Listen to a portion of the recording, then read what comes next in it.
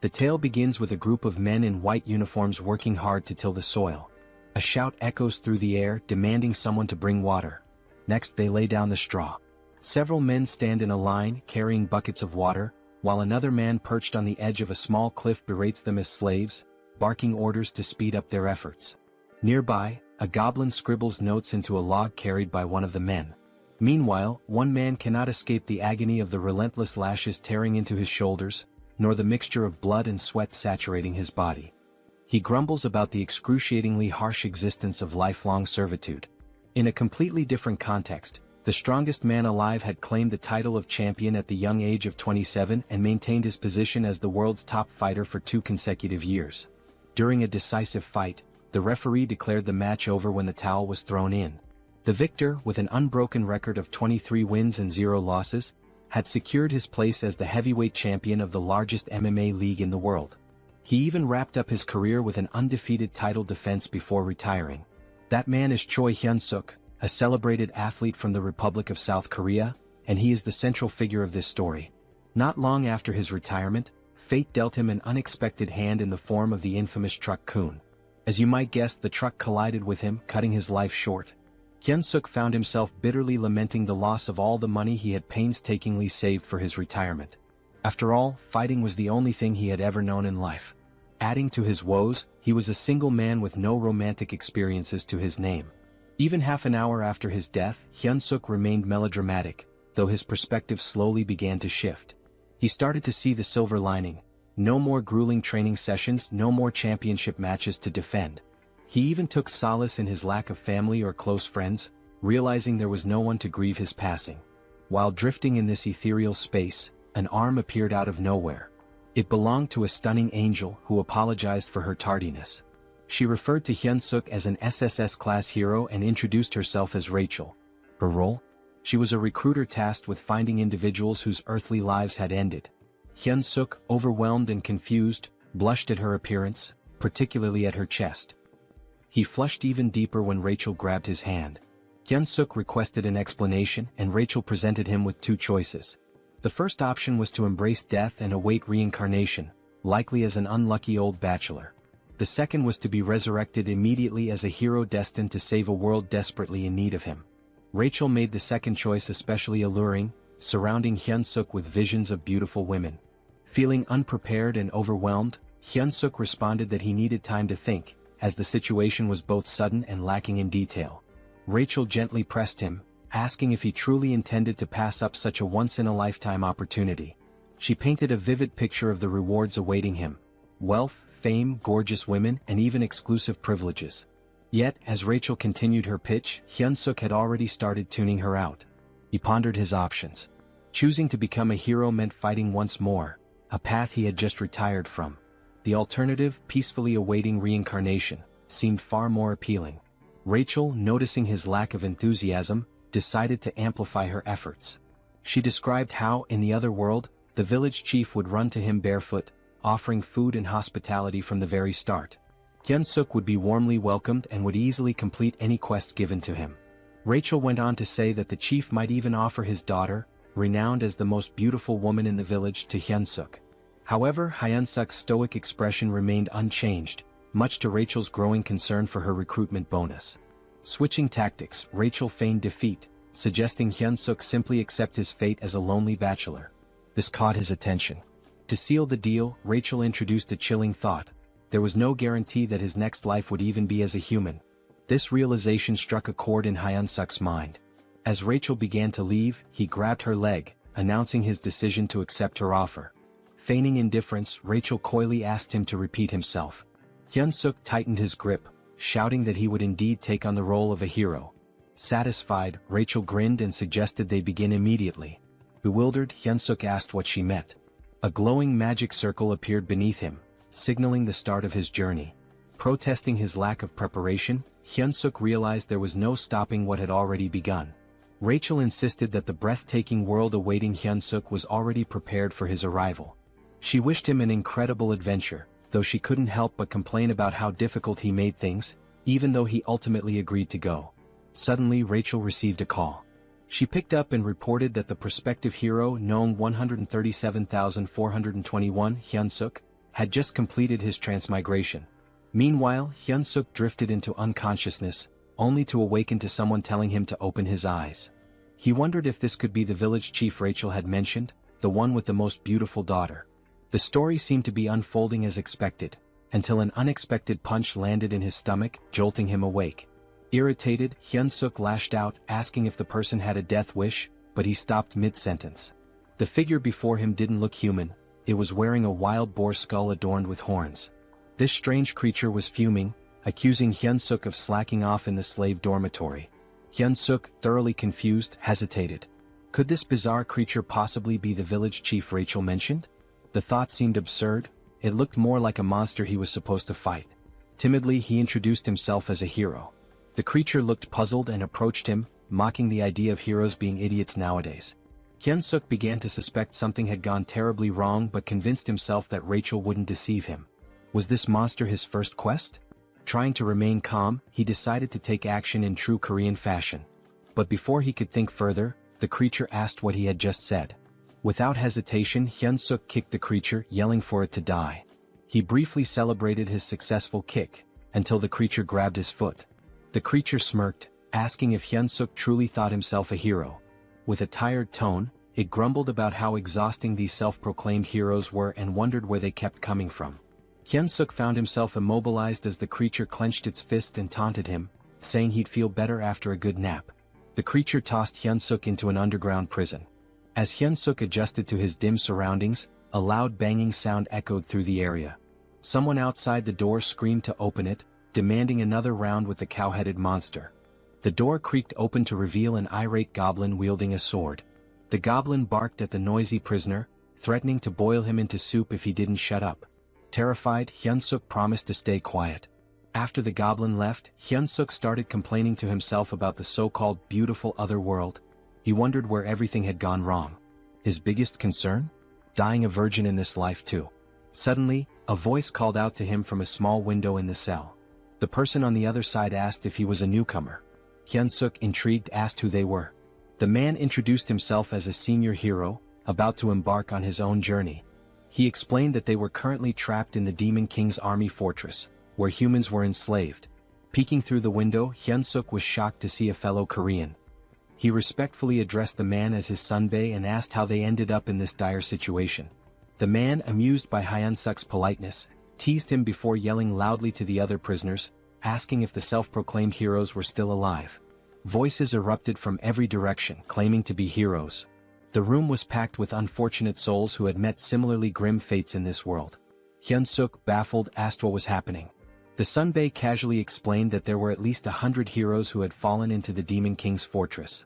He pointed out that the red cow-headed creature Hyun-suk had encountered earlier was Reborn, the head of the fortress. The goblin who had just threatened Hyun-suk was Jark, a notoriously cruel prison guard. The man then revealed the truth behind their predicament. It was all because of Rachel, the so-called angel. Hyun-suk's face twisted in confusion as the man cursed Rachel, referring to her as a wicked demon. The sunbae muttered bitterly, lamenting how things could have been different if not for her mistake. Hyun-suk, growing hysterical, demanded clarification. Were they not supposed to start their journey in this nightmarish place? The man confirmed his suspicions. He explained that other heroes who had been captured in different locations told him about proper starting points. Heroes typically began their journeys in peaceful cities or rural villages, even without powers. Hyun-suk's realization hit hard. The reason he was in this hellish situation was none other than the so-called angel Rachel. He remembered the angel's face clearly. A few days later, we find ourselves observing the 2nd Slave Squad of the 3rd Battalion within the Demon King's army. Humans were forced to work under harsh conditions, with goblins supervising them closely. The humans were even made to chant, "Let's crush the humans, let's devour the humans." Hyun-suk's body shook with exhaustion as he carried an enormous log, a goblin perched lazily on top. Eventually, a bell rang, signaling the end of the day's labor. The goblin ordered them to return to their cells. Back in his prison cell, Hyun-suk reflected on how the prison conditions almost seemed better in comparison. He recalled the angel's promise about special privileges for heroes. He decided to try a popular command often used in these scenarios, status window. To his surprise, it worked and his status appeared before him. As he examined his stats, he learned some basic information about his strength and abilities. Hyun-suk muttered something about what he had discovered, catching the attention of the man in the neighboring cell. The man, overhearing him, was surprised to learn that Hyun-suk already had stamina at level 1. Hyun-suk confirmed it and mentioned his strength stat was at 28. The man, recalling Hyun-suk's reputation as a former champion, was amazed. He hadn't expected Hyun-suk to be so exceptional, especially with stats exceeding 30 at level 1. Hyun-suk, however, dismissed the praise, pointing out that he was still just a slave. The man remained optimistic, assuring Hyun-suk that someone with his potential could definitely escape and become a true hero. Hyun-suk, unconvinced, feigned sleep. In reality, he was preoccupied with his low level, doubting it would help him break free. As the night deepened and the man finally fell asleep, Hyun-suk quietly got up to check his status window again. He noticed 2 intriguing options: mana that could grant superhuman strength and something called hero points. Hyun-suk realized that the other so-called heroes didn't seem to know about hero points, as no one had ever earned any. Suddenly, a familiar light appeared, and the angel re-emerged, flaunting her appearance. With a teasing smile and a playful pout, she greeted him with a cheerful, "Long time no see." She provocatively asked whether she should reveal some important information about hero points.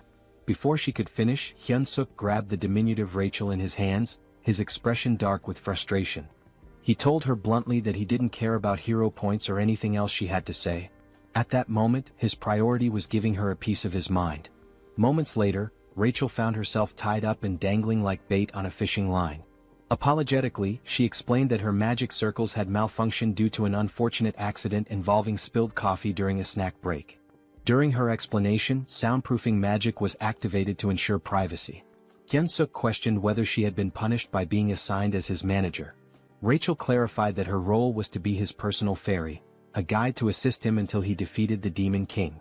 Hyun-suk made it clear that he no longer cared about being a hero. Rachel, puzzled, asked him to elaborate. He explained that he had no intention of defeating the Demon King and would prefer to live a normal life.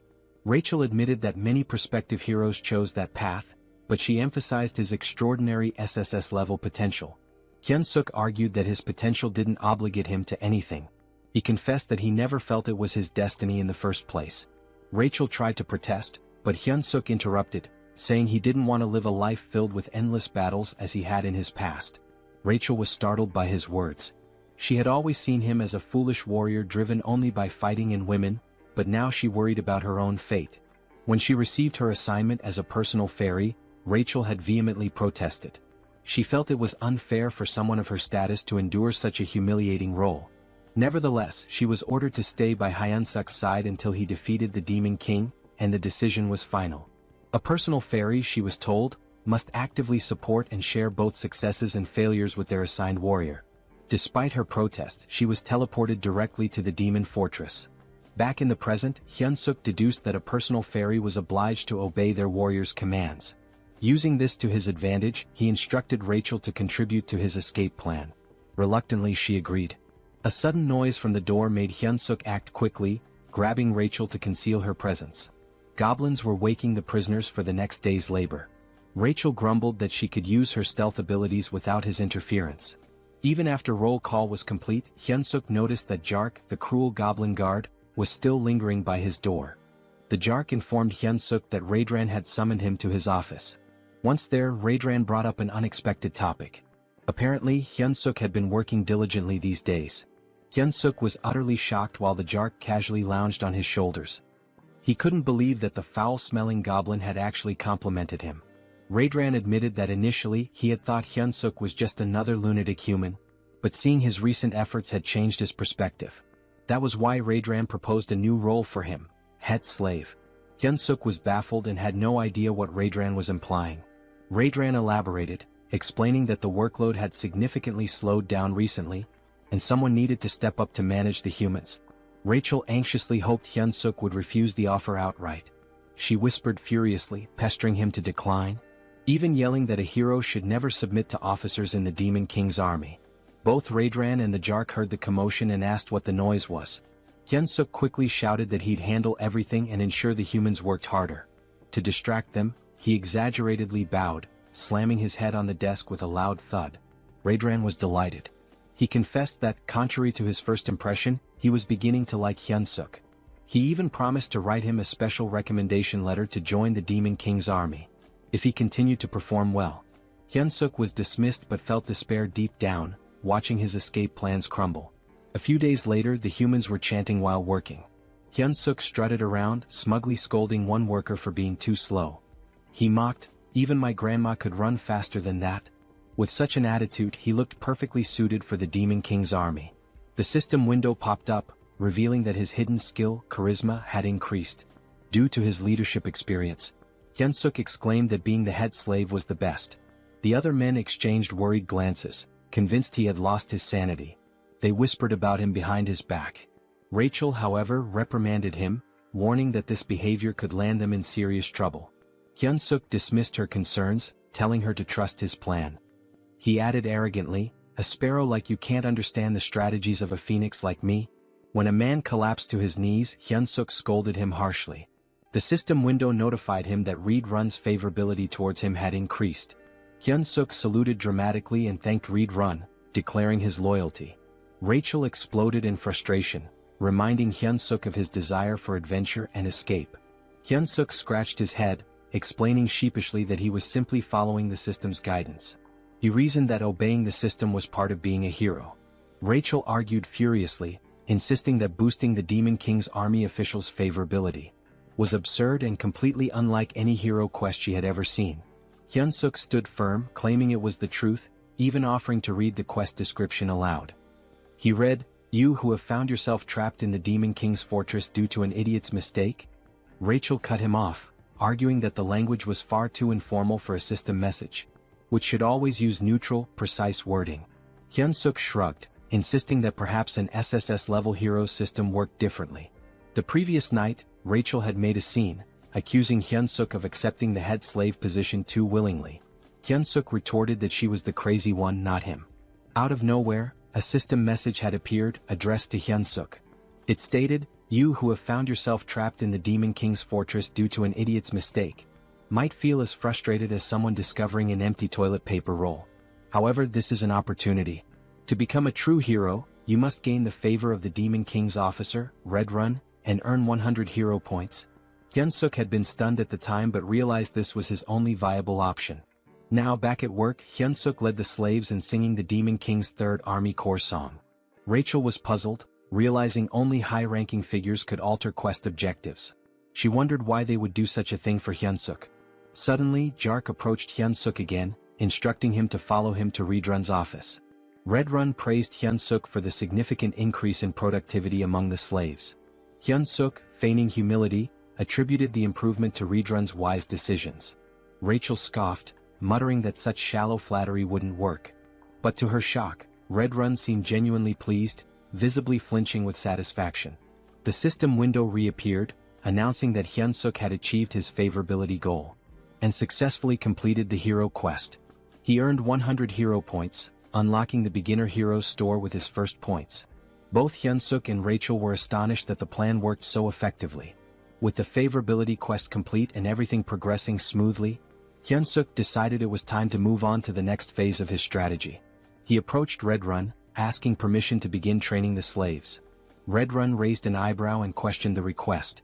Hyunsuk painted an idealistic picture, a group of slaves working in perfect harmony, trained to the point of discipline mastery, each performing the labor of 3 without slacking.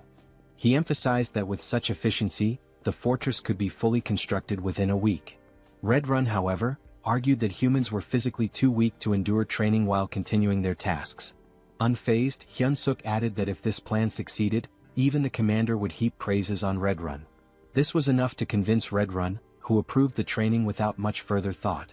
Back in his cell, Rachel was dramatically despairing over the situation. She lamented that her hero had completely lost his mind, not only submitting to the Demon King's army but now training slaves on their behalf.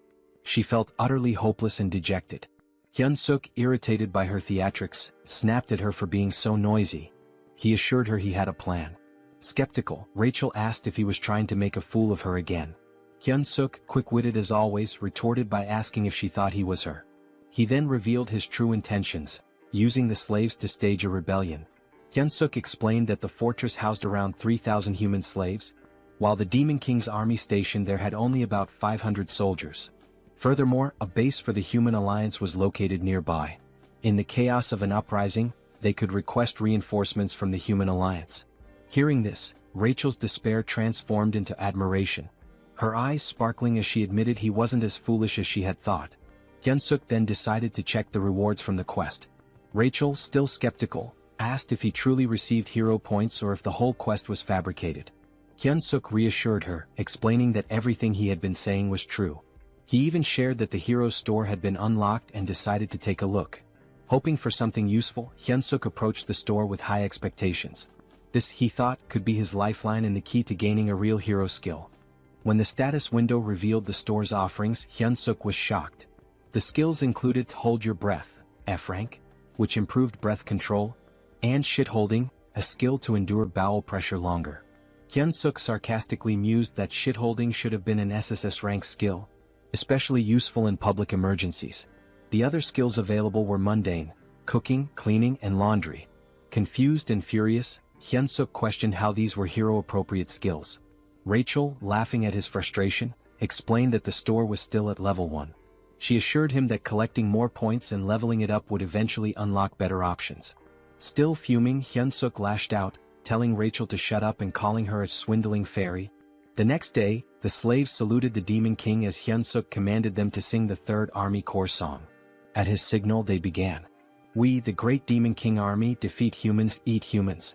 Forget all the suffering when you catch them.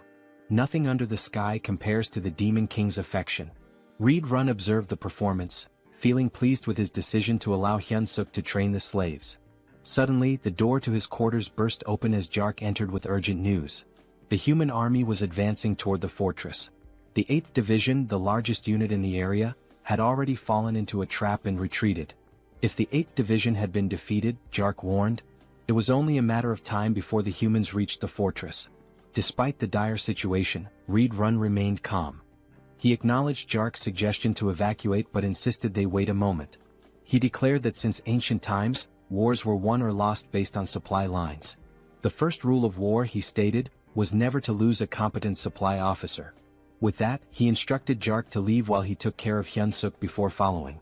Meanwhile, Hyunsuk scolded the slaves, asking if they were prepared to follow his orders. Hearing a commotion, he sighed, suspecting that combat training might once again be interrupted by Reed Run's constant surveillance.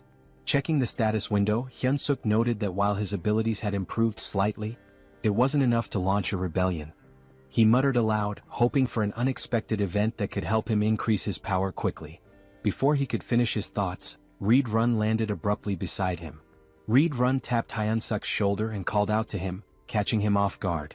Hyunsuk turned, surprised by the sudden presence of Reed Run, who seemed to be in a hurry. We don't have time, Reed Run said urgently. You must come with me right now. Confused, Hyunsuk asked why and where they were going, but Reed Run offered no explanation. Just then, the commander of the human army bellowed an order to attack, declaring that victory was within their grasp. Human soldiers armed with spears charged forward, successfully striking several goblins in their path. Their advance, however, was halted by a terrifying sight, the Red Nightmare Reed Run. The commander shouted for the troops to retreat and let the knights handle the enemy. Despite the order, the humans continued their charge, emboldened by their momentum. As Hyunsuk watched the chaos, a thought crept into his mind. Why were human troops here? He began considering the possibility of using the situation to his advantage. Perhaps this was his chance to stab the Demon King's commander in the back end. Return to human society as a hero. One of the humans yelled, "Die, Red Nightmare," and lunged at Reed Run. With unsettling ease, Reed Run grabbed the man by the head and crushed it, leaving Hyunsuk frozen in shock. Reed Run then unleashed his combat arts, performing the 7th movement. He slammed the soldier's face into the ground, following it up with an area of effect attack, the explosive destruction wave. The ground shattered, sending human soldiers flying through the air. Turning back to Hyunsuk, Reed Run asked, "Are you all right?" Hyunsuk saluted reflexively, replying that he was fine and subtly adding that he'd be leaving soon. This moment reminded Hyunsuk that he was still in the company of one of the Demon King's most formidable warriors. The battlefield buzzed with activity as the humans claimed the area. They raised 2 flags at the center and began organizing the citizens of Mariak Kingdom and Drasan Empire. A soldier questioned Hyunsuk's prison mate, asking if they were warriors. The man replied affirmatively. The warriors were separated from the other captives and led down a different path. A figure appeared to greet them, Olivane Grimier, a middle-aged man with striking red hair and a beard. He was a duke of the Dresden Empire and commander of the Allied forces. A soldier approached Olivane, reporting that the evacuation had been completed. Olivane praised the soldier for his efforts. The soldier also mentioned that those claiming to be warriors had been drafted. Olivane gave the order to begin. "All soldiers to your positions," he commanded. Moments later he gave a chilling order, "Annihilate all the warriors before us." Meanwhile, a carriage traversed the forest. Inside, Hyunsuk sat in sullen silence, bidding farewell to his dreams of adventure and his imagined second life. Across from him, Reed Run sat stoically. Hyunsuk couldn't help but think about how Reed Run had effortlessly dispatched everyone chasing them. Their pursuers were no longer a concern. Rachel, attempting to cheer Hyunsuk up, remarked that moments of crisis often present opportunities. She suggested they head to the headquarters and properly assess the Demon King army situation. Hyunsuk, unimpressed, told her to shut up. Breaking the silence, Reed Run admitted, "I must have fallen asleep for a moment." He looked at Hyunsuk and asked, "Did you say something?" Hyunsuk quickly covered, claiming he was just mumbling about how honored he was to accompany someone like Reed Run. Reed Run, seemingly touched, expressed his appreciation. He informed Hyunsuk that they were nearing the 3rd Corps headquarters and encouraged him to look forward to it. "Once we arrive," Reed Run added, "I'll officially enlist you in the Demon King's army." Hyunsuk turned pale but managed to force out, "It's an honor." Rachel too panicked silently. At the headquarters, a guard announced Reed Run's return, prompting the gates to open. Reed Run gestured for Hyunsuk to follow, stating that he would take him directly to the commander. "It's an absolute honor to meet the commander so soon," Reed Run remarked, though his body language hinted otherwise. He warned Hyunsuk to be on his best behavior in the commander's presence if he wanted to live. Recalling an old saying about surviving even in a tiger's den by keeping one's wits, Hyunsuk steeled himself and vowed not to give up. At the commander's door, Reed Run announced himself and was granted entry. As the door opened, Hyunsuk heard a woman's voice, making him wonder if the commander was human. The figure before them was striking, a woman with long ears, claw-like nails, and her eyes obscured. Her jaw and neck bore a different hue, adding to her otherworldly appearance. She lounged in her chair, wearing stilettos, exuding an aura of command. "Welcome back, Reed Run," she said with a smile. She observed that he had gained even more muscle since their last meeting. This woman was Hemis, the commander of the Demon King Army's 3rd Corps. Reed Run responded with a compliment, remarking on how her beauty had become even more radiant. Hyunsuk felt his cheeks flush. He couldn't believe that such a stunning woman was a commander. Hemis smiled graciously and thanked Reed Run for his kind words.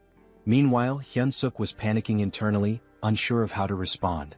Should he also compliment her beauty? He wrestled with the thought as Reed Run shifted the conversation. Reed Run admitted his shame for failing to defend the fortress. Hemis dismissed his guilt, explaining that the blame lay with the 8th Division commander, not him. She added with a sharp tone, "I should have already made a bag out of his hide." Hyunsuk felt his breath hitch.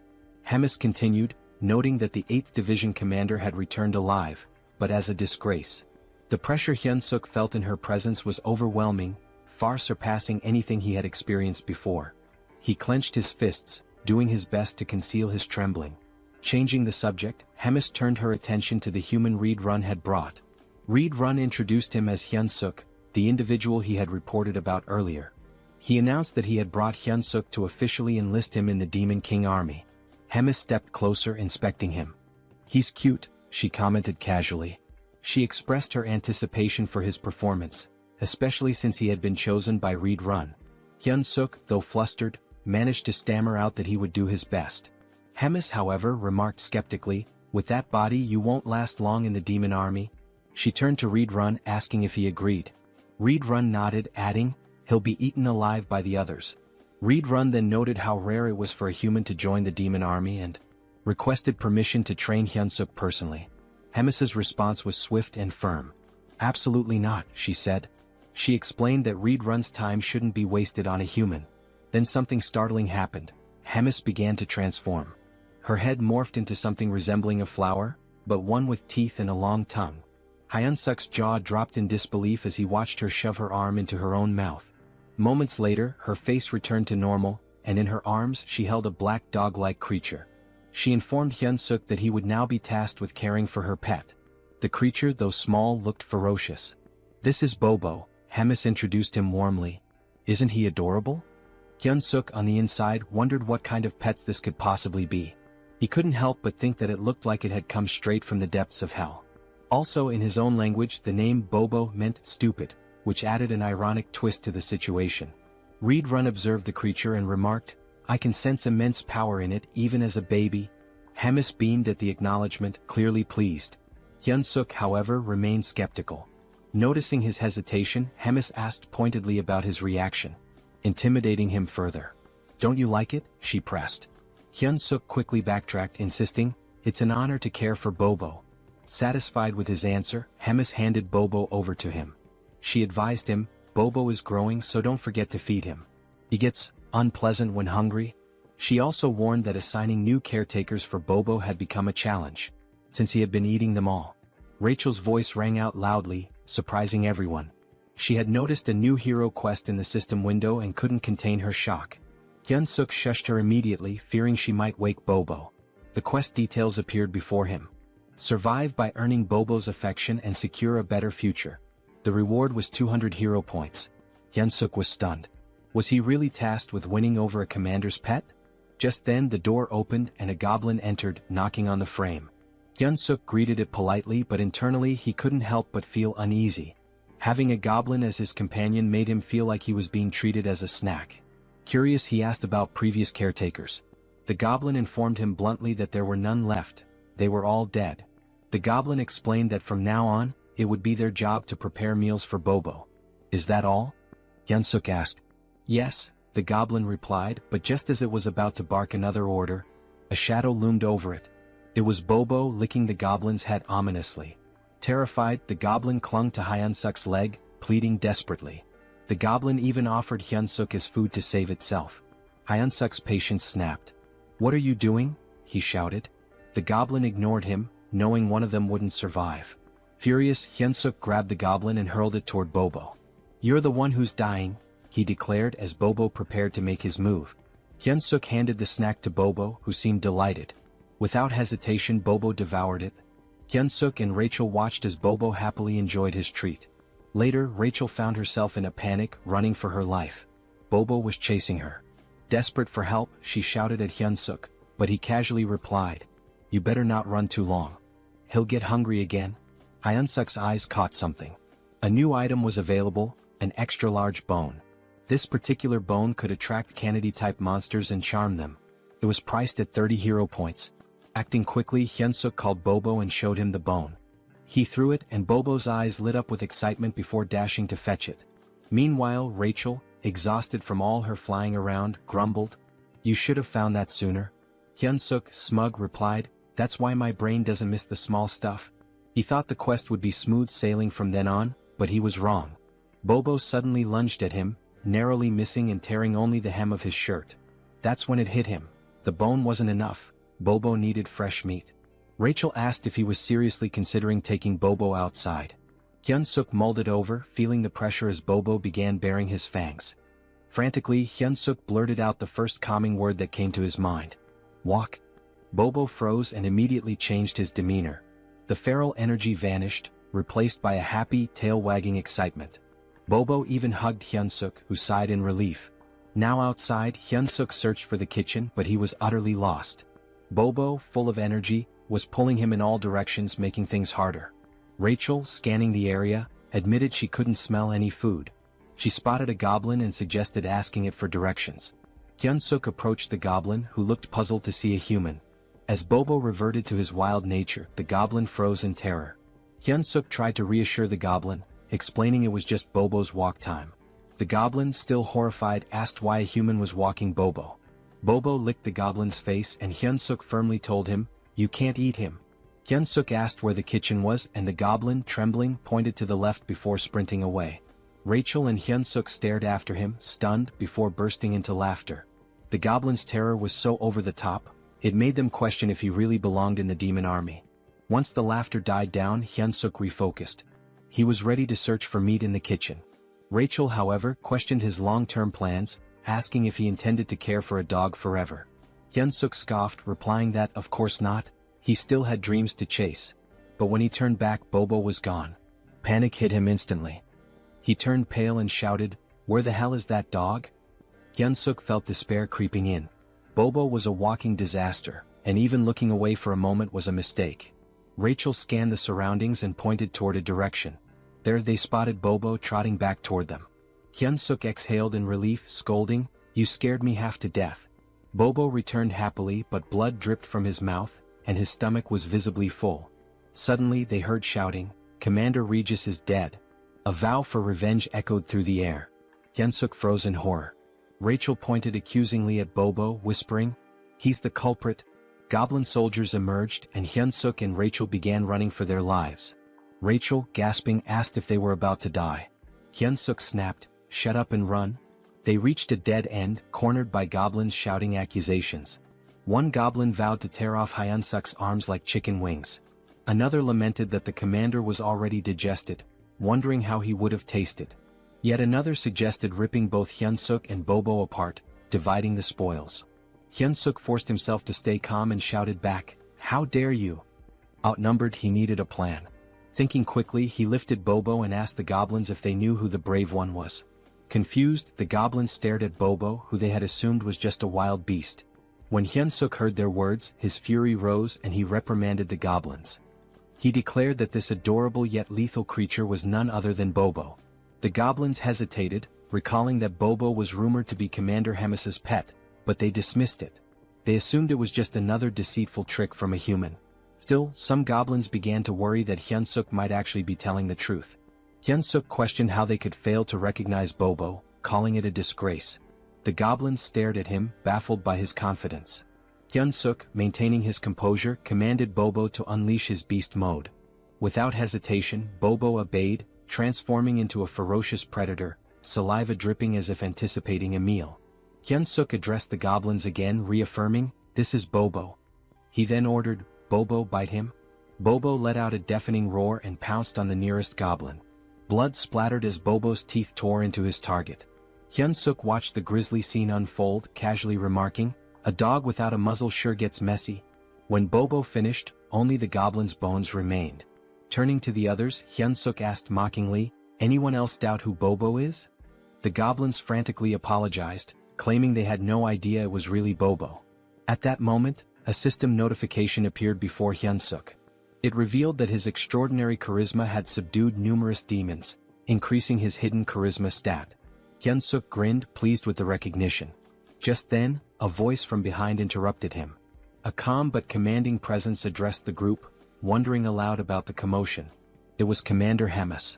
She surveyed the scene, amused, commenting that the cute newbie was causing quite the stir outside. Hyun-suk felt his blood run cold. Standing in her office had been nerve-wracking enough, but now facing her here was even worse. Hemis chuckled, clearly entertained by Hyun-suk's audacity in using her name and Bobo to survive. Hyun-suk bowed deeply, admitting he had committed a severe offense. Hemis raised an eyebrow, confused, as she had actually intended to compliment him. She admired his resourcefulness and wit, contrasting him with the less clever demons she often dealt with. "You've got guts too," she added with a smirk. Hyun-suk stammered out a hesitant thank you, unsure if her words were genuine praise or a veiled threat. Hemis elaborated, sharing how the demon army relied heavily on brute strength, often creating unnecessary chaos. When Hyun-suk inquired what kind of trouble she meant, she cryptically replied, "You'll find out soon enough." She shifted the conversation, once again suggesting he consider becoming an executive in the demon army. Hyun-suk was stunned, feeling entirely unqualified, but Hemis dismissed his self-doubt. "You can't keep using my name and Bobo forever," she declared. She explained that the army had a decisive duel system where one could claim their opponent's rank. She gave him 1 month to prepare for a battle. If he won, she would extend her protection for another month. If he continued to succeed, he might even rise to the rank of battalion commander and prove useful. Hyun-suk hesitantly asked what would happen if he lost. "You'll regret surviving the battle," she replied coldly, implying that failure would lead to a fate worse than death. Left with no other option, Hyun-suk accepted. Hemis even chose his opponent on the spot. Rachel, standing nearby, sighed dramatically, predicting she would be saying goodbye to him in a month. Hyun-suk glared at her, reminding her that she was the one who had claimed he had SSS rank potential. Rachel shrugged, explaining that potential only indicated possibility, not certainty. "You're a fairy," Hyun-suk snapped, "but you can't even be supportive." As he fumed, Hyun-suk noticed something unsettling. The doors ahead were streaked with blood. He wondered aloud if it was truly the kitchen. Cautiously he pushed the doors open. Inside, a towering red-skinned ogre-like figure greeted him. "You must be the human our commander mentioned," the monster said, introducing himself as Kulkin, the demon army's chef. Kulkin asked what business Hyun-suk had in the kitchen. Hyun-suk remained outside the threshold, explaining he was just there to get a snack for Bobo. Kulkin's eyes narrowed as he realized that Bobo's caretaker had changed yet again. However, he refused Hyun-suk's request outright, leaving him dumbfounded. Kulkin explained there was no reason for him to help a human. The only order from Commander Hemis was to spare Hyun-suk's life. Desperate, Hyun-suk asked if there was any way to negotiate, emphasizing that the food was for Bobo. After some thought, Kulkin proposed a solution. If Hyun-suk truly wanted meat, he would have to hunt it himself like the goblins did. Hyun-suk paled as he glanced at the goblins, who were busy chopping up what looked disturbingly like other goblins. He realized with a sinking feeling that Kulkin's idea of hunting was far more gruesome than he had anticipated. The next thing we knew, Hyun-suk found himself standing before a colossal, ferocious wild boar. He had been informed that this creature would be his dinner tonight, if he managed to kill it. As he stood there, Hyun-suk couldn't help but reflect on how he had ended up in such a precarious situation. This same boar had already claimed Morgan's life. Although they called it a hunt, the boar seemed to do nothing but charge relentlessly at its opponents. The cooks had sworn to avenge Morgan. Hyun-suk, observing the chaos, quipped that it was unclear who would ultimately be having dinner. Rachel, ever the pragmatist, asked what their next move should be and even suggested they run. Hyun-suk shook his head, pointing out that escaping from such a massive crowd wasn't an option. Still, he couldn't deny how perilous his position was. Resolving to act, Hyun-suk began to move, but Kulkin's voice stopped him. Instinctively, Hyun-suk responded, volunteering to go next. But to his surprise, Kulkin informed him that there was no need. The hunt was over. Hyun-suk was taken aback. All this time he thought they were mindlessly charging at the boar. How had they brought it down so efficiently? A goblin reported to Kulkin, tallying 12 dead and numerous injured. In Hyun-suk's mind, the cost was far too great. Kulkin, however, seemed unfazed, calling the results amazing and declaring a short break before they resumed hunting their next prey. Hyun-suk noticed how little Kulkin cared about the casualties. As the cooks busied themselves, Hyun-suk confided to Rachel that escaping was no longer an option. Rachel asked if he intended to join the monster hunts with the others. Hyun-suk replied with a firm no, explaining he had no reason to. He mulled over his predicament and concluded that the only way to increase his stats was to level up, which meant he needed experience points. Rachel agreed with his logic but asked where he planned to find such experience in their current situation. Shamelessly, Hyun-suk inquired if he would still earn experience points if he only landed the killing blow. Rachel confirmed that he would, though she called his plan disgraceful. Her confirmation fueled Hyun-suk's determination. He thanked her and told her they should get moving. Hyun-suk knew his options were limited. He had to grow stronger within a month, especially if Commander Hemis's threats were genuine. Approaching Kulkin, Hyun-suk expressed his desire to participate in the next hunt as a member of the brave demon army. Kulkin stared at him, making Hyun-suk nervous.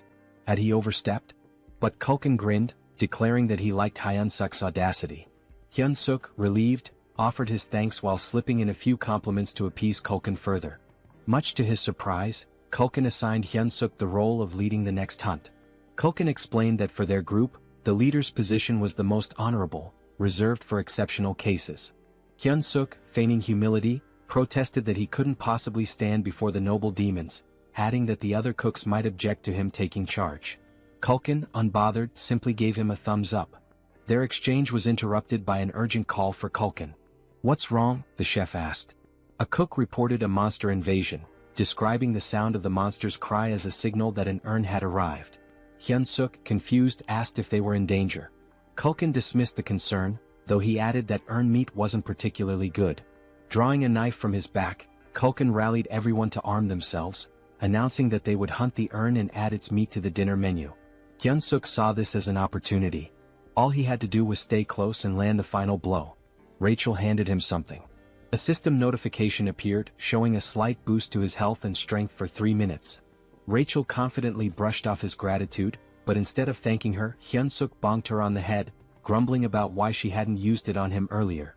Motivated, Hyunsuk sprinted to position himself for the last hit. As he ran, he forced himself to focus on his goals. He pictured a noble blonde lady, no less than 5 children with bunny-like features and a peaceful retirement. He wasn't planning to die again as a defeated, loveless loser. With renewed determination, Hyunsuk leapt into the fray, punching the urn with all his might. The monster fell, and with its death came a flood of system notifications. Hyunsuk was stunned to see his level increase by 4 from a single killing blow. At this rate, he realized he could hit level 20 within a single day. Elated, Hyunsuk felt empowered. Finally, he could grow stronger. Moments later, a trembling cook approached the dead urn, raising a butcher's knife. Before the cook could act, Hyunsuk casually elbowed him, claiming his arm had slipped. He laughed maniacally, his grin wide and menacing. It was almost as if he had lost his mind when he declared that every last hit in the world was now his to claim. Time passed and more monsters were slain. Rachel, visibly drained, asked if they were finished now. Hyunsuk smirked and praised his buff-bot companion for her assistance. All the monsters had been dealt with, and it seemed like the cooks had wrapped up their butchering. But upon closer inspection, he realized the cooks were already gorging themselves on the fresh meat. One of them even shouted for a larger serving, leaving Hyunsuk utterly baffled. Culkin caught sight of him staring and called out, asking what had captured his attention. Hyunsuk questioned whether it was acceptable for the cooks to indulge in the army's food like this. Culkin responded nonchalantly, explaining that it was one of the cook's privileges, especially since monster meat spoils quickly. He added that for common soldiers, having fresh meat was a rare and special opportunity. The chef even admitted that enjoying good food was the main thing keeping him going. A flood of questions raced through Hyunsuk's mind, like what kind of privilege this was or how they managed without a labor union. Despite his skepticism, the chef offered him a portion of the meat, saying he had earned it as a warrior. Hyunsuk hesitated, staring at the meat and contemplating how much the cooks had risked for it. Eventually he took a bite. The flavor wasn't bad, there was a strong smell that oddly enhanced the taste, but overall the meat was bland and chewy. Hyunsuk couldn't help but think that, back in South Korea, this kind of meat wouldn't sell for long. The realization struck him. These cooks were risking their lives for mediocre meat. His thoughts shifted to an idea. What if he created a dish better than this? It dawned on him that he could win their loyalty through their stomachs, earning their favor and becoming the kitchen's god. He opened the Hero Shop interface, much to Rachel's surprise. After spending points on a skill and an item, he revealed his purchases. A cooking skill ranked F, costing 50 points, and a seasoning loaded with MSG for 20 points. Rachel looked at him in disbelief, scolding him for wasting points on salt. Hyunsuk dismissed her criticism, explaining that she was underestimating its potential. He demonstrated, sprinkling the seasoning over the meat. The transformation was immediate. The aroma became rich and the meat turned juicy and inviting. Hyunsuk felt triumphant, imagining himself as the god of this new culinary world. He presented the enhanced meat to Culkin, who initially declined, saying he was already full. But Hyunsuk insisted, claiming he had poured his soul into the dish and could die happy if Culkin tasted it. Reluctantly, Culkin took a bite. The flavor transported him to his childhood. He remembered his mother asking if he wanted meat for dinner, a memory so vivid it brought tears to his eyes. Afterward, Hyunsuk left with a bag of meat, a gift from the chef, who reminded him that it would stay fresh for only 2 days. When Hyunsuk returned, Bobo charged at him, startling him. Quickly, he handed over the meat, calming Bobo instantly. Hyunsuk encouraged Bobo to eat to his heart's content, pulling out every piece of meat from the bag. Bobo devoured it happily, and Hyunsuk even promised to bring more tomorrow, earning a boost in Bobo's affinity. This also completed their hero quest, awarding them 200 hero points, exactly as Hyunsuk had planned. Rachel noticed his success and pointed out an item on his screen that could enhance his stats. When she asked why he hadn't used it, Hyunsuk explained that he avoided it because he didn't know how it worked, blaming it certain idiots who had skipped the tutorial. Rachel, unfazed, reassured him that it wasn't too late. She began explaining how bonus points worked. Strength increases power. Stamina boosts endurance and resilience. Agility improves reflexes and speed. Mana corresponds to magic. When Hyunsuk asked about charisma, Rachel explained it was a hidden stat that couldn't be leveled up with bonus points, only through proper training. She advised him to balance the stats equally, but Hyunsuk disagreed, believing it would be more effective to focus solely on strength. Rachel was taken aback by his train of thought. She explained that while focusing on strength might work at the beginning, mana becomes crucial as things progress.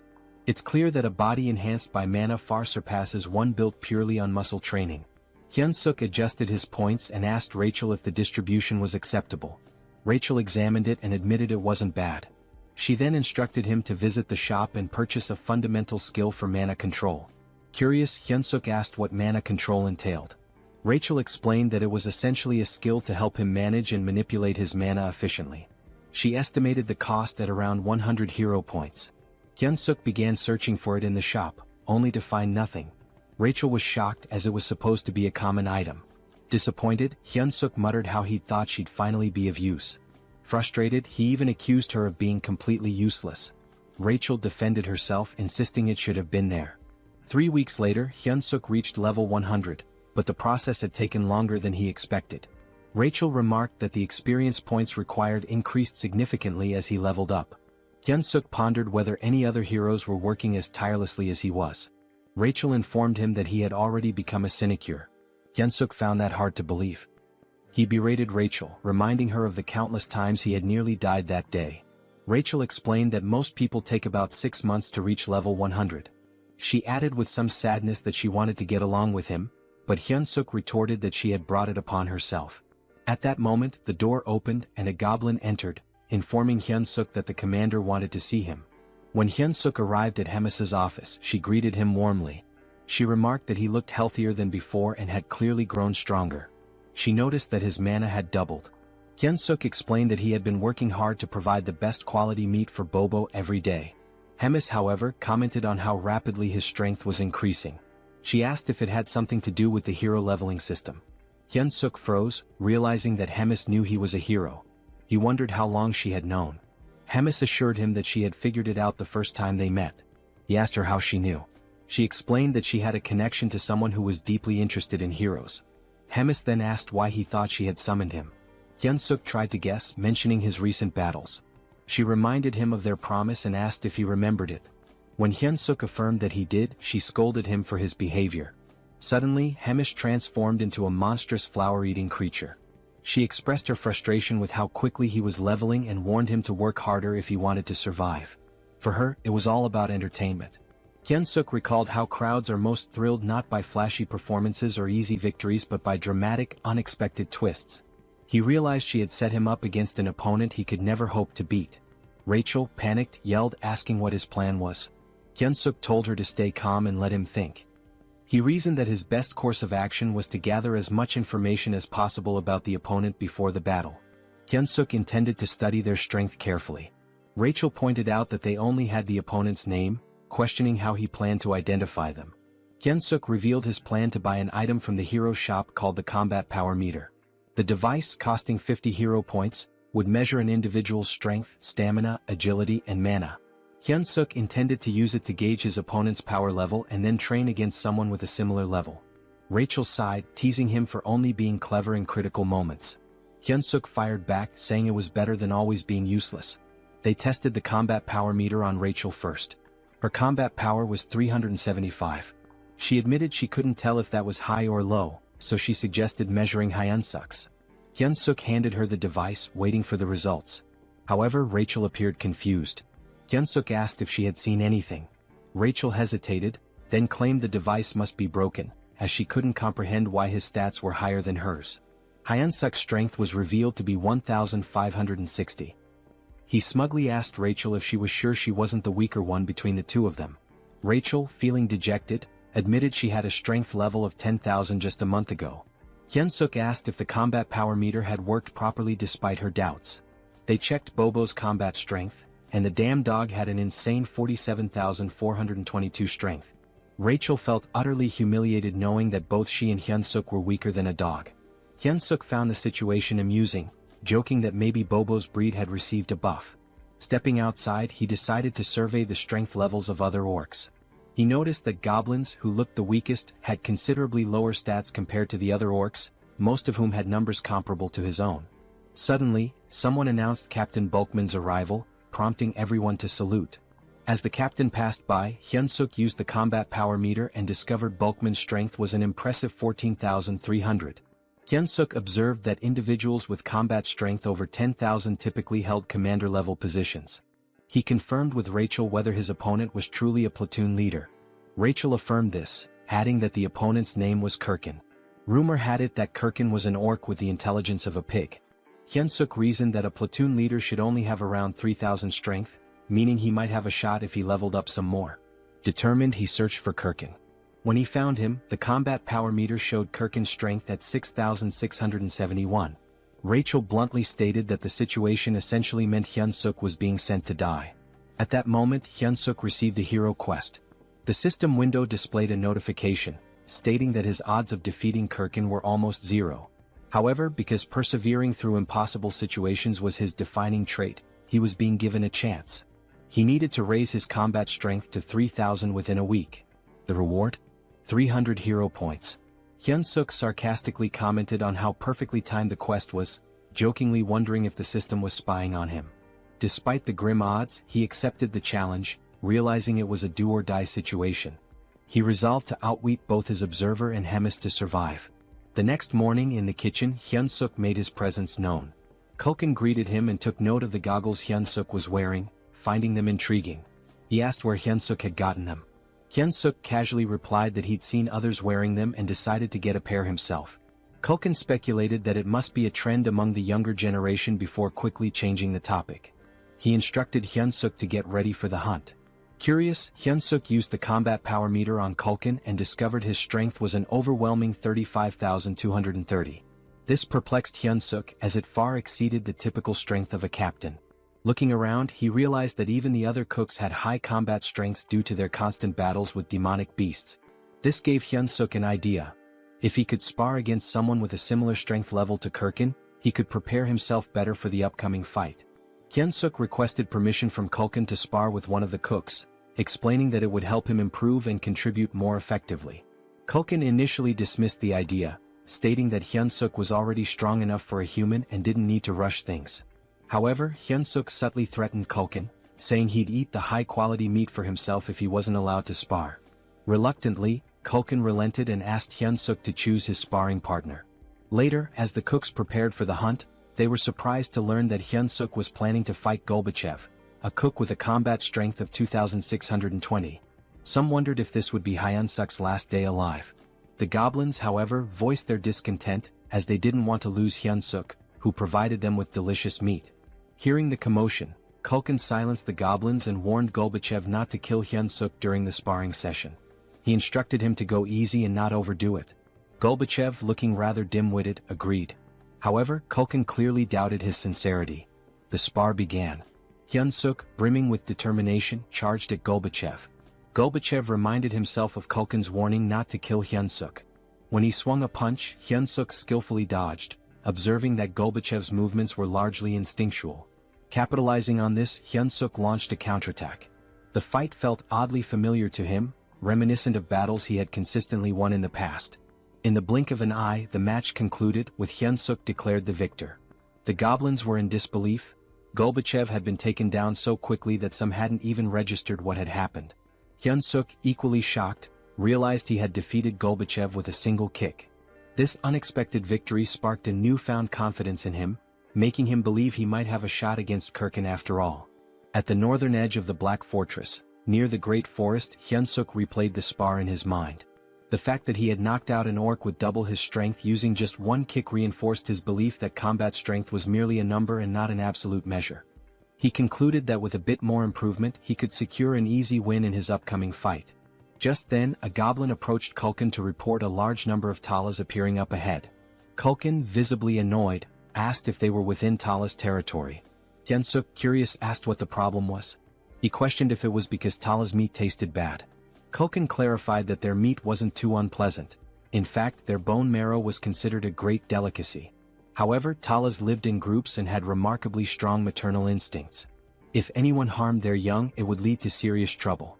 Hyunsuk assumed the hunt would stop there, but Kulkin, craving their flavorful meat, decided to proceed. He commanded everyone to attack, declaring that Tala's meat would be their snack for the day. He ordered them not to let any talas escape and to slaughter them on the spot. The creatures resembled spiders with skull-like structures on their bodies. Hyun-suk slyly shoved a goblin, feigning an accident, and seized the opportunity to land final blows to rack up XP. After some time, the group had amassed a collection of slain talas. Hyun-suk delivered the finishing blow to the last one, leveling up as a result. Rachel praised him for being a pro at stealing final hits. Accepting the compliment, Hyun-suk explained that this was precisely why he enjoyed working in the kitchen. Suddenly, an overwhelming pressure enveloped the area, catching Hyun-suk off guard. As he turned, someone screamed. The talas queen had arrived.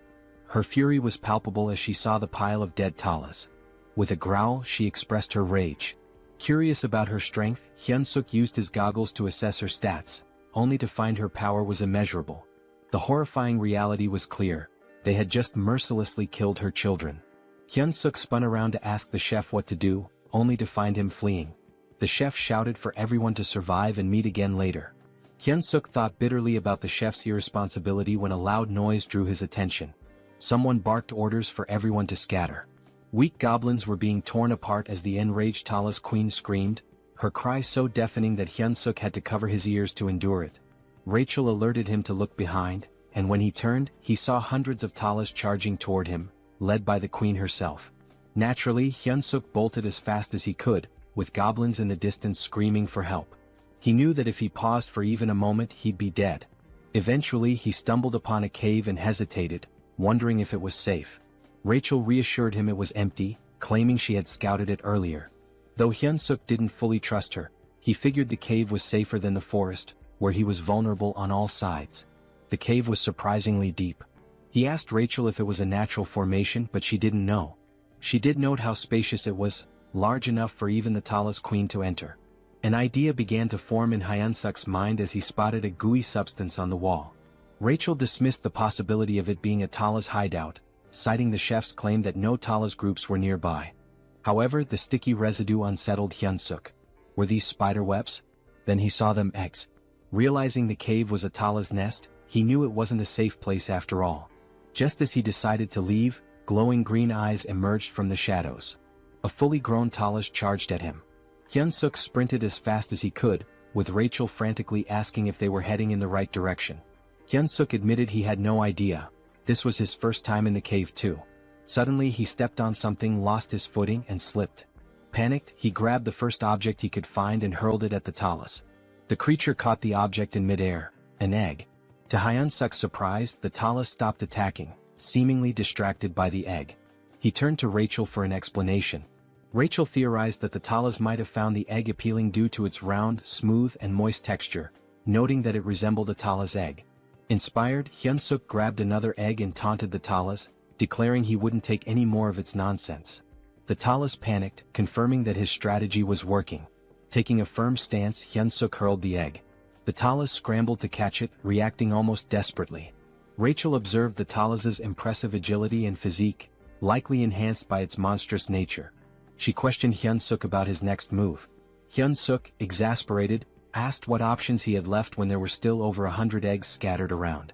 Despite the situation, Hyun-suk even dared to taunt the talas when one of the eggs cracked. He mockingly told the talas that he could probably catch better than it could. Hyun-suk ordered Rachel to fetch him another egg, but she informed him that they were down to the last one. Panic set in as Hyun-suk turned pale, realizing he had seriously messed up. The talas let out a furious growl and lunged at them. Hyun-suk quickly ordered Rachel to cast a buff spell. The talas queen was seething with rage, but Hyun-suk noticed that she was already drained from chasing after the eggs. He steadied himself and focused, knowing he could seize victory. As the talas queen charged at him, Hyun-suk prepared his ultimate attack, Paradise Reincarnation Shot. Instead of retreating, he confronted the monster head-on, delivering a powerful strike that defeated the talas. Several system notifications popped up, confirming that Hyun-suk had leveled up. Rachel rushed over to check on him, asking if he was alright. Hyun-suk admitted he wasn't, joking that he felt like he was dying right then and there. He suggested they find a safer spot. To his surprise, Rachel revealed that she could also use healing magic.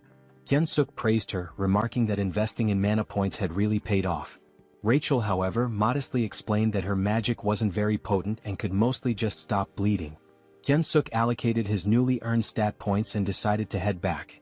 At level 108, his stats now stood at Strength 56 plus 2, Agility 53 plus 2, Stamina 55 plus 2, Mana 53 plus 2 and Charisma 27. He felt a sense of accomplishment with his now balanced stats, even though he wasn't sure how to utilize them all just yet. He considered it an investment for future endeavors. Suddenly a familiar voice echoed in the cave. It was Culkin, delighted to see Hyunsuk alive. Hyunsuk asked why Culkin was there. Culkin explained that he'd found the cave while fleeing and thought they were lucky to have made it out alive. But Culkin froze when he realized it was the Tala's nest.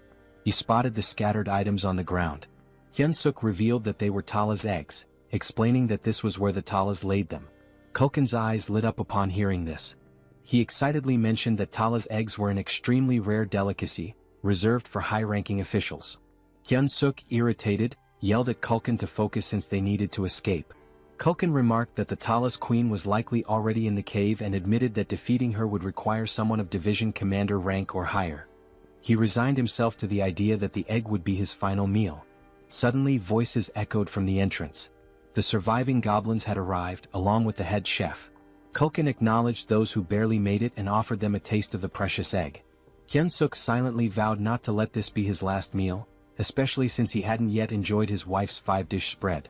Determined, he refused to die in such a pitiful place. Meanwhile, in Hemis's office, someone greeted the commander, commenting on his usual stiff demeanor. She inquired if he had completed his assigned mission. Reborn reported that he had successfully captured the Holy Empire's next saintess as instructed. Impressed, Hemis praised Reborn for infiltrating a fanatical cult in just 3 weeks. She patted his head, causing him to blush. Their moment was interrupted by a knock at the door. Annoyed, Hemis remarked on the interruption. A goblin informed her of an urgent report regarding the cooks sent to gather ingredients. Hemis dismissed it at first, assuming it was a routine issue, but the goblin clarified that the incident was severe. The Tala's queen had appeared, leaving most of the cooks, including Culkin, dead or missing. Hemis asked about Hyunsuk, to which the goblin reported that he was also missing. Hearing this, Reborn's expression darkened. Back in the cave, the goblins were toasting with Tala's eggs, resigned to their fate. Culkin bid them farewell, but Hyunsuk smacked him on the head, yelling at him to snap out of it. Culkin gave him a bewildered look as if asking, "What the hell?" Hyunsuk replied that Culkin seemed to be under some wicked spell and claimed he used a secret weapon to wake him. With a triumphant grin, Hyunsuk pulled out a new item, the Beast Encyclopedia, Demonic Beast Edition. The encyclopedia contained detailed information on nearly all demonic beasts and required 50 hero points to acquire. He searched for information about the Talos, a spider-like demonic beast that lives in colonies and is known for its exceptionally strong legs. To defeat a Talos, one must aim for its weaker spots such as the torso and head. The bodily fluids of the Talos are extremely flammable, and its eggs contain a substance as volatile as a bomb. The caves constructed with the Talos saliva are also highly susceptible to fire, so using flame magic inside them is a dangerous gamble. Hyunsuk turned to Culkin, asking if he could wield fire magic. Culkin admitted he could, but only for simple attacks like shooting flames. With a resigned sigh, Culkin advised Hyunsuk to abandon his efforts, warning that the Talos carapace was too tough for his flames to penetrate. Hyunsuk dismissed his concerns, stating that he had no intention of burning the Talos directly. Gathering the group, he unveiled his plan. He emphasized that they needed to survive so they could continue enjoying delicacies like the Talos eggs. The goblins, however, thought his plan was futile. Hyunsuk cleverly tempted them by promising an unlimited feast of premium demonic beast meat as a celebration if they made it out alive. Their eyes sparkled with renewed determination, and Culkin, drooling at the thought, eagerly asked about the plan. Pleased with their motivation, Hyunsuk explained the details, stressing that no matter what, they must not stop running until they reached the exit. With the plan set, they moved out. Soon they encountered a swarm of Talos. Hyunsuk signaled Culkin to prepare his flames. At the right moment, Culkin unleashed fire, causing part of the cave to erupt in an explosion. Rachel observed the chaos and asked Hyunsuk what he had done. He explained that by allowing the fire to spread, the remaining eggs deeper in the cave would act as a distraction. This would keep the Talos occupied long enough for them to escape. Hyunsuk instructed the goblins to stay focused on surviving and to throw an egg as a diversion if needed. With only one egg left in his possession, they had to locate the exit before using it. As they pressed on, Rachel spotted light ahead. Hyunsuk guided the group toward it, urging them to keep running. Relief washed over them as they reached the light, but it was short-lived. Standing in their path was the Talos Queen. Hyunsuk's expression darkened as the massive creature blocked their way.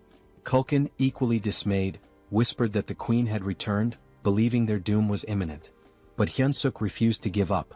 He noticed the queen wasn't attacking them outright. Sensing an opportunity, he addressed her directly. He instructed Culkin to ignite something, then held up the last egg, threatening to detonate it. If this explodes, Hyunsuk warned, we all die, your offspring included. The queen hesitated, her gaze fixed on the egg. Hyunsuk intensified his demand, urging her to step aside. The queen screeched loudly, causing tension to rise. Rachel anxiously asked what they should do next. Hyunsuk, out of ideas, lit the egg and hurled it toward the cave wall. The egg detonated, igniting a fire that spread rapidly. The ground trembled as the cave began to collapse. The goblins, terrified, scrambled to escape. Hyunsuk shouted for everyone to prioritize getting out alive. But as he fled, he suddenly froze, distracted by a system notification. He had leveled up. Rachel, exasperated, yelled at him to move before he was buried in the rubble. Glancing back, Hyunsuk saw the Talos Queen being crushed beneath the falling debris. More notifications flooded his vision. He had leveled up repeatedly. The realization hit him. All the Talos killed in the collapse had counted as his experience points. This was, without a doubt, speed EXP farming at its finest. Hyunsuk stood there, dumbfounded, before deciding to focus on escaping. He called out to Rachel for a buff, which she promptly provided. Emerging from the chaos, they faced one final challenge. The Queen Talos was still in their way. Culkin, desperate to create a diversion, pulled out an egg and shouted, "This is for you, Queen." He offered the Queen an egg in exchange for a way out. Hyunsuk recognized it as an opportunity. Determined to survive, he sprinted with all his might. The Queen spat a green fluid resembling spider silk, and Hyunsuk began to wonder if this was truly the end for him. Suddenly, red hands grabbed hold of a large trunk. A familiar voice asked if he was all right. Hyunsuk realized he was being dragged. To his astonishment, it was Reed Run. Reed Run was visibly pleased to find Hyunsuk alive, just as he had anticipated. He confidently declared he would handle the situation. Reed Run wielded the massive trunk and struck the Talos Queen with a devastating blow. The Queen emitted a deafening screech as Reed Run assumed a combat stance. Hyunsuk couldn't hold back his admiration and exclaimed how incredible Reed Run was. He couldn't believe what he was witnessing. Later, at the Demon King's Black Castle, they discovered grim news. Out of the 105 goblin packs in the Demon King's army, only 6 had survived. 99 were either dead or missing, including Culkin. In Bobo's room, the enormous beast whimpered and clung to Hyunsuk, straddling him like a child. Hyunsuk consoled the emotional Bobo, teasingly saying he had returned from the dead just to see him. Rachel commented on how fortunate they were to have survived, crediting the cow-headed figure. Meanwhile, Bobo kept licking Hyunsuk's face affectionately. Hyunsuk replied to Rachel, saying they should cherish their moments of peace, as the looming finals could very well get them killed. Rachel asked for clarification. Hyunsuk explained that finals were approaching fast. Rachel observed that Hyunsuk had matured significantly, and she wasn't wrong. Thanks to the collapsed cave, Hyunsuk had gained a staggering 75 levels in one fell swoop. His current level stood at 200, but Rachel remarked that it still felt inadequate. Hyunsuk shared her sentiment, especially when faced with an opponent boasting over 6,000 battle power. Rachel tested him with a question. Would attaining 6,000 battle power make him as strong as an orc? Hyunsuk replied that it wasn't solely about power level. Rachel confirmed his answer, explaining that such strength also relies on magic. She urged him to master magic if he hoped to confront such adversaries. Hyunsuk admitted it wasn't as simple as it sounded. Rachel reminded him of a moment when he had inadvertently used magic in the past. Hyunsuk, puzzled, was unaware of having done so. Rachel confessed that it was far too basic to be called magic. Hyunsuk finally understood. The surge of power he had felt back then was indeed magic. Their conversation was abruptly interrupted when the door swung open. Both were caught off guard as Reed Run entered. Hyunsuk asked why someone like Reed Run would visit such a modest room. Reed Run informed him that he was there to summon him to meet the great commander at Hemis's office. When Hemis saw Reed Run, she inquired about his unusual presence. Reed Run explained that he had a personal matter to discuss. He requested permission to teach Hyunsuk the art of battle. Hyunsuk was shocked.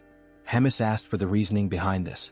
Reed Run explained that Orc Harkin, a platoon leader, had been exhibiting extraordinary potential and seemed suited for the position of deputy battalion commander. If things continued this way, Hyun-suk was certain to lose. Reed-run expressed his belief in Hyun-suk's immense potential and his desire to witness what Hyun-suk could achieve in the future. Hyun-suk was dumbfounded, certain the commander would reject the proposal. To his surprise, Hemis approved. Reed-run expressed his gratitude and Hemis dismissed them, stating she had work to attend to. Before they left, she noted how much stronger Hyun-suk had grown since their last meeting. While she admired his rapid development, it also irritated her as it posed a threat to Kirkin. She resolved to grant Kirkin something to even the odds. Reed-run led Hyun-suk to his personal training ground, a vast space that amazed Hyun-suk. He reflected on how much respect Hemis had for Reed-run. Reed-run, observing in silence, noticed Hyun-suk's body was brimming with mana, yet he couldn't utilize any of it. He realized Hyun-suk's rapid growth left little time for mastering the basics. With the battle only 4 days away, there wasn't enough time. Reed-run concluded there was only one solution. He clenched his fist and declared that pain was an integral part of growth. Advising Hyun-suk to stay alert, he delivered a punch directly to his face. While crashing onto the ground, Hyun-suk couldn't help but question if this guy was completely out of his mind. Here he was supposedly training him, yet he was beating him to a pulp. Hyun-suk shouted at Reed-run to focus. Otherwise he'd die if he didn't learn to block with mana.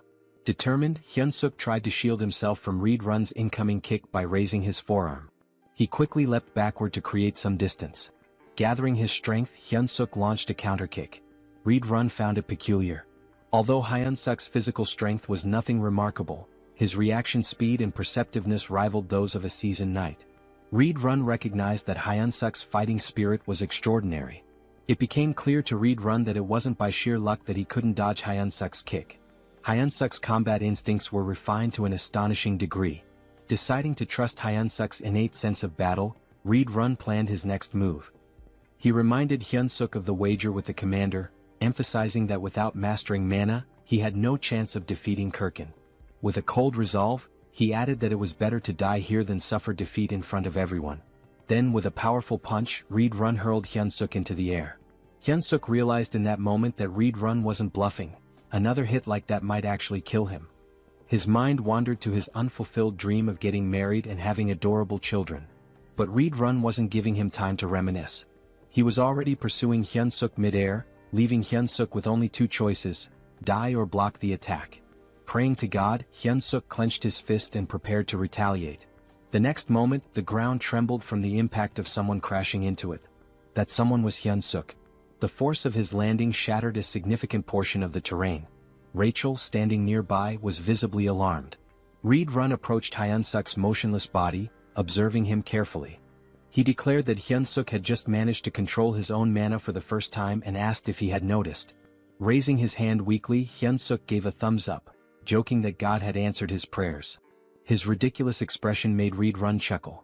Reed-run reassured him, saying he'd win if he continued progressing like this. He grabbed Hyun-suk's arm and instructed him to stay still so he could heal him. But as soon as Reed-run began, Hyun-suk let out a groan of pain, clutching his neck. Reed-run had forgotten an important detail: dark mana was akin to poison for humans. Realizing his mistake, Reed-run apologized profusely, scooping Hyun-suk into his arms and urging him to stay alive. In this world, certain powers inherently counter each other. Dark mana counters regular mana. Mana counters divine power, and divine power counters dark mana. Mana was the domain of humans. Dark mana belonged to demons, while divine power was reserved for the devout followers of God. The Church of Tussis, the most influential religious institution, had waged wars to bring all other faiths under its control. Now, as the divine empire of Gatron, they anointed a chosen individual capable of hearing God's voice and revered her as the Saintess. Somewhere within the Demon King's stronghold, rumors swirled about the captured Saintess locked in her room. The next Saintess of the Divine Empire, Abelson Marriott, was now a prisoner of the demon army. There were murmurs of doubt among the demons. She hadn't prayed in days, casting suspicion on her claim as the Saintess. Still, they trusted Reed-run's judgment in capturing her. Abelson, on the other hand, saw no reason to pray. She believed her current circumstances were preferable to her time in the church. Suddenly, the door burst open and Reed-run barged in, carrying Hyun-suk in his arms. Abelson immediately chastised him for his rudeness. Ignoring her, Reed-run demanded that she heal the human. Hyunsuk's head throbbed, and he began to wonder what Reborn had done to him. It was almost comical. His last thought was regretting that the last hand he held belonged to a man instead of Rachel. When he opened his eyes, he was greeted by the sight of a silver-haired beauty. His immediate thought was that he had died again and ended up in some random place. Hyunsuk began lamenting loudly, claiming he would never forgive the angel for this. He dramatically declared he'd rather become an archmage by the age of 30 than go through this again. Praying fervently, he cursed Rachel, accusing her of being a demon disguised as an angel, and demanded eternal torment for her. Finally, he muttered one last wish.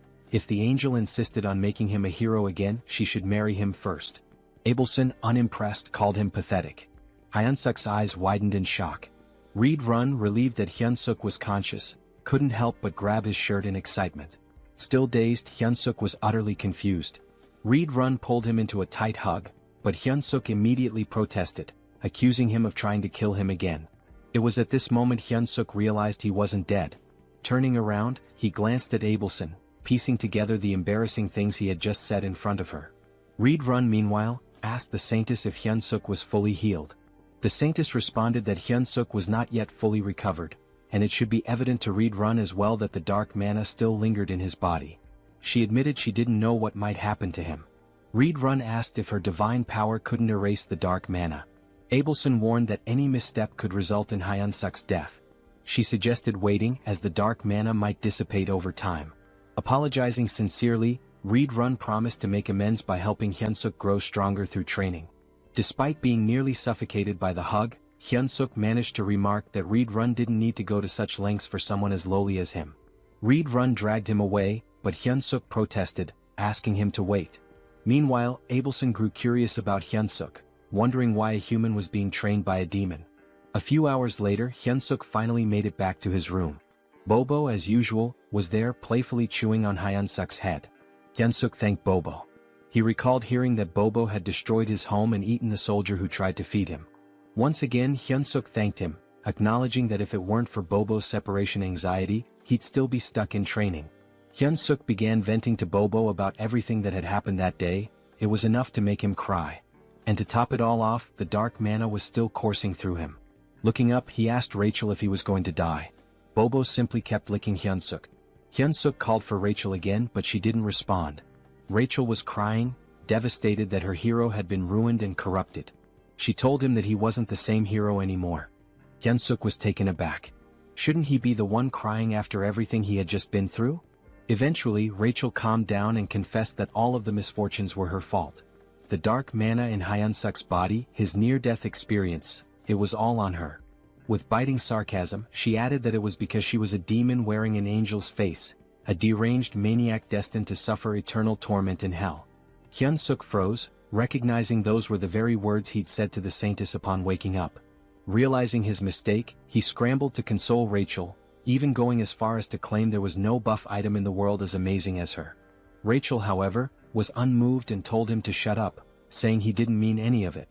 Now all Hyunsuk could do was wait, racking his brain for a way to make amends.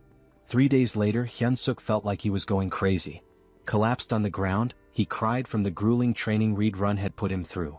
Abelson, who was present to heal him, tended to his injuries as usual. Hyunsuk praised her beauty as he always did. Abelson, disgusted by his behavior, couldn't believe this so-called hero. Yet she healed him anyway. Hyunsuk shyly scratched his head and asked Abelson for a favor before his battle the next day. He wanted her to pray for his survival and if possible to come watch him fight. The request caught Abelson off guard. The day of the battle finally arrived, a match that would decide Hyunsuk's fate. The crowd buzzed with speculation. Why would anyone challenge the commander, let alone a mere human? Of course, Hemis and Reborn were in attendance. Hemis, enjoying the atmosphere, asked Reborn who he thought would win. Reborn confidently replied that Hyunsuk would emerge victorious. He had worked tirelessly and his talent was extraordinary. Intrigued, Hemis leaned closer and proposed a bet. If Hyunsuk won, Reborn could continue training him. Reborn found the wager unusual and asked what would happen if Hyunsuk lost. With a sly grin, Hemis revealed the catch. Reborn would have to kill Hyunsuk with his own hands. It was the responsibility he would bear for his bold words. An uneasy feeling settled over Reborn, but he had no choice but to agree. As she looked at Hyunsuk, Hemis remarked how exhilarating it had been since she felt this much excitement. The announcer began introducing the fighters. Hyunsuk stood ready, his mind clear and his body in peak condition. He wasn't nervous. When his name was announced, he stepped forward with confidence. Hyunsuk reflected on how much he'd grown. His stats had improved significantly, he'd gained a new skill and trait. The intense training had paid off. Reed Run's unique combat style, composed of 10 distinct forms, was now a part of Hyunsuk's arsenal. Though his proficiency with it was only at 8%, he believed it would suffice. Our boy was determined to win this fight and hoped that, after the battle, he could go on a date with the silver-haired saintess. But his thoughts were quickly interrupted when Rachel shouted, demanding to know what he was thinking.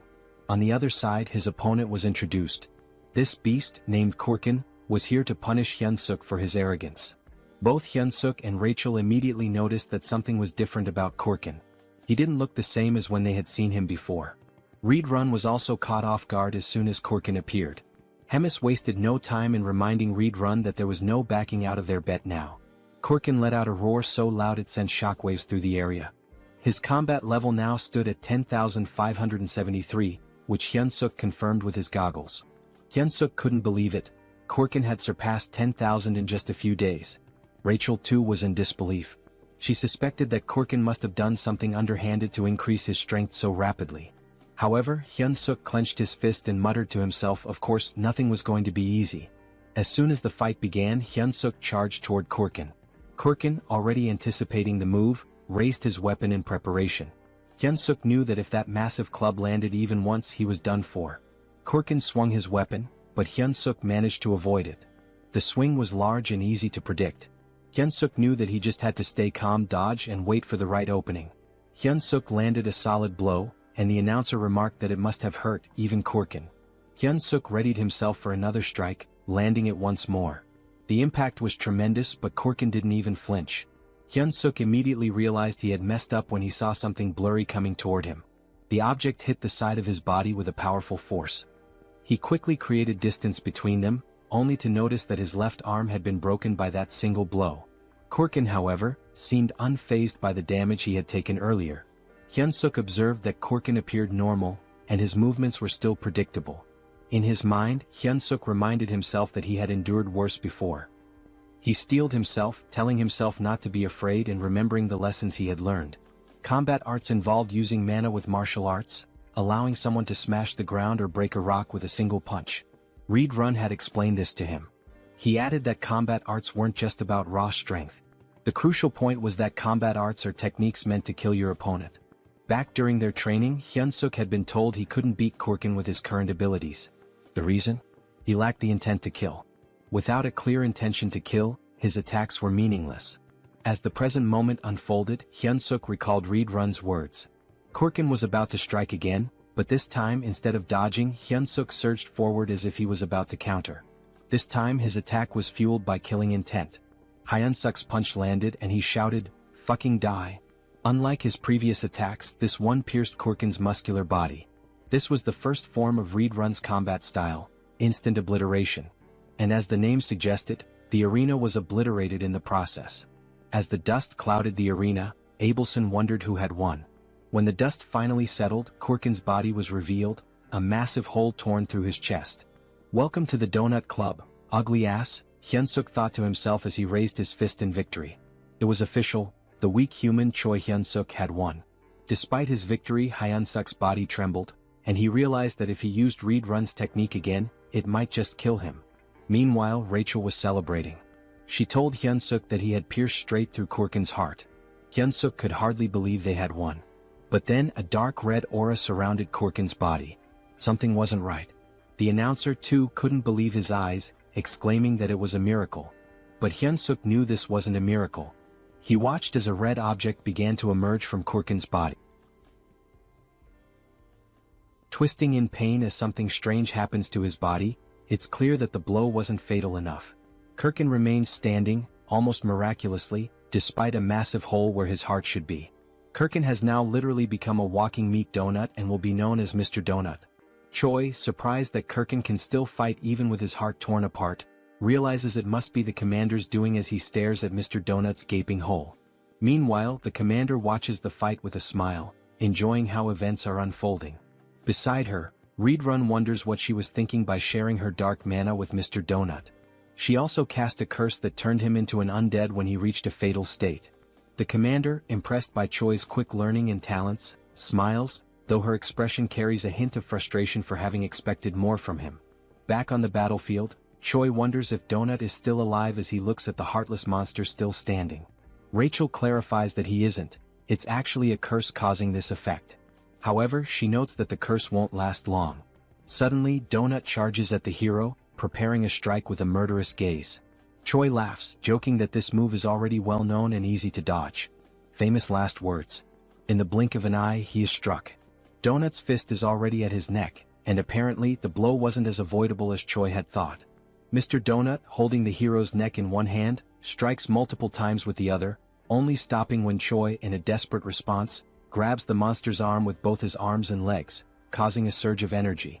This prompts Donut to throw him away, sending Choi crashing into a wall. As Choi reflects on the gentle meeting between his body and the wall, he recalls the near-death sensation he experienced, comparing then to now. It seems like all the bones in his body are broken. With no time to dwell on his misery, he notices someone willing him to stand and continue. Choi then realizes Abelson's presence, gesturing encouragement, telling him he can win. The hero hesitates to believe her, but the doubt doesn't last long. He rises, realizing the fight isn't over until it's truly over. His newfound courage stems from one thing: the fear of embarrassing himself in front of a girl. That's how we do to overcome death. Even with all his bones seemingly broken, he channels mana that acts as an armor for his body. A blue aura covers him. Choi then decides to counterattack. As he moves toward Mr. Donut, the system updates displaying 2 consecutive changes. His mana control advances from F to E and then from E to D. Charging a powerful energy-infused attack, the hero shouts an invitation to Abelson for a date. Screaming while smashing a goblin's thinking box seems like the perfect time to ask a girl for a hangout. The attack drives Donut's head into the ground, but it isn't enough to neutralize him, but it was almost. Realizing his attack was highly effective, Choi continues his assault, repeatedly striking Donut's meat coconut. The audience watches in stunned silence, unable to process what's happening in the arena. Meanwhile, in the room where Reborn and the commander are watching, she asks Reborn if was he the one who taught the hero all those moves.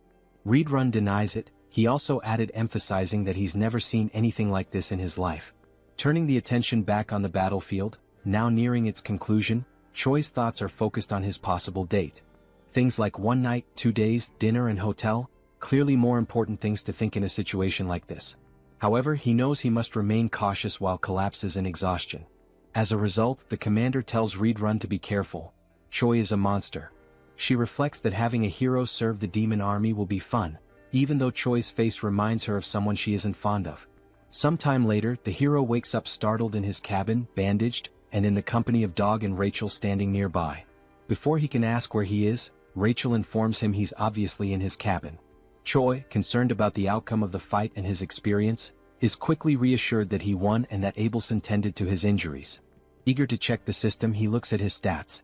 Hero candidate Choi, now level 212, has seen significant increases not only in his level but also in stamina, mana, charisma, and unlocked mana control skill.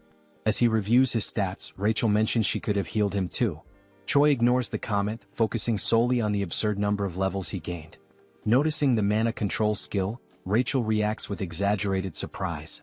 She defends her reaction, explaining that she's right. It's extremely rare for anyone to achieve mana control.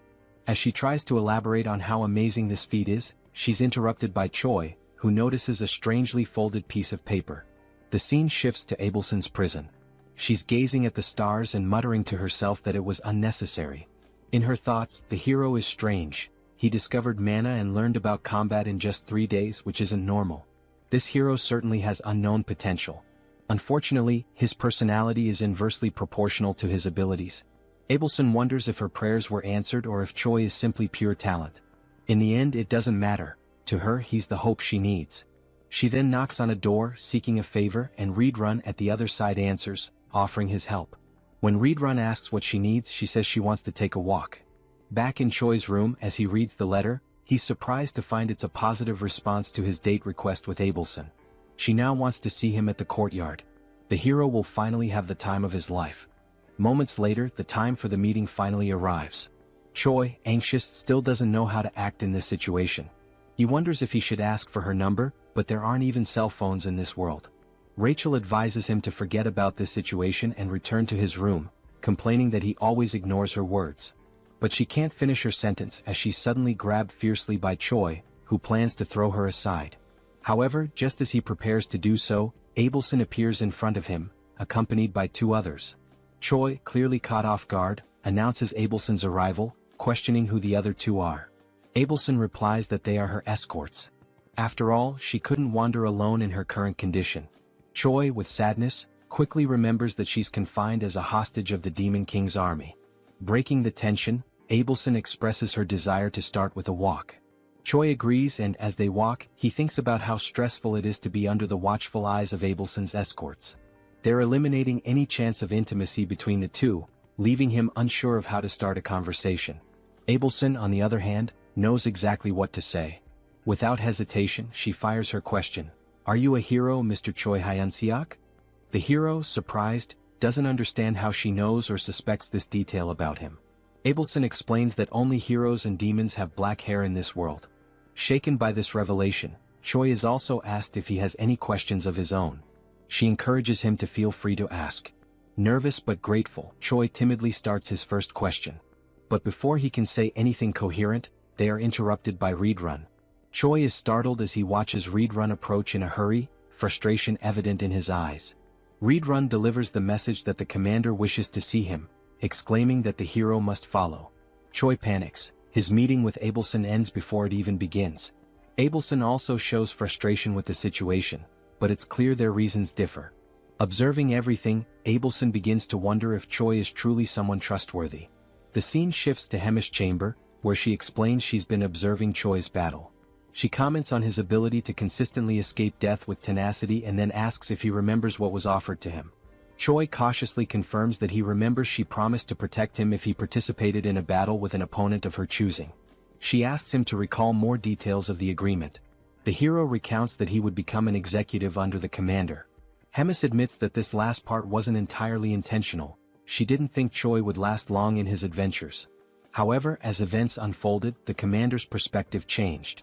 Turning to Reedrun, Hemis reminds him that she mentioned Choi was a talent, a good candidate for a leadership role in the Demon King's army. She concludes that Choi is too talented to remain a mere platoon leader. Referencing significant losses among the Cook's company, the commander highlights the shortage of meat supplies, fearing they might have to resort to cannibalism. Choi, confused, understands the statement but not why he needs to hear it. Hemis then declares that he will lead the Cook's squad. Choi is now free to take any initiative needed to restore order to the kitchen. Hemis ends by asking if he will be able to accomplish this task. Hesitant, Choi responds that he will do his best. The scene changes again. Now alone with Rachel, Choi is sarcastically asked how it feels to be a Demon King squad leader despite being a hero on paper. Choi, matching her tone, declares he's so happy he could die. As he heads to his new workplace, the hero tells Rachel he notices her lingering bitterness. Rachel just grunts. Adopting a new attitude, Choi arrives at his destination and begins his duties by confronting a suspicious creature in the kitchen. The creature, one of the servants, mocks him by referring to Choi as a slave. Determined to assert his new position, Choi shouts at the servant as he approaches him. The servant looks confused and suddenly Choi strikes him with a blow to the chin, knocking him out while declaring himself the new commander. Choi then shouts for everyone to gather in the kitchen. Surveying the crowd, the hero notes the strongest one has a power level of 3,500. Still, the group is too small, prompting him to wonder where the others are. Initially numbering 300, now there are only 20. Choi realizes the gravity of the situation, knowing the difficulty of his task and the consequences of failure. Addressing his squad, he asks who knows him. Gradually, some start naming him, the barbecue master, while another dares to call him a delicious human. In a flash, that individual is kicked, becoming a wall decoration. Choi then solemnly reinforces that he is the commander. Next, he orders everyone to address him as the rightful commander of the Cook squad. Choi asks why the number of cooks has dwindled. One responds that the others went hunting without permission and were killed by demon beasts. Understanding the situation, Choi asks who the best cook currently is. Someone names Galtram, who is immediately promoted to vice commander without objections. With everyone dismissed, the The hero wonders how he'll gather 200 people for the squad. However, he quickly comes up with an idea. The next day, the fairy, the dog, and the hero set out to recruit cooks with a plan in mind. Searching high and low, Choi reflects on how some are easily replaceable while others are irreplaceable. Then he finds someone. With a kick as his greeting, Choi invites the individual to become a chef. The individual, irritated by the treatment, attempts a counterattack but is swiftly knocked down again by the hero, who begins persuading him with arguments. Informing him that he'll be the first of the day, Choi promises him a high-ranking position if he accepts. As a senior, he won't be bothered by many, on the contrary, he'll do the bothering. The future senior begins to waver, especially after learning that his first mission will be to recruit 5 juniors. Thus, it becomes clear what Plan A is, a pyramid scheme. Meanwhile, somewhere else, someone is feasting on a large and succulent steak. His name is Doris, and he is a commander of the 3rd Battalion in the Demon King's army. As he eats, he mentions that the place is more peaceful than usual and that this elegant meal is proof of that peace. Suddenly, a goblin bursts through the door to alert Doris that they have a problem. Doris, wiping his mouth calmly, asks what it is and whether the goblin could be more elegant next time. The goblin, still catching his breath, reports that most of the battalion members have left. Doris questions whether they abandoned their posts since they have no other duty but to serve him. Terrified, the goblin clarifies that this is not the case. They have been summoned to join the army's cooking division. Still chewing on his steak, Doris mentions that the new head of the kitchen is a human whom Commander Hemis loves. He then advises them to be more careful next time. The goblin shouts, saying that this is not a situation he should let slide so easily. He adds that they have already taken 200 of his soldiers to serve as cooks. This leaves Doris stunned, as he cannot believe that his entire battalion abandoned him so quickly. Now outside, the soldiers summoned by Choi Hyun-seok are gathering. Rachel tells Choi that more than 200 people have already assembled. Choi, resting his hand on his chin, smugly declares that this is thanks to his intelligence. He then adds that they have enough culinary soldiers and that he will finish recruiting soon, but a sudden noise catches his attention, prompting him to look. The noise was caused by the goblin, who was perched on Doris's shoulder, pointing at the soldiers who had left the battalion. Choi's first thought is that this is not a good omen. Adjusting his glasses, he comments that he has no idea what's going on or who these people are, but they seem to be angry about something.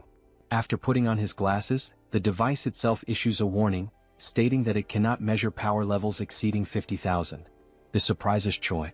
The glasses also warn that if used beyond their designated limit, they might malfunction. Choi mutters that he should end this quickly and run away before getting into more trouble. Doris shouts, asking whether Choi Hyun-seok, the human who takes care of Bobo, is present. As Choi turns to flee without leaving a trace, Bobo suddenly appears and barks affectionately at Doris, leaving Choi with no escape. Choi halts his retreat, gathers his courage and introduces himself to the commander, asking what brings him there. Doris introduces himself as the commander of the separated 3rd Battalion. Then, slightly irritated, Doris demands to know who the hell Choi thinks he is to question what a commander is doing there. He points at the former battalion members and asks Choi whether he truly believes there is no reason for him to be there. This catches Choi off guard and makes him nervous, as even he had not realized that those scoundrels had brought along all their fellow unit members. Doris then invites Choi to have a conversation in his office. With no other options, Choi agrees. He has a sinking feeling that things have been going too smoothly to be true. Now in Doris's office, the commander asks whether this was really not intentional. Choi insists that he would never do such a thing. He explains that he simply selected the bravest soldiers, and it just so happened that they were all from the 3rd Battalion. Doris is surprised and thinks that the army's commander must favor this human. Deciding it is best to end the matter peacefully, he lets it go. After that, Doris changes his expression to a more amicable one and states that since things have unfolded this way, there is nothing more to be done. Choi should simply take the soldiers he selected and use them as he pleases. Hearing this excites Hyun-seok, who asks if it is really true, thinking that he has a good feeling about this. However, just after this moment of euphoria, Doris mentions that there is a condition. Choi immediately starts feeling uneasy again. As a true gentleman, Doris explains that since Choi has already taken 200 of his soldiers, there is one specific soldier he should also take. Choi becomes alert, thinking that even after taking so many soldiers, Doris still wants him to take one more. That must mean this soldier is a useless failure who will only cause trouble. Annoyed, Doris asks whether Choi is refusing and whether there is a problem, even after taking all of his 3rd Battalion soldiers. Feeling the pressure and his legs beginning to weaken, Choi insists that it is not what Doris thinks. He says he is simply overwhelmed with happiness and does not know how to properly express his gratitude. As the door opens, Doris declares that he has made his decision and will now introduce Choi to his new soldier. Then a massive hand appears, and Doris announces that the name of the new soldier is Yuzaru, adding that he is a lovable hybrid born from an ogre and an orc. Yuzaru introduces himself, speaking in the third person. Yuzaru has arrived, Commander. Since Choi was still using his glasses, he realizes that Yuzaru's combat power also cannot be measured. While Choi remains paralyzed at the thought of having someone so strong as a soldier, Doris comments that Yuzaru's flaw is that he is incredibly stupid, but he is strong. He then tells Choi to make good use of him. As Yuzaru tries to enter the room, he bumps his head on the doorframe and loudly states it, making Choi wonder just how stupid he really is. Back at the recruitment site, Choi announces that he will reintroduce himself to all members. He states that his name is Choi Hyun-seok, the tamer of Bobo and the new head chef of the army. One of the soldiers comments that this is the first time he has seen Bobo. Choi, holding a bone, remarks that Bobo is a good boy. Bobo's eyes light up, and he even drools at the sight of the bone. Then, turning to the members, Choi declares that from now on, he will be organizing the unit. He puts up a list for everyone to see and explains that it is a new list, prepared by him, in which everyone must check their names and organize themselves accordingly.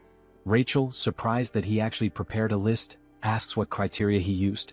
Choi tells her that he believes everyone has the same level of intelligence, so he organized them based on combat power. He further explains that he assigned the weaker soldiers with more kitchen experience to kitchen duties. Then he asks Rachel if that was not a genius idea. After a while, one of the soldiers calls for him, stating that everything is ready and everyone has been organized. Delighted, Choi says he will check. With everyone divided into two large groups, Choi announces that the squad on the right is the culinary unit, while the one on the left is the combat unit. Using his experience, he acknowledges that some people might be unhappy with their assigned roles and invites anyone dissatisfied to step forward. A soldier raises his green hand, confirming that there is a problem. The goblin with a parted hairstyle, one of the weakest in the battalion, is the one who raised his hand. He states that he also wants to hunt and eat fresh meat right away. Choi gives a strange smile, admitting that this is a headache. He then calls for the goblin to come closer. The goblin cautiously approaches, contemplating what might happen. Once he is close enough, Choi suddenly kicks the poor goblin in the balls, making him scream in pain, his eyes bulging. Then Choi announces that this was his entrance exam. The poor goblin, now realizing that he will never be able to have children again, is left in agony. Without remorse, Choi declares that since he failed to withstand the kick, he has failed the test. Only then does the hero system finally appear, displaying a notification that thanks to his excellent leadership and command skills, Choi successfully organized and stabilized the unit. The system grants him the hidden skill of charisma level up, as well as an upgrade to his leadership skill level. Looking at the squad members, Choi asks if there are any other candidates with complaints. After a moment of silence, Choi clenches his fist, preparing to give a speech. Then he shouts for everyone to hear that everything is confirmed. He gives the order for the combat unit to grab their weapons because it is time to hunt. Now, in the great forest north of the Black Fortress, Choi gathers with all the members of the combat unit. Choi remarks to Rachel that, especially today, the forest seems calmer, with no sign of a single beast around. She replies that it might be due to the presence of Bobo and Yuzaru. Since they are so strong, they could be scaring the monsters away. Agreeing with her, Choi acknowledges that it is a plausible theory. Then we see Bobo and Yuzaru looking cuter than ever before. Choi grumbles, saying that those two are his best soldiers, and he simply cannot leave them behind. Rachel then suggests that they use bait to lure the monsters. Choi questions her idea, saying that if they had extra meat to use as bait, he wouldn't need to go hunting in the first place. Rachel smiles and tells him that he misunderstood. She is not talking about sophisticated bait. Pointing at all the squad members, she explains that they will serve as biological bait to attract all the demonic beasts. Choi loses his sparkle, then looks up and asks God what he did in his past life to deserve this. Then he crosses his arms and, with conviction, Choi orders the numbers 14, 3, 1, 43, and 7 from the list to step forward. Rachel, not understanding the significance of those numbers, asks him about it. He responds by saying that those were the numbers he bet on in the lottery back on Earth, lamenting that he could have been the winner. Still tearful, Choi gives the command that the operation will begin now. He then orders Yuzaru to grab member number 14, which excites the giant. After being held by Yuzaru, the poor member number 14 asks if he has lost his mind. Calling him an intercontinental ballistic goblin, Yuzaru effortlessly tosses the goblin far away. Choi, with his hand on his chin like a thinker, comments that it's a great idea, as continuing to throw weak soldiers like bait will eventually attract the attention of the monsters. He then turns to a fox soldier and orders him to light a small fire so the ones thrown as bait will have a way to return. But Rachel questions whether throwing soldiers like that wouldn't just kill them from the impact of the fall. Choi retorts, saying that he is sure 1 in every 6 will come back alive. He tells Yuzaru to keep throwing the others from the list. The rest of the battalion is in shock and whispers among themselves that the human head chef has lost his mind and that they want a long life. One of the goblin soldiers, terrified by the situation, decides to turn around and run away at that moment. As he turns to flee, he sees Bobo with his eyes sparkling with cuteness. The frightened goblin says that this is not what Bobo is thinking and that he will serve the Demon King's army for the rest of his life. But it seems Bobo doesn't believe him, as Choi mentions that the ones he threw earlier are late and should have returned by now. Meanwhile, in the background, the poor goblin is crying for help. At the same time, one of the goblins who had been thrown is running back, desperate and calling for help while being chased by several monsters. Choi smiles, saying it was about time for him to return and let the soldiers handle things now, but only if he needs to land the final blow on the monster to count for XP. But before he can finish his thought, Yuzaru takes off running ahead. He is simply too strong to leave the last hit for anyone else. As Yuzaru takes down the monsters one by one, he shouts that he loves fighting, leaving nothing for Choi. Frozen and speechless, Rachel looks at Choi and asks what last hit he's talking about, since there's no monster left alive. After everything, while Yuzaru celebrates his success with Bobo, Choi is left crying because he didn't get any XP, and worse, he can't even use the monsters as food since they were all torn apart. Rachel, shocked, points out that both Yuzaru and Bobo only need 1 hit to defeat the monsters. Still in disbelief, Choi says he needs to go back tomorrow but without those two. Rachel asks if he is sure about that, since there's only 1 more day before the main commander's duties return to normal. Back at the battalion, Choi orders a retreat, telling everyone to gather tomorrow at the same place, earlier than usual. Back in the kitchen, Rachel asks why he went there right after returning, and Choi responds that he needs to see if the mashed meat works in any way. Kicking the door open, Choi yells asking where the lazy ones are, ordering them to gather. One of the kitchen soldiers runs towards him and asks if something happened. Choi asks if he tried the meat from today's hunt. This soldier is Gallum, the vice chef. Gallum confirms that he did, but the results were not as good as expected. Choi is uncertain and says that the craftsman isn't very demanding and asks if Gallum understands. Gallum, in tears, says that he does. Mockingly, Choi asks if, despite all of his experience as a vice chef, Gallum still doesn't know how to make minced meat. Gallum responds that the main role of the kitchen army is to bring the ingredients, and he is not a personal chef for the commanders. He explains that the commanders care about taste, while the others just want to eat and don't care about flavor. Choi tells him that the members are also struggling and orders Gallum to be quicker.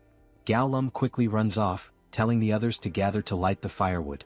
Reflecting on what Gallum had just said, Choi realizes that everyone with a rank below that of commander survives on tasteless meals, so he has a good idea and smiles as things may be easier than he thought. After a while, he decides to pay a visit to an old acquaintance. He knocks on Abelson's door and introduces himself as Hyunseok. She hears him and tells the hero to come in. Feeling awkward and blushing, he says that it's nothing special, he just wanted to see her. Rachel then says that now she understands the real reason he went to the kitchen. It was to see this woman. He then pulls out the beautiful and delicious dish and asks if she has already had dinner.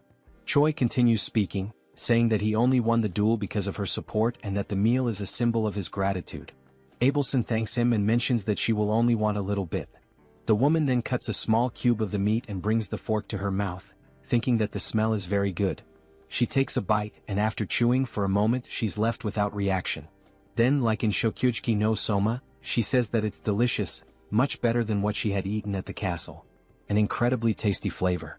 After a few minutes, Choi, pleased, says that it looks like she liked the food since she finished the entire plate.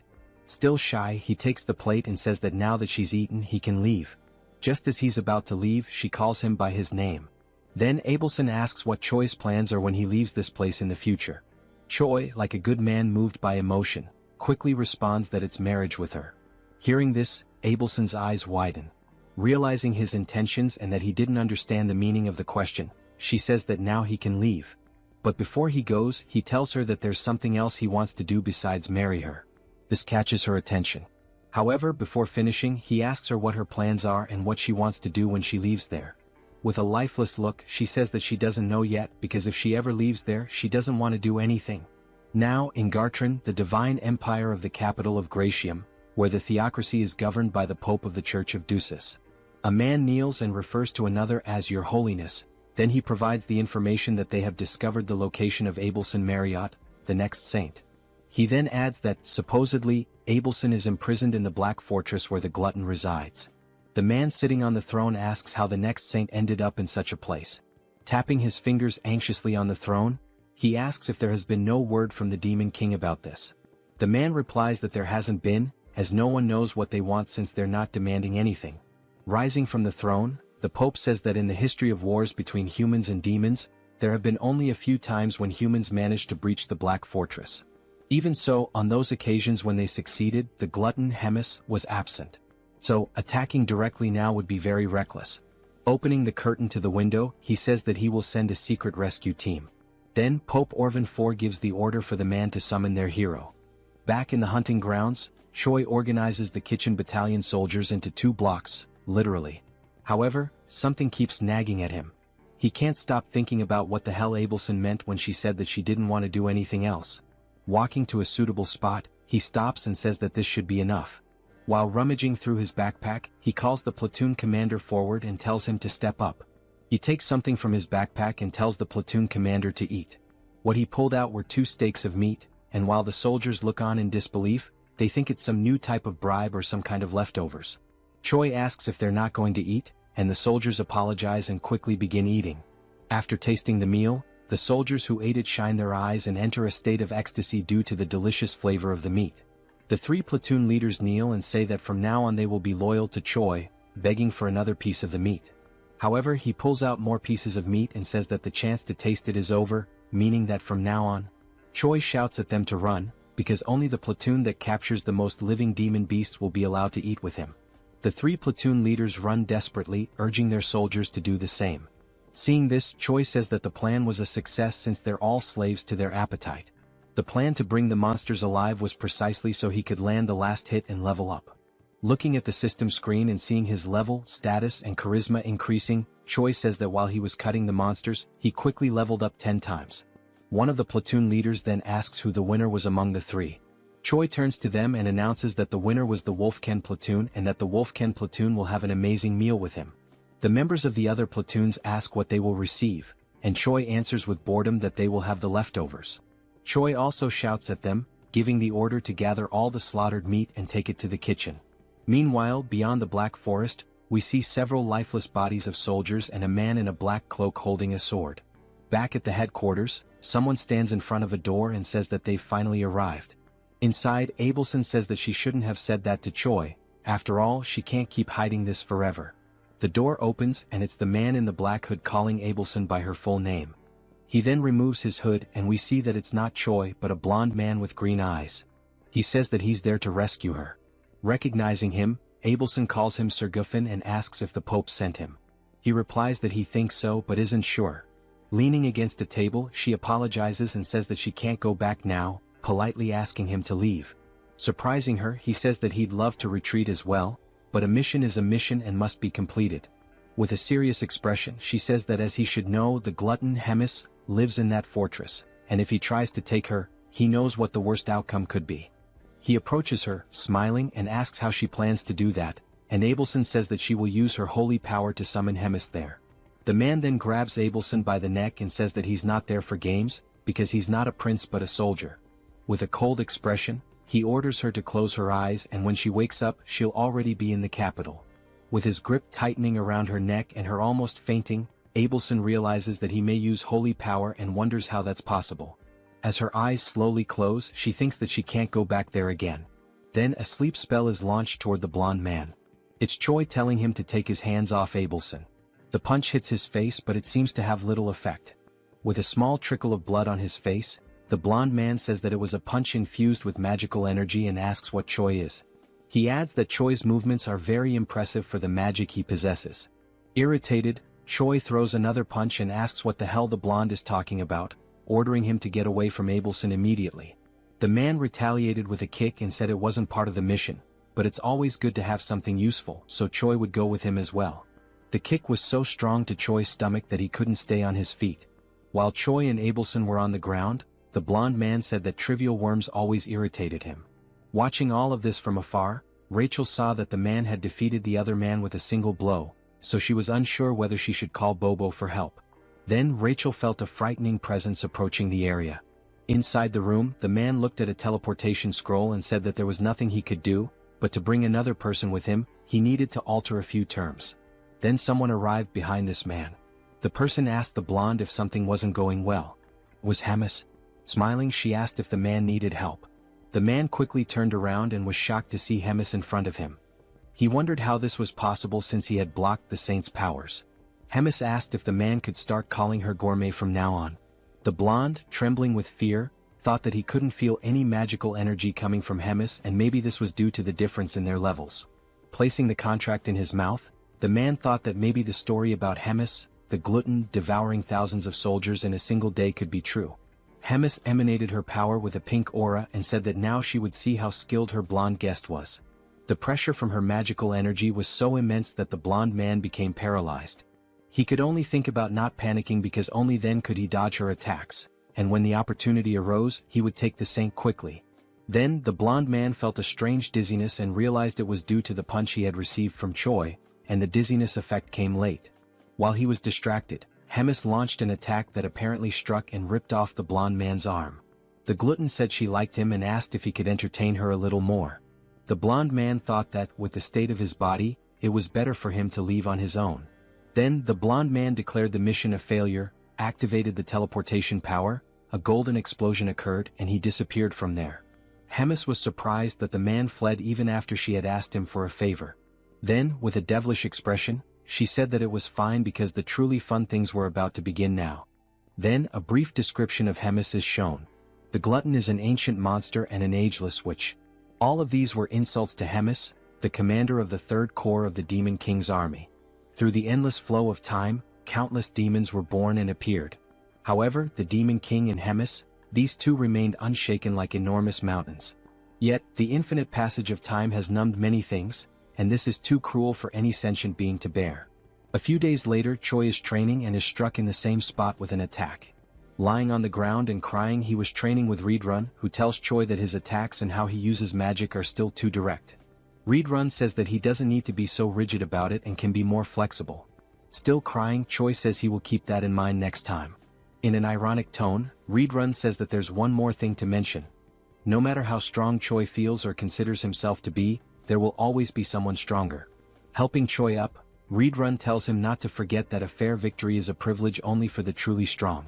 Then Reed turns to Choi Hyun-seok and says that's all for today, telling him that he did a good job. Reborn turns and leaves the area while Choi, feeling awkward, watches him walk away. The hero, nearly depressed, sits on the ground and concerned Rachel asks if he's alright. He responds that no, he's almost dying and asks her to heal him. Rachel begins the healing and Choi says that at least he can breathe now. This makes the fairy ask if she is now just a healing potion for him. While he's being healed, Choi has several thoughts in his mind. He remembers Abelson telling him to get stronger because only his belief in his own strength would protect him. Then he tells Rachel that Abelson said he needed to be stronger. Rachel gets angry because he's already talking about that woman again, and because of her, he almost lost his life. She doesn't know if she's a saint or a witch. Choi tells her that she could suffer divine punishment for saying such things. While still using the healing, Rachel remembers that the assassin used sacred power, so she questions why, if she is really a saint, he attacked her. Choi, thinking, says that she's right because the next saint should be a valuable existence, and that's not what happened. Choi becomes frustrated thinking about it and says that, in any case, he's done thinking about it. Then Rachel asks why he's so fond of her. Choi ignores her and says she's just jealous. Rachel yells that he's a woman-crazed moth and asks if he really wants to die. Shortly afterward, there was Choi, head down and sad, while Rachel and Bobo looked at him. Choi says that it's over for him and asks to be reborn as a rich family's cat in his next life, leaving their eyes confused by the situation. Rachel asks if Bobo is concerned and if he would accept someone like that as his master. Bobo still doesn't understand, so Rachel says she will tell him what happened. 30 minutes ago in Hemis's office. Hemis calls Choi Hyun-seok and tells him that she has a big dilemma. She quickly says she's been bored for a long time, which surprises both Rachel and Choi with this sudden revelation. Sitting on her throne, Hemis says that because of this she should see something fun, and Choi just agrees. Hemis then says that he will have 1 month to train and defeat the battalion commander, which leaves him incredulous and nervous, asking if she really said that. With her aura emanating from her claws, she asks if something is wrong or if he can't do it. She asks if he wants her help, like she did with Mr. Donut in their fight against him. Remembering what she did, he bows, hitting his head on the table, and says that he doesn't need it and will handle it himself. Rachel then finishes recalling the events and Choi cries in the background. The fairy tells Bobo to say goodbye as he won't be seeing him for a long time. And now, I believe Bobo understands the situation. Rachel then turns to the hero and tells him that it's about time he accepts the fact that he's a hero, asking if he intends to defeat the battalion commander with only 9,000 power. Choi says he's already crying because of it and asks if Rachel wants him to die right now. While he laments, Rachel remembers that indeed Choi became strong quickly, but it's not enough because the battalion commander is on another level. Hyun-seok remembers that the average battalion commander has a combat power of over 40,000 and he laments because there's no way to reach that number in such a short time. He looks at Bobo and thinks it would be wonderful if Bobo could replace him and fight in his place, as Bobo could fight on equal terms or even win against the battalion commander. While Bobo consoles him, Rachel says that the fight should be a duel and Choi confirms that. Only then does Choi have an idea, remembering what Hemis actually said. He then asks Rachel what Hemis had said, and Rachel replies that he has 1 month to defeat the battalion commander. He gets excited again because he realizes that at no point did Hemis mention a duel or a main fight. Rachel is left speechless, her eyes wide open. Choi then comes up with a plan because, no matter how he does it, he just needs to do it. The idea is to use anything to defeat the battalion commander, whether alone or not. Rachel asks if he's sure he should interpret it as he wishes. Biting his fingers nervously, Choi says that the only way is to lure the battalion commander out and set up an ambush with Bobo. Upon hearing this, Rachel asks what he is, as she doesn't know whether to consider him very intelligent or just a coward. Then Rachel asks how Choi will lure the commander out. She wonders if someone as careless as the hero has any way to persuade the commander. Holding a spice and smiling, Choi says yes, because he met the commander recently and knows that he enjoys savoring elegant meals. So Choi begins preparing the best recipe for grilled ribs. He selects the best ribs and goes through the entire process to make them incredible, soaking them in water with honey to remove the blood. Once the blood is removed, they should be left in a pot to cook quickly. While it's boiling, Choi chops the mushrooms and green onions, adds gushing fish, and stirs to combine the flavors. Then he adds everything into the pot with the meat and lets it boil.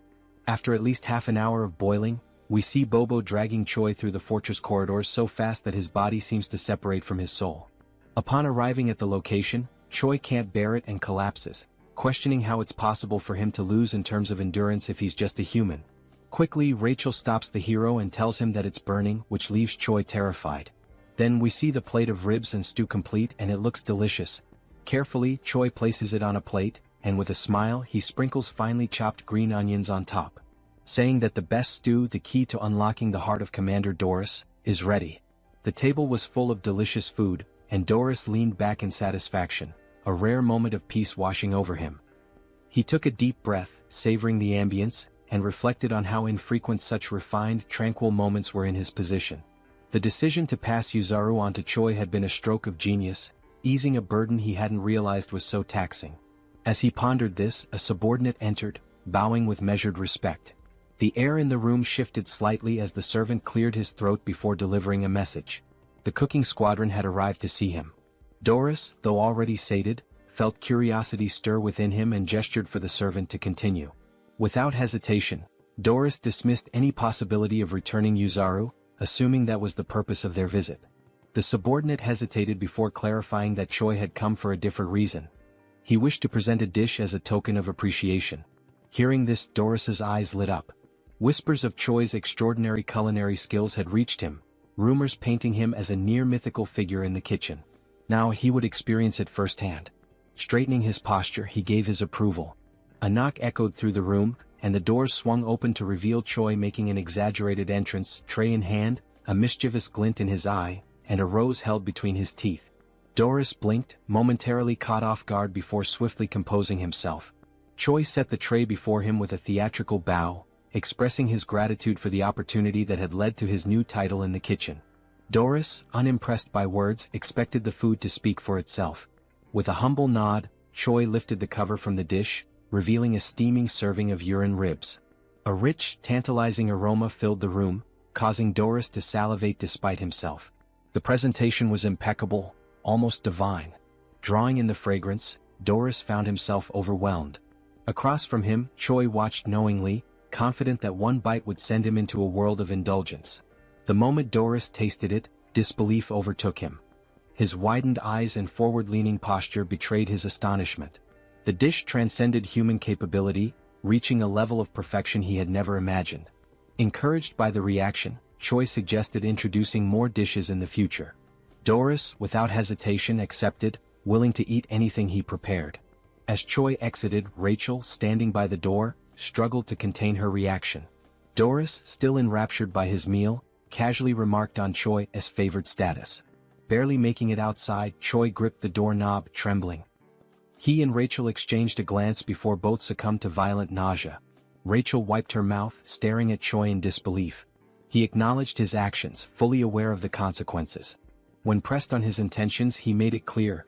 He would continue feeding Doris until the day came when he was nothing more than a pig fattened for slaughter. Meanwhile, inside the dining hall, Doris remained blissfully unaware, savoring each bite. A week passed. Doris sat before another grand meal, yet his appetite had noticeably waned. With a sigh, he idly prodded his food, burdened by looming concerns. An upcoming duel for the battalion commander position weighed on his mind. His growing influence had drawn unwanted attention, and failure meant forfeiting his title. Yet, he accepted the stakes with a sense of dignity. Choi, realizing that a week of careful planning had failed to consider external threats, forced a smile and assured Doris of his impending victory after he invited him to watch the duel. The next day at the Grand Training Grounds, Rachel attempted to lift Choi's spirits with sarcasm. Choi, unimpressed, remained convinced that Doris stood no chance after everything he had been fed. Roger, the Demon King's 3rd Army Corps Regiment commander, initiated the duel. The challenger, a humanoid figure with a horned skull, stepped forward. Opposite him, Doris ascended the stairs, panting from the effort. Yet, upon spotting Choi, a smirk surfaced on his lips. Roger signaled the start. Doris barely reacted at first, his enthusiasm lacking, until the moment arrived. In a single motion, he seized his opponent's weapon. A shockwave erupted, forcing the audience to recoil from the impact. As the dust settled, the challenger lay motionless. Roger, stunned, acknowledged Doris's overwhelming dominance and ended the match. Spectators dispersed, leaving Choi to contemplate his next move. That night, at Bobo's house, Choi analyzed the monster distribution map he had drawn. Rachel, peering over his shoulder, questioned his intentions. The plan was simple: pit monsters against each other, letting one enemy take out another. Rachel, after grasping the concept, understood the brilliance behind it. 3 days later, deep in the forest, Rachel groaned from exhaustion after memorizing endless monster entries. Choi had offered to divide the work, but she had refused, now regretting it.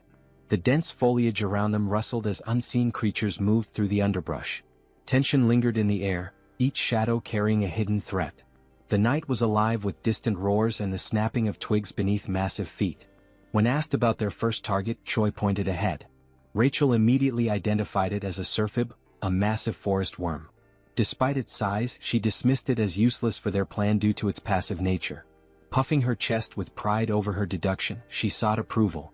Choi, unimpressed, remarked that even a fool could be useful. A soldier approached and inquired about their next hunting location. Choi told him to wait before asking Rachel about dragon-like monsters with steel-like scales. She replied that several types fit that description and that she would need to see it directly to identify it. This meant they had no choice but to face the creature head-on. Choi then announced to the cooking squadron that they would be sweeping the area clean. There was no need for captures. Everyone was free to kill to their heart's content. He even gave them permission to eat their prey immediately. The soldiers were ecstatic. They felt that their commander had finally come to his senses, celebrating the opportunity to eat their fill. They cut down monsters relentlessly, harvesting their meat until the supply piled up. Choi observed the results of their efforts but noted that the true owner of the territory had yet to reveal itself. He began to worry that their efforts had been in vain. Deciding to halt the operation, he ordered everyone to put away their weapons. The platoon commander ensured that his orders were followed. However, just as they began to settle, An unexpected sound caught Choi's attention. He immediately sensed that something had arrived. Birds scattered into the sky as a monstrous presence made itself known. A dragon's eye glared down at them from above. The creature, Nidrak, was a beast of immeasurable combat power. The soldiers panicked at the sight of the dragon and scattered in fear. In response, Nidrak set the area ablaze. Choi, however, was pleased. With a monster of this caliber, he now had a weapon strong enough to defeat Doris.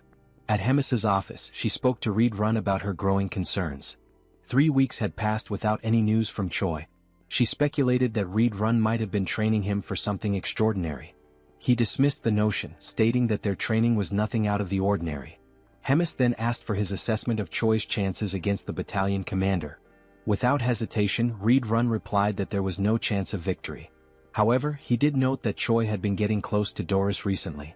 This information caught Hemis off guard. She recalled how Choi had once claimed he would defeat the battalion commander, yet he seemed to be growing closer to him instead. This contradiction left her curious about his true intentions. At Doris's office, he continued eating, enjoying the grilled meat prepared by Choi. He thanked him for the meal. Choi, letting out a sigh, caught Doris's attention. Sensing something was wrong, Doris questioned him about it. Choi, putting on a pitiful act, claimed that there was a serious problem within the squadron. He hinted that this could be the last time he would be able to treat Doris to a meal. Alarmed by this statement, Doris pressed him for details. Choi then explained that the corps commander had requested a special type of monster meat, but the creature was far too powerful to handle. Choi continued his deception, reinforcing the illusion that their squadron was struggling to subdue a formidable monster. He named the creature Marbling, a name unfamiliar to Doris, who had only heard rumors of numerous injuries among the cooks. Choi reassured him of the monster's existence, emphasizing the danger it posed and the futility of sending more ordinary soldiers. Instead, he suggested that someone of Doris's strength could handle it effortlessly, promising that such a feat would not go unnoticed by the corps commander. The thought of recognition from Hemis stirred something in Doris. He imagined her regarding him fondly, her words lifting him from the status of a mere glutton to something more. The fantasy left him flustered. Choi, capitalizing on this reaction, assured him that he would relay his accomplishments personally, strengthening the illusion of camaraderie. Though Doris feigned reluctance, he ultimately agreed to help, seeing Choi as a friend. Choi expressed gratitude, but beneath his polite demeanor, his expression twisted into a sinister grin. The following day, the operation was set in motion.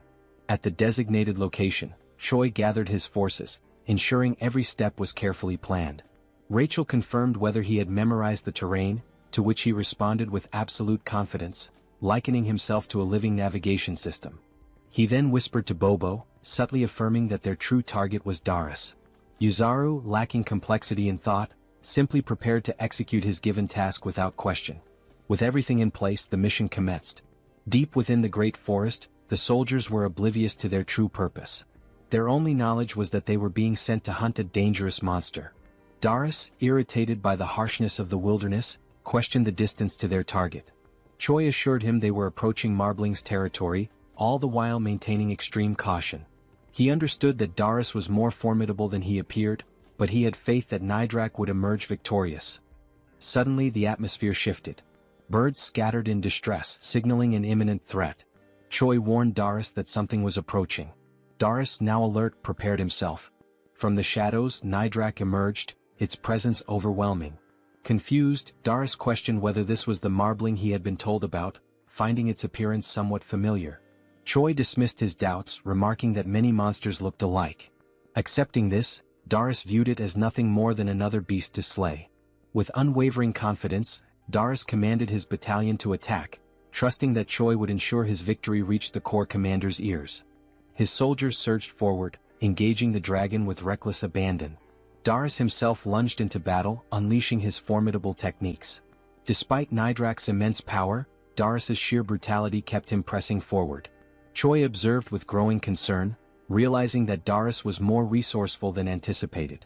Instead of facing Nidrak directly, he used his soldiers as fodder, sacrificing them to create openings for his own attacks. Choi had intended for the battle to overwhelm Doris, but the demon's methodical approach threatened to undo his plan. Before Doris could land a decisive blow, a panicked soldier interrupted, reporting the arrival of another creature. Choi's expression darkened. He had miscalculated, This territory belonged to Nidrak alone. The presence of an additional monster disrupted his scheme. Retreat was immediately ordered, but before they could escape, a massive worm-like creature emerged. It was a Surfib, an entity Choi had initially dismissed due to its supposed non-aggressive nature. However, perceiving the ongoing battle as a territorial dispute, the Surfib prepared to fight. Darius quickly called for a full withdrawal, but Rachel realized that allowing him to escape would jeopardize everything. Choi knew he had no other choice. With a swift, decisive motion, he launched an attack. Using the read-run combat style's first form, he struck Darius, ensuring he had no time to process what had happened. His voice rang out, demanding that the retreat be cancelled. He called upon the demons to stand their ground, invoking their pride and courage. The chaos intensified as the battlefield descended into further disarray. Amidst it all, Darius registered the pain and the deafening roar of battle around him. Darius felt a surge of rage as he questioned whether he was being betrayed by a mere primitive human. Consumed by anger, he called out Choi's name, determined to risk everything to confront him. Activating his skill, Full Bloom, he unleashed a devastating attack. Choi, unaware of what was happening, found himself with no escape.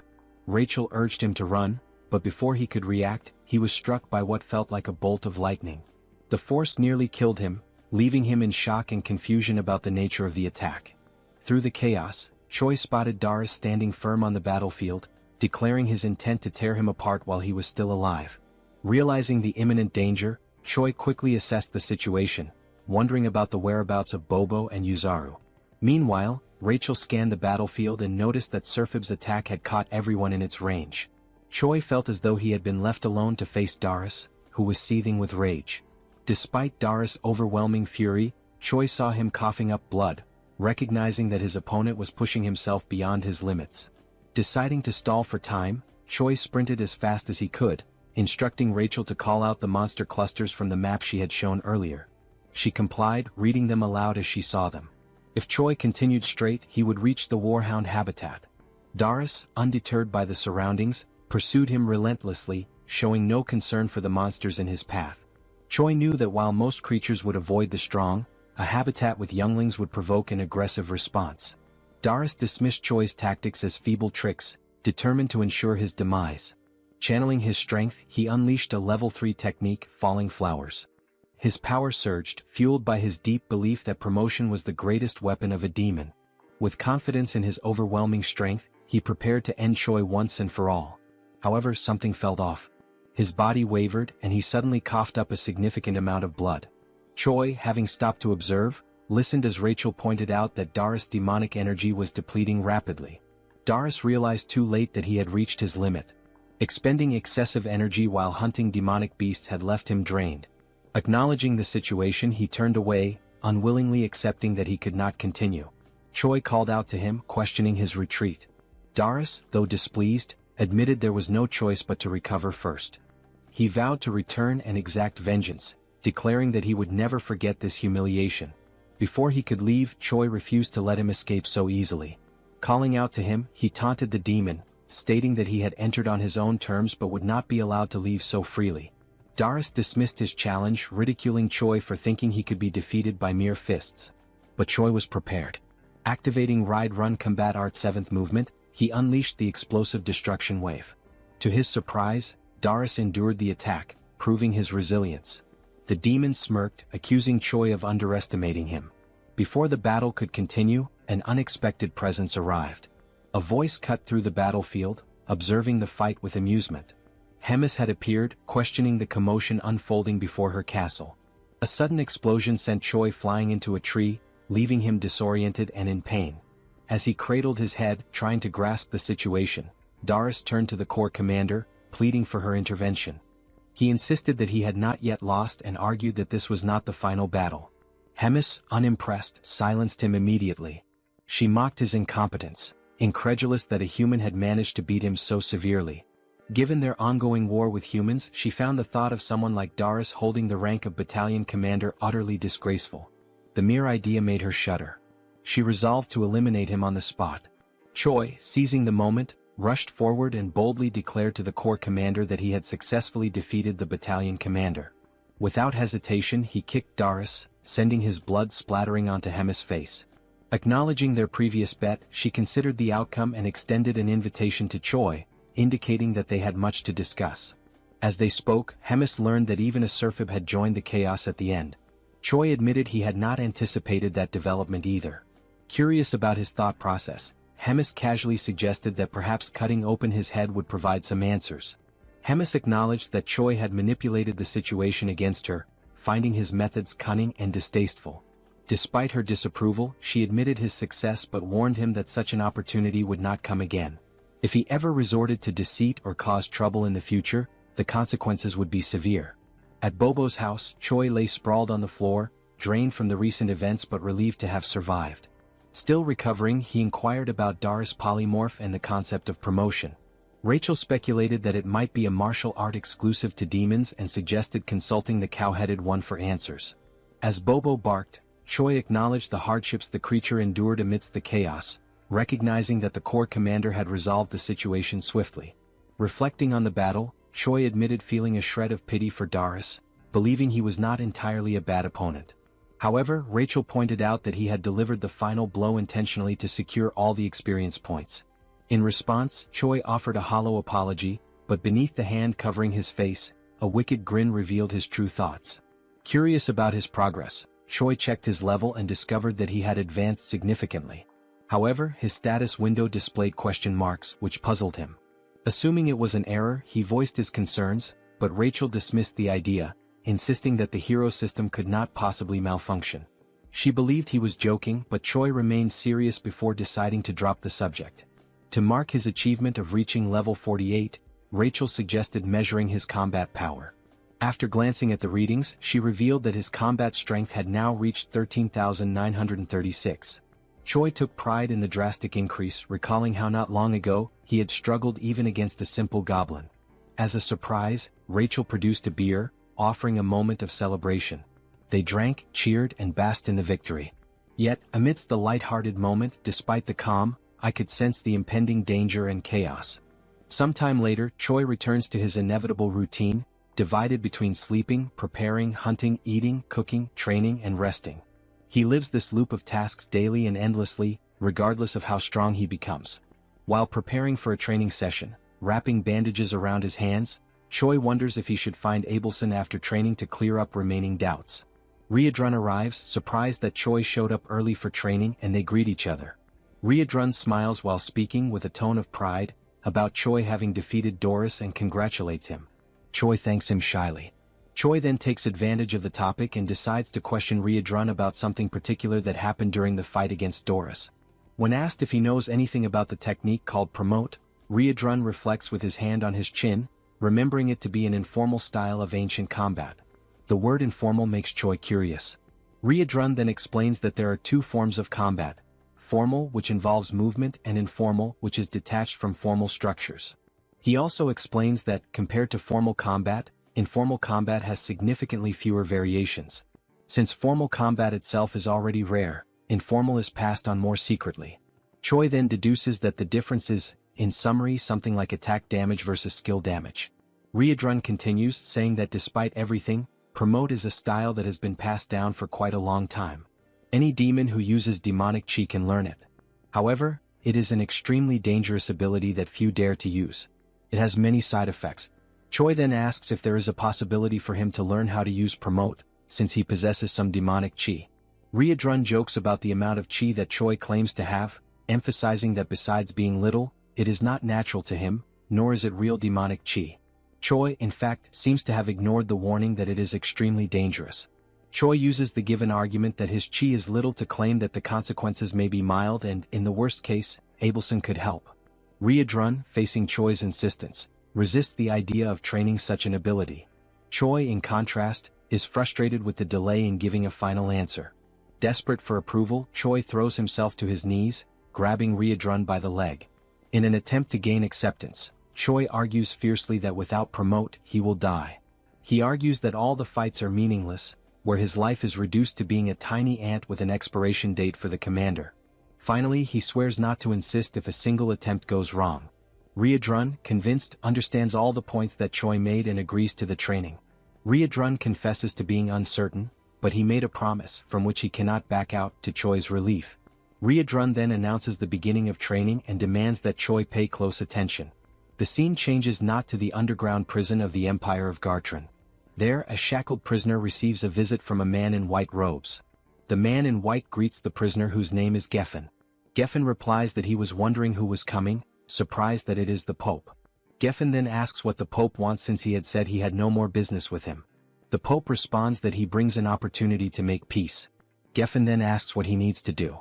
The Pope, with a malicious look, responds that the mission is to eliminate Abelson. Geffen is surprised by the mission, asking why not a rescue and why the orders suddenly changed. He also asks what the church will gain if the goddess dies. The Pope responds with irony that it is not something Geffen needs to know. Geffen shows concern as there is a glutton there. The Pope reassures Geffen. He replies that he will place 4 warriors with him and that the glutton will be out for a while.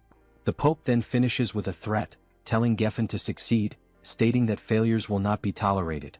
Back at the training field, Choi agonizes as a red energy emanates from his body and foam comes out of his mouth. Abelson is beside him, worried, asking Choi to try to control himself. Riadrun just watches without reacting. Meanwhile, Abelson scolds them for practicing demonic combat techniques, saying it's a madness considering that Choi is human. Riadrun argues that at every moment Choi claimed to be fine, and after so much time training there shouldn't be much demonic QI left. Abelson, enraged, disregards Riadrun's words and retorts, asking if they are healers. There's no way they could determine that Choi was fine since they're not specialists in that. Abelson explains that she had controlled and sealed Choi's demonic QI, but during the training it was undone as they thought they could handle it. Riadrun then asks what's going to happen to Choi, and Abelson replies that she won't be able to hold the situation as it is. She says it's too late to try to seal the demonic QI. Instead of sealing it, she decides to try to make Choi's body adapt to the energy flow. Abelson tries to compress the demonic QI and suppress it with divine energy to spread it out so that it stops being concentrated, and that way Choi's body can endure it. Riadrun is surprised by the idea and questions if it's really possible. Abelson shows that she's not completely sure because she's never done anything like it before, nor has she ever heard of another deity doing it. There's even a chance that the demonic QI will rebel against the divine power and get even more out of control. Nevertheless, she decides to insist on the idea even if it results in the worst. In the end, time is passing and there's no other choice but to try. Sometime later, Choi wakes up in his room startled. He tries to get up, wondering what must have happened, as if a lot of time had suddenly passed. Suddenly he is hit by Rachel and Bobo, who throw themselves on Choi, happy that he finally woke up. Rachel doesn't hide her joy as she fervently repeats that Choi finally woke up after 3 days. Choi is shocked by how long he slept, which leads Rachel to ask if he doesn't remember anything. Choi replies that he remembers trying to learn promote and tries to check if anything changed in his system window. Upon checking, Choi notices that something has changed. He finds a new status called demonic QI accompanied by question marks in the system window. While calmly checking it, he is interrupted by someone's arrival. Riadrun and the commander enter the room, and the commander jokes, saying she knew Choi would wake up. Choi tries to get up to greet the commander, staggering. However, the commander says he doesn't need to strain himself in his current state as he can barely get on his knees. The commander then points out that she heard from Riadrun that Choi was practicing the use of demonic QI. Choi gets nervous when questioned why he didn't tell them about it. The commander approaches Choi, evaluating his condition, knowing that the goddess was the one who healed him, stating that it was worth having been revered as a saint. After all, she did a good job. Choi gets confused by the mention of the saint. The commander turns to Choi, conjuring dark energy from her mouth, saying that the demonic QI training isn't over yet. This time, she herself will give a special help. After all, as Choi himself said, he is a little ant that belongs to her. The commander strikes Choi on the neck with her magic like a snake, biting him and instantly putting him into shock. Riadrun tries to ask what's happening. The commander responds that it's nothing to worry about Choi, he will just need to rest a bit more. Choi watches them leaving for a meeting with the Demon King in his last conscious seconds. Days later, at Bobo's house, the saint finishes another day of healing Choi's body. Abelson has been treating Choi since the day of the incident during training. After she finishes, Choi thanks her for always helping, and internally, he's grateful for the chance to see her every day. Abelson mentions there's no need for thanks, since it was Choi's willpower that helped stabilize the crisis. She also murmurs that thanks aren't necessary because he is her hope. Choi doesn't understand Abelson's murmur and asks her to repeat it. She ignores the request and says goodbye, saying she's done everything she had to for the day. Choi is left confused, thinking about other times the saint said things he couldn't understand, and how many strange things are happening in this world. leaving many questions. The only thing left for Choi is to wait for things to unfold. Later that night, Choi and Riadrun are together, with the hero receiving lessons on the theory of demonic chi manipulation. Riadrun, however, warns Choi not to overdo it. Choi says he's fine, as it's already been 3 days since he woke up and he'll be okay as long as he doesn't use that type of magic again. Riadrun then recalls that it's been exactly 3 days since the commander left. As Choi continues talking, Riadrun gets lost in his thoughts. He reflects that even though the meeting is an annual and recurring event, this particular year feels like there's something strange involved. Choi notices Riadrun is distracted and calls his attention, prompting an apology from him. Choi mentions that Riadrun has been very busy in recent days.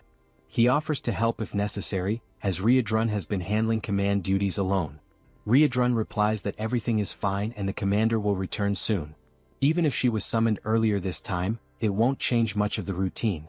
He ends by telling Choi to focus on himself, and Choi accepts it as an order. Riadrun observes that Choi is getting stronger over time. He also notes that now that he has demonic chi, his strength should develop even more. Choi will only need to remain stable in his current state to achieve tremendous results. As he watches Choi, Riadrun senses an unusual movement.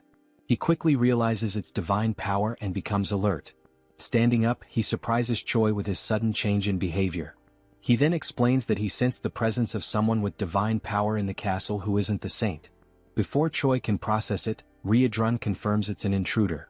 Riadrun then orders Choi to stay quiet while he goes to investigate the situation. The scene shifts to the castle's hallways, where 4 men in black cloaks are gathered. They discuss how entering the castle was relatively easy. One of the men comments that this ease came from the commander being away. Geffen, instead of responding, demands silence. He knows and warns that even without the commander, there's still an opponent they must be wary of. When Geffen mentions the name Red Nightmare, Riadrun appears in front of the group, demanding to know how they knew about Commander Hemis's absence. Realizing they're facing the one they feared, one of the men panics, confirming it is Red Nightmare, while Geffen tells the group not to lose composure as they assume battle positions. Geffen then assigns 2 of the men to go after Abelson, while the other stays with him to fight Riadrun. Realizing their goal is the saint, Riadrun becomes concerned because the room where she is confined is not far from their current location. Clenching his fists, he becomes frustrated, knowing that dealing with all 4 would be easy, but handling 2 while the other 2 escape is much more complicated. Suddenly, a voice echoes down the corridor. Choi appears, asking if everything is alright, anxious because Riadrun had left the room with such a serious expression. Riadrun scolds Choi, saying he was very clear when he ordered him to stay in the room. But internally he is grateful that Choi showed up. He then asked Choi to pay attention to a new command. Explaining that the intruders are after Abelson, Choi must reach her before they do and escape with her. Riadrun throws his necklace to Choi, who is confused about what to do with the accessory. Geffen charges at Riadrun before he could finish the instructions, and even so, while defending himself, Riadrun explains that the necklace will serve to convince high-ranking officers of the situation. Choi promptly follows his path at full speed. Geffen, irritated, orders his companion to go after Choi and stop him. Meanwhile, Riadrun finally decides to attack, making it clear that Abelson will not leave the castle without the commander's permission by anyone's hands. Riadrun activates his combat-style 7th movement, attacking Geffen with powerful strikes. He also launches a blow called Explosive Destruction Wave, his eyes glowing red with determination. Meanwhile, Choi runs as fast as he can to reach Abelson's room. As he runs, a mission window appears. The mission this time describes that evil men are trying to kill Abelson and Choi must protect her, and who knows, maybe after that a romance might arise with a reward of 1,000 points. Knowing that the humans are actually trying to kill the saint makes Choi anxious. Another detail in the message that confuses him is the large amount of points awarded if he manages to complete the mission. Upon arriving at Abelson's room, Choi urgently announces that they need to get out of there immediately because humans are attacking. Abelson is caught by surprise and does not understand what is happening, so Choi explains that it is an attack from the same people who attacked previously. Meanwhile, in the nearby corridors, Riadrun's troops delay the intruders' advance.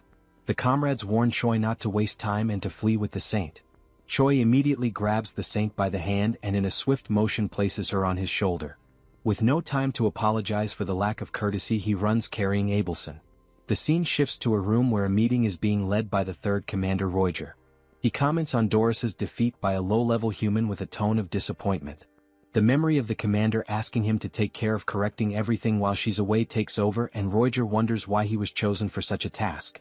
Focusing on the meeting, he decides to end it as there's nothing more to be discussed and asks everyone to follow the orders. Suddenly a goblin interrupts with an urgent report. He explains that Choi has arrived carrying Riedrun's necklace and Roger tries to understand the situation. The goblin then explains that other humans are attacking the castle trying to find Abelson. Roger receives the message and becomes irritated with such inconvenience. Moments later, Roger encounters Choi accompanied by Abelson in a corridor who intends to explain the situation in more detail. Choi then begins to tell that Riedrun detected divine power within the castle, and promptly went after the intruders who turned out to be humans seeking to put an end to Abelson. Roger does not believe that humans would attempt on the saint's life, and asks Choi to calm down, thinking it must be some mistake. In a brief moment, Roger senses something strange approaching, and before he can react, with only enough time to tell everyone there to protect themselves, a devastating attack hits the corridor windows, signaling the arrival of another enemy. Now, with no more doubt about the human's objective, Roger is stunned by the reality he is witnessing. Roger, seeing that the enemies are approaching the saint, casts a restriction spell to try to stop them. However, the distance is too great, being insufficient to stop both attackers. Choi decides to act, preparing to use the seventh movement of Riedrun's combat art. Before one of the enemies could reach Abelson, Choi hits him from behind with a powerful punch, knocking him out instantly. Choi shouts as he attacks, declaring that he will protect Abelson. Meanwhile, in Riedrun's battle, one of the invaders has already been defeated, while Geffen mocks the loss of his companion after having used him as a shield. Riedrun already expected Geffen to be a strong opponent, but even so, the level of Geffen's strength is surprising, equating to that of a commander. Besides strength, divine power and demonic IQ are natural enemies. Such points are essential to classify warriors like Geffen as heroes of humanity. Geffen laughs while belittling Riedrun, considering his struggle against the two invaders as proof that he is just another ordinary demon. Riedrun keeps his composure, questioning how someone with no chance of victory can be so arrogant. Geffen asks who could possibly stop him now that the commander is not present and Red Nightmare is not all it was believed to be. Confident in his strategy, Geffen only needs to keep Riedrun occupied while his comrades deal with the weaker henchmen. Riedrun takes on a more serious stance as the enemy has demonstrated deep knowledge of the castle's defense strategies. Determined to end the clash, Riedrun declares he no longer has time for talk and will finish this quickly. Geffen smiles and asks how Riedrun plans to end the fight quickly, considering their powers are incompatible.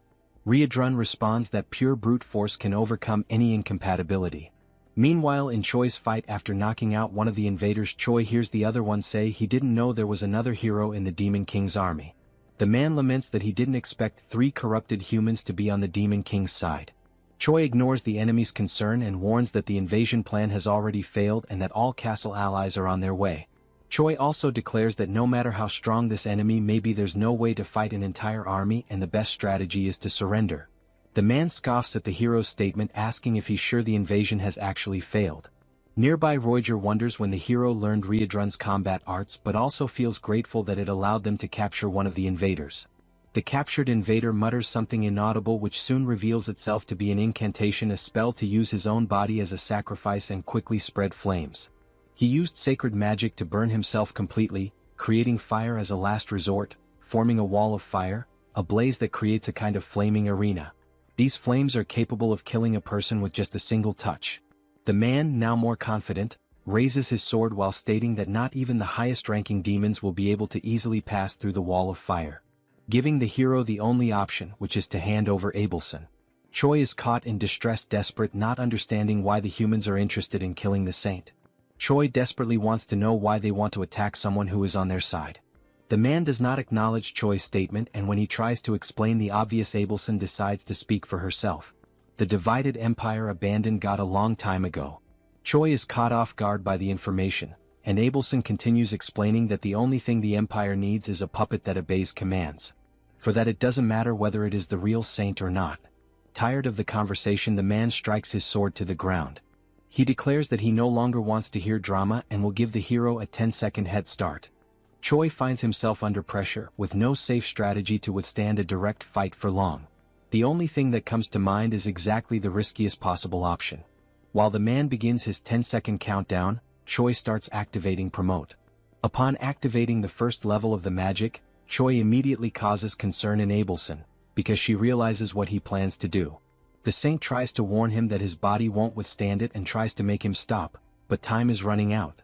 Nothing will be able to convince Choi because he already believes that everyone is going to die, so the only thing left is to fight with everything he has. Pushing the technique to its limit, reaching full stage 2, Choi still hasn't given up on evolving Promote.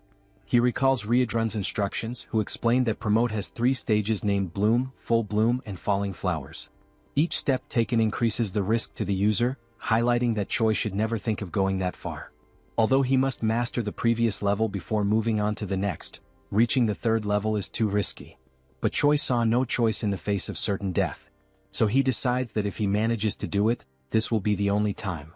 After 7 seconds, Choi finally reaches the peak. His heart feels like it's about to explode while his body screams for him to stop this madness. Rachel, desperate, cannot believe that even with the situation so dire, using Promote is the only solution. Choi, however, is completely focused, ignoring any contradiction. He has only one step left to take, which is to act. Because Promote has already reached level 3. With his body completely transformed, crimson eyes and dark aura, Choi asks Rachel to use her buff abilities. Time is up. The man is surprised to see a human using Promote, recognizing that Choi is not just anyone. Choi ignores the dialogue and announces the start of his offensive. He then dashes forward at high speed toward the man, who decides to defend against Choi's blows. He recognizes the level 3 of the ability, opting to defend because, being human, Choi will soon run out of stamina to keep attacking. Choi once again ignores the man's words, throwing even more punches against the sword. The enemy is confident that his victory will come simply by waiting, but Choi suddenly repels the sword with his fists, leaving the enemy disarmed and open to attacks. Before the invader could even react, Choi lands a precise, powerful punch right in the enemy's chest. The blow was enough to destabilize the man, who complains about the tricks Choi used. He watches as Choi prepares, astonished at a human who allowed himself to be corrupted by demon arts. Choi knows he's reaching the limit of what his body can endure from the technique, but he cannot fall, because he is the only barrier between the assassin and Abelson. Remembering that Promote, if pushed to the limit, can bring irreversible consequences, Choi finds a reason to go even further. There's a beautiful woman crying in front of him, and that is unacceptable. Dying for her to stop crying is undoubtedly a good deal. Now, with his body doomed to perish, Choi's only option is to move forward, surpassing all limits. There is no turning back. Choi decides to give his all to protect Abelson. The saint, witnessing Choi's unshakable will in his pursuit to neutralize the threat, reflects on the danger of using holy power on Choi, who is taken over by demonic chi. That would cause Choi's body to explode immediately. All that remains is for Abelson to pray for him. Choi, determined, advances toward the enemy, activating his combat arts. The man realizes that Choi is stacking attack types and laughs, considering it self-mutilation. Choi ignores the enemy's provocation and charges a jump, attacking with his instant obliteration strike. The enemy keeps intimidating, saying Choi will regret it when facing death. As he delivers his blow, the enemy counters with his sword, declaring it was a very weak attack, but Choi continues charging a much more powerful strike. Not just one more blow but a combo of attacks. This time there was no room for the invader to utter a single word. The overwhelming power of Choi's simultaneous strikes left him stunned. All that was left was to wait for the barrage of attacks to annihilate him. The violence of the strikes was so great that it destroyed part of the castle's structure, sending a massive beam of red energy into the sky. The enemy finally perished. Choi briefly observed the damage he had done to the invader before finally freeing himself from the Promote. Rachel immediately noticed that Choi had succumbed, while Abelson panicked and rushed to try and help. Before Choi collapsed unconscious, the saint held him, keeping him seated while checking the hero's shocking physical condition. Abelson noticed that Choi could barely breathe. She tried to talk to the hero to give him strength, but suddenly, a scream startled the saint. The defeated enemy stood up again, furious, declaring that Choi would become a threat to the Empire. The enemy managed to gather strength just to end Choi's life. But a massive hand grabbed his head, foiling his plans. Riedrun arrived on the scene, apologizing for the delay, and finally putting an end to the invader. The saint watched while caring for Choi as Riedrun wiped ketchup from the enemy's head. Riedrun quickly noticed that Choi had used, again breaking the promise, the arts they had trained. He then asked if the saint could take care of Choi, and she promptly replied that she would once again do her very best. Worried about how far the hero went to save her, Abelson prayed that he would not perish.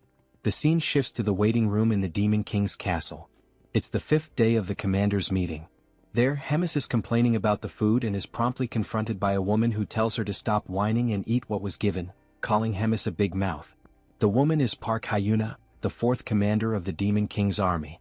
Hemis mocks Hyuna's affront, calling her disrespectful and pointing out that if it weren't for the non-aggression pact between commanders, Hyuna would have died many times already at Hemis's hands. Such a statement made the fourth commander very irritated.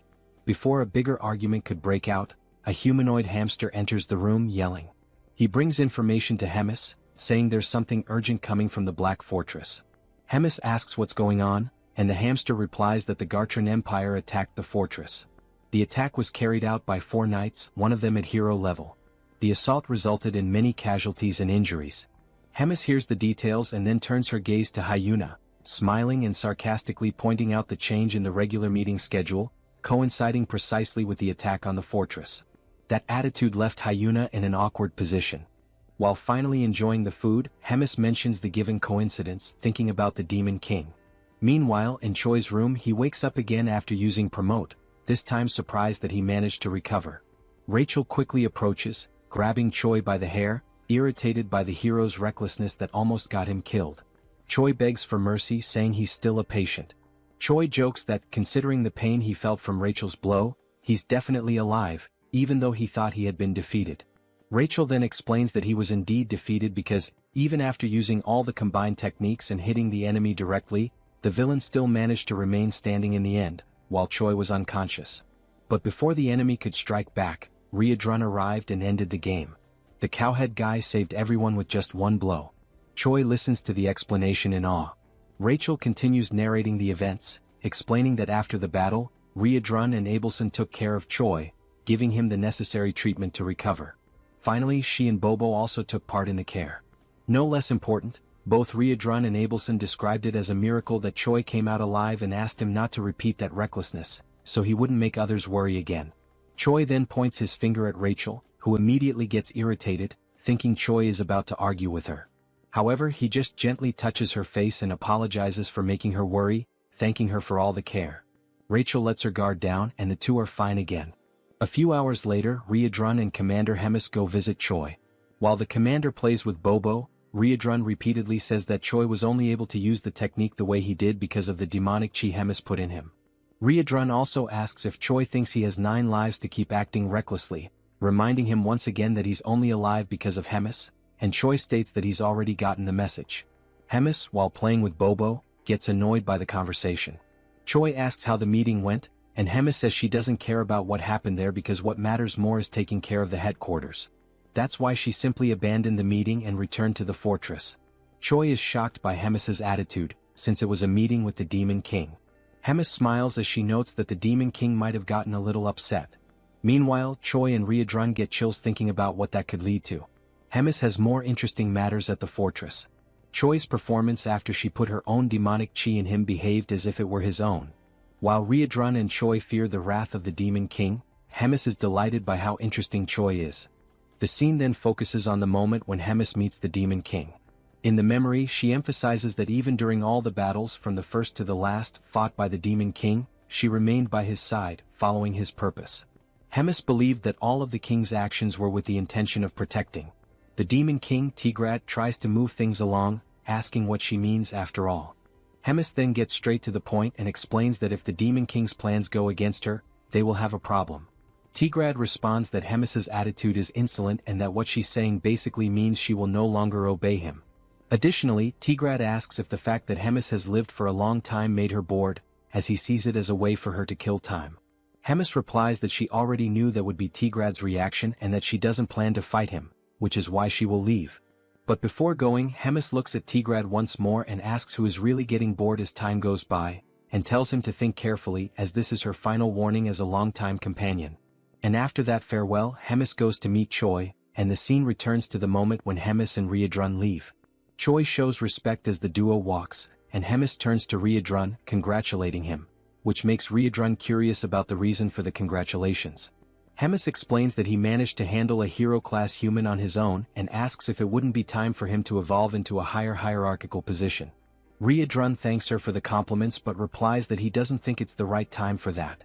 Hemis asks why not, and Riadrun promptly responds that he's still interested in training and following Choi's growth, and with that he also wants to learn more from Hemis's own teachings. That will be good for his personal growth. Hemis briefly smiles, and after a moment she decides to go straight to the point, confirming whether the castle turned into 3 chunks due to the human invasion. Riadrun confirms that yes, and he has no excuse for it. Hemis then says she thinks everyone has gotten lazy, as she didn't even arrive at the front lines. So she gets the idea to start a tournament to select a commander for the Third Army. The scene then cuts back to Choi, who is viewing his shop through the system. He notes that even after upgrading the hero shop to the intermediate level, he still has 950 points left, and it would be a waste to let them sit unused. He wonders if there's anything interesting he could buy. Rachel questions if, since he finished another quest and gained another 1,000 points, that was to be expected. Choi focuses on browsing the shop, excited that after evolving the shop level, there are way more things to explore, seeing all kinds of items and even cosmetics. When asked by Rachel if he's actually going to buy something, Choi reflects that even though there are countless options, all of them are very basic and don't even offer bonus stats, considering their high cost. Rachel agrees, pointing out that all those items could be destroyed like paper by Hydro. Taking another look at the shop, Choi notices that some accessories have different options, but they're hard to understand. So he decides to first upgrade his combat power gauge. Before proceeding, Choi notices something and asks what this item called Wrath and Magic Creation is. Rachel then explains that it's not an item, it's more related to something like a unique skill from the creation system, where Choi can, for example, turn his kick into a skill and then level it up. Even though they're the same kicks, they'll probably hit harder. Choi reflects on Rachel's words. After proceeding, deducting 500 hero points, the system begins the creation process, analyzing the hero's mana and physical movements for a period, with the duration of the analysis being manageable by Choi himself. The countless pieces of information leave Choi confused, and as soon as he understands how the system records movements, he becomes amazed by the skill. With that, he stands up and prepares to record his new skill. While the system records the movements, Choi chooses to start with his kick, performing the motion for the recording. Once it's finished, the system will generate the alteration, optimizing his physical balance and mana control. Choi simply watches as the system operates, and suddenly, a warning message catches him by surprise, while he thinks that his life is finally becoming a real Isekai story. The system's warning message comes with a failure during the creation process and a suggestion for Choi to perform the movement correctly. Choi then gets irritated, asking what the hell is going on, since he did exactly what the system asked him to do, not knowing why the hell it's not working. Rachel speculates that the system might not be recognizing Choi because he's a bug user, since he possesses demonic chi, clarifying that the hero's security system is the most secure in that world. Therefore, it's not Choi's fault that he wasn't able to use the skill the way he did. Choi, even more annoyed, grabs Rachel with his hands and shakes her violently up and down, leaving her desperate. While he explains that he's already pissed and her explanation made it worse, something catches his attention. A new hero quest has appeared, and even before reading it, Choi gets even more irritated by a new mission, having spent a bunch of points for nothing, demanding that the system return his points. In the mission, it informs that it's too early for him to despair over the points spent, stating that he can always earn more points and now it's time to forget the past and move on. The mission is precisely to create a new skill using his strength. Sometime later at Riadrun's training field, Choi begs his master once again on his knees to help him. Riadrun confirms Choi's request, saying that he needs help to develop his personalized wrath, and Choi confirms it. Riadrun takes a moment to analyze, then responds to Choi saying he'll help him. Choi, with teary eyes, is left speechless by the answer, and Riadrun adds that he was already planning on giving Choi some training anyway. Riadrun turns and informs that the training has just begun, and Choi promptly follows him. Moments later, the two are sitting in a moment of concentration, marking the beginning of that training. The session continues with more strikes and some physical exercises, which may be the ones that leave Choi quite exhausted. At the end, Riadrun and the Saint observe Choi resting in his room again, with some bandages and his feet positioned in a bizarre way. Marking day 1, Choi smiles, grateful for having completed the day, and after getting up to pull himself together, he checks the system window informing that he completed a mission. Choi's combat power increases, and he then reflects on having managed to create his personalized wrath. It's a modified version of Riadrun's martial arts style, and the name Choi gives to this new style will be Nobilis. On the day of the tournament, the host greets everyone, introducing himself as Jark, explaining that this time's event will be to select 1 company commander and 13 battalion commanders. The host also states that the number of expected tournament participants exceeds 1,000.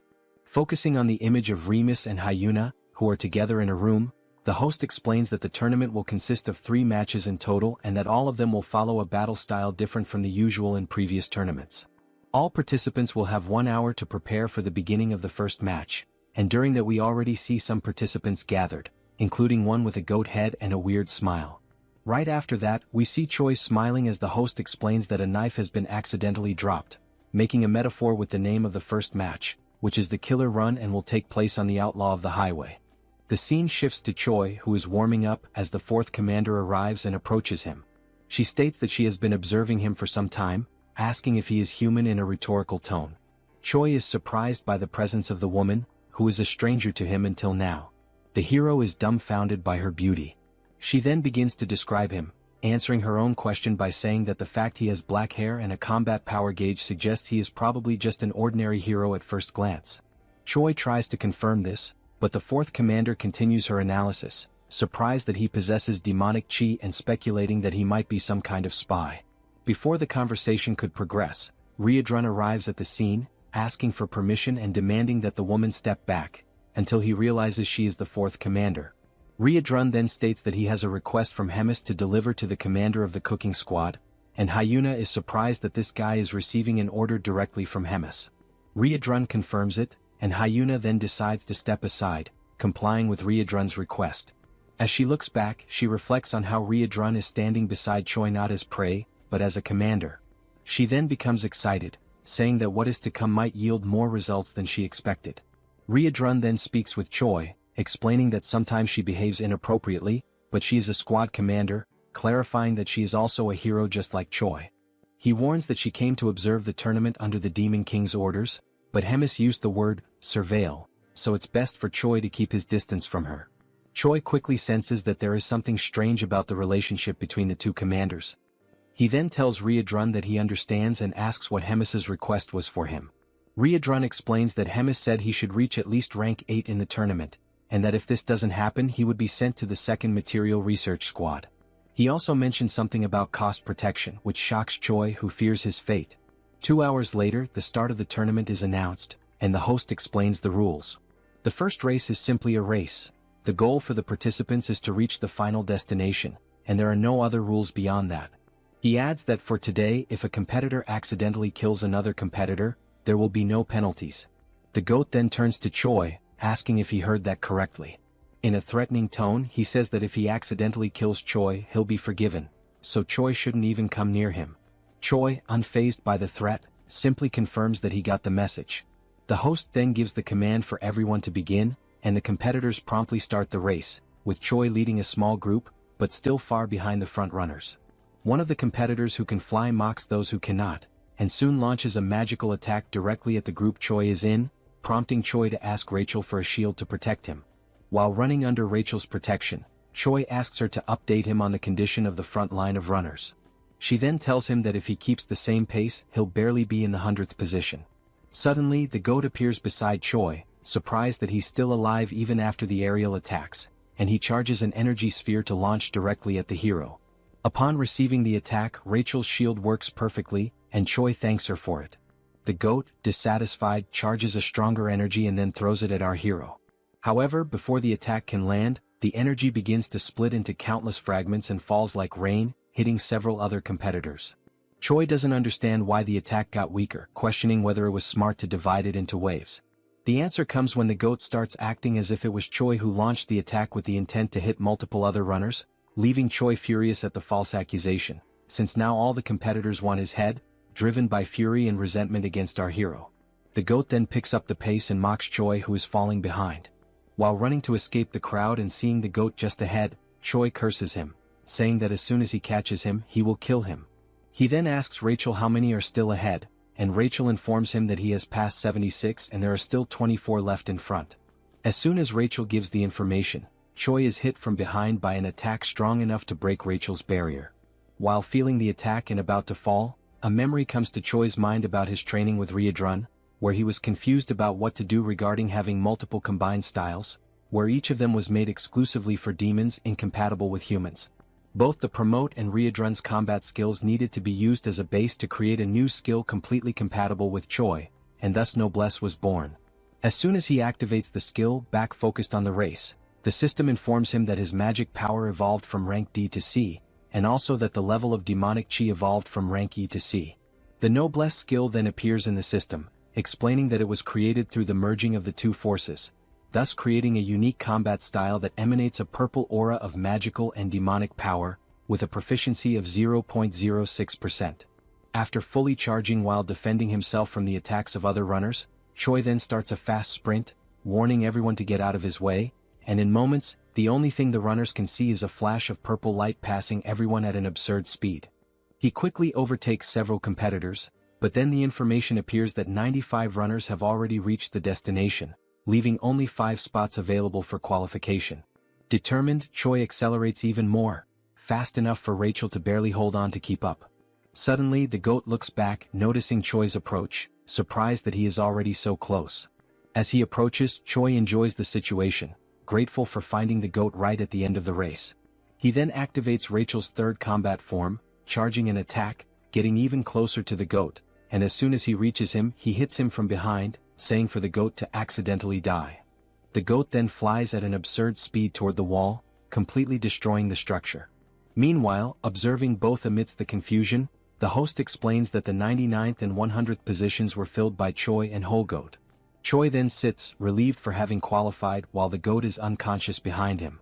Choi gives thanks and the goat quickly gets up, enraged, cursing Choi and threatening him with death. But before anything could happen, the host intervenes, saying that the race is over. He then explains that the 100 people who passed the first round will have the second stage in 3 days, and everyone else is dismissed. Meanwhile, that night, in a forest near the Dark Fortress, Hemis and Park Hyuna are in a forest location, and the fourth commander asks Hemis if she is really going to release a certain thing inside the tournament. Without answering, Hemis only focuses on what is ahead, greeting Modem, saying how long it has been since they last saw each other. The creature, emanating a red aura, explains that indeed it has been a long time, exactly 97 years, 3 months and 11 days, and asks what can be done for Hemis. The creature is Modem, Hemis's familiar, with a strength of 198,532. Hemis then explains that what Modem needs to do is capture all the participants' flags. Modem confirms he understands, and then Hemis asks him not to be reckless with the task, because if there is a decent participant, Modem needs to go easy on him. Hyuna, hearing this, says that the big mouth is getting too soft. Hemis questions why she is being seen as soft by the fourth commander, and then asks if she knows why demons are losing to humans. Before receiving any kind of answer, Hemis justifies the question by answering it herself, saying that demons are fighting too fairly. They try to solve everything through brute force, and if they lose in strength they do not retreat, and in the end they end up dying. And this is accepted very simply. But unlike demons, if humans are at a disadvantage, they avoid the fight and manage to return later with schemes to unbalance the battlefield. And that is why the Demon King's army keeps losing to weak humans, ending the explanation with a finger pointed at Hyuna's face, who is perplexed by the situation. To break the tension of the moment, Hemis adds that the fourth commander needs to study a bit more, leaving Hyuna irritated by the provocation. Next, the rules for the next phase of the tournament are explained, detailing that groups of 4 people will be formed randomly and each group starts with 2 flags. After 48 hours, the teams with the most flags will be classified for the next round, with a limit of 10 spots. Those teams that do not have any flags will be disqualified, regardless of their position. Hearing the explanations and after the groups are formed, the goat is happy with the composition of his team because they are using Choi as bait to attract other participants and collect their flags. Choi is also somewhat content with the strategy, saying that it is brilliant, but deep down he is wondering what kind of bad luck made him end up on the same team as the goat. But in the background, with no expressions, are the other team members, one being a hawk and the other looking like Arbok. The 4 of them make up Team 9. The goat, still excited with the results, declares that they just need to wait because with the number of flags they currently have, they are practically already classified. But Choi watches him, reflecting on how annoying the goat is. It is then shown that Choi's team is in 4th position with 4 flags, but that was not the current position just moments ago. The ranking rose abruptly, and once again the team's position rises to 3rd place without them having done anything. Seeing this, everyone is surprised, wondering what is happening. Suddenly, a steel foot approaches the group, and Choi hears the sound of metal, making him look back and notice the presence of Moten with his extreme strength and intimidating presence. The goat notices, upon seeing several flags on Moten's back, that he is probably the cause of the mess in the ranking. The goat then smiles, wondering if he is a golden goblin, and then recklessly rushes toward the stranger, causing Choi to try to stop him, saying he shouldn't try to fight him.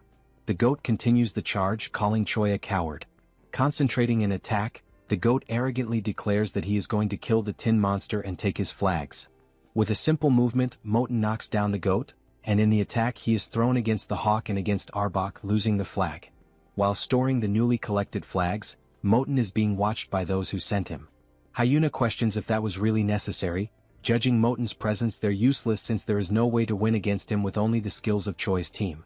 Hemis remains silent, just watching while the time for the end of the test runs out, and it is shown that Choi's team is now in position number 25. Later, with only 1 minute left until the end of the test, Choi already has a plan declared and asks everyone to move according to the signal, especially the goat head. They have just encountered Moten again, who, after the previous attack, had moved to collect other flags. And as soon as he notices their approach, Moten realizes they are going to try some kind of new primitive attack. Choi then orders the goat to attack, and he promptly begins channeling his magical energy, irritated by being commanded by a human. As soon as the energy hits the area where Moten is, he remains standing intact, surrounded by flames and lots of dust. Choi then gives the turn to the hawk, who is already at high altitude and ready. He begins his charge, descending toward Moten at very high speed.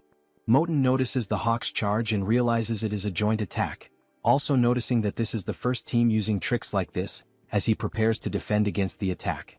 As the falcon approaches Moten, he is met with the defense of the tin monster and has his neck restrained, causing the attack to halt, leaving only the strong wind that accompanied him, which brings a certain comfort to Moten, who declares that the wind is refreshing. But he quickly notices that Choi is advancing and states that all members of the team attack in a very simple and slow way, mocking how pathetically weak the demonic chi in Choi is.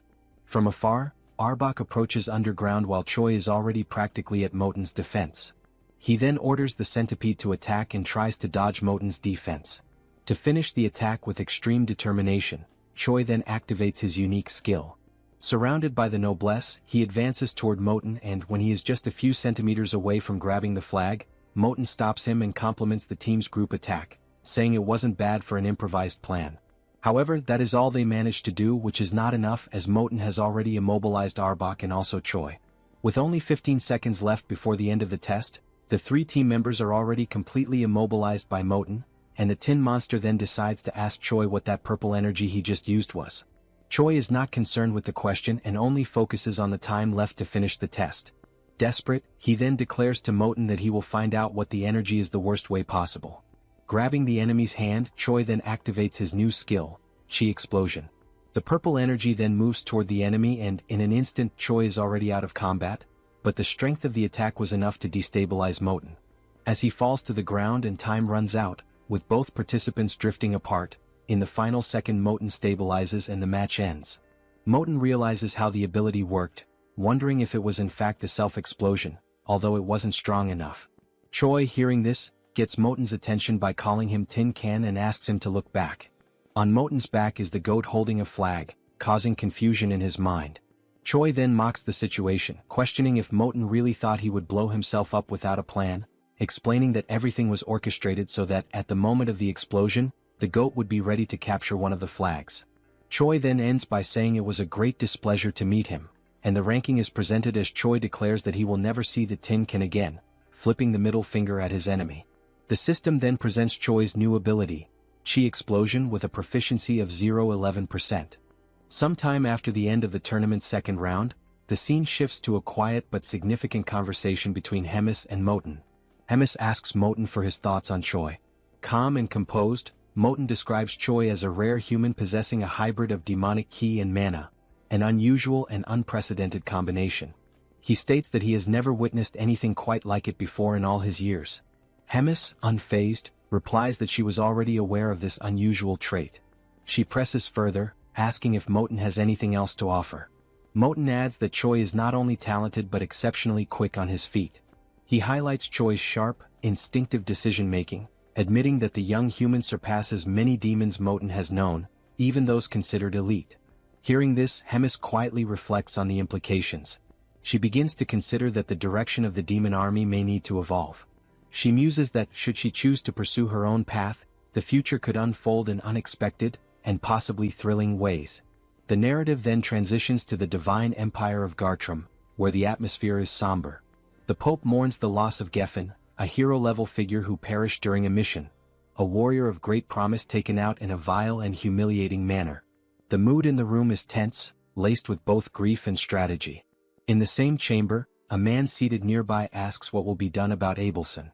The Pope pauses in silence before coldly announcing that, despite her popularity, Abelson is merely the princess of a small, insignificant kingdom.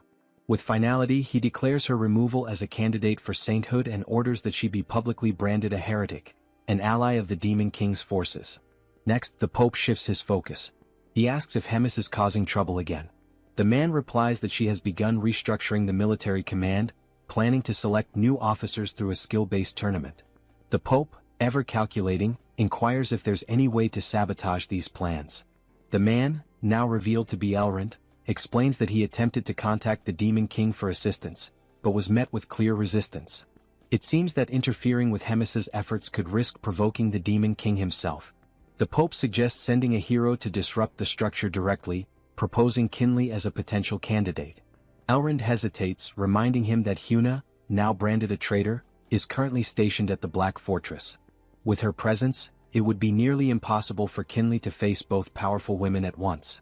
The Pope, ever perceptive, deduces that Huna's position at the fortress may suggest the Demon King is not entirely aligned with Hemis. Elrond momentarily considers canceling the sabotage plan, but the Pope raises a hand to interrupt. He asserts that the empires of Gartrum and Drasen have always thrived by embracing conflict. Their power comes from waging holy war against the evil of the demons.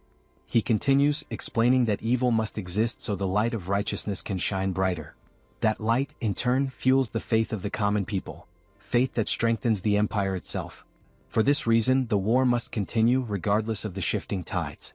One of their strategies, the Pope reveals, has been feigning cooperation with the Demon King to subtly control the war's direction. However, if demons continue to evolve at this pace, they may soon grow beyond the Empire's control.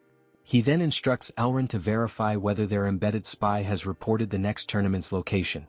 Elrond checks his notes and opens a map, revealing that the next match will take place in Inamazet, a remote, forested region notorious for its dangerous beasts.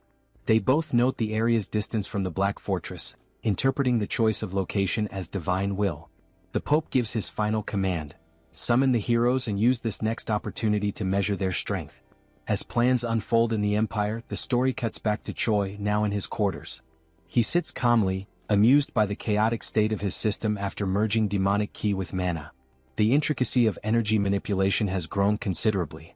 Rachel, watching him with a mix of awe and curiosity, quietly reflects that not long ago, Choi had only one ability, a skill he mastered thanks to Hydrun's relentless training. Choi focuses on the fact that Hydrun's combat style variations have now been officially registered in his skill window, with both Noblesse and Magic Explosion recorded as distinct entries. This brings the total number of unique skills in Choi's panel to 5, a significant milestone. Rachel, observing the update, asks if his leadership ranking has increased as well, noting that the new effects added to his abilities are extremely useful. She remarks on how rapidly he's advancing through the executive path within the Demon King's army, clearly impressed. While browsing through his system, Choi wonders aloud if there might be any items available that could further boost his stats. Suddenly, a voice interrupts, bluntly declaring that nothing will help him at his current level and insisting that he needs to wake up from this dream. The voice, cold and sharp, belongs to none other than Hyuna, who appears unexpectedly, startling the hero. Choi reacts instinctively, crawling backward in alarm when he realizes that the surprise visitor is none other than the fourth commander. Annoyed by his panicked scrambling, Hyuna tells him to shut up and demands that he state how many hero points he earned. Choi quickly answers that he accumulated 1,300 points. She follows up by asking about his shop's rank, and he replies that it's currently at the intermediate level. Hyuna scoffs at his progress, calling it utterly pathetic, even going so far as to label it garbage. Seeing a rare opportunity to learn, Choi timidly asks what Hyuna bought when she was at the same level, practically begging for a veteran's advice. Amused, Hyuna laughs, clearly aware that he's trying to squeeze information from someone far more experienced. She agrees to give him a tip, but only under the condition that he answer every single question she asks. Choi eagerly accepts the deal without hesitation. Hyuna then advises him that, since he already has an aura, the next step is to upgrade his shop level and purchase a dimensional pocket, a valuable inventory-like item that offers excellent utility for its cost. Choi ponders the usefulness of such an item and wonders if it will show up in the next round of shop offerings. Hyuna confirms with a nod but immediately shifts gears, announcing it's now her turn to ask questions. Her first, is Choi really a hero? He responds vaguely that, somehow yes he is. Her second, why on earth is he serving in the demon army? Again he answers that he somehow ended up there. Her third question, how can he use both demonic ki and mana simultaneously? Choi gives the same kind of answer, it just happened. Frustrated by the lack of clarity, Hyuna sarcastically sums up his story. He's somehow a hero who somehow ended up in the demon army, and somehow can use both demonic ki and mana. Choi simply nods in full agreement. Furious at his nonchalant attitude, Hyuna delivers a brutal kick to his face, launching him across the room. Dazed and annoyed, Choi retorts that Hyuna herself is also part of the demon army. The scene then shifts to some time later, with Choi lying face down and submissive, pinned under Hyuna's legs as she casually rests on top of him. When she calls out, he responds instantly. Hyuna asks if he wants to transfer to the 4th Army and become her direct subordinate, offering to train him personally. Choi, still in pain, politely declines, thanking her nonetheless. Her mood sours again and she increases the pressure on his back, making him groan. As he struggles, she demands to know why he insists on staying. Choi, gasping through the pain, replies that his main reason is simple. If he tries to leave, Hemis might actually kill him. Hyuna then asks what Choi's next point is, whether he has any goal beyond simply staying alive to avoid being killed by Hemis. Choi, without hesitation, replies that his next grand ambition is to marry a rich blonde noblewoman and become the proud father of 5 children. The absurd honesty and randomness of the statement catches Hyuna completely off guard. She freezes for a moment before abruptly getting off of him, visibly shaken by what she just heard. With a dismissive wave, she mutters that it would be better for them both to forget the entire conversation ever happened. Trying to compose herself, Hyuna then tells Choi that he's free to pursue whatever strange dream he wants and admits, albeit begrudgingly, that he's probably right about one thing. Hemis would never let him walk away so easily. With those words, she turns to leave, tossing over her shoulder that he should take the time to rest while he still can. As her footsteps fade into the distance, Choi lies there in silence, staring up at the ceiling and reflects inwardly. He acknowledges that beyond his fear of Hemis or his ridiculous personal goals, there's another reason he chooses to stay. His growth, as a person, a fighter, and perhaps even as a hero, is inseparably tied to this unpredictable, chaotic life within the Demon King's army. And to his own surprise, that thought doesn't scare him. In fact, it makes him genuinely happy. Sometime later, the day of the 3rd round of the tournament finally arrives. The mood in the air is tense with anticipation. Choi begins his preparations with focused determination, checking over his gear and gathering what little he needs. Before heading out, with a smile, he asks Bobo to guard the house while they're gone and promises confidently that he'll return victorious, carrying the first-place prize. Bobo barks once, tail wagging as if offering his blessing. As Choi and Rachel prepare to leave, Rachel brings up the route to Animosity, asking if they plan to pass through Lee Dongjin before arriving at the arena. Choi confirms with a nod, double-checking the map one last time. With everything set, the two step through the door, the energy between them buzzing with excitement. Their hearts are set on victory, their minds sharp and ready. With unwavering resolve, they march forward, determined to bring home the top prize and carve their names into the next chapter of the tournament's history.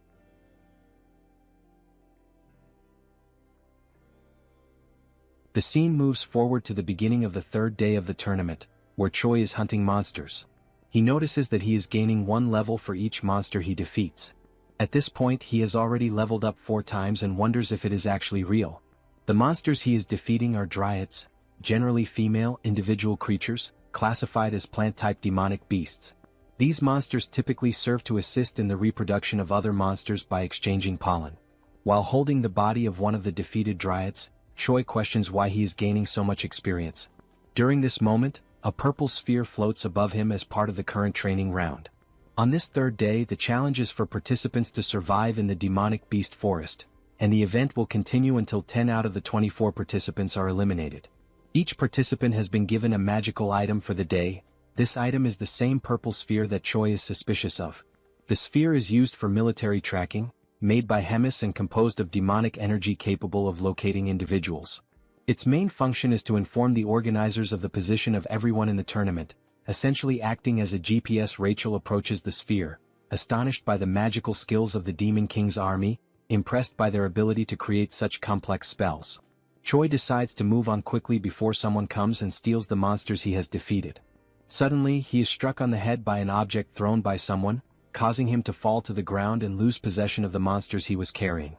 The attacker expresses joy at finding him and Choi tries to recover from the hit. The attacker is revealed to be the goat, who is now furious and determined to defeat Choi once and for all. Meanwhile, elsewhere, the tournament host seems bored, finding the task of overseeing the event annoying. He questions why he is always assigned to jobs he compares to guarding a doghouse door, while other guards assist in watching the portal to Inamazet. One of the guards tries to motivate the host, saying he shouldn't talk like that because guarding the portal is important. It is the only one connected to the main gate, and if it breaks, something bad could happen. The host agrees but insists that it is unlikely anyone would show up in such a remote location. Far away, a presence appears, and the portal guardian quickly senses strange creatures. He channels his energy to scan them and identifies a group of humans, guessing they might be monster hunters. However, he chooses to ignore the potential threat since he doesn't sense any special magic from them.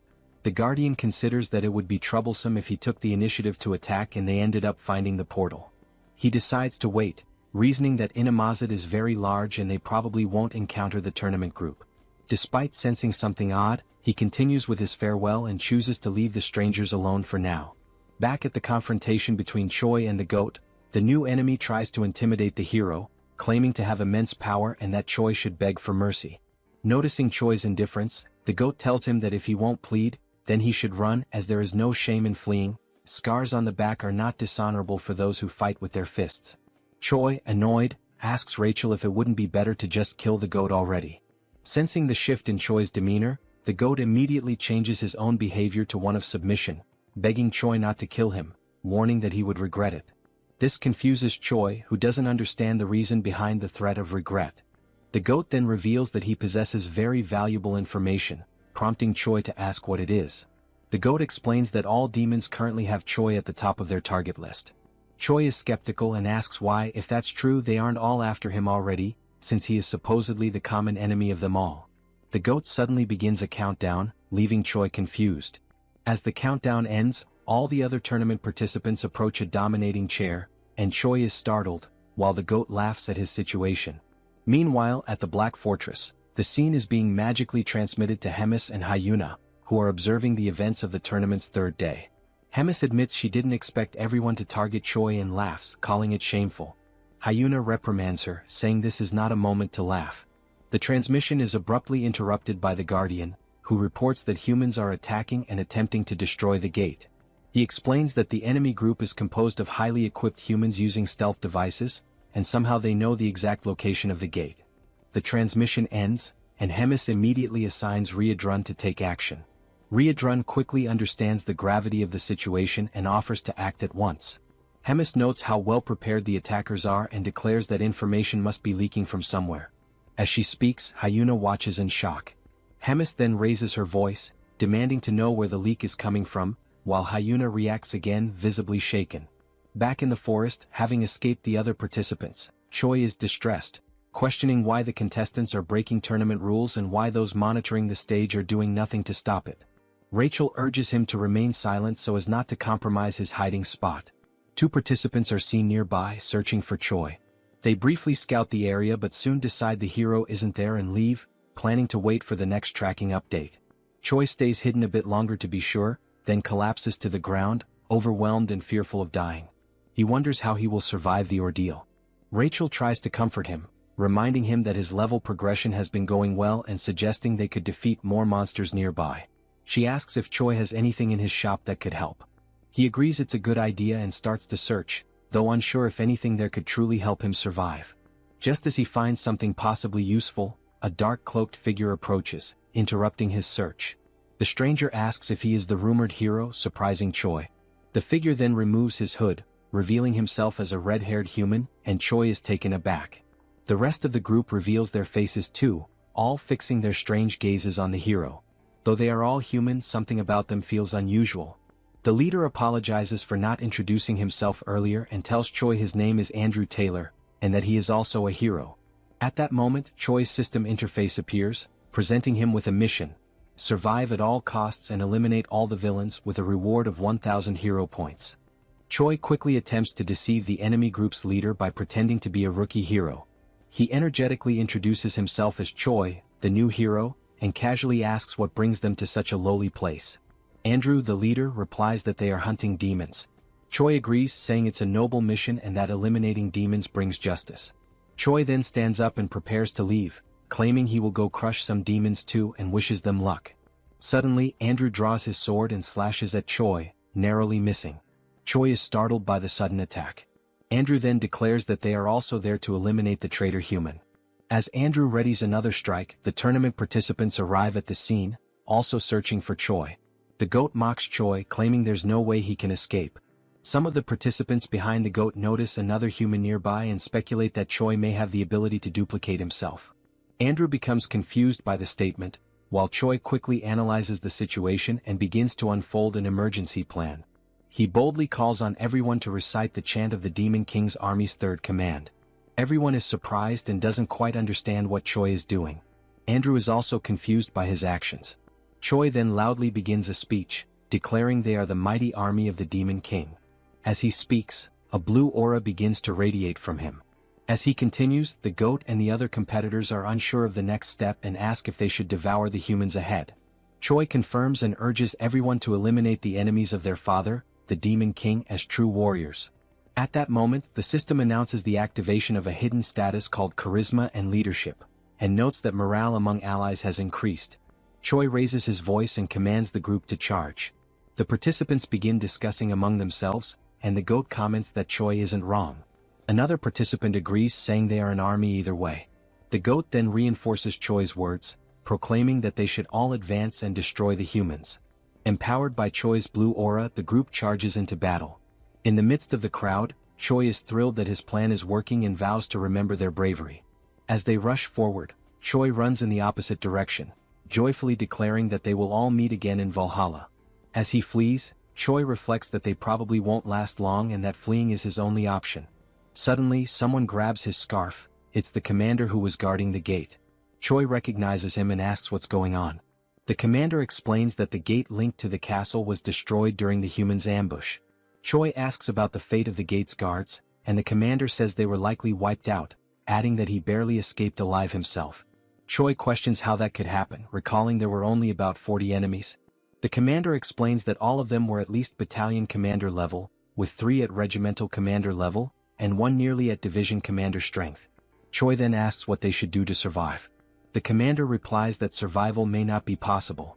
He then reveals that Choi has a tracking spell on him and that, being of high rank in the Demon King's army himself, both of them are top priority targets for the enemy. Choi then asks the commander if there is any way to remove the tracking spell. The commander replies that it would not be possible, as the process takes too long and they do not have enough time. Suddenly, the tracking spell alerts them to the presence of a nearby creature of extremely high-level demon beast class. Choi realizes that this monster might somehow be useful. He turns to the commander, who waits to hear what Choi has in mind. Choi then announces that he has an idea that might help them escape the situation.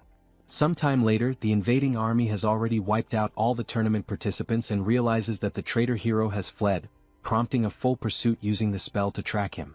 Andrew notices that besides Choi, something else is being sensed and he wonders if it could be Flowclad.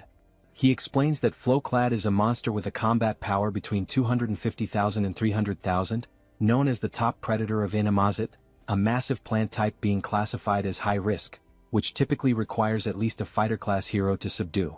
Andrew comments that while defeating it is not impossible, the damage it could cause will be significant. It doesn't take long before chaos breaks out with the encounter between the monster and the invading hero group. Andrew instructs his team to keep the monster distracted while he goes after the traitor hero. At this moment, the system announces the use of an item called Pheromone Perfume, which mimics the scent of a demon beast. However, the wider the area of use, the weaker its effect. It simulates beast affinity towards humans at the cost of 10 hero points. Choi then combines the item with Promote to attempt his survival plan, even if it means disguising himself as a female tree. Andrew soon spots the pair's strange outfits and is visibly surprised. Without hesitation, he charges at them and Choi sees the incoming attack, calling out for the commander to intervene. The commander effectively blocks Andrew's strike, and both swordsmen reposition, preparing for battle. Andrew activates his sword's advanced form and attacks again, triggering an epic duel between two highly skilled fighters. As the commander is assaulted from different angles, Choi steps in and neutralizes each peripheral attacker one by one. He reassures the commander, saying he will handle the smaller threats and urges him to stick to the plan so they can hold out as long as possible. Andrew then realizes and questions whether the duo's actual plan is simply to stall for time. His question is met with complete silence. The scene then flashes back to when Choi explains the plan to the commander. The central idea is to use the demon beast as their main force against the enemies. The commander's role is to evade Andrew as much as possible, tiring him out while using the beast as a shield against his attacks. Meanwhile, Choi is to deal with the rest of the group by leveraging the presence of the demon beast. The crucial point of the strategy is to never engage in a direct fight. Choi names the operation "You Come At Me." Returning to the present battle, Andrew grows frustrated with the commander's evasive tactics, asking how long he plans to keep dodging blows. The commander remains silent, internally reflecting on the fighting style of the humans, calling it cowardly. Still, he admits that it's exactly this method that allows them to buy precious time. The focus then shifts to Choi, who now faces a cloaked enemy. Weakened but determined, the opponent rises with one goal: kill the traitor. As the man charges, Choi easily dodges each attack. However, he notes the precision and strength behind the enemy's strikes, each one powerful enough to cut him in half. Despite that, the movements are highly predictable. Without embellishment, the enemy swings his sword like a machine. Choi counters, first striking the man's leg to unbalance him. When he falls, his chin hits the ground and Choi follows up with a direct kick to the head, knocking him out instantly. The swift victory earns Choi several level-ups, leaving him surprised by how easy the fight turned out. He wonders if they are truly human given their mechanical fighting style. Suddenly, while reflecting on the extended use of promote, and the risk of exhausting his stamina, Choi is caught off guard by a potential side effect. His forehead begins to undergo a strange mutation. The system alerts him that his demonic chi has increased from rank C to rank B. As a result, a horn begins to grow from his head. Confused by the transformation, Choi now possesses a demonic appearance. The system then informs him that his body has temporarily synchronized with demonic chi, triggering an immediate transformation. The commander, covered in armor made of intertwined plants and vines, watched his opponent from a safe distance. His eyes were fixed on the hero Andrew, who held his sword with unwavering determination. The commander could feel his energy waning. He was already near his limit, and he looked at his opponent with growing concern. The demon beast he was using as a shield, a towering creature with alabaster skin and razor-sharp claws, bore several deep wounds across its body. Its breathing was labored, its legs trembling. Neither the beast nor the commander could hold on much longer. Andrew, steady with his sword in hand, broke the silence that had settled over the forest like a heavy fog. His voice was calm but laced with contempt. He said the commander had nothing special aside from his ability to run away, and even that would end right there and then. A dark smile curled on Andrew's lips as he boasted of his imminent victory, claiming that heroes like him grew stronger every time they killed a beast or demon. He concluded with a smug tone, pointing out that his current level was 983. Once he killed the beast shielding the commander, he would easily ascend to level 1000, a milestone few had ever reached. Without further warning, Andrew lunged forward, striking at the commander with deadly precision. The commander barely managed to defend himself, using the long whip coiled at his side to parry the attack. Concern was now etched into his face. He was clearly at a great disadvantage against this overwhelming force. He knew that unless he came up with a solid plan, he would be defeated right then and there. Without hesitation, the commander began touching strategic points along the massive white beast's body. His fingers moved swiftly with practiced accuracy, and from his hand, small red sparks erupted with each contact. These sparks flickered like embers, tracing cryptic markings along the beast's skin. He continued the sequence even as Andrew relentlessly pressed forward with fierce, calculated blows. The battle intensified, yet the commander stayed focused, gambling everything on the seal he was about to complete. Andrew, thirsty for victory, advanced on the commander, who kept blocking the transferred blows while clinging desperately to another part of the beast's massive body. The weight of each strike forced the commander to retreat little by little, his defense beginning to falter. After another powerful blow sent him tumbling backward, scraping against the forest floor, Andrew gripped his sword with both hands, raising it high above his head. His eyes burned with anticipation as he prepared to stab the weakened demon beast. He warned the commander, his voice dripping with arrogance, that once he killed the beast and gained a boost to his attributes, dealing with someone as weak and desperate as him would be nothing more than a formality. But before Andrew could deliver the final blow, the commander, still catching his breath, spoke firmly. He hadn't been running around for no reason. His words cut through the tension like a blade. At that moment, the intricate marks left by his hands on the beast's skin began to glow, igniting into beams of radiant red light. The symbols pulsed with energy, and from them, several thick metal chains erupted, snaking out in all directions. Red sparks danced in the air around the demon beast, crackling like fireflies caught in a storm. Then the scene revealed a new technique, an advanced movement restriction skill. The commander, ignoring his injuries, focused his energy and curled his fingers into a circle, completing the final gesture needed to activate the seal. The red glowing chains, now shimmering with intensity, surged forward and wrapped themselves around Andrew from behind, just as he was about to drive his sword into the beast once more. The narrative then shifts to a memory, showing the commander and Choi discussing the second part of their plan in a quiet moment before the battle. Choi, barely able to contain his excitement, suggested they name the plan Kill Steel. The commander raised an eyebrow and crossed his arms, clearly skeptical, and asked if that was some sort of code among the heroes. Choi grinned and continued with the plan's outline, explaining that he would first take care of the rest of the group before the demon beast fell. The commander, always cautious, asked what would happen after that. With a confident smirk, Choi concluded that the commander would keep buying time, just like he was doing now, and when the right moment came, Choi would return to help finish off the beast. The two shared a look that said they both understood the risks, even if they didn't speak them aloud. The commander scratches his head with an awkward laugh, accepting that they had no other options anyway, but he points out that Choi's plan has two glaring flaws. 1. Would he really be able to come back in time? 2. Even if he did, could he actually defeat that guy after leveling up? Choi, with his usual blunt honesty, admits that the chances of everything going according to plan are less than 1%. But, he adds with a sharp glint in his eyes, if they gave up now, the chances would be exactly 0. Choi clenches his fist with resolve. If those were his only options, he'd bet everything on that 1%. There was no room left for fear, only for action. The scene jumps forward to the battle's turning point, where Andrew is suddenly restrained by several glowing chains wrapping tightly around his legs, wrists, and even the sword he had just raised, now frozen mid-air. His expression twists in frustration, eyes burning with rage.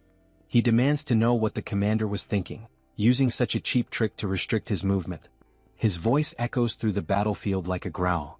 Unfazed, the commander keeps forming hand signs, controlling the magical chains with precision. His face remains calm, his gaze steady. He simply advises Andrew to wait and see, because they also have a hero who can level up. Suddenly, Choi appears on the scene in his awakened demonic form. His body radiates power, dark horns protrude from his head, and his muscles are tense with raw energy. The air itself seems to crackle around him. Andrew's face shifts from anger to disbelief. He can't believe what he's seeing. His voice falters as he asks what that thing is and whether Choi is actually a demon. Choi says nothing. Instead, he charges at the demon beast with nothing but his bare hands, landing a brutal blow that sends a shockwave through the battlefield. His strength is so overwhelming that the chains wrapped around both the beast and Andrew shatter instantly. The hero's system interface lights up, confirming that Choi has successfully leveled up, just as the demon beast lets out its final breath and collapses with a thunderous crash. The commander, kneeling with one fist on the ground and catching his breath, lets out a tired laugh. He jokes that there couldn't have been a better time for Choi to show up, even if the timing was clearly cutting it close. Choi, his fist still dripping with the blood of the beast he had just brought down, gives a slight nod and thanks the commander for holding the line. His tone is firm, but there's a flicker of genuine respect in his voice. Without wasting another second, Choi turns sharply and raises his arm, pointing straight at Andrew. Now, he declares with unwavering confidence, the hero will be defeated by me. Andrew lifts his sword, his expression darkening. He scoffs at Choi's boldness, dismissing his claim as nothing more than overconfidence. In his mind, no one could possibly defeat him just because they managed to kill a weakened demon beast. He tightens his grip on his blade and prepares to crush Choi's foolishness with overwhelming force. In the next scene, the air vibrates with tension as Andrew's newest skill is revealed, a high-level sword technique in Form 3, ominously titled Dragon Slayer. Energy flares around the blade, forming arcs of blue light as the hero steps forward, each movement heavy with the confidence of someone who has never lost a battle. Then with a roar he strikes. Choi doesn't flinch. He braces himself, raising his arms and crossing his wrists above his head. The massive blade crashes down, but he holds firm, stopping the strike with raw power. The ground cracks beneath him from the impact, yet he remains standing. Andrew's eyes narrow. In that instant he understands, this wasn't just a brute. Choi is a close-range combatant with terrifying physical strength. If he lets him close the distance again, his sword advantage might not be enough. On the other side, Choi's eyes glow with intense white light, sharp and calm, reflecting not just power but total composure. His gaze pierces through Andrew, void of fear. He's not impressed by the glowing sword or the title of hero. He's here to finish what he started. Andrew begins delivering a series of strikes with his sword skill, one after another, tirelessly forming blue beams around Choi. Yet Choi defends against all of them effortlessly. Worried that level 3 won't be enough, Andrew pushes the skill to level 7. He charges again to land another blow, but before he can finish, Choi retaliates with absurd force, releasing violet lightning that sends Andrew flying. He crashes down from atop the demon beast, stopped only by a wall of rocks that cracks under the impact. Blood drips from Andrew onto the ground. His teeth are clenched, his eyes wide in a desperate scream. He wonders what the hell Choi is, and if he truly is a demon. Choi, now standing on the forest floor, radiates a violet aura. He walks toward where Andrew fell and calmly states that every opponent he's faced until now had been stronger than him. Then, with a powerful kick to Andrew's stomach, he makes the hero gasp in pain. Suddenly, Choi grabs Andrew's face and slams him into the ground. Still holding him down, Choi speaks, his voice unwavering even as Andrew begs him to stop. As he advances on the enemy, Choi delivers each blow with brutal precision. In the brief pauses between attacks, he murmurs words almost like a mantra, as if each strike were meant to engrave a single truth into his opponent. That level in the end is just a number. With fists wrapped in energy and determination, Choi finishes his declaration with one final punch, more powerful than any of the previous ones. It is this final blow that ends the confrontation, leaving behind only the certainty that he had proven his point. At the end of the battle, Choi leveled up several times, and with that, a new hidden attribute was unlocked. The attribute is called Fighting Spirit, capable of increasing resistance to mental debilitation and adding focus during combat. Choi starts with 10 points in this new attribute. A few moments later, Choi is lying on the ground, agonizing from having used Promote once again, but this time with fewer side effects. He takes the opportunity to be dramatic, saying that he's going to die, although clearly he's not that bad. While Choi cried in his exaggerated reaction, the commander approached, asking if the hero was still alive. Choi replied that no, he was dead. Suddenly, the commander poured a red liquid over Choi's face, catching him by surprise and ordering him to drink it. Choi reacted by sitting up and complaining about the terrible taste of the potion, asking where it came from. The commander then replied that Rachel was the one who had brought a bunch of those potions. Rachel then appeared, explaining that it was a high-level potion while holding another potion bottle. She offered more of the potion, and the system informed that the potion, in addition to healing, also restores a bit of mana. Choi then turned directly to Rachel, asking where she got so many potions from. Rachel replied that she obtained them from defeated heroes, saying they drop everything they have when they die. Choi was surprised to hear this detail. Choi then looked at Andrew and declared that heroes in this world are far too strange. Rachel didn't understand the meaning behind Choi's words. He then explained that heroes are supposed to be righteous people. They should face evil and save the world. However, in this world there is no punishment for taking down another hero. On the contrary, by doing so you can gain XP and items. Choi reflected that even though he is a hero, he's been acting like a villain for some time. He does exactly what a villain would do, but suffers no kind of retaliation. The commander, after hearing Choi's words, responded. He said that this concern makes sense from a human's point of view. However, as an ally, Choi's actions are analogous to those of a good hero. After all, he saved him. Finally, the commander said that it's not worth getting too attached to human morality, as there are two sides to everything, and judging only between right and wrong doesn't work, because those points of view are not absolute. Choi carefully observes the commander's words. However, one detail catches his attention. Was the commander trying to comfort the hero? When Choi asks this, the commander responds with kicks, ordering Choi to shut up and go rest. Choi, still suffering from side effects, complains about the aggression, saying his bones hurt. The commander then stops and begins to explain that he requested help before the signal was lost due to the attack. So, it's likely that reinforcements are on the way. Choi smiles, relieved that the situation is over, but he remains defensive, bracing for more attacks from the commander. The scene then moves to the moment Riadrun appears. He is responsible for creating a portal that will be used by everyone to return. The commander gives Choi a hand to enter the portal, and it works perfectly. Everyone crosses through the portal and arrives at the Dark Fortress. Choi is delighted and announces his arrival. But as soon as he opens his eyes, he notices something catastrophic. The entire scene before him is one of destruction. The structures are in ruins, and Choi reacts with surprise upon realizing that his safe zone is no longer safe. His despair grows as he sees that his house is on fire. He becomes furious, trying to find out what caused all the destruction. Riadrun and the commander notice the calamity, and the three of them quickly realize the source of all the chaos. All the destruction came from Hemis herself, who was still there, driven by rage, her face expressionless. Hyunna is desperate, she is the one under Hemis's wrath. The heroine tries to make Hemis see that continuing with the destruction isn't worth it, especially considering that the attack makes no sense. At this moment, it becomes clear that Hemis believes Hyunna is the traitor, even though the heroine vehemently denies it. Hemis, at this point, no longer cares whether Hyunna is a traitor or not. She is enraged, and that alone is enough to keep her going. Hemis is determined not to let anyone complicit with the Demon King live in peace. She smiles sadistically as she prepares another attack. Hyunna, with no other option, prepares to defend herself. She is appalled that Hemis, even with all the evidence proving the heroine is not a traitor, still insists on destroying everything. Hemis's attack is brutal, but something strange happens, interfering with the trajectory of the attack. A massive curtain of smoke rises, and a creature slowly reveals itself amid the chaos, leaving everyone unsure of who it is. Someone with an appearance similar to Riadrun calls out to Hemis, wearing a serious and unyielding expression. He is Uzgaze, another commander of the Demon King's army. He brings a message from the king himself, ordering Hemis to stop the commotion immediately. Hemis reacts with curiosity as one detail stands out. How could Uzgaze have found out what was happening? It's nearly impossible that he had enough time to arrive at that moment, even if he had been alerted as soon as the attack began.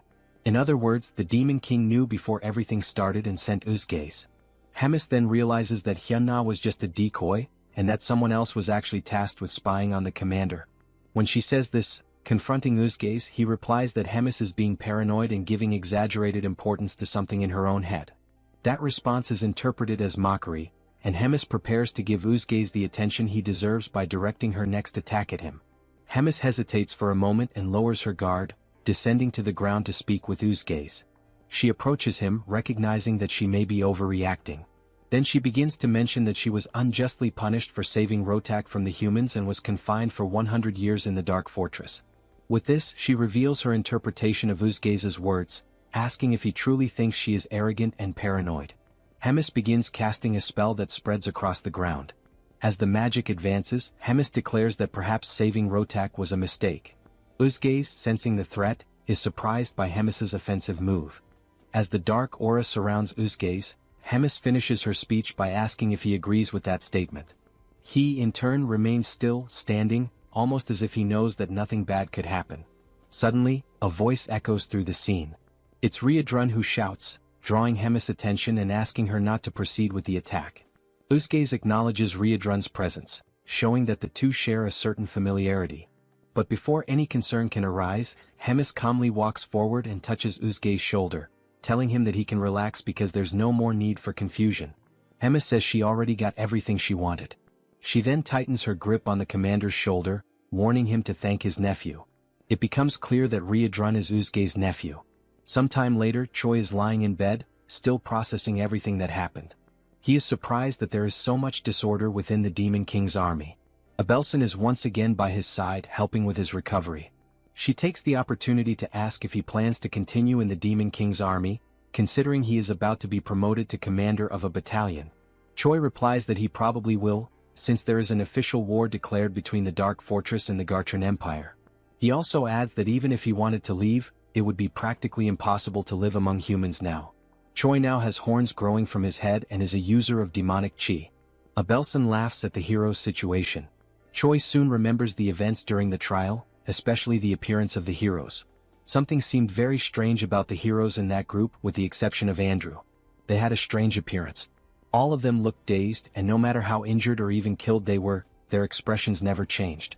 When asked if she knows anything about those heroes, Abelson responds to Choi that she isn't sure. She recalls that she was expelled and therefore doesn't know the internal workings of the kingdom. However, she confirms that the Empire has many strong heroes, and that most of the wars against demons are not fought by heroes of priestly rank. Amid this, it remains a mystery how the divided Empire manages to gather so many strong heroes so quickly. However, there are rumors that inhumane methods are being used to make that possible. As soon as she finishes speaking, their conversation is interrupted by someone arriving. Riadrun apologizes for interrupting and ruining the mood between the two, but he informs them that Hemis wants to see them. The scene shifts to the meeting in Hemis' office. There they are warmly welcomed by the commander. She happily announces that they have a new mission. There is a need to install a spatial interference magic shield. Choi is confused about what that is. Hemis then explains it simply, asking him to think of it like a barrier capable of preventing unauthorized teleportation. She argues that it's important so that he doesn't wake up with an assassin waiting in his room. Hemis explains that only the Second Corps can carry out such a task. Choi then understands where she is going with this, and Hemis continues by saying they will go on a work trip, under the cover of being a messenger and the messenger's personal medic. Hemis states that this is basically to protect them from humans so it won't be hard to fulfill a simple task. Moreover, she will send a trusted guide to lead the two. And that guide is, once again, Commander Roy, who reads the travel order with fire in his eyes, irritated at being dragged into another ridiculous task. The room where the group gathered was wide and imposing, bathed in the vibrant light of a flaming structure at the center, whose presence not only illuminated the space but also reinforced the grandeur of the place.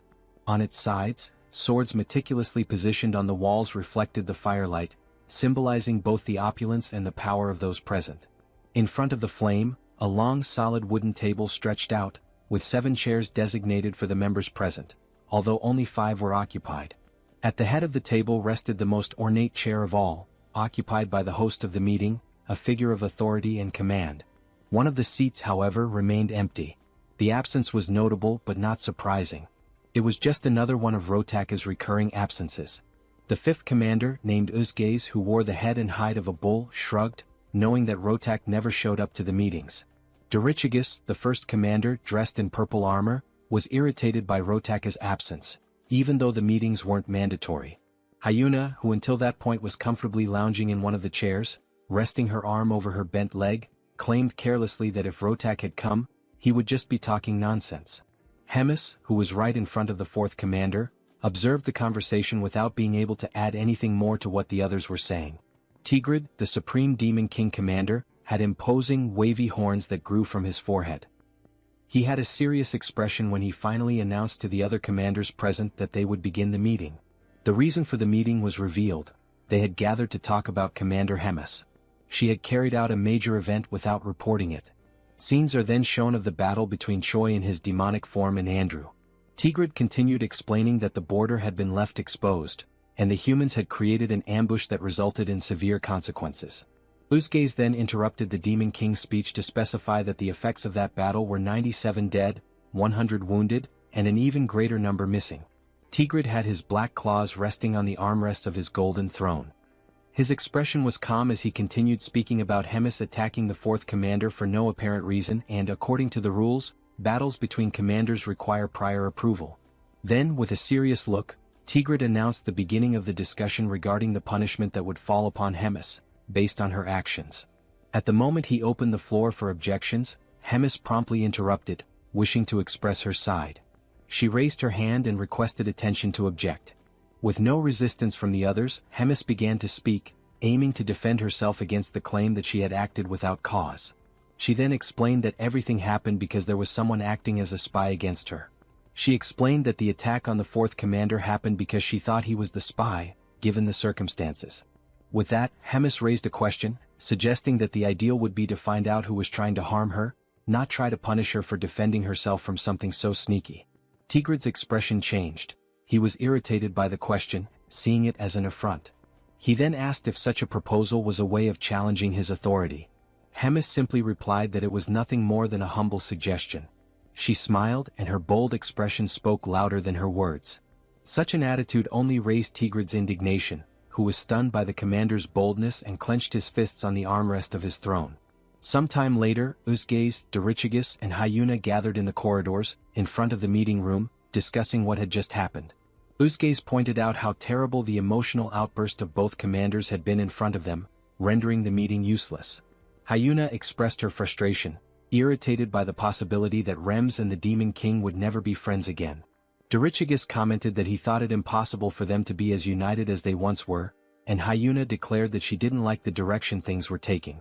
In the end, the group decided to put these events aside and not give them much importance, as situations like this would probably repeat themselves frequently from then on, and the only thing left to do was to choose a side to stand on. Meanwhile, in the magical tower of the Fourth Command, Shai's group approaches, and the hero is soon mesmerized by what he sees. They are then received by the Fourth Commander's bodyguards, who immediately request everyone's identification. Roger introduces himself as the commander of the 3rd Regiment and notes that he is accompanied by 2 humans. The guard receives the referral sent by Hemis, reads the contents of the paper, and greets everyone enthusiastically, declaring that the commander is waiting for them, and then guides the group to the meeting. Meanwhile, Rotak is in his office, relaxed in his chair, reflecting on the human who can use dark mana and who, furthermore, has a body in the process of transforming into a demon. Even though he finds the situation interesting after receiving warnings from Hemis, he ultimately reminds himself that the human is still just a human. Soon, the group arrives at the room and greets Commander Rotak, who receives them and immediately jumps toward Choi, who barely has time to greet him and is caught off guard. While analyzing Choi's body, he is surprised that he doesn't feel anything and then begins the infusion of energy into one of the hero's arms, warning that it will hurt a little, but that Choi needs to endure it. Choi doesn't understand the situation, and the only option is to endure the discomfort caused by the energy emitted by Rotak, flowing through his body without understanding what is happening. As soon as it ends, Abelson expresses her concern, asking if the hero is okay, while he is on his knees trying to recover from what just happened. The saint approaches Choi, ready to help him, while Rotak declares he is impressed with Choi's evolution. As the hero raises his head, Rotak asks if he knows about the future that awaits him, and only then informs him that if Choi continues at the pace he's going, he will be dead in about 3 months. This information leaves the hero stunned, surprised by such an unexpected future. Rotak then explains what is happening in the hero's body, and that, since he is rapidly transforming into a demon, he can consider himself fortunate, as only small parts of his body will undergo alteration. However, it won't be long before, sooner or later, his organs will be corrupted by dark mana, and the moment Choi's heart or lungs are corrupted, he will die instantly. Choi doubts it, claiming that he doesn't feel anything, and Rotak turns his back to retrieve something, while simply warning that if Choi doubts it, he just needs to wait and see. He then picks up one of the papers on his desk and presents it to Choi, informing him that it is something called the Demon Contract, whose function is merely to reveal the truth. This surprises Choi. The Demon Contract then confirms the conversation, stating that Rotak's certainty about Choi's death in 3 months is genuine, and outlining Rotak's intention to take care of the hero Choi, foreseeing that Choi will agree to participate in Rotak's experiments, which will also be conducted using methods that will not result in Choi's death, and that the hero will not contest possible deformations during the treatment. Also, if his intelligence or ego fades during this treatment. Choi realizes the commander's intentions, and Abelson is surprised by the presentation of the contract, asking Choi not to agree, since she will take responsibility for caring for him. Rotak then intervenes, calling Abelson arrogant, warning that dark mana and divine power are opposites, and that her healing power only worked until now because Choi still has a mostly human side. However, in the future he will become a complete demon, and that will completely nullify the effect of divine powers on him.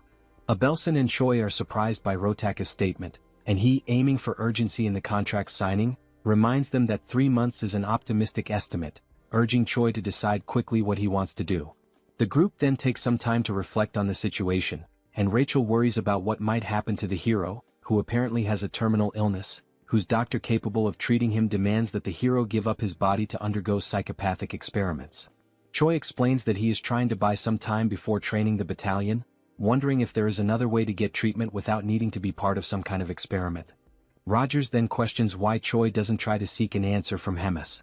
Choi is surprised by the suggestion, and the commander then replies that there is an unofficial ranking among the commanders, where Hemis is at the top of the hierarchy, while Rotak is at the bottom, and that she can easily exert some pressure and make the second commander yield on the conditions. The group then knocks on the door to return, requesting authorization, and Rotak promptly allows everyone to enter. Thus, Choi presents himself again, holding something covered by a cloth in his hand, asking permission and entering the room. Rotak then notices the artifact and asks what the hero is holding. Commander Rogers places the object on the table, revealing it to be a glowing purple orb, already known by everyone there, and then he begins to cast the spell to contact Hemis. Rotak becomes slightly startled and concerned by the presence of the communication orb, and it doesn't take long for Hemis to initiate contact, greeting Rotak and asking how he has been.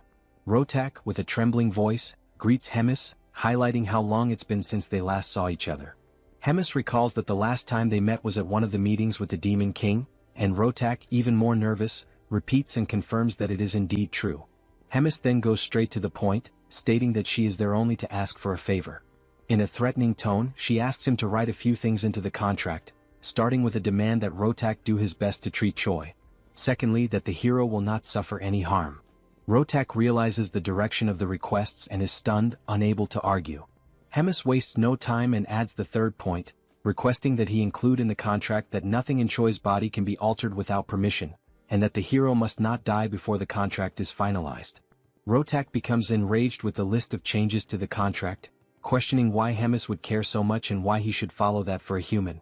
Hemis, with a neutral expression, calmly calls Rotak's attention, and he straightens up in submission upon hearing Hemis recall the moment when she took him in and fed him after he had been abandoned by his people 350 years ago, that she also helped him win the commander selection tournament 200 years ago, and that she also saved him from being killed by humans 100 years ago. And with each reminder, Rotak's pride sank further. Hemis finishes by saying that, lastly, she ended up paying the price for having interceded for Rotak, and gives him the ultimatum. If he remembers all that, there is no other choice but to sign everything, leaving Rotak with no alternative but to obey. Sometime later, he expresses his anger, cursing the humans and Hemis, and then calls one of his subordinates to bring him a communication device, as he has something to do in retaliation for the humiliation he suffered. Time passes, and the next day Rotak receives Choi again in his laboratory, which he also uses as an office, and informs the hero that there is quite a lot to talk about. He decides to go straight to the point without much beating around the bush. Choi simply observes the seriousness in Rotak's gaze. But with a calm look, the scientist commander asks if Choi knows why demonic chi is altering his body. The question, combined with Rotak's posture, surprises Choi, considering that this indicates that for him, something like that happening is perfectly fine. Confident that they are both aligned in the goal of preparing him, he feels free to respond to the question sincerely. And, as an answer, he says that the transformations in his body happen because it is an outrage for a human to use demonic chi. Rotak promptly declares that this answer is wrong.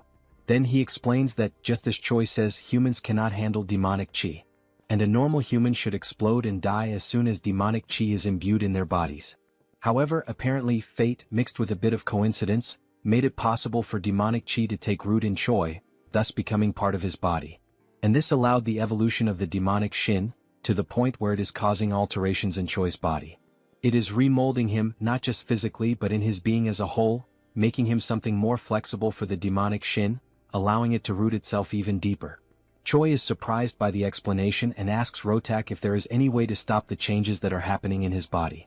And Rotak, once again being direct, responds that it is not possible to stop the transformation. However, he adds that Choi may be able to create a way to guide the direction the transformation is taking. And for that, Rotak is planning to transfer parts of a demon or a magical creature into Choi's body. The hero does not take the news very well, imagining how grotesque it would be to become part human and part demonic beast. Choi then asks if there is a possibility for him to say no to this idea, since all the substitution options seem bizarre. Rotak simply responds that if he does not accept the idea, the other option is to continue living like someone with a terminal illness until he dies. Furthermore, Rotak explains that there is nothing to worry about, as he intends to maintain the hero's appearance and his main organs intact, doing the transplant only with things that wouldn't be noticeable. Once the subject is closed, and sometime later in the training arena, the commander and Choi gather for a noblesse demonstration. Rotak asks him to demonstrate the ability, and Choi promptly begins to focus, and it doesn't take long until the channeled energy displays a purple aura, signaling the start of the transformation. Rotak watches Choi's preparation attentively. He notices that the hero is producing an incredibly efficient output through the combined use of demonic chi and mana. Above all, he notices that Choi has obtained enough physical strength and mental sanity to overcome the result. He is surprised at how talented Choi is for achieving such an outcome. At the end of the noblesse preparation, Rotak quickly asks Choi to activate promote, and it doesn't take long before the horns grow again on the hero's head. Rotak notes that this is the only major physical difference between Choi's noblesse and promote characteristics. Rotak then reflects that Choi was perhaps lucky and confirms that this transformation was efficient in the sense that it protects his internal organs. Internally, Rotak despairs at the desire to study more about this and replicate it in his test subjects and future research. He laments that if it weren't for Hemis, he could dissect the hero to better analyze these results. He also regrets not being able to mass-produce the abilities in chimeras, which would make him an unreachable target for his enemies. But the only chance he has to make that possible is through a scroll pact. Choi notices that Rotak has entered a spiral of thoughts and brings the commander's attention back. Shortly after, he asks what he should do after using promote. Rotak refocuses and informs him that there's no need for further demonstrations today and internally, reflects that he already has all the information he wanted. Then he tells Choi that starting tomorrow he will begin working on fixing the hero's body and abilities one by one, and advises that it's best for him to get some rest. After that, the hero performed more promote demonstrations and also engaged in some physical training, pushing himself to the point of exhaustion. Once he reached that limit, he was subjected to physical interventions by Commander Rotak, causing changes and pushing him to surpass new limits with his altered body, which in turn generated more and more needs and modifications. He was always accompanied by Commander Rogers and Abelson, who monitored everything at all times. The scene then shifts back to a conversation between the hero and Rotak, and it's noticeable that Rachel is also in the room, enjoying some cookies. The system shows some improvements in the hero's status, who in turn, is so tired that he wishes for death, until he realizes he feels so bad that it's very likely he's already dead. Rotak observes the hero's drama and says that unlike someone dead, Choi's aura and body are much more stable than before, thus declaring the end of another day. The hero thanks him and leaves, his exhaustion evident. As soon as he leaves, Rotak once again activates his communication orb and starts a conversation with someone, asking that person if they can talk now. On the other end, the person asks what's going on for Rotak to suddenly open a call like that. He then asks, with a sense of urgency, what the answer is to a proposal he made earlier. The person on the other side asks which proposal, but quickly remembers something mentioned earlier. It's then revealed that Reuna is the person on the other end who brings up the proposal made by Rotak, an alliance between the two of them to overthrow the third command of Hemis. Reuna smiles, given the situation, but replies with some doubt, wondering if she really understands what all of that means, since even though she has disagreements with Hemis, she doesn't understand why Rotak would want war against the commander, given that she was the one who raised him from childhood and supported his growth to the point of making him one of King Amon's commanders, carrying him on her back. Rotak apparently responds that that time has passed and that their paths have been separate for a long while now. His tone is sharp, distant. We then see a moment in which Rotak and Hemis talk, where he expresses a desire to proceed with his chimera research, claiming that it is undoubtedly a powerful technique. Hemis scorns Rotak's project, asking how long he intends to keep clinging to cheap tricks. She says that no matter how strong his chimeras become, it's all meaningless if he, their controller, remains weak. Her words cut deep, reinforcing how individually unremarkable Rotak is without his creations. Back in the conversation, Rotak asks Reuna to answer whether or not she will ally with him. The commander pauses, considering whether it might be better for him to just keep ignoring Hemis, just as Hemis ignores him, rather than insist on dragging her down. Rotak says he wouldn't mind continuing that way.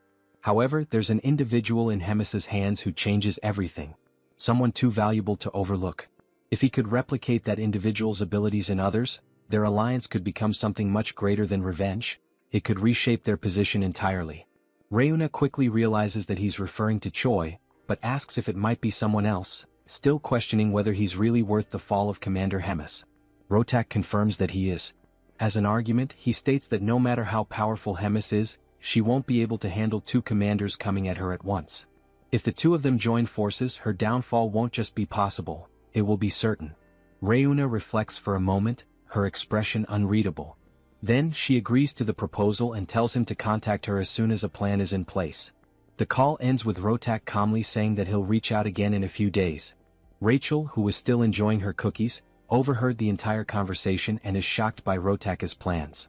It doesn't take long before the team contacts Hemis to talk about the plot forming against her, but to everyone's surprise, Hemis already suspected everything. Choi asks why she isn't surprised.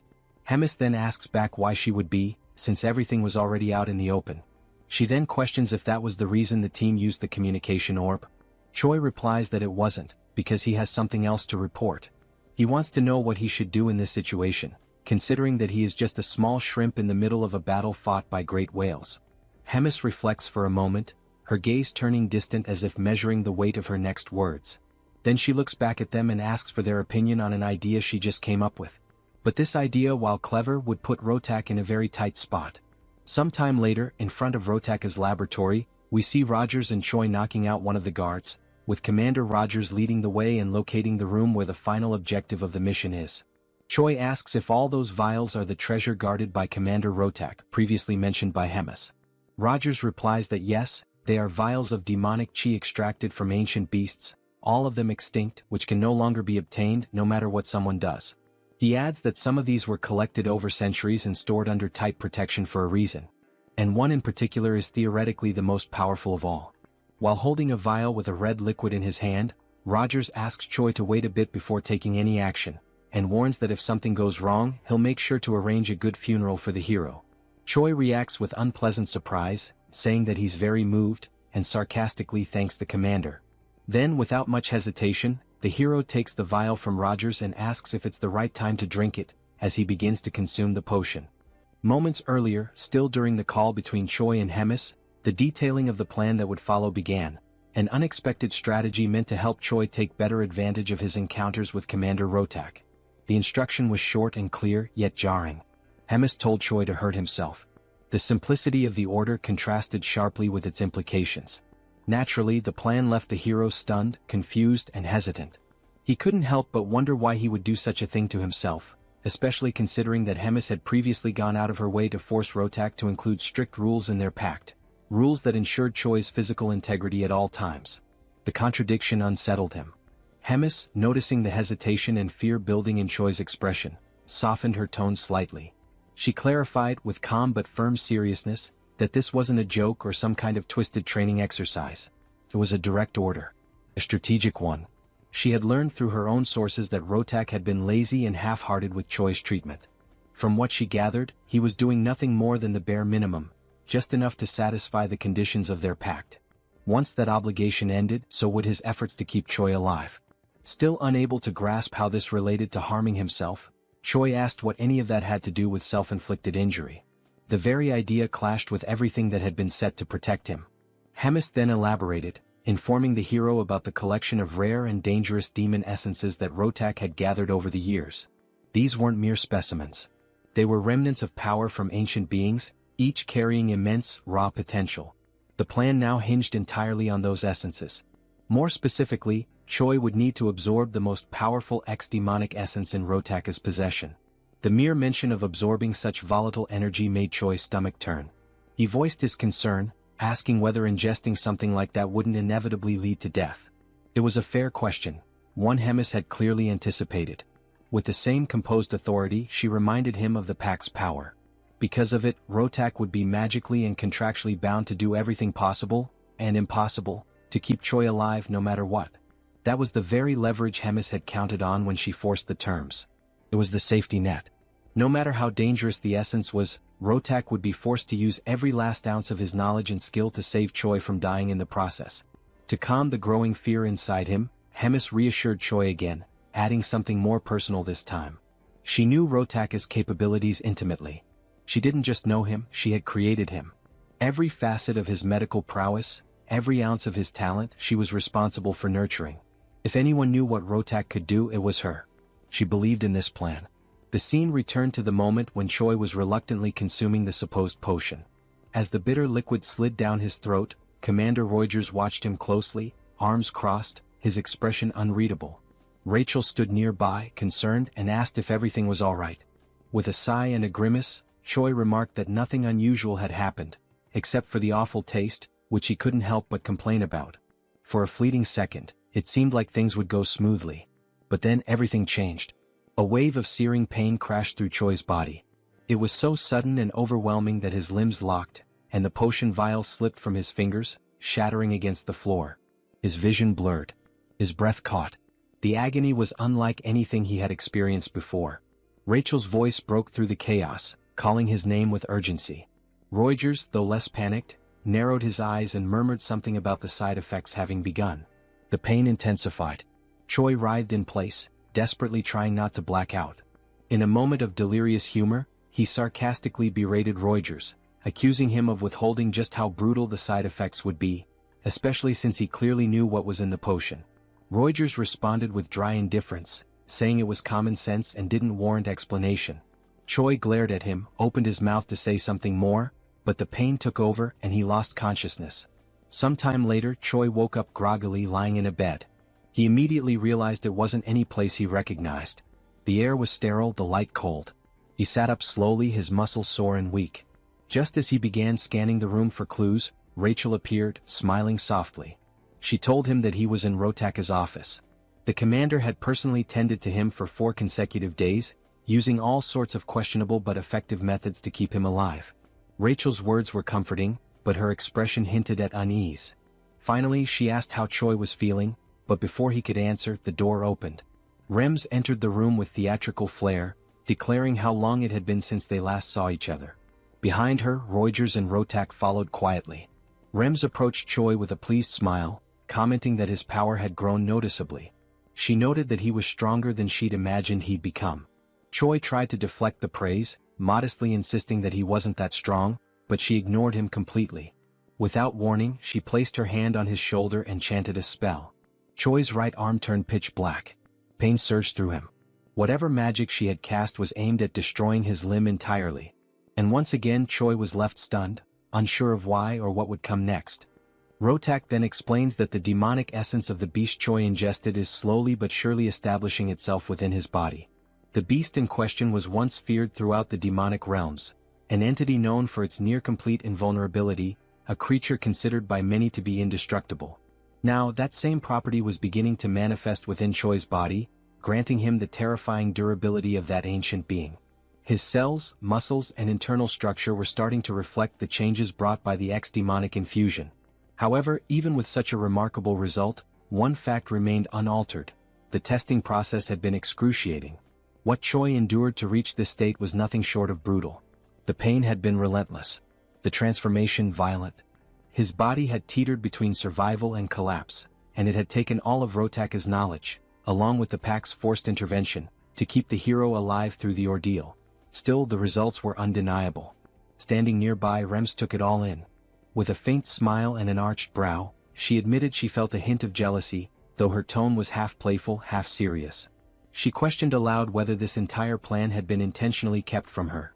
Perhaps as some personal project Rotak didn't want interfered with. Rotak, for his part, didn't dignify the accusation with a real answer. He merely brushed it aside, stating curtly that the hero's treatment was complete. Then, without any visible emotion, he asked whether it was time to destroy the pact. Rems gave no resistance. She calmly began the destruction ritual, acknowledging that the pact's purpose, to ensure the completion of Choi's treatment, had now been fulfilled. As the last glyph of the contract faded into magical dust, the pact dissolved entirely. The invisible leash that had bound Rotak to his obligations was gone. With nothing holding him back, Rotak didn't waste a moment. He turned to Rems and, in a voice laced with bitterness, made it clear he hadn't forgotten her interference. In a tone more threatening than professional, he promised she would regret everything. His eyes, cold and unblinking, burned with silent fury. Rems, unfazed, merely smiled. Her voice carried a touch of amusement as she questioned if she truly would be the one to regret anything. Her answer was cryptic, a layered warning rather than a rebuttal. She suggested that regardless of how things unfolded, perhaps regret would fall on someone else entirely, and that in the end she would be waiting eagerly to see how Rotaka's threat unraveled. The scene shifted to the training grounds, where Choi and Riadrun stood amid the dust and sweat of daily drills. The sun hung high in the sky as their sparring session intensified. From the very first strike, Riadrun noticed a difference. Choi's posture, his timing, the pressure behind each attack, it had all improved. The young hero had indeed become stronger. Choi launched a fierce punch, one that Riadrun blocked with minimal effort. But the hero didn't stop there. He pressed on with a series of rapid strikes, chaining his movements together with surprising precision. Riadrun watched carefully, analyzing each blow, studying the trajectory of Choi's fists, the positioning of his feet, the way he adjusted his breathing to manage exertion. There was real progress here. And then, a breakthrough, Choi landed a solid punch to his mentor's abdomen. Riadrun didn't even try to block it. He took the blow, let it connect. The smile that flickered on Choi's face afterward said everything. For the first time, he had struck his teacher cleanly. All his pain and effort were beginning to bear fruit. But the celebration was short-lived. In a sudden motion, Riadrun brought his massive elbow down on Choi's head, knocking him flat onto the dirt with a dull thud. The world spun for a moment. Choi lay there dazed, his skull pounding, once again reminded that there were levels to power, and he still had a long way to go. Lying on his back, he reflected on what everyone had been saying. That he had grown. That he had improved. And yet, here he was, laid out once again by Riadrun's sheer strength. He sighed. Maybe progress wasn't enough. Riadrun, ever the calm and supportive mentor, knelt beside him. He said that there was no need for discouragement. Choi was unlike anyone he'd ever trained. His rate of improvement was staggering. He didn't seem to have any plateaus in his development, just an unrelenting climb. His body hadn't fully adjusted yet, but once it did, the results would be extraordinary. Choi, still skeptical, rose to his feet. He muttered that he didn't believe it. He remembered how he'd barely survived the last real fight, and that was only because others had stepped in to help. Riadrun said nothing at first, just smiled at his student's humility. At the end of the session, he extended a hand and pulled Choi back up again. With a reassuring nod, he told him not to be so impatient. The real test would come, and when it did, Choi would be ready. Encouraged by that vote of confidence, Choi promised with quiet determination that he would prove his worth. Meanwhile, back in Rotaka's domain, the atmosphere shifted. Soldiers moved with urgency, preparing for something serious. Weapons were handed out, orders were issued. In another room, cages were being locked, each one containing a chimera ready for deployment. The air was tense. In his office, Rotak received confirmation. Everything was prepared. Without hesitation, he rose. His goal was clear. They were going to retrieve the human from the dark fortress, the one Rems had stolen. With fury burning in his voice, Rotak swore that she would pay. That human wasn't hers to take. He was his experiment, and he wanted him back. Back to the moment when Hydrun and Choi finished their training, and Hydrun speaks words of encouragement to Choi, asking him not to be impatient, as the moment to prove himself is yet to come, leaving the hero with renewed confidence. A great explosion occurs, causing massive damage to the wooden structure surrounding the training grounds. The explosion catches the hero by surprise, leaving him and Hydrun alert for what is to come. The Sentinel team quickly sounds the attack alarm, informing that the Skeben tribe is attacking them. Hydrun immediately realizes it is the troops of the second commander, and with that, both are left stunned. The Skeben tribe, commanded by Rotak, are, as previously seen, rat-like beings about 1.5 meters tall, who are physically weak due to their size and physical characteristics, but are extremely cunning beings. Outside the fortress, the commanders of the Skebens order more firepower, and cannon projectiles are launched toward the fortification that protects the fortress. The scene then focuses on Ryan, who praises Rotaka's firepower and had not imagined how confident he and his tribe would be, before Rotak could respond to one of his subordinates. He arrives at the location warning that the wall that was being attacked has fallen, and the speed at which they achieved this goal was thanks to the previous attack that caused delays in the repair of those walls, information that had been passed on by Ryan to Rotaka's subordinates. The second commander then orders the teams to attack with the chimeras on the front line and informs Galdeo to capture Choi. Rotak, in turn, states that he will go along with Hyuna to deal with Hemis personally and thus carry out his revenge plan.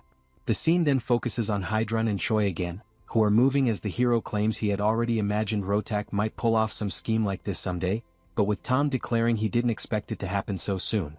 Hydrun, noticing Choi's agitation, asks him to calm down and adds that in moments like this, more than ever, he needs to act calmly. In contrast, Choi reacts hysterically, asking what they are supposed to do now in a situation like this and also asking what he himself should do.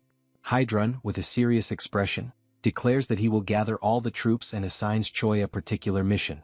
Choi attentively observes the instructions, which are, first, to eliminate Commander Galdeo, which leaves Choi completely stunned, as he is being assigned to deal directly with a commander.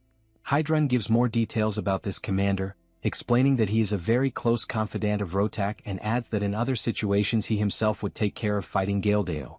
However, Hydrun declares he has full confidence in Choi's strength, and this vote of confidence makes the hero even happier, feeling ready to accept the mission.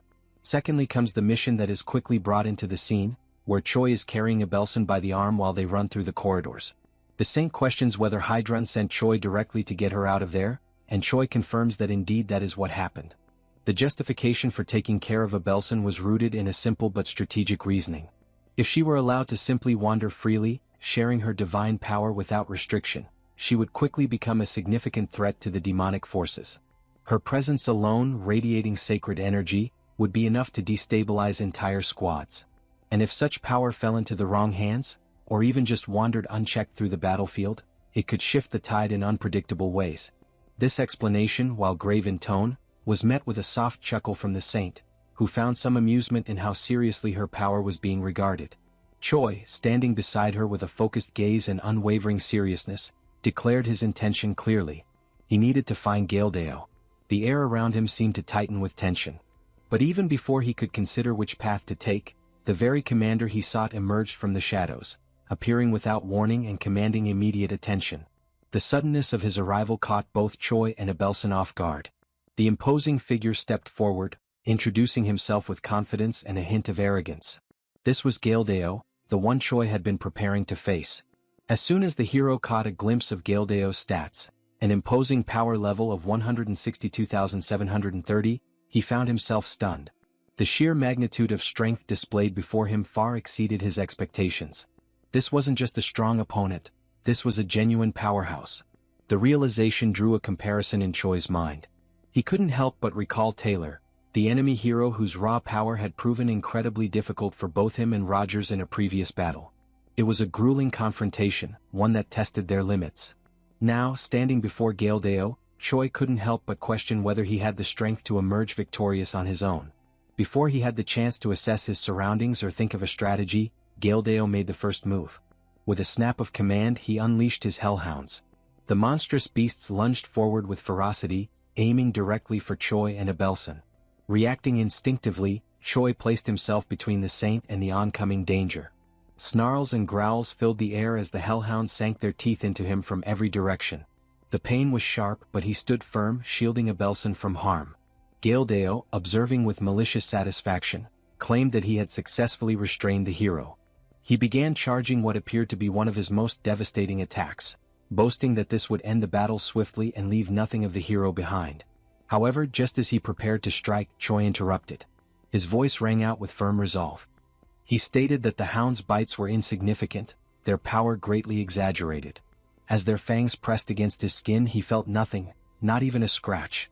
With that, he activated his transformation, a blinding surge of energy engulfing him as his body pulsed with raw force. In an instant he ascended directly to level 3. The sudden shift in power stunned everyone. The hellhounds, sensing the danger, instinctively backed away. Galdeo himself was caught off guard, his confidence visibly shaken. But Choi gave no pause. Wasting no time, he darted forward, his speed immense, his body a blur as he charged at the commander with everything he had. Then, with a thunderous impact, Choi's fist collided with Galdeo. The strike reverberated through the air like a shockwave. The confrontation had officially begun, a direct clash of strength. Galdeo snarled, claiming once again that he possessed the finest technology on the entire continent, and that there existed no reality in which he would be bested by a mere human. Fueled by pride and desperation, he shouted for his entire army to converge on the battlefield. The ground trembled as more enemies approached. Abelson, who had remained in the rear, now sensed the danger escalating. Her eyes widened as she witnessed the arrival of the chimeras, grotesque, powerful creatures bred for war. The threat level rose dramatically. In a moment of resolve, she dropped to her knees and began chanting. She focused all of her divine energy into a single incantation, trying to delay or, if possible, repel the monstrous advance. Within moments, the battlefield was illuminated by an immense explosion of sacred energy. Her power surged across the terrain like a tidal wave of light, radiating from her in every direction. The brilliance of the spell could be seen from every corner of the Black Fortress. It was an awe-inspiring sight. But Choi's admiration was quickly replaced with concern. He knew the toll such a spell would take. Abelson, breathing heavily, confirmed that she wouldn't be able to keep going. She had used everything she could muster to deliver a single blast. Her energy had now been spent like a sacred cannon shot. That was all she could give. But it was enough. With newfound vigor, Choi turned his attention fully to Yahello.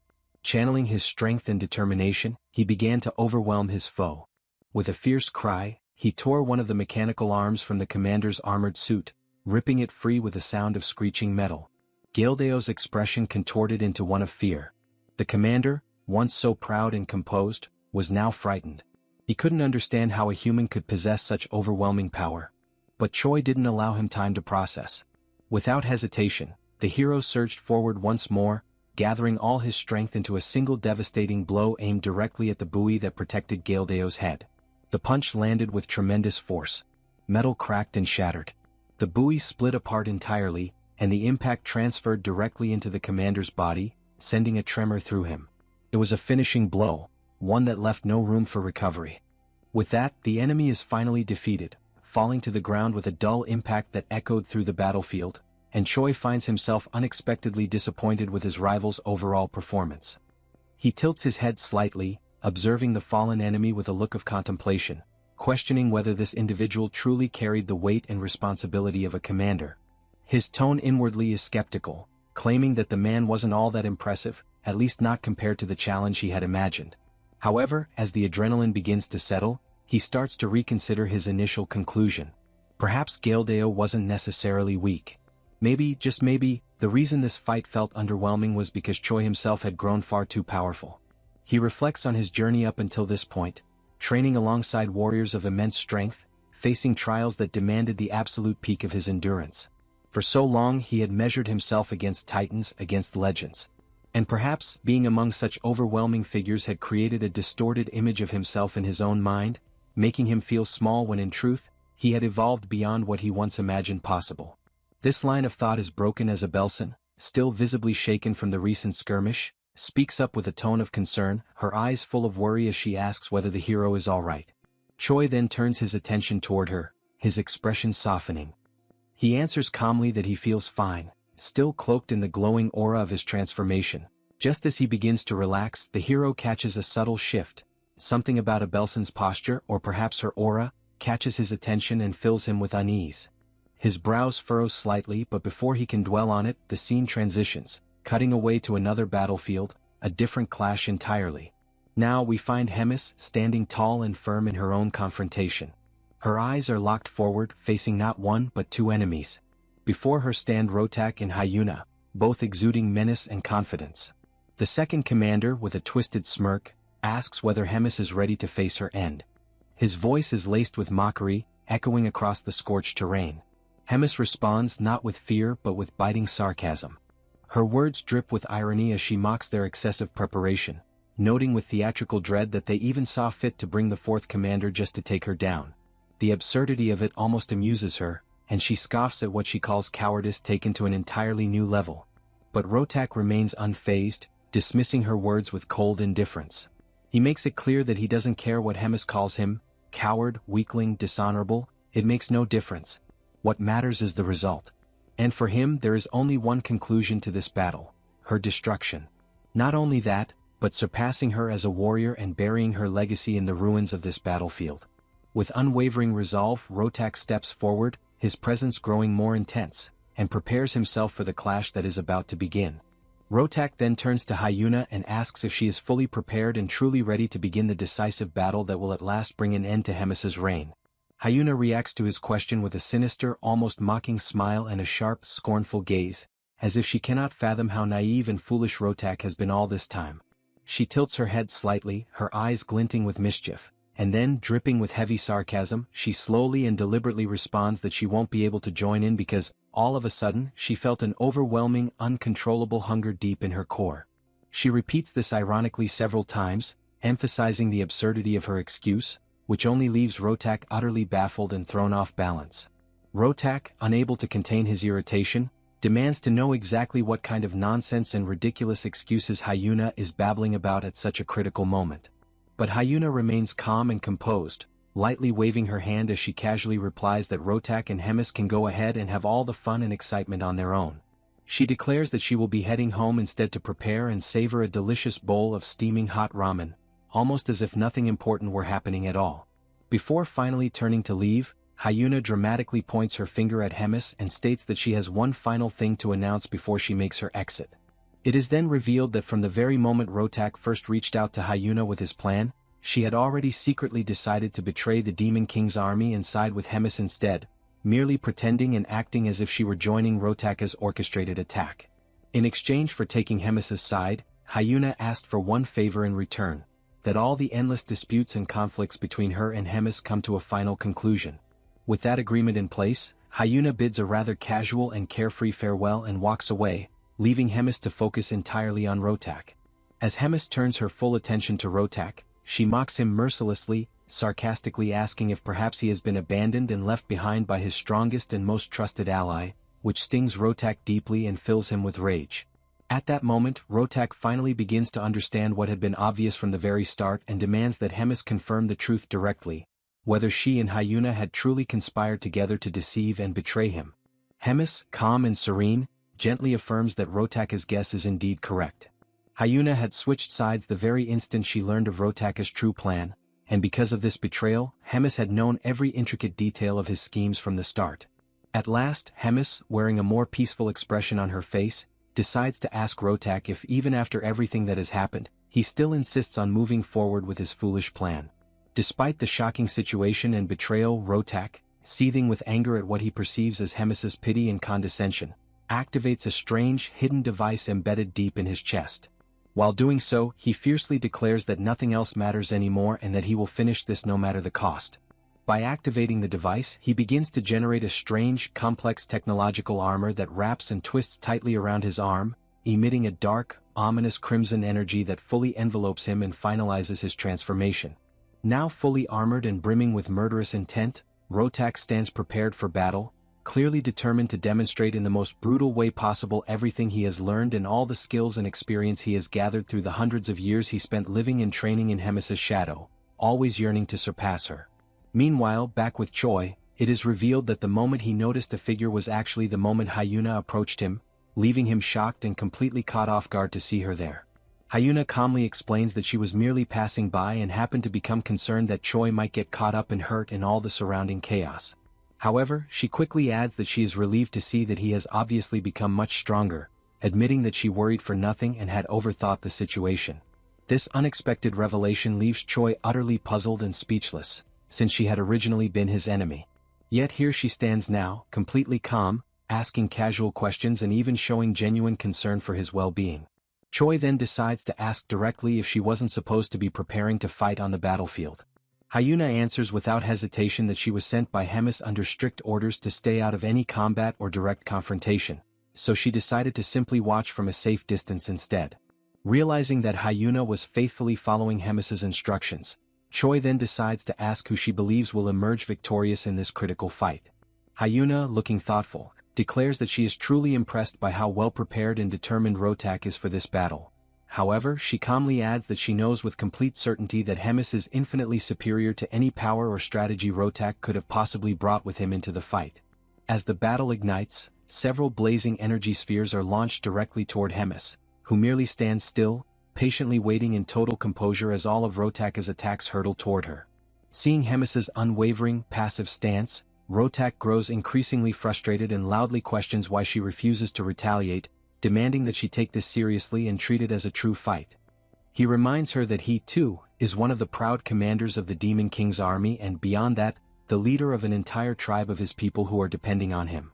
Realizing that Hemis's unwavering stance would not change no matter what he said or did, Rotak decided to channel every last drop of his energy to the absolute limit, gathering all the strength he had accumulated through countless years of struggle and pain to strike at his opponent with everything he had left. Hemis, still calm and composed as if nothing in the world could shake her, questioned out loud why she should even bother to counterattack or treat this as a real battle. In her mind, it was pointless, since regardless of any effort Rotak might make, she already knew with absolute certainty and unshakable confidence that she would ultimately emerge as the sole and undeniable victor. Without any further words or hesitation, Hemis unleashed a tremendous, blinding surge of energy that roared forward like a raging storm, crashing directly toward Rotak. At the same moment she hurled harsh words in his face, mercilessly reminding him that he had been betrayed by Hyuna, the very ally he had trusted so deeply and counted on to stand beside him in this final confrontation. Moreover, the powerful weapon he had spent so many long years carefully developing, refining, and relying upon was now completely useless, rendered worthless in an instant, as Hemis's precise attack had been aimed straight at Rotaka's most critical equipment, completely destroying it beyond repair. Hemis, her voice echoing with both authority and pity, asked him once again whether even after all this crushing defeat and betrayal, he still intended to continue fighting this hopeless battle. Rotak, with very few choices remaining and no clear path forward, simply confirmed everything Hemis had just said, openly acknowledging that he had been betrayed and admitting that her words were true. But even so, with a burning fire still flickering in his eyes, he fiercely declared that he would not retreat under any circumstances, no matter how impossible victory seemed. Determined, he then activated his promote ability to channel and amplify his remaining power, charging yet another of his desperate final strikes. He fired a series of enormous radiant energy spheres at Hemis using his cannon, launching what could only be described as a truly devastating attack, meant to end everything in one final desperate act. However, Hemis simply denied the entire offensive with a single effortless shield, as if swatting away a mere insect. From Rotaka's perspective, the entire wave of his energy seemed to be completely absorbed, leaving him in shocked disbelief. He briefly grew excited, a tiny flicker of hope sparking in his heart, wondering if perhaps even Hemis could not withstand such overwhelming power. But Hemis then responded with an almost amused tone that it had indeed been a good move, an attack worth acknowledging. Suddenly, a deep purple aura began to spread like a dark mist over Rotaka's energy blasts, and it didn't take long before Hemis's own energy completely overwhelmed and crushed Rotaka's offensive, erasing all traces of it from the battlefield. She then appeared before him, standing tall and victorious, and stated with unwavering certainty that Rotak had indeed changed dramatically compared to the weaker, lost version of himself she once knew. She even admitted that he had genuinely improved and grown stronger over the years. Nevertheless, Hemis firmly announced that it was now her turn to strike, and there would be no mercy. With a chilling grace, she slowly licked one of her fingers, her eyes locked on Rotak, and then pointed it directly at him, activating her formidable ability. Countless black claws suddenly materialized and surged forward like a pack of ravenous beasts, advancing rapidly toward Rotak with lethal intent. Rotak quickly recognized the immense danger of Hemis's conjured technique, and in an instant, all the fierce determination he had gathered was replaced by pure, paralyzing terror. He stood frozen in place, unable to react, helplessly waiting for the swarm of claws to reach him. It didn't take long before he was completely caught, wrapped up and immobilized by the relentless claws. The assault quickly intensified, growing ever more savage and merciless. With overwhelming ferocity, Rotaka's limbs were torn and separated from his body, leaving only the trembling, weakened torso of someone who had come so determined to eradicate Hemis and her people. Knowing his end had finally arrived, Rotak decided to use the last remaining moments of his life to ask something of the woman who had once been his beloved mentor. As Hemis slowly approached his broken figure, she questioned whether he was about to beg her for some form of mercy, her voice carrying a distant, cold sadness. Rotak then asked, with his last flickering strength, whether she still saw him as weak, useless, and pathetic, recalling his entire painful journey. He remembered vividly how he had once declared he would become as strong as Hemis and rise to be a true leader, a leader who would stand equal to or above all others. Yet, his path had been completely shattered and derailed by the torment of being scorned and rejected by Hemis, turning his only goal into a desperate mission to surpass her and make her pay for all the humiliation and pain. Hemis paused in heavy silence to reflect deeply on his words. Instead of giving him a direct answer, she remarked that time is cruel and unrelenting, lamenting how certain things seem as though they will last forever. But as time inevitably moves forward, people change, making choices and taking actions they later come to regret. Despite it all, she expressed her sincere gratitude to Rotak for, in the end, being able to find and enjoy at least something meaningful in his journey over the many long years, and for the destiny that his actions had helped shape. These final, heartfelt words drew a faint, peaceful smile from Rotaka's face, and at last he collapsed, his eyes closing for the final time, as Hemis softly wished that he may now rest in peace. The scene slowly transitions to the crumbling remains of the Black Fortress. Once a formidable stronghold, the structure now teeters on the edge of collapse. Its towering walls are scarred with deep cracks, and dust drifts from the ceilings with every minor tremor. The air is heavy, stale with age and decay. In the heart of this battered ruin, a tense meeting unfolds between Hemis, Choi, and Riedrun. The topic at hand is the inevitable. The fortress can no longer serve as their base of operations. Then comes the announcement, sharp and unexpected. Hemis informs them that they are preparing to relocate. The news lands like a thunderclap, catching the others off guard and momentarily silencing the room. Hemis, ever composed, elaborates on her decision. She states firmly that no matter how many repairs are attempted, no matter the effort poured into rebuilding, the fortress will remain fundamentally broken. Its integrity, both physical and symbolic, has been compromised beyond saving. Riedrun and Choi listen intently. Though neither openly argues with her reasoning, it's evident from their expressions and posture that accepting this truth does not come easily. Breaking the silence, Riedrun asks where they will go, what destination awaits the entire Third Command. He frames it as a logistical question, but beneath it lies concern for their future and safety. Without hesitation, Hemis answers. The Third Command is to be moved to the 8th Division. Their new home will be Fort Gadrick. The declaration lands heavily. Riedrun begins to object, perhaps to voice doubts or propose alternatives, but Hemis immediately shuts him down. Her tone is sharp but resolute. Her mind is already made up. She orders him to write a letter demanding the evacuation of the current commander of Fort Gadrick, making it clear the fort will now belong to them. With no room left for discussion, Choi and Riedrun exit the chamber. As they walk through the deteriorating corridors of the fortress, Riedrun falls into uneasy silence. In his mind, questions swirl. Of all the divisions, of all the fortresses available, why had she chosen the 8th? What could possibly be going through Hemis's mind? Noticing his companion's troubled expression, Choi finally speaks. He asks what it is about the 8th Division that's causing such worry. Riedrun responds after a pause. He explains that Fort Gadrick isn't just any fortress, it is the one closest to the forward outposts maintained by the human forces. In short, it is the closest thing they have to a frontline base. A dangerous, volatile position. Choi's face hardens as the implication sinks in. It's a deadly place to be stationed. And yet, he reasons, if the fort has survived this long under such pressure, then surely the one commanding it must be highly capable. Riedrun disagrees, shaking his head. He reminds Choi of Fort Hemmern. The reference seems to confuse him, which visibly irritates Riedrun. That's where they first met, he says with a touch of frustration. He recalls the fierce battle that forced the command to retreat, an unforgettable moment of loss and tension. He goes on to remind Choi that Grat had been the commander of that division during those days.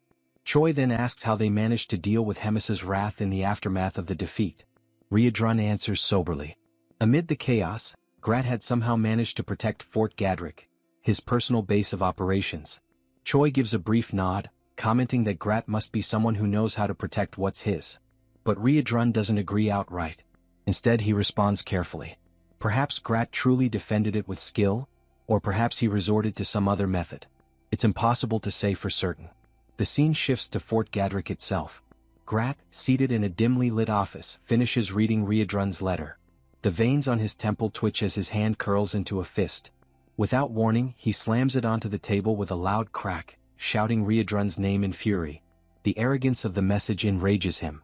The order is clear. He is to evacuate the fort so that it can be claimed by Hemis's Third Command. The insult stings. He mutters bitterly under his breath, calling Hemis an old witch, and questioning what her true intentions could possibly be. Despite his outrage, Grat knows there is no escaping this order. Still, something in his expression suggests he is not finished. He stalls briefly, then reaches toward a communication orb nearby. With practiced hands, he activates it, initiating a magical connection.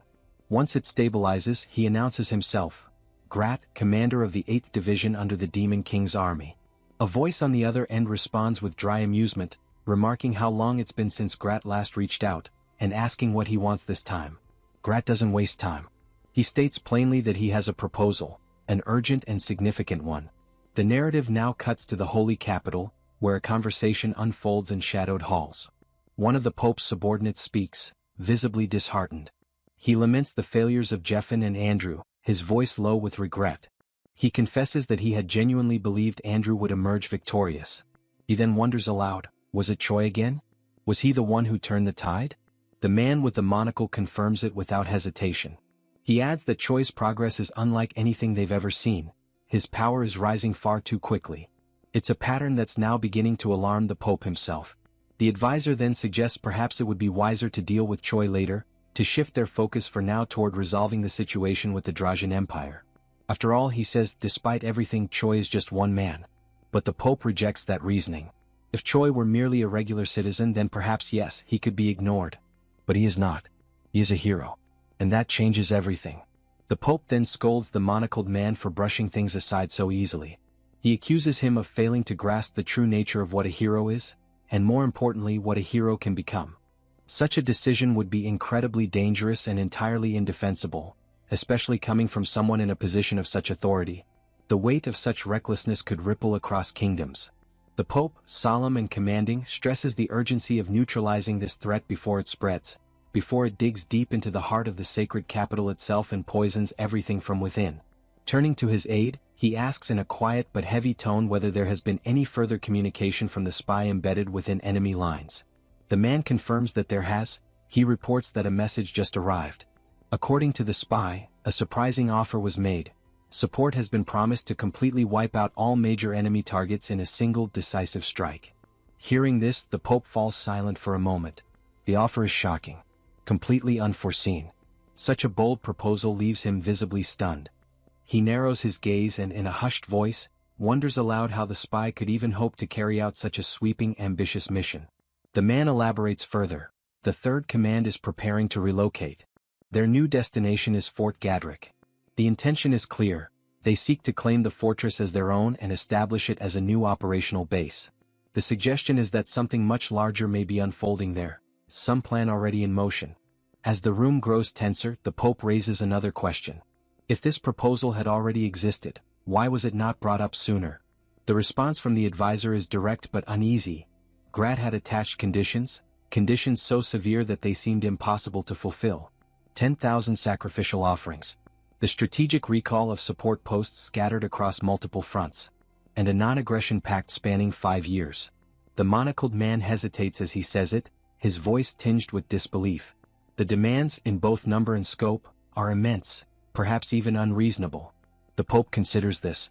Then, calmly but with precision, he asks what Grat's true motives might be. Why place such a steep price on this deal? The advisor takes a breath and then answers. He's heard whispers that the second command seat has been vacated, the result of internal strife, specifically tied to Hemis's elimination of Rotak. With such a power vacuum, Grat might see a chance to ascend, to claim that seat for himself. And to do so, he may be attempting to manipulate the fragile balance between Hemis and the Demon King. The Pope ponders this out loud. 10,000 sacrifices, and perhaps more than just bodies, maybe land as well. A territorial gain masked beneath political strategy. But the monocled advisor responds carefully. It's not the land that's troubling, he says, it's the staggering demand for sacrifices. That level of loss could shake even the strongest foundations of the empire.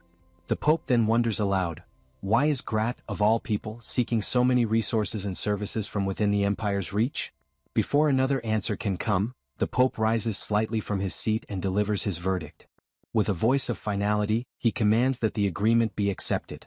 His conviction takes the advisor by surprise. The firmness in the Pope's decision is unshakable. The Pope begins to explain his reasoning. This might be the only opportunity they'll ever have to crush every looming threat in one bold stroke. To sever the heads of every rival in a single campaign. Even more crucially, this arrangement could elevate their spy into a vital, strategic position within the very core of the Demon King's army. And that, above all else, is an advantage they cannot afford to lose. No matter the cost. Be it 10,000, 100,000, or even 1,000,000 sacrifices. However, the Pope warns, such a scale demands meticulous planning. Every step must be executed flawlessly. The margin for error is now non-existent. No further failures will be tolerated. With that, the Pope issues his final order. Summon the legendary warriors of every region. The time has come. Every blade, every spell, every oath must be prepared, for the final battle is about to begin. Sometime later, within the shadowed walls of Gadrick Fort, Grat welcomed the arriving members of the Third Command. His face wore a smile, but it was clearly forced. His exaggerated enthusiasm poorly disguised the tension lingering beneath. He appeared to agree with their mission, to vacate Gadrick Fort as ordered by Hemis. On the surface he was cooperative. But it didn't take long for the cracks to show. Barely a few words in, Grat's tone shifted. Something wasn't right. His eyes narrowed and a hint of concern bled through his voice. Reborn, sharp as ever, cut straight to the point. He demanded to know what kind of issue Grat was referring to. Grat then launched into a detailed explanation. According to him, the nearest human army had been behaving oddly. Their troops had been shifting in strange patterns, and massive quantities of supplies were being relocated. From that movement alone, Grat deduced something dangerous. They were likely preparing a full-scale siege on the fortress. It wasn't a guess. It was a calculated warning. Reborn, concerned but focused, immediately asked what countermeasure had been planned. With a grim look, Grat laid out his strategy. He was preparing a segmented wave offensive, designed to strike preemptively before the enemy could tighten their hold. But to execute it properly, he needed support, solid reinforcements to hold the line until Hemis's main force could arrive. According to Grat, the 8th Division had been suffering from ongoing complications, minor setbacks here and there, that left them undermanned and overstretched. They were in no shape to hold out on their own. Reborn gave his word. The 3rd Command would provide the necessary backup. Then he asked if the rest of their team would also participate in the counterattack.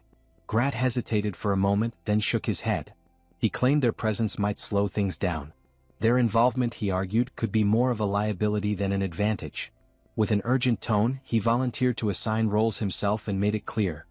Everyone was to get some rest and prepare for the operation ahead. Later that evening, in the quiet of their quarters, Choi and Rachel sat in conversation, tension still thick in the air. Choi, clearly conflicted, turned to Rachel once more with the same question he'd asked before. What did she really believe it meant to be a hero? Rachel immediately sensed where this was going. She braced herself, knowing full well that Choi's mind was already spiraling into another round of reflection. He spoke slowly at first, then with growing emotion. He was a hero, but he was fighting humans. And that truth was tearing him apart inside.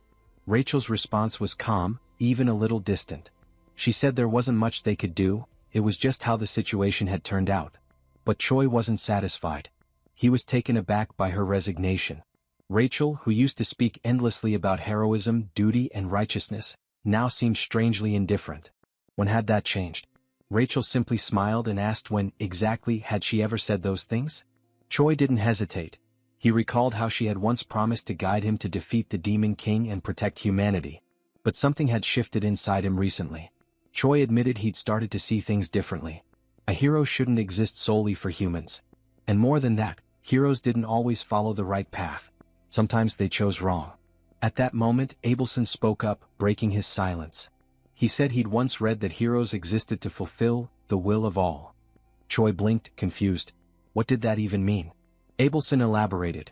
He'd seen ancient writings that claimed heroes were born to secure the happiness of the absolute majority. That was their true calling. Those words triggered a buried memory. Choi's commander had once told him something similar, that in his eyes, Choi was already a hero. It made him question what majority truly meant. Did it include non-humans too? The saint nodded. She said it likely did.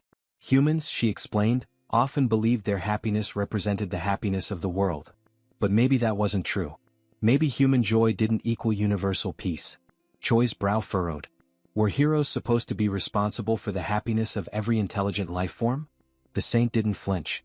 She said that might be exactly the case. And maybe that's why Choi was different, why he was a hybrid hero. That answer left him silent, his thoughts consumed by the gravity of that role, what it meant to protect the happiness of the absolute majority. At dawn, the assignments were finally handed down. Reborn would operate solo, an independent unit. Roger, meanwhile, would lead the observation team. According to intel gathered by the Analysis Division, he was tasked with triggering a direct engagement once the enemy was detected. His unit would engage immediately upon visual contact. The 8th Division had their role as well. They were to intervene at the end of Reborn's skirmish, acting as support during the fallout. As for the trio, Choi, Abelson, and Bobo, they were stationed in the rear guard. Their duty was to defend the fortress's stockpiles and resources. Following instructions, the trio moved into what appeared to be a mess hall. It was a modest section of the 8th Division's domain, repurposed for quiet waiting. There, surrounded by crates, benches, and distant clatter, they awaited the moment the real battle would begin. Choi didn't wait long before voicing his discontent with the orders they had been given. There was something wrong, he could feel it in his gut. Something about the plan, the placements, it didn't sit right with him. Rachel, catching the seriousness in his tone, leaned in and asked what kind of bad feeling he was talking about. Choi paused. His eyes scanned the room as his thoughts raced. Then it clicked, he had noticed something strange about the group formations. When he compared them to the original setup that Rems had authorized, it became clear. Everyone had been split apart and sent in directions completely opposite from their intended formation. Rachel tilted her head, trying to wrap her head around the logic. Her face contorted with confusion, her usual confidence momentarily lost. She mumbled something, half thinking aloud, trying to figure out what it meant for them all to be positioned on opposite ends. But her puzzled expression said it all, she didn't get it. That's when Abelson stepped in, her voice calm but heavy with implication. She explained that Riedrun had been dispatched to a dangerously hostile region. Roiger, though not far behind in terms of risk, was placed in charge of the observation team, putting him right in harm's way. And yet, the three of them, Choi, Rachel and Abelson, were stationed somewhere completely secure, far from danger. Rachel frowned in disbelief. That couldn't be right. It had to be because they were guarding a saint, that had to be the reason, she insisted. Protecting a saint should be an honor, something positive. But her argument rang hollow as the logic unraveled. Choi slowly stood up, still processing. He pointed out the strange contradiction. Riedrun and Roiger had both been pushed to the front lines, even though it had been said that the enemy forces weren't particularly powerful. And yet, 3 capable team members had been left behind, to guard supplies. Rachel's eyes widened as the realization sank in. It made no sense. Why leave behind someone as strong as Choi? Anyone could have stayed back to protect Abelson. It didn't need to be all 3 of them. Choi nodded. That was exactly what had been gnawing at him. Without another word, he began walking away. Rachel stood up abruptly, startled, and asked where he was going. Was he planning to disobey his assignment? Choi didn't stop. He said that Bobo was perfectly capable of handling things here alone. And as for him, he couldn't ignore the growing unease any longer. He had to see what was happening on the front for himself. Abelson hesitated for a heartbeat, then spoke up with determination. If Choi was going, then she would go with him, if he would allow it. Choi turned, his expression softer now. He told her he wouldn't object, but asked if she was truly sure. Staying with Bobo was still a solid plan. But the saint was firm. She said she could help him and she meant it. Choi reminded her that he could move faster using his transformation. He wouldn't just sit around and slow anyone down. That wasn't the issue. But something else, something deeper, was bothering him. Abelson looked confused by his words, but before she could press, Choi shook his head. He told her to forget what he said. As long as she felt well enough to keep up, then she could come along. And with that, he announced his intent to head toward the battlefield. But before he could take a single step further, armed guards stepped in his path. Their orders were clear. Choi was not allowed to leave the zone. Not without explicit authorization. Thinking fast, Choi cracked a half smile and claimed he just needed to use the bathroom. But then, sarcastically, he asked where it even was. He promised he'd be right back. The guards didn't budge. One of them repeated the directive firmly. Choi was not to leave under any circumstances. That shook Choi. The level of control, the extreme effort being made to keep him here, it felt too calculated. His anxiety intensified. Something was deeply wrong. And all he could do now was silently hope that Riedrun was okay, and not completely on his own. Meanwhile, far from the safety of the fort, Riedrun was already in the thick of it. He was breathing hard, his body marked by battle, facing off against a gray-haired hero wielding a blade. The clash had clearly begun, and it hadn't been an easy fight. Then another voice entered the fray. A red-haired warrior appeared, observing the fight with a smirk and calling Riedrun by his infamous nickname, the Red Nightmare. He praised Riedrun's performance. Even though Byron, the gray-haired one, was still just a rookie, the newcomer admitted he hadn't expected Riedrun to hold off 2 heroes. Byron scoffed. He said that if he hadn't let his guard down, he could have defeated Riedrun on his own. But the red-haired hero snapped at him, telling him not to get cocky. He reminded Byron that he was still green, and now wasn't the time for boasting. Then came the order, end the Red Nightmare. At once he called in the Holy Magic Unit.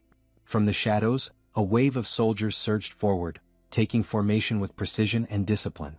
Riedrun's eyes widened. It had been a setup from the beginning. All of it, a trap. And in that crushing moment of betrayal, the truth hit him like a blade to the back. Grat was the traitor. Back at Gadrick Fort, Choi and Abelson made their move. They slipped past the guards, pushing into the night at full speed. Soldiers tried to intervene, but the 2 were too fast. They left Bobo behind, not with worry but confidence. No one would dare harm him. Everyone knew that dog belonged to Rems. That knowledge gave them the freedom they needed. And as Choi surged forward, his breath quickened, not from exhaustion, but from the growing dread pulsing in his chest. He just hoped it wasn't already too late. Back to the siege against Riedrun, he realizes that beyond the two heroes, the other knights are armed with magical tools, and that is clearly excessive considering he is alone. The red-haired hero agrees with Riedrun's words, but they cannot let Hemis's most favored subordinate escape, and that statement makes Riedrun uneasy as he realizes she is the hero's true target. This gives Riedrun extra motivation to fight, and the red-haired hero notices Byron's agitation, ordering him to stay cautious, as the plan is to drain Riedrun's energy before taking advantage of a better opportunity. After that, he commands the 2nd Regiment of Warriors to prepare for the assault. Riedrun, noticing all the organization, also becomes tense, ready to give them a proper battle. As soon as he activates his combat mode, which looks more like a Super Saiyan Level 3 transformation, the hero signals the 1st Regiment to attack. Now fully transformed into a Super Saiyan, Riedrun is immediately struck by a rain of arrows and braces himself to repel the overwhelming force launched at him. With a single punch, he manages to defend himself and even sends several of the arrows back toward the hero's army. The incredible strike is capable of using just the force of the wind to both shield Riedrun and turn the enemy's attack into one of his own. The hero then tells the remaining soldiers not to be afraid, as they still have the advantage in numbers while Riedrun stands alone. Several spear-wielding warriors then charge at Riedrun, who waits calmly for their approach. Riedrun then prepares to unleash one of his special attacks, called Destructive Explosion Wave, and with a single-hand motion he strikes the ground, causing massive devastation. He then leaps, letting the forming crater swallow the soldiers who had launched themselves at him. After jumping, he advances toward those who remained stranded among the crater's wreckage, neutralizing the warriors one by one. As he finishes off the last spearman by slamming his head into the ground, Byron becomes increasingly agitated from being forced to simply watch the battle. With Riedrun's chances of escape growing, Byron decides to break free from the red-haired hero's restraint and charges, attacking Riedrun directly. But he fails as the Red Nightmare easily dodges the hero's strike.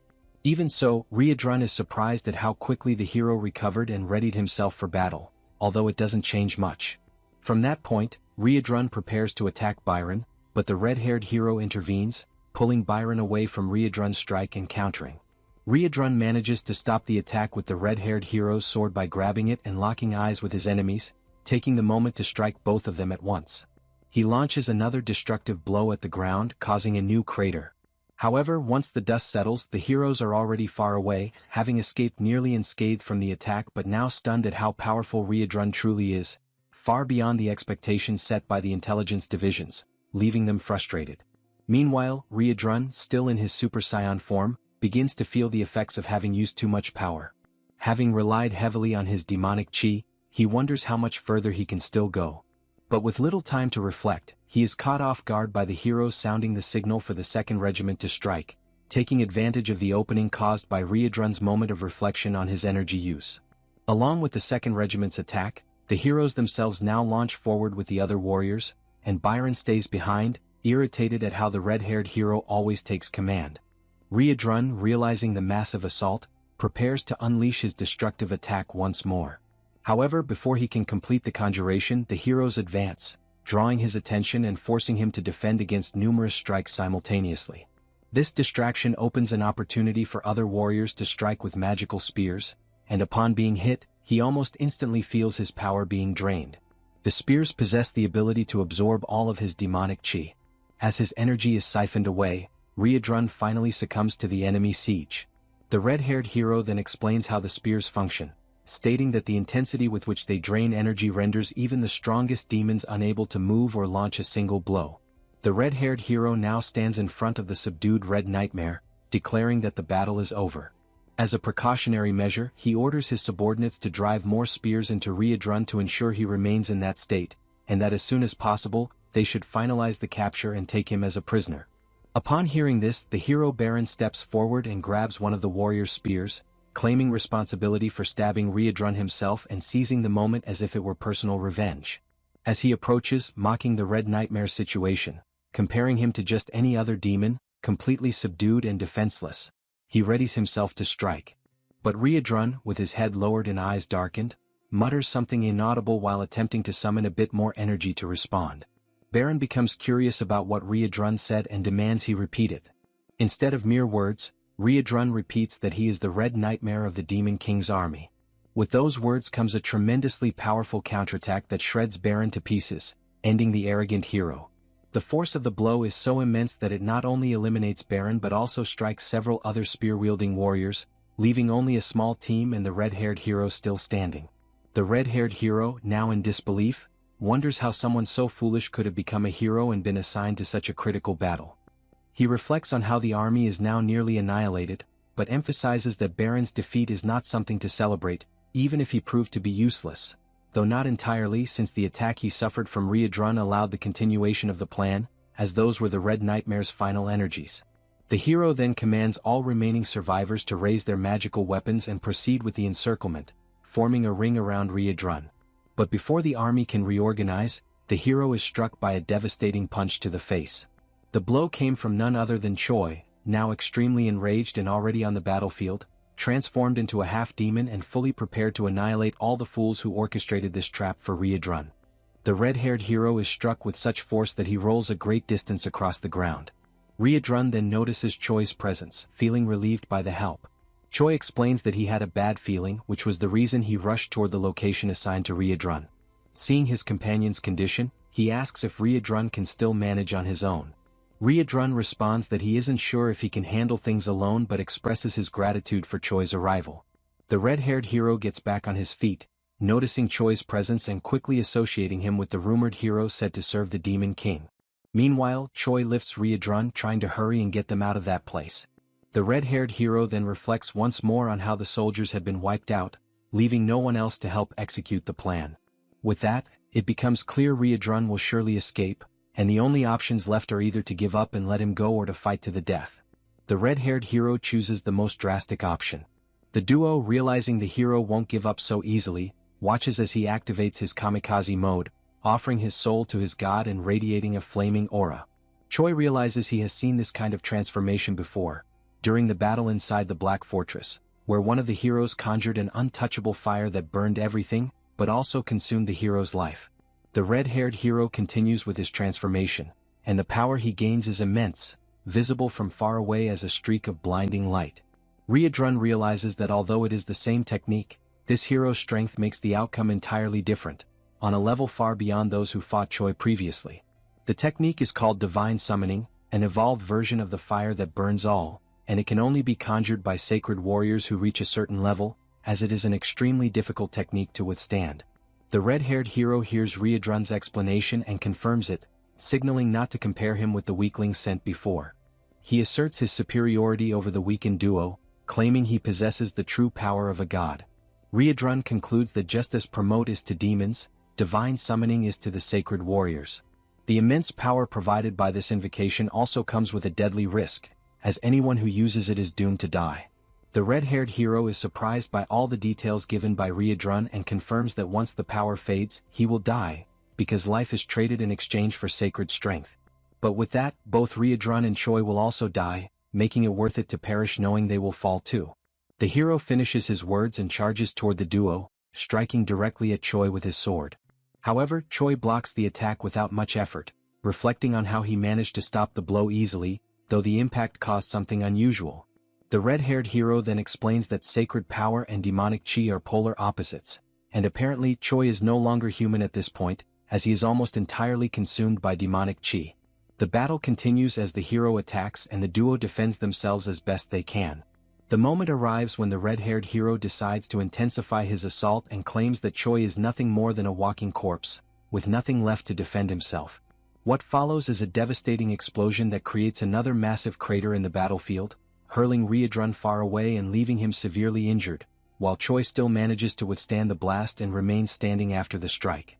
Even with difficulty, as he turned his head to the side, he noticed that Riadrun had been far more affected, and his condition was much worse than expected.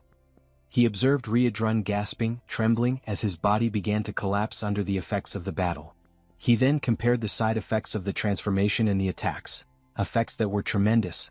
However, considering he himself was half human, they were still less severe than what Riadrun, a pure demon, had to endure. This meant all effects on Riadrun were intensified, causing excruciating pain. Even so, Choi renewed his hopes, realizing he only needed to endure. Once the sacred power was exhausted, the red-haired warrior would be defeated. And if that opponent continued launching reckless strikes like before, he would burn out quickly. Still, Choi wasn't sure how long he himself could remain standing. He weighed between staying on his feet or provoking the enemy into unleashing more powerful attacks to burn through his remaining energy. In the end, fate was left in luck's hands, because no matter how much Choi could endure, there was no telling how long Riadrun would last. Just as Choi finished this internal reflection and refocused his gaze on the red-haired hero, he was surprised. His opponent was shaking, struggling against the effects of having already overused divine power. Going beyond expectations, side effects had already begun to manifest. Loss of vision, a ringing in the ears. Still, he wouldn't need those senses much, for he could feel the presence of demonic chi, making it possible to continue his attacks. Choi then caught the hero's attention, curious about something, and the hero asked what a walking corpse had to say. Choi questioned if the red-haired hero was having trouble seeing. The hero replied that he had wondered what Choi would ask, and confirmed it. Yes, he was going blind. But it didn't matter because he reiterated that he could still sense demonic chi even with his eyes shut. The duo then exchanged a remark, with Choi realizing this could be a disadvantage, even if the red-haired hero could still strike. Choi's behavior puzzled both Riadrun and the red-haired hero. Suddenly, someone wielding a bloodied club arrived on the battlefield. Choi prepared to deliver the finishing blow and declared that the red-haired hero was now nothing more than a random blind man, mocking him with an indifferent expression as he gave the command for Abelson to attack. She had approached from behind the red-haired warrior, gripping the club. We then flash back to a few minutes earlier. From atop a mountain, she had been watching the battle unfold, worried that the duo might die if things continued as they were. She wondered what she could do. Suddenly, someone grabbed the saint by the ankle, taking her by surprise. It was one of the heroes, pretending to be dead. The soldier explained that he had been waiting for Choi to move away so he could advance toward the saint and have the chance to take her with him. Abelson was unsure of what to do, considering she had no one left to lose her body for. However, realizing she was cornered, she knew she could no longer rely on others for protection. Reflecting on all the times Choi had protected her and spared her from a cruel fate, giving everything, even willing to die for her safety, she, in turn, had simply remained complacent, living under the same roof, day after day, never giving anything back to the one who always defended her. She had portrayed herself as fragile, and that had made Choi constantly worry. The saint then noticed the club nearby and decided that from now on, she would defend herself. She gathered courage and eliminated the soldier. The scene returned to the present moment, when she struck the red-haired hero in the head. With that blow came not only victory, but also the relief of knowing that she would no longer be a burden to the one she called the hope of the world. The scene shifts to a tense meeting between Grat and the army of the Divine Empire. Grat finds himself surrounded on all sides, the sharp edges of countless weapons pointed his way, and the eyes of the soldiers filled with hostility. The atmosphere is heavy, every breath drawn feels like a challenge, and Grat's confusion grows with every passing second. He cannot understand why they are treating him as an enemy. After all, by his own reasoning, he had done exactly what had been agreed upon. He had managed to contain Riadrun, keeping the dangerous demon in check. That, in his mind, should have made him a trusted ally rather than a target. One of the stern-faced leaders of the Divine Army steps forward, his voice echoing across the field. He demands that Grat remain silent and punctuates his order by calling him a vile demon, his tone dripping with disdain. The words sting, and the accusation lingers in the air like a blade yet to strike. Without hesitation, the leader goes on to accuse Grat of orchestrating deceitful schemes that had led to disaster. According to him, the demon's tricks were the direct cause of the defeat of both heroes sent to the front. The outcome, he claims, was nothing short of catastrophic for the Divine Empire.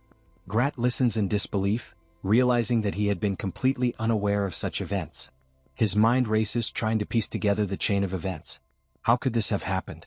How could Riadrun, on his own, have been capable of defeating not only two heroes but also an entire army? Before Grat can think further or prepare a defense, the ground beneath them seems to vibrate with an unnatural force. The sky itself begins to change, a sudden burst of energy descending like a divine judgment. From above, a blinding light crashes down, striking Shang with unimaginable force and carving a massive crater into the earth. Dust and heat erupt in every direction. When the glare fades, the source of the devastating arrival is revealed. It is none other than Hemis herself. Her presence commands immediate attention, and as she takes in the scene before her, the rows of Divine Empire soldiers and the lone figure of Grat, she pauses, her voice calm yet sharp as she questions what exactly is unfolding here.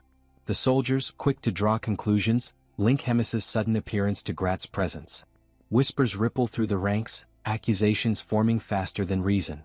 They begin to suspect this is all part of an elaborate trap, one designed by Grat himself, in which every soldier here is nothing more than a sacrificial pawn.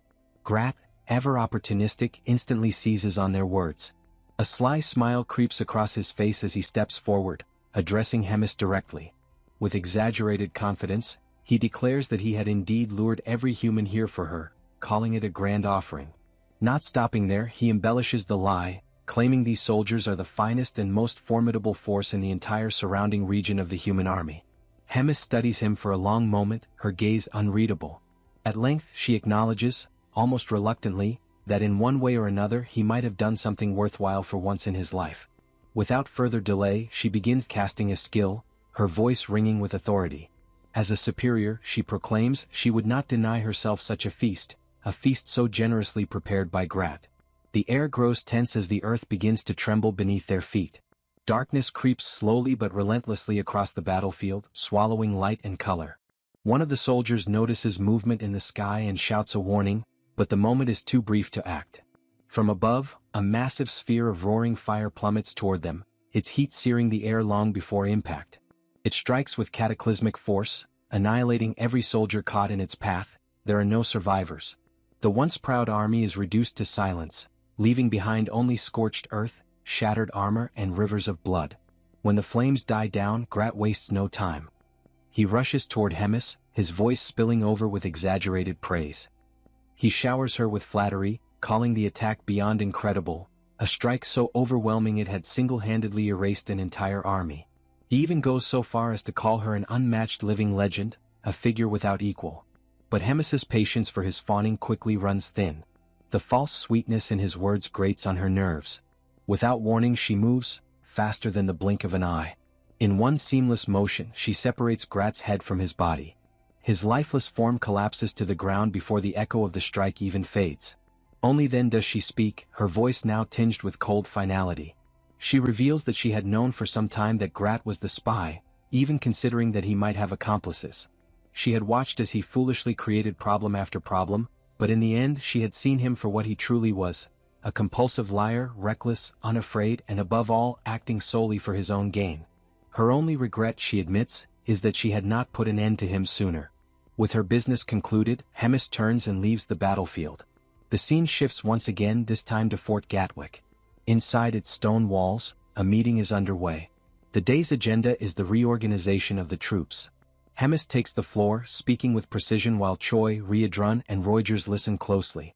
She begins by declaring that Riedrun will take charge of the remaining personnel abandoned by Grat, a task that will demand much of his time. To ensure the work proceeds smoothly, Reuters will act as his adjutant, providing direct support wherever necessary. As for Choi, Hemis had a surprise prepared, one that she revealed with a calm but decisive tone.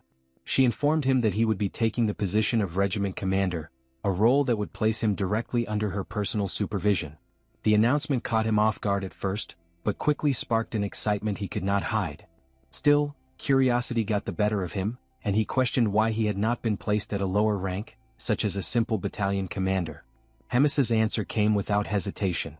She explained that she could not afford to waste a talent like his on something so limited.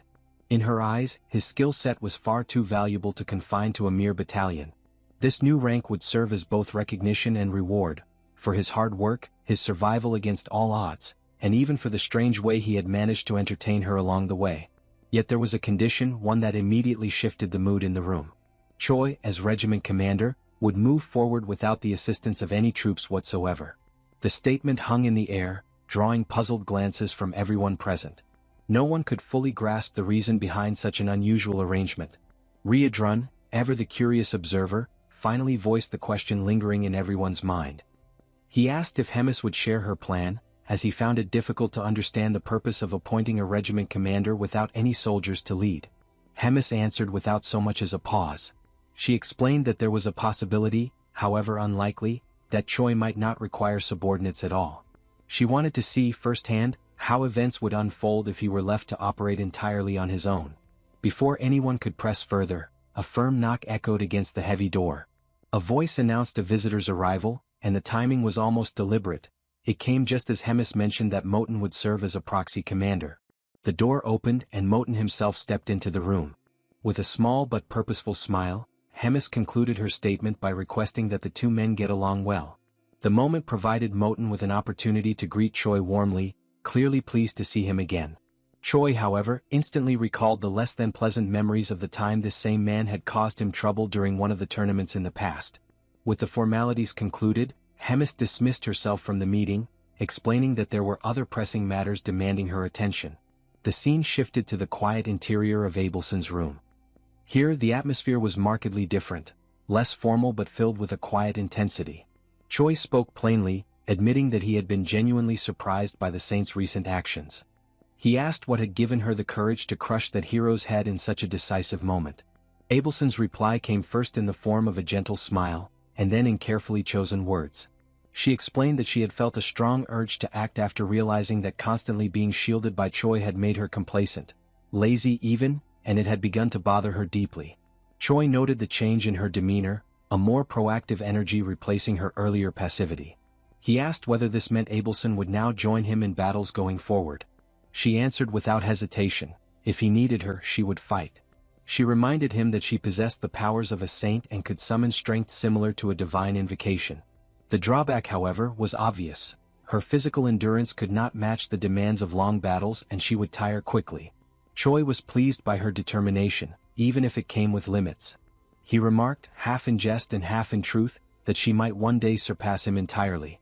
There was even a hint of jealousy in his tone, knowing that as a saint she now wielded the highest level of divine power attainable. Abelson, however, responded with humility, saying she was not certain such power alone mattered. Fighting, she said, was never simply about possessing the greatest strength. Her words carried the weight of experience, coming from someone who had often found eccentric, unconventional ways to win against brute force. It was at this point that Rachel joined the conversation, her voice carrying a teasing undertone. She commented that Abelson's words almost made it sound as though Choi relied solely on dishonorable tactics and dirty tricks to win. Then, with a shift toward a more factual tone, she explained something that caught Choi by surprise. The position of battalion commander, she said, was equivalent to the rank of hero in the human hierarchy.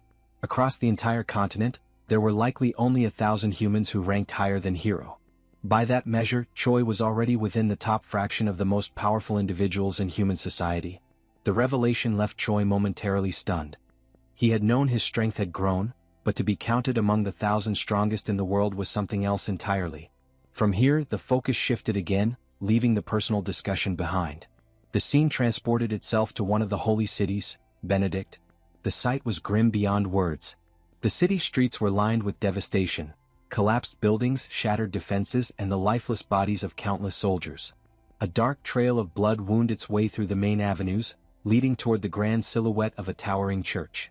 In front of its massive doors stood only two figures, Hemis and a lone survivor trembling in her shadow. Hemis took a moment to absorb the scene, her expression unreadable. When she finally spoke, her voice was steady and commanding. She told the man she would spare his life, but not out of mercy. It was so he could carry her message far beyond these walls, across the land, to every ear in his people's domain. The man's trembling intensified as she continued, explaining that from this day forward, she would wipe every single village of the Divine Empire from the map, one by one, leaving no survivors. And in that moment, the only thing left for the man to do was to fall to his knees and beg for a mercy he knew would never come. 500 years ago, the continent was plunged into chaos by endless wars. The Great Drazen Empire sought to expand its territory, swallowing smaller kingdoms that resisted. The conflict grew fiercer day by day until suddenly, a new region appeared in the middle of nowhere, accompanied by a massive pillar of light. Speculation quickly spread. Could this be the legendary supercivilization of Valington? A civilization that had vanished into the ocean without a trace 1,000 years before the Great War, once hailed as the apex of magical arts. Rumors suggested that if these were indeed the ruins of Valington, they might hold the key to reviving ancient magic, a power nearly lost when Valington fell. Every nation believed that whichever kingdom succeeded in reviving this magic would gain unmatched supremacy. Thus, each realm embroiled in war sent expeditions into the newly appeared land, hoping it would guide them toward a golden age of power. However, what the humans found there was nothing like the ruins of Valington, nor the lost people of that civilization. Instead, they encountered beings from another realm, demons, hostile, lustful for conquest, and utterly alien to humankind. Faced with this common threat, humans ceased their wars against one another and united for the sake of survival. Their armies turned against the demons, beginning a new war, one that would last for centuries. At first, it was the demons who seemed destined to win. Their innate belligerence and overwhelming physical strength far surpassed that of humans. On top of that, they possessed the demonic chi, a force of cunning and power that tipped the scales in their favor. When all hope seemed lost, a new light emerged. Clerics, healers and priests who had until then served as non-combatants, declared their intent to join the battlefield. With them came divine power, a force capable of countering the demons. Their presence was decisive. Not only did it balance the tide of war, it also spread the influence of religion across the continent. From this, the divine empire of Gartran was born, a union of faithful nations bound together by belief. Over the next 2 centuries, the power of faith grew stronger, and the number of combat clerics multiplied exponentially. Humanity, once outmatched, eventually surpassed the demons, gaining complete military superiority. It was during this period that a new figure emerged, the greatest contributor to the war against the demons. He became a legend known as the Pope. Through his unparalleled martial skill, he trained countless knights and soldiers, and even summoned heroes from other worlds. Under his leadership, demons were driven to the edges of the continent. A new age of peace dawned. But peace brought with it a new problem. During a great council with leaders from every region, the Pope raised the issue. He asked if they knew why humanity once again faced danger after so long. And he answered himself, it was because the demons had not been completely annihilated when the chance had been given. Instead of eradicating them, the humans had chosen to prioritize rebuilding their ruined cities. This was not wrong, for the well-being of the people had to come first. Yet, in the end, the survival of the demons meant that all nations still bore the shadow of their threat, and each nation's way of life had been negatively shaped by that choice. Before the worst could happen, the Pope urged all nations to unite their strength once again and retaliate against the rising threat through a holy war. The divine empire of Gartram would lead the charge, sparing no effort, no resource and no warrior, with one ultimate goal: to consolidate an era entirely dominated by humankind. The scene shifts to a religious setting where a message is being delivered. The speaker warns that the demons once more threaten human life. 3 cities have already been annihilated within days, and no one knows which will be next. Perhaps, even as he speaks, he and everyone present could be the next to die, for the demons show no mercy, not even to women or children. The man then points to Father Levi, the sole survivor of Benedict. With a hollow voice, the priest confirms that everyone in the city was slaughtered in a single moment, while they were merely living their ordinary lives. Only he remains to deliver the message, but his soul, he confesses, was left behind in Benedict, dead alongside those he once cared for. He admits he has no reason to go on. The speaker resumes, stressing the cruelty of the demons, who grow stronger with each passing day. He declares that the Pope has proclaimed a holy war and refuses to stand idle in the face of this threat. He also announces that Asahel Bald, the legend of Gatling, has ended his long seclusion to take part in the war. Other nations too have promised to send forth their legends and heroes to serve the people. A large-scale offensive is already underway. Yet this alone will not be enough to eradicate the demons completely. For the future of the continent to be secured, every man and woman capable of fighting must lend their support and strength. Now more than ever is the time. The call goes out to all. Join the holy war, the will of God, which shall guide them onto the path of peace. The speech ends with a rousing cry, shared by all present, united in a single desire, to eliminate the demons once and for all. The scene shifts again. In private, the Pope speaks with one of his subordinates.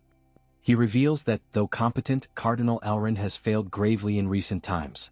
His blunders have led to the deaths of 2 heroes and the failed capture of Reborn, a disaster that achieved nothing while costing tens of thousands of lives. For this reason, the Pope orders that Elrond's duties be reassigned within 3 days. Once this is done, all his possessions are to be seized and he, along with his entire family, executed. The scene shifts once more, this time to Reborn, who storms into a room abruptly, visibly excited by Hemis's arrival.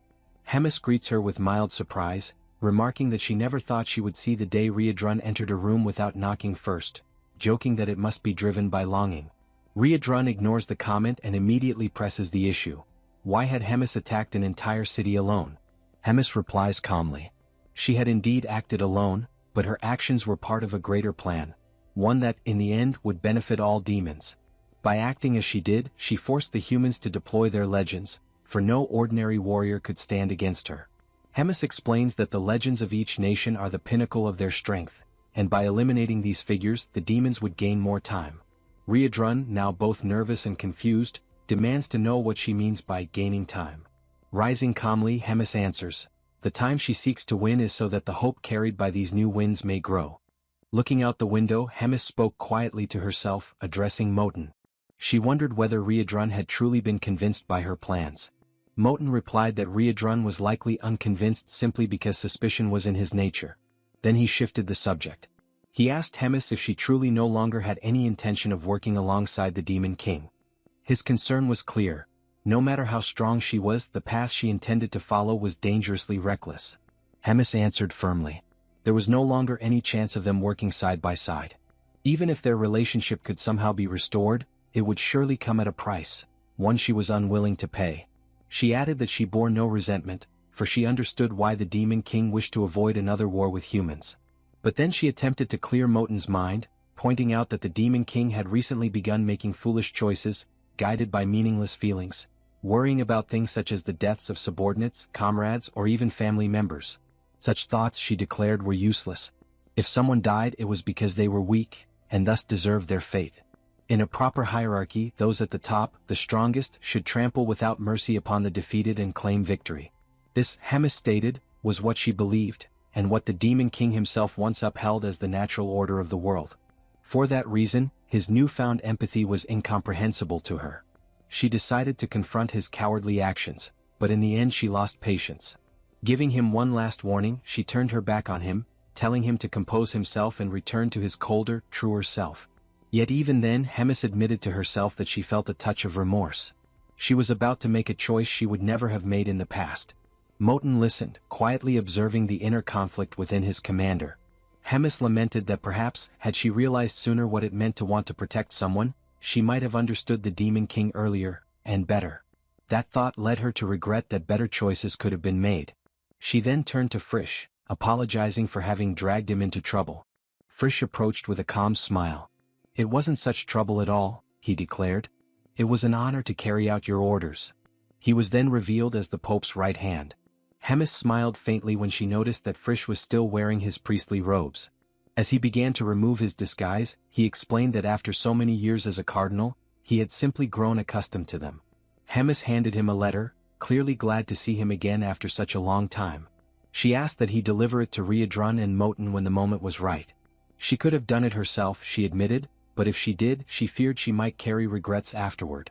Frisch accepted the letter with full understanding of his commander's will. Hemis then mentioned Choi. She instructed Frisch to make sure Choi would not die. Frisch was visibly surprised by her words. Hemis noticed and teased him, saying perhaps she was getting old, or perhaps she was simply worried about leaving Frisch alone, without anyone to support him in her absence. The next day in Gardrick Castle, the doors burst open. Choi, asleep, was jolted awake. Startled, he leapt to his feet, reflexively shouting with arrogance, "Who dares disturb the commander's rest?" But when he saw it was Riadrun who had woken him, his pride quickly faded. He lowered his tone and asked what was happening. Riadrun ordered him to leave immediately, to flee as far as possible. Shocked, Choi asked why such sudden orders were being given. Riadrun explained that the next day the human army would launch an assault on the castle. A massive battle involving the highest-ranking humans, their legends. Choi protested. Would it not be better for him to stay and help? Riadrun shook his head. The enemy's sole objective was Hemis's death. Though he did not doubt her victory, if anything happened to her, he would not be able to protect Choi alone. The scene shifts to the moment when a letter is slipped under the door of the room where Riadrun is staying. He picks it up and begins to read. Its contents reveal part of Hemis's past and the truth behind recent events. Hemis writes that the demons endured countless deaths and were ultimately forced into exile at the very edge of the continent. Yet, despite having cornered them completely, the humans never carried out a full extermination. There were many reasons for this decision, but the most significant one was the existence of the Holy Empire. For the Empire to remain valid, it needed the demons to exist. The Demon King exploited this convenience to form a secret pact with Gartram. They agreed to maintain the front lines and preserve each other's territories. Thus, the very survival of the demons became tied to the humans' perception of a war, kept alive only through small-scale skirmishes and minor threats. This balance became a key element in maintaining unity among Gartram and the other nations. Only Hemis was entrusted with knowledge of Gartram's proposal. Yet she rejected it outright. To her, a proud death was far better than a life of servitude. The price she paid for this defiance, however, was exile. Using Rotaka's actions as a pretext, she was banished to the Black Fortress. Hemis clarifies in the letter that this long explanation was only the introduction. What truly matters now is what comes next. According to Frisch, the humans are preparing a massive attack, an unparalleled battle involving the legends and heroes of every human nation.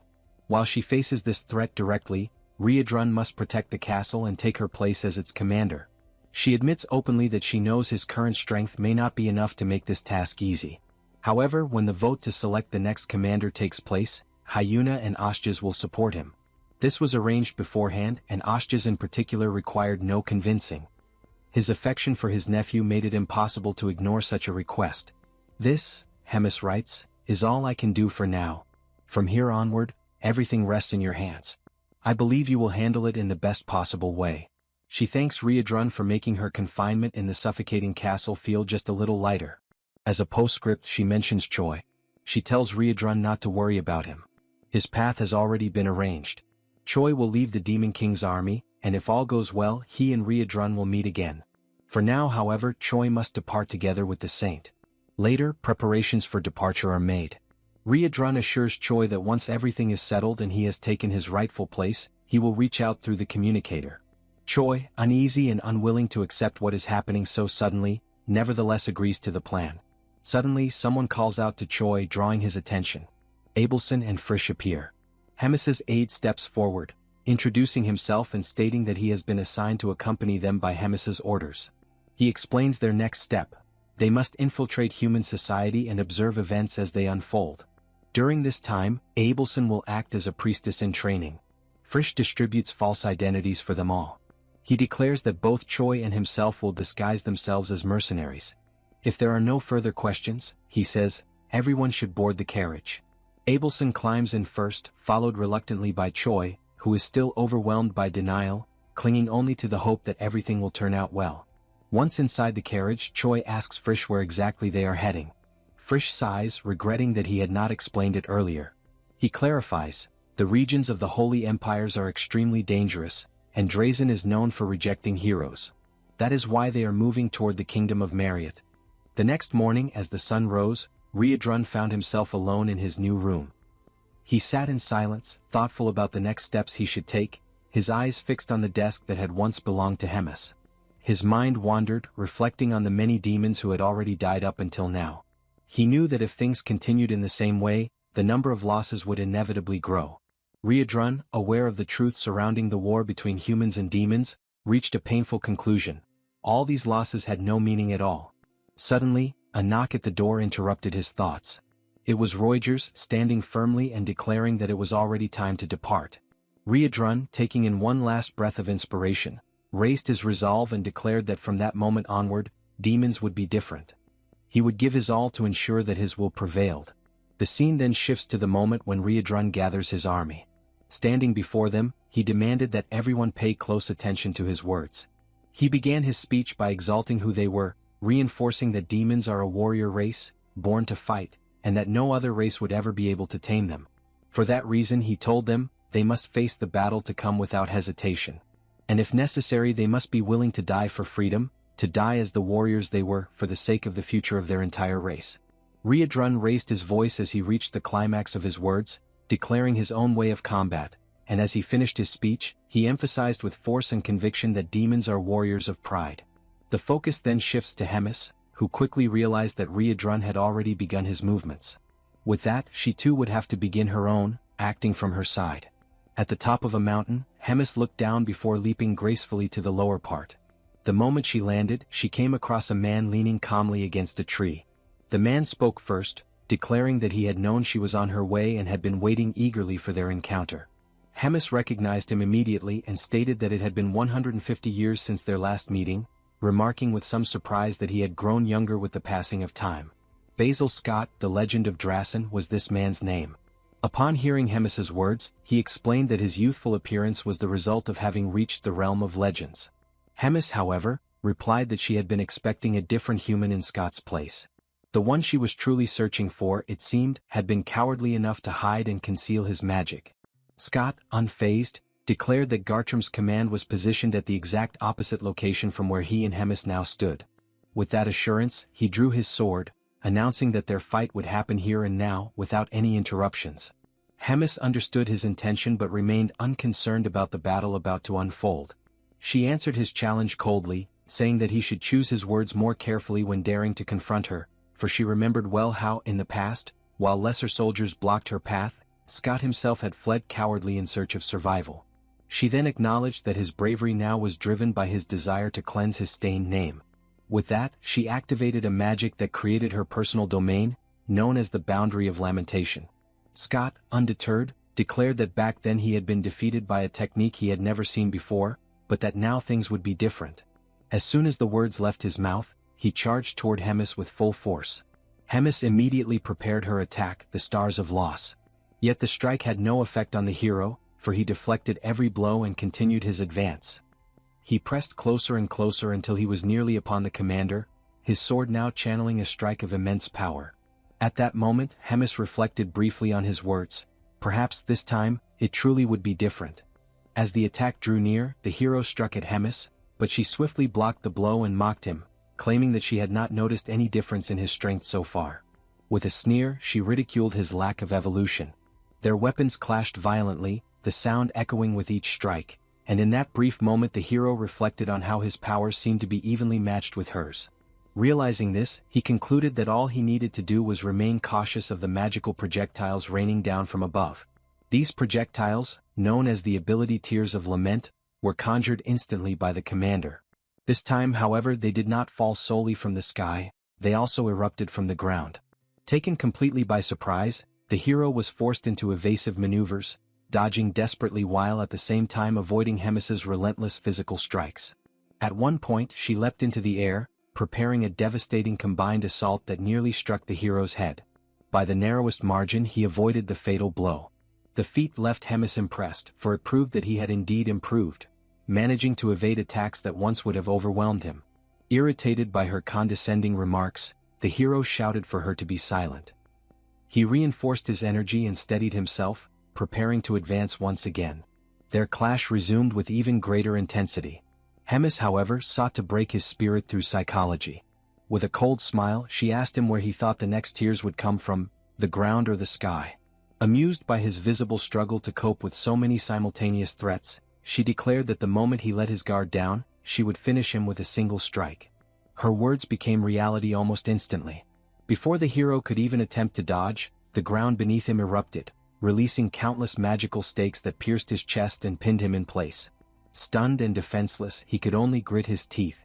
Hemis looked upon his suffering with sharp eyes, remarking that the mere fact he had managed to evade so many times before was proof of his progress. The difference between the man before her now and the one she had faced years ago was clear. Yet before she could continue, the hero's body began to blur and fade, as though he were being teleported elsewhere. For a moment, Hemis wondered if it had been a clone, but she quickly dismissed the thought. She was certain she had struck the real one. Meanwhile, the hero emerged from a portal, already charging with a new technique that took her by surprise. For the first time, she was genuinely impressed by his growth. Advancing with determination, the hero declared that he had saved this secret technique for precisely this moment. He launched his strike with all his might. Hemis, however, raised only a single hand to defend, blocking his assault effortlessly. She made it abundantly clear that the gap between their powers was insurmountable, for she stood 2,000 years ahead of him. With cold precision, the commander raised 2 fingers and aimed them at the hero's chest. A burst of devastating energy exploded forth, striking him directly and rendering him unconscious in an instant. He collapsed, unable to respond, his strength utterly spent. Cornered and stripped of every skill, the hero questioned if this was truly the end. Humiliation weighed heavily on him. He had not managed to land even a single decisive blow. At that moment, Hemis called out to him, demanding that he confirm if he was truly the famed legend of Drasen. Before he could recover from the shock, she made a request, something he had never imagined he would hear from a demon. Hemis explained that personal matters were unfolding, and she needed his cooperation. She asked that when he eventually met Choi in the future and fought against him, he would grant Choi mercy at least once. The hero was stunned, unable to comprehend why a commander like Hemis would lower herself to ask such a thing. But before she could say more, the sky split open and a massive surge of golden energy descended upon him. The overwhelming force struck with such intensity that the legend of Drasen was annihilated completely, his body erased, leaving not even dust behind to tell the tale. Hemis, caught off guard, analyzed what had just occurred.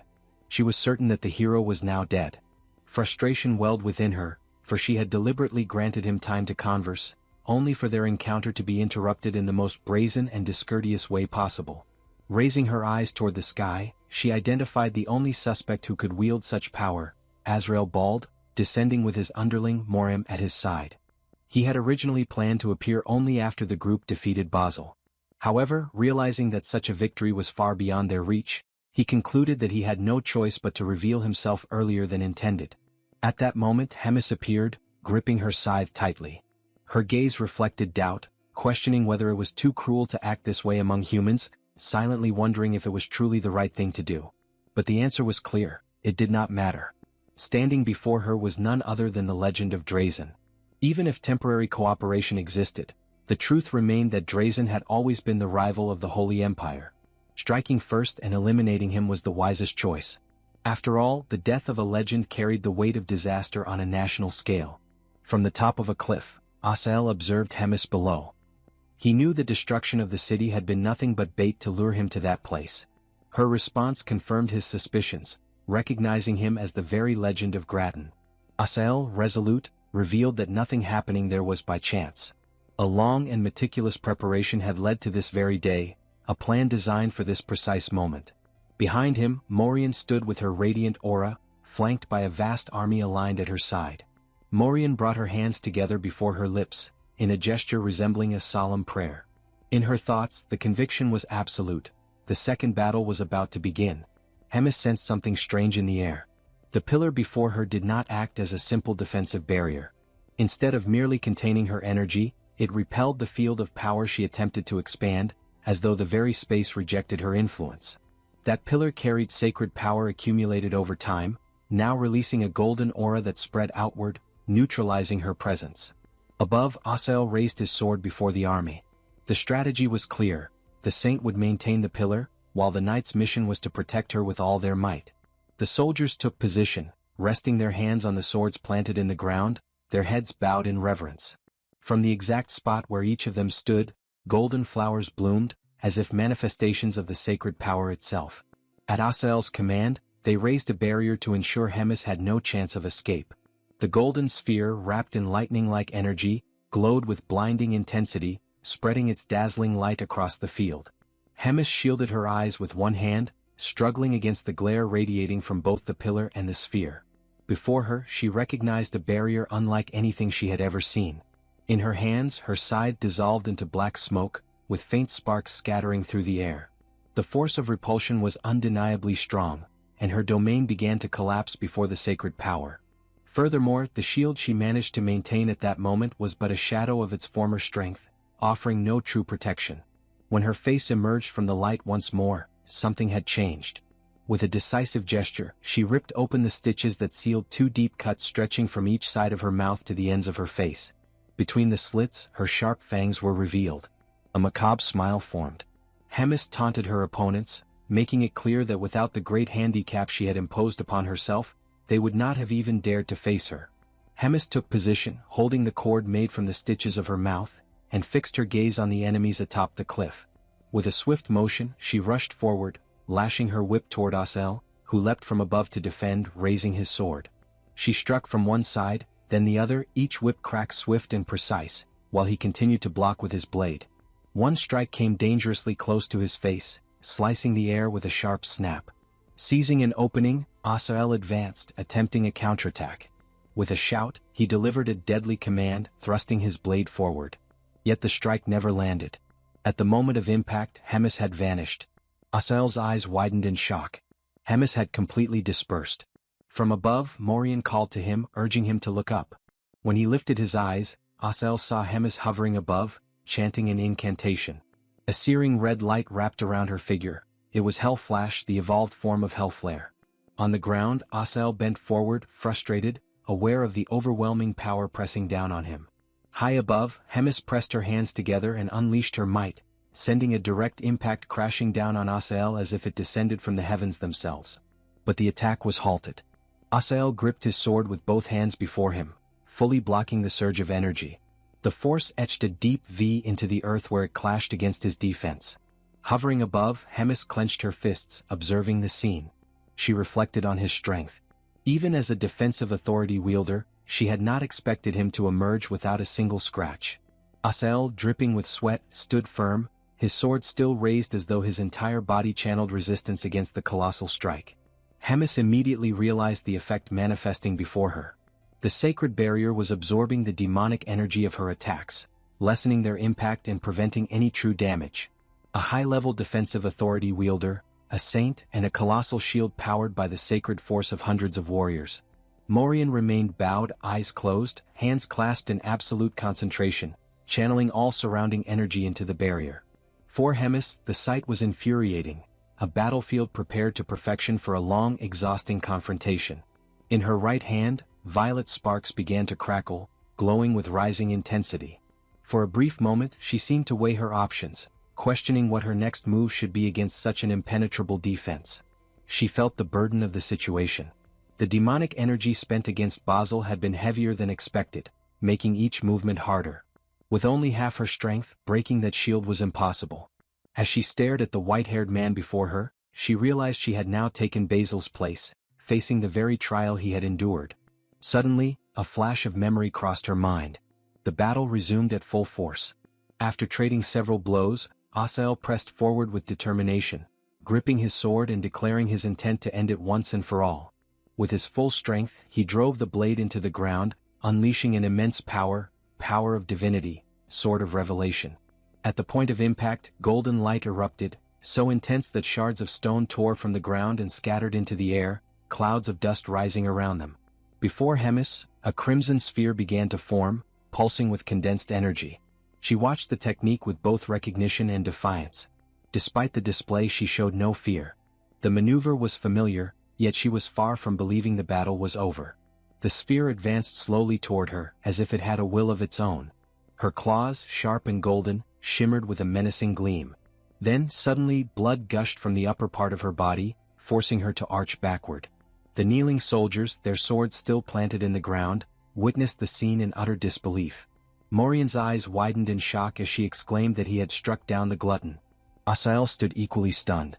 His sword still pierced the earth while before him Hemis lay bloodied, collapsed, unable to move. Trembling, he returned the blade to his waist, struggling to accept what had just occurred. A drop of sweat rolled down his face as he murmured to himself, questioning whether it had truly happened. His gaze fixed on Hemis's hand, adorned with golden claws, motionless upon the ground. Suddenly, before Asael could even realize that she was still alive, he found himself caught between the fangs of Hemis. She lunged forward with a monstrous maw, bursting open from the wound Asael had inflicted on her moments earlier. In a single motion, the legendary hero became nothing more than a morsel for the glutton. Only a fragment of him remained, leaving the scene both grotesque and astonishing. The saint, unable to believe what had just happened, cried out desperately for Asael, her voice filled with disbelief. Hemis, brimming with confidence, returned to her original form, mocking the situation and ridiculing the shock she had caused. She then reflected on how dire her circumstances had become, forced to feign death and rely on a strategy once used by Baal. Yet, with a sardonic tone, she joked, asking what everyone thought of her magic trick. But her composure soon faltered as she began to spit blood. It was then that she admitted the Empire was indeed far stronger than she had anticipated. The saint noticed the blood and speculated whether it was caused by Hemis's wounds, or perhaps the result of being unable to digest a paladin. Without wasting another thought, the saint commanded all the warriors to begin multiple enchantments, while she alone maintained every barrier. The warriors obeyed, dividing themselves as they prepared their incantations. Meanwhile, Hemis stood still, drained of strength, unable to muster any form of resistance. She reflected on how the digestion had been far slower than usual, likely suppressed by the sacred barrier. When she lifted her eyes, she saw the attack was nearly ready. In that instant she understood that her end had already arrived. With a tone of acceptance, the commander declared that her role had been fulfilled. She entrusted the future to those in whom she had placed her faith. Unable to resolve everything on her own, her only hope now was that her allies would succeed. The saint then unleashed the strike, a radiant beam of sacred energy, that struck the commander directly. Hemis accepted it calmly, seated and unmoving, yet content that she had never surrendered to a destiny of servitude. The battle at last came to an end. All that remained from the devastating clash was the shattered and broken ground, a scar left upon the earth itself. At the center of it all lay a vast crater, silent and empty, with no trace whatsoever of Hemis. The saint, breathing heavily and at last somewhat relieved, allowed her thoughts to wander. Her mind returned to Asael, who had acted like a reckless fool. He had let himself be carried away by the fleeting belief that victory was already his. That overconfidence had left him vulnerable, and in the end, it had cost him dearly. His fate had been a terrible one. She also pondered the weight of his loss, the fact that Asael had been taken from them so early in the sequence of events now unfolding. Losing him at such a moment cast a shadow that she could not shake. Beyond that, she knew in her heart that the Pope himself would be gravely disappointed by what had transpired. A warrior broke the silence, asking her what course of action they should take next. The saint turned slowly to the gathered army. With a firm voice, she instructed them to return to the capital for now. She then warned them to listen carefully, to etch into their memory the words she was about to speak. She declared that the tale to be carried forward, the only tale to be remembered, was this. Sir Asael, together with Sir Basil of Drazen, had fought with unmatched valor. For the sake of the Empire of Gartram, the two had perished side by side with the gluttonous foe.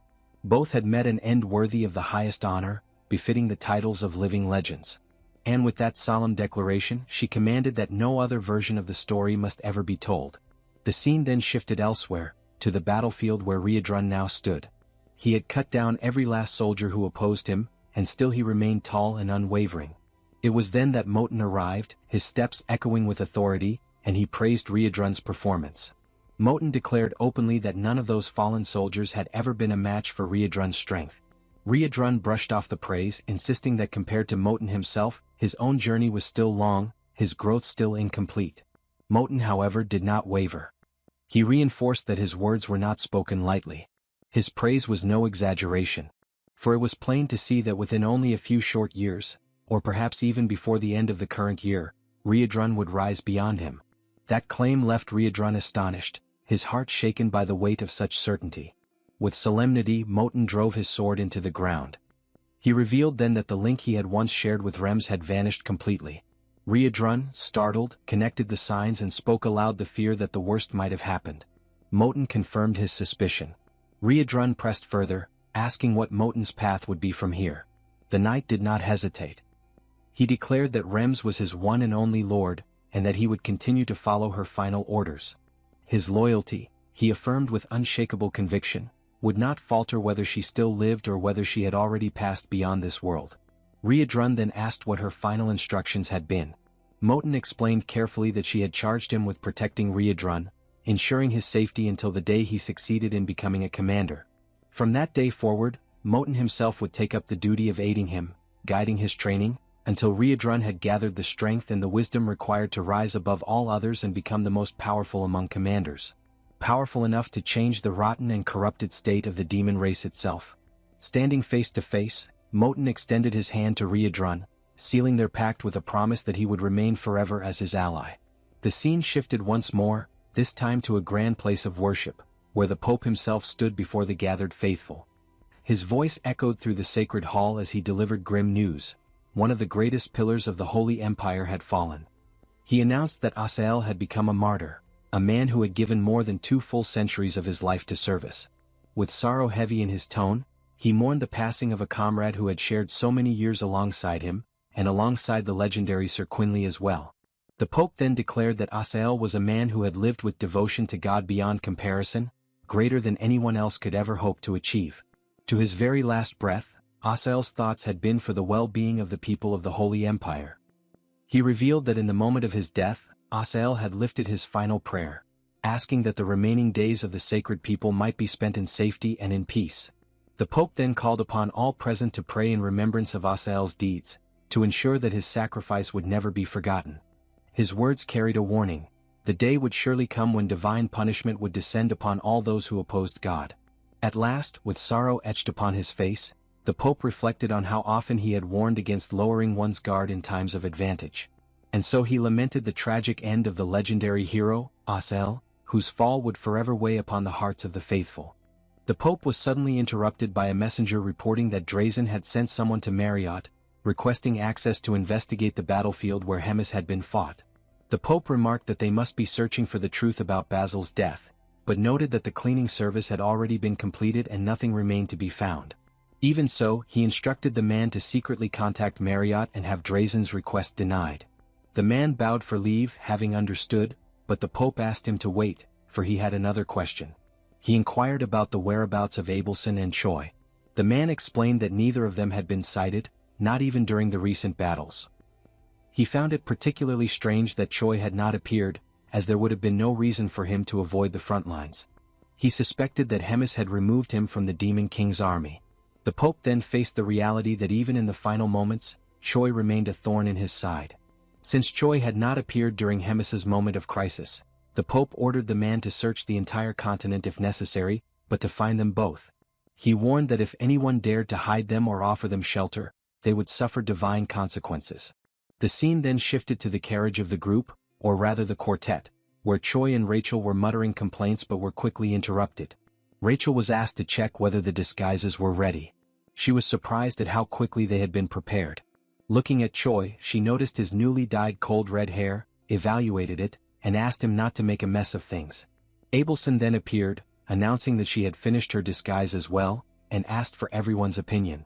Choi reacted with typical exaggeration, his eyes nearly popping out, declaring that Abelson looked stunning, like a princess from a fairy tale.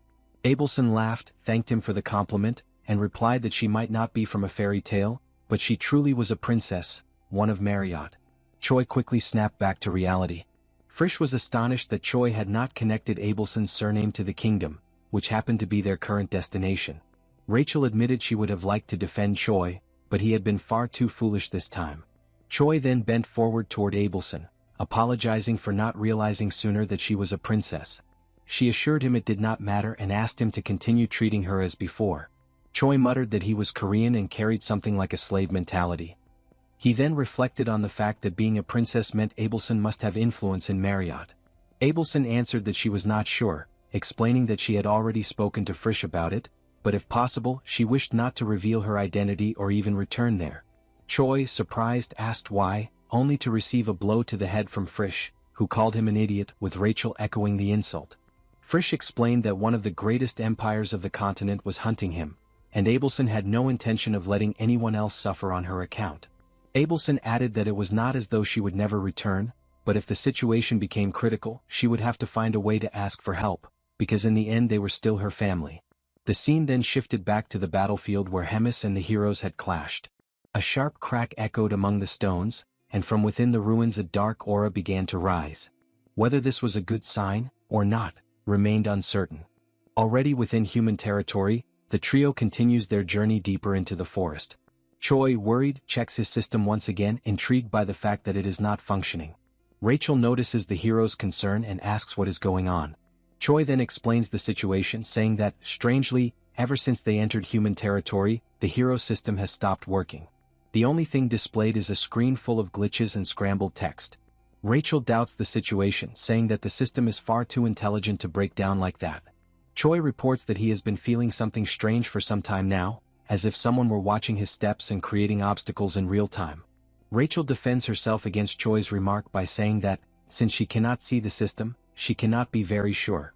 Perhaps the reason for the system bug is the fact that they are taking a completely different path compared to other heroes. Choi is such an irregular existence that the system simply could not withstand it. In other words, a depraved user of demonic energy who goes against humans. Choi focuses only on the word depraved, noticing that Rachel does not mince her words. Rachel concludes by saying that, despite everything, considering that she has not yet received any order to abandon Choi and return, this may mean that he is doing a good job. Frisch, overhearing the conversation, interrupts the chatterboxes, telling them to stop. He warns them that they are almost arriving at the village located closest to the borderlands, Khitan Village, Kingdom of Marriott, Viscount Andef. Abelson becomes curious and asks if this would be the first time he has entered a human village. The hero replies that yes, since he began his journey in a strange place thanks to someone, but that, in the end, he managed to get a chance to be a hero properly. Knowing this, Abelson points out that Choi will probably be disappointed. The hero's first time in human territory will be in a place far from wonderful. Meanwhile, guards approach the group requesting identification, while Frisch promptly complies and describes the group as consisting of 3 mercenaries in search of paid work. Choi is surprised by the objective stated by the man, especially considering that the region is the demon border. Frisch ignores the surprise, replying that the objective will become clear once he sees where they are entering. Ahead lies a catastrophic scene, people in misery and ruins as far as the eye can see. Rachel steps forward and notices posters placed on notice boards. The poster contains discouraging information, stating that the region suffers from taxes, endless labor tasks, taxes and more taxes, and also a bit more taxes. Abelson receives the information with great anguish, especially because it is a region belonging to her family. Frisch notices Abelson's reaction and questions why she is embarrassed, asking her to be honest ironically. With Abelson's hesitation, he himself explains, saying that the imperial family is exploiting the people there, draining every last drop from everyone under the pretext of an imminent war. He adds that what is happening there is not a problem unique to the Empire of Marriott, and that he knows the situation exists in other empires, having learned this during the period when he worked as a cardinal. It is common for rulers in Garden to exploit the people through the fear of wars, inciting them while filling their own pockets. Abelson listens to the explanations without believing the direction the kingdoms are taking. Later, Abelson is sitting, reflecting on the reality of the people, beneath the statue of a knight. The saint's thoughts are interrupted when someone surprises her, calling out to her. It is Choi who arrives, surprising Abelson, who in turn asks him where Frisch and Rachel are. Choi sits beside the saint and asks how she is feeling. Abelson answers honestly, saying that her mood has not improved at all and that, in fact, she feels angry. Choi tries to joke, saying that she has every right to be after hearing so many atrocities. Abelson clarifies that the feeling is not directed at Frisch, but at herself. She could have tried to argue something that defended the Empire, but it was impossible. Nothing she could say would be capable of defending Garden from what it has been doing to the people. Choi is shocked upon hearing the saint and begins to wonder what to do to help her get out of this situation. But the options that come to mind are not the best for the occasion. Before he could reach a decision, Abelson calls his attention. Trembling at the thought that he had said something wrong, he replies already apologizing, even though he had not said anything. This leaves Abelson confused. Choi realizes that it was not a sermon. Abelson is equally frozen by the confusion. The saint then, with a smile on her face, explains that she remembered an old story and thought it would be interesting to tell it to the hero. Abelson then begins the tale about a hero who was a legend of Khitan, which, although it seems like a humble village now, once lived through a time of glory.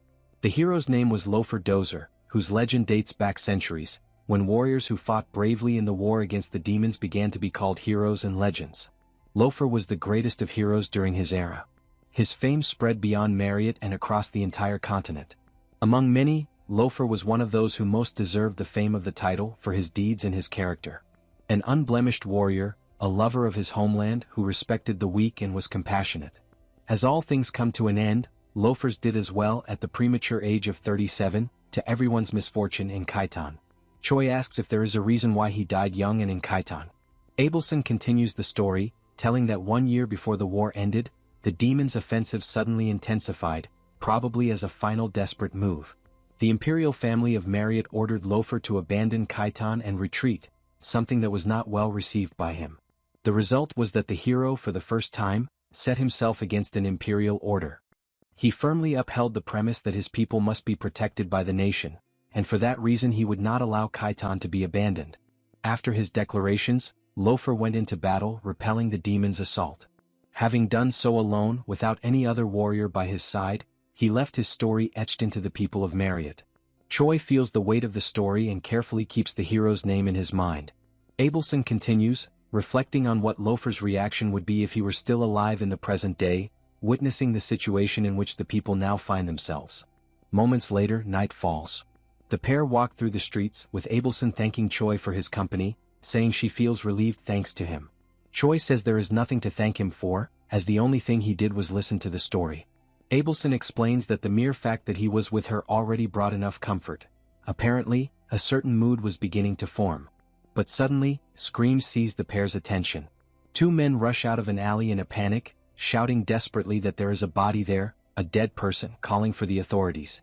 Choi immediately quickens his pace to check the situation and asks Abelson to stay on guard. It does not take him long to realize that what lay ahead was not something simple. It was not a mere corpse before them. The blood around it was arranged in a strange way. Abelson approaches worried. Choi reassures her and points out that the officials will arrive soon, since the danger has already passed. However, he reveals that something is not right and asks Abelson to take a closer look as well, to confirm his suspicions. Abelson approaches, asking which part needs to be examined exactly. Choi notices a smell far too strong for a body that has just died, and there is a strange magical circle around the body. As he is not an expert in magic, Abelson will be able to investigate it better.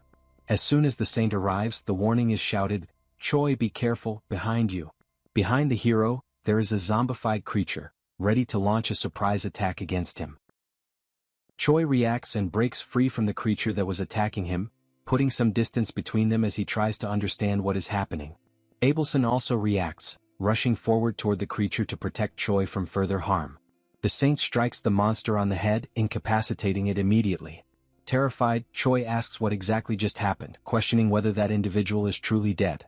The saint explains that it was an undead created through necromancy, an esoteric form of magic used by demons to exploit the dead.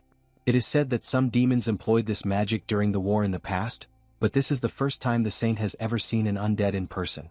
Choi then compares the situation to something out of an American movie or TV series and asks whether there is a risk of infection if those things bite someone.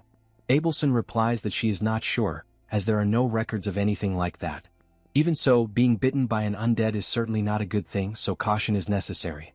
The conversation is interrupted when soldiers arrive to investigate the disturbance. Upon encountering Choi and Abelson, they notice that the two do not appear to belong to the village and ask what they are doing there. Abelson attempts to respond, but Choi steps forward and explains that they are mercenaries who came to the village in search of work.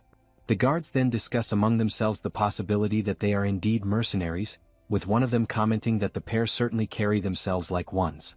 The guard then asks the hero to present his mercenary insignia, and Choi promptly complies. After examining it, the man confirms that they are telling the truth, understands why the pair are there, and asks them to follow him.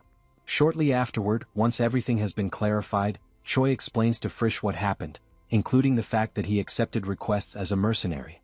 Frisch is immediately displeased with the way they have been acting in the streets, spreading rumors that they are mercenaries and accepting random jobs, remarking that at this rate Choi might actually become a mercenary for real. Not long after, Edmar arrives in search of the mercenaries that the guild described to him as incredible. The description leaves Choi and Abelson slightly perplexed, causing the man to doubt whether they truly deserve such praise. To maintain his superior demeanor, Choi responds that they are, in fact, legendary mercenaries, and that people are fortunate to live in the same era in which they were born. After boasting a little, he apologizes internally to the saint, believing it was the best way to prevent their true identities from being revealed. He then continues the introductions, explaining that the guild instructed them to deal with the matter as quickly as possible, though he complains that they truly must take care of it. The saint feels embarrassed before God and silently asks for forgiveness for her companion's lies. The man states that now that he has confirmed the mercenaries' identities, he will get straight to the point. Choi then summarizes that, according to the village chief, residents have been disappearing one by one over the course of several months. What is strange is that these are not simple disappearances caused by people leaving because life has become too difficult. Not long after each disappearance, some bodies are always found around the perimeter of the village. Some of those bodies are placed atop family graves, others are pierced with strange staffs, and others bear unknown letters and crude patterns carved into their bodies. Abelson adds to the explanation, emphasizing that this is the first time she has ever seen anything like it. Choi continues, saying that the villagers recently sent a letter to the Lord, asking him to resolve the issue. However, the response they received was merely an order to relocate to a neighboring settlement, most likely because the Lord did not want to waste his effort on poor villages that could not even pay their taxes. As a result, the residents pooled together whatever money they had and sent a request to the mercenary guild. Trish understands what Choi explains and asks whether that was the reason Choi made them be treated as actual mercenaries. Rachel calls everyone liars, complaining about being abandoned and claiming that this is why they are being punished. Frisch then turns to Abelson, saying that Choi lying might be acceptable, but a saint lying is going too far. Regardless, both of them understand the group's situation, and it would be best for them not to draw too much attention from now on. Since undead are involved, this could attract the Demon King's army, and interfering recklessly would be unwise. Abelson asks whether Frisch could do something, even if only for a single day. She explains that she wants to help the villagers as much as possible before leaving. Choi notices her empathy toward others and declares that he feels the same way and also wants to help. Frisch states that their stay will be limited to 1 week, and that if they do their best during that time and the situation is still not resolved, the order is to leave. Choi accepts this condition and reacts with happiness, as does Abelson, who now breathes a sigh of relief at being able to help the villagers. The group then devises a plan dividing the village into 2 zones. Rachel and the Saint are assigned to patrol one zone, while Choi and Frisch handle the other. Choi asks what Frisch will be doing in the meantime, and Frisch replies that he will keep watch at the village entrance in case outside mercenaries appear. 4 days later, Abelson returns to the room where they are gathered and is greeted by Choi, who remarks that she is late. She replies that she needed to check something beforehand and that she has something important to tell him. Choi grows curious and asks what it is. Abelson explains that it started during her patrol with Rachel earlier that day, and that she is now certain of something. The village has an unexpectedly high density of demonic energy in the air. There is always a small amount of human energy, demonic energy, and divine power depending on the land, and it is natural for one of these forces to be stronger or weaker. However, even if the guardian of a land is human, the demonic energy in such a place should be minimal. In this case that is not so, and it is unnatural. Frisch and Choi immediately mention that they have felt this energy before. Abelson adds that, regardless, this abnormal demonic energy is most likely the reason behind everything that has happened in the village. During the remaining days of their stay, they will investigate why this energy is accumulating there and report their findings to the village chief. Choi points out that even with this effort, it will not result in a complete solution and asks whether Abelson is fine with that. She replies that she recognizes she has already taken too much of the team's time and does not feel right asking to interfere any further. Frisch and Choi then conclude the meeting, stating that they will continue this effort for 2 more days, and that now that they have a clear direction, they should regroup and proceed with the plan. As night falls, the group decides to begin their work. Choi comments that Frisch also uses necromancy. Frisch replies that he does not, and that it is uncommon for necromancy to be used by members of the 3rd Legion. Choi is surprised by the mention of the 3rd Legion. Frisch then explains that Rems despises necromancy just as much as it despises chimeras, and that, honestly, necromancy itself is an extremely bizarre form of magic to use. Choi asks in what sense. Frisch then turns his gaze toward the Saint, asking whether she ever explained the use of necromancy to Choi. Ava simply replies that she did not, as she does not know many details about how the practice itself works. Frisch then mentions that only a small number of demons ever used this type of magic, and even then, it failed to produce satisfactory results. Because of that, necromancy left very few records among humans. He goes on to explain how it works in practice. It is an ability that turns the dead into undead in order to command them. During the war, bodies scattered everywhere were exploited for this purpose. At first glance, it appeared to be a grand form of magic capable of increasing army numbers. However, low-rank undead were far too stupid, requiring the caster to control each one individually. Attempting to command undead amid the chaos of battle left the caster full of openings. In the end, even when high-level undead were created, it was enough to surpass the abilities of the one controlling them for the undead to break free. There were even cases where the undead turned against their own summoner. Once control was lost, the undead would attack anything alive nearby, without distinguishing between friend and foe. Choi understands the explanation and agrees that it truly is a bizarre form of magic to conjure. Frisch adds that during the war, this resulted in significant friendly fire. Before the conversation can continue, a strange energy draws their attention. Abelson immediately points out the presence of another demon near the group. Frisch is surprised by the Saint's sensitivity to demonic energy and asks where the demon is. Choi also asks from which direction the energy is coming, and she answers that it is emanating from the statue plaza. The group quickly heads toward the plaza, where they find an individual performing a spell on the ground. They stop, and Choi asks whether that person is the source of the demonic energy. Abelson confirms that it is, but asks them to wait, explaining that they cannot kill the individual yet, since what matters most is discovering what that creature is doing there. Frisch then asks what she plans to do, but Choi interrupts, saying that he will try to handle the situation himself and asks to go alone. The individual casting the spell senses their presence and remarks that for a human, Choi possesses a very strange aura. Choi realizes how sensitive the individual is. The caster then stands up and announces that since they are not coming any closer, he will go to them instead. Choi is surprised by the man's reaction, but before he can take any further action, Choi initiates his plan and shouts for no one to attack the individual, declaring that he is an ally. This leaves his companions confused, as it seemed Choi was about to start a fight. The individual is also confused and asks what the hell is going on. Choi then loudly declares that he is Ryansak, the regimental commander of the Demon King's army, 3rd Legion, and demands that the individual state his own name and rank as well. The moment Choi issues the order, the man in the hood hesitates. He turns the command over in his mind, unsettled by the fact that the demand for identification comes from a human, one who was recruited into the demonic army and made infamous through countless rumors. Doubt lingers. The last time the man had contact with his regiment, Choi had been nothing more than a company commander. Obeying him now feels uncertain.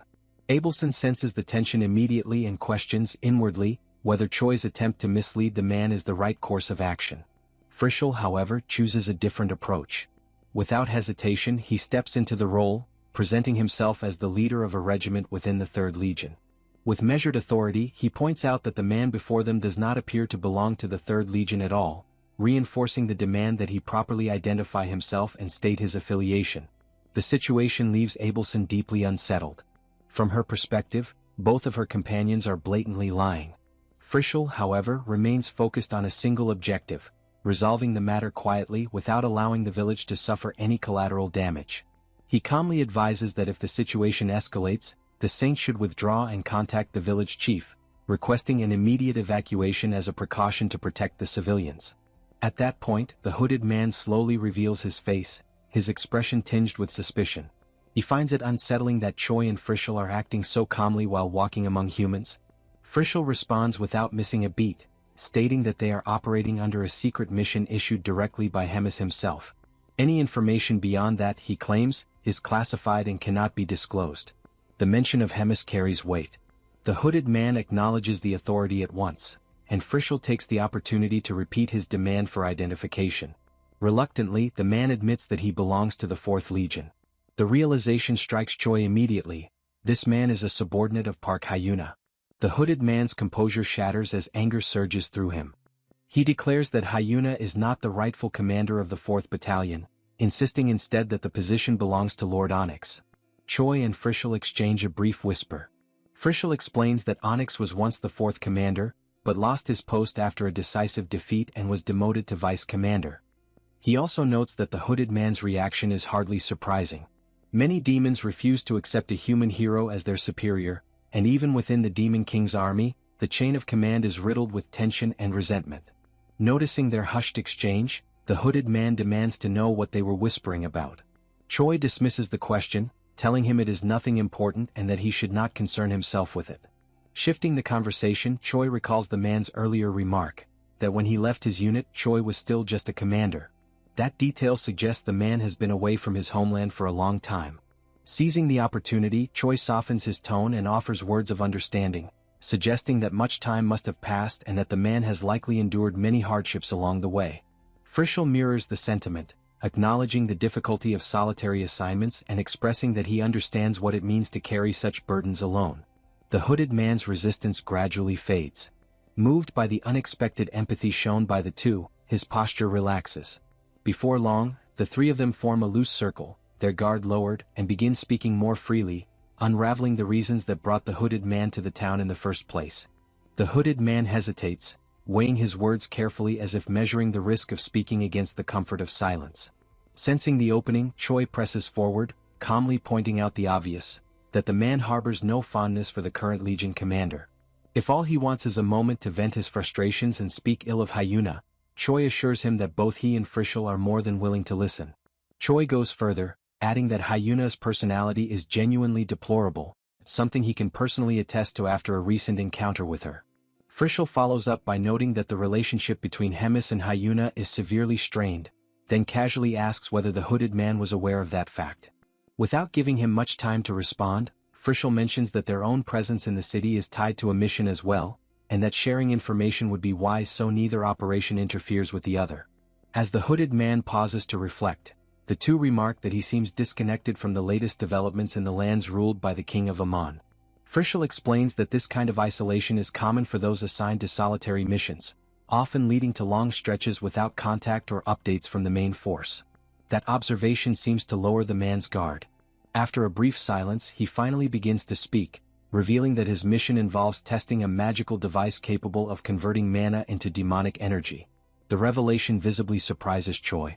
The hooded man elaborates, explaining that when demonic energy is injected into the device, it triggers a reaction that converts surrounding mana into additional demonic energy for a fixed duration.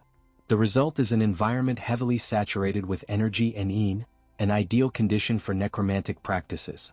He adds that the device itself was created through a joint effort between Onyx and Rotak. Over the span of several months, they buried close to 100 bodies while constructing a massive magic circle centered on the village. Recently, the plan began to bear fruit, with zombies appearing on their own without direct summoning.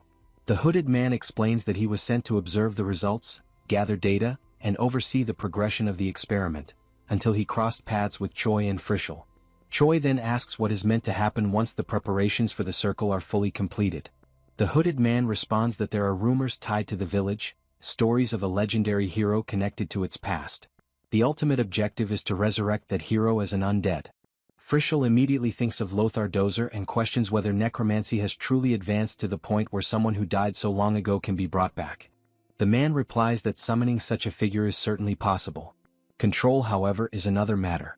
He admits that the operation remains experimental, with no absolute guarantees.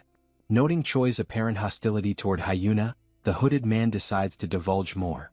He states that if the experiment proves successful, the next step is to turn Park Hyuna into an undead as well.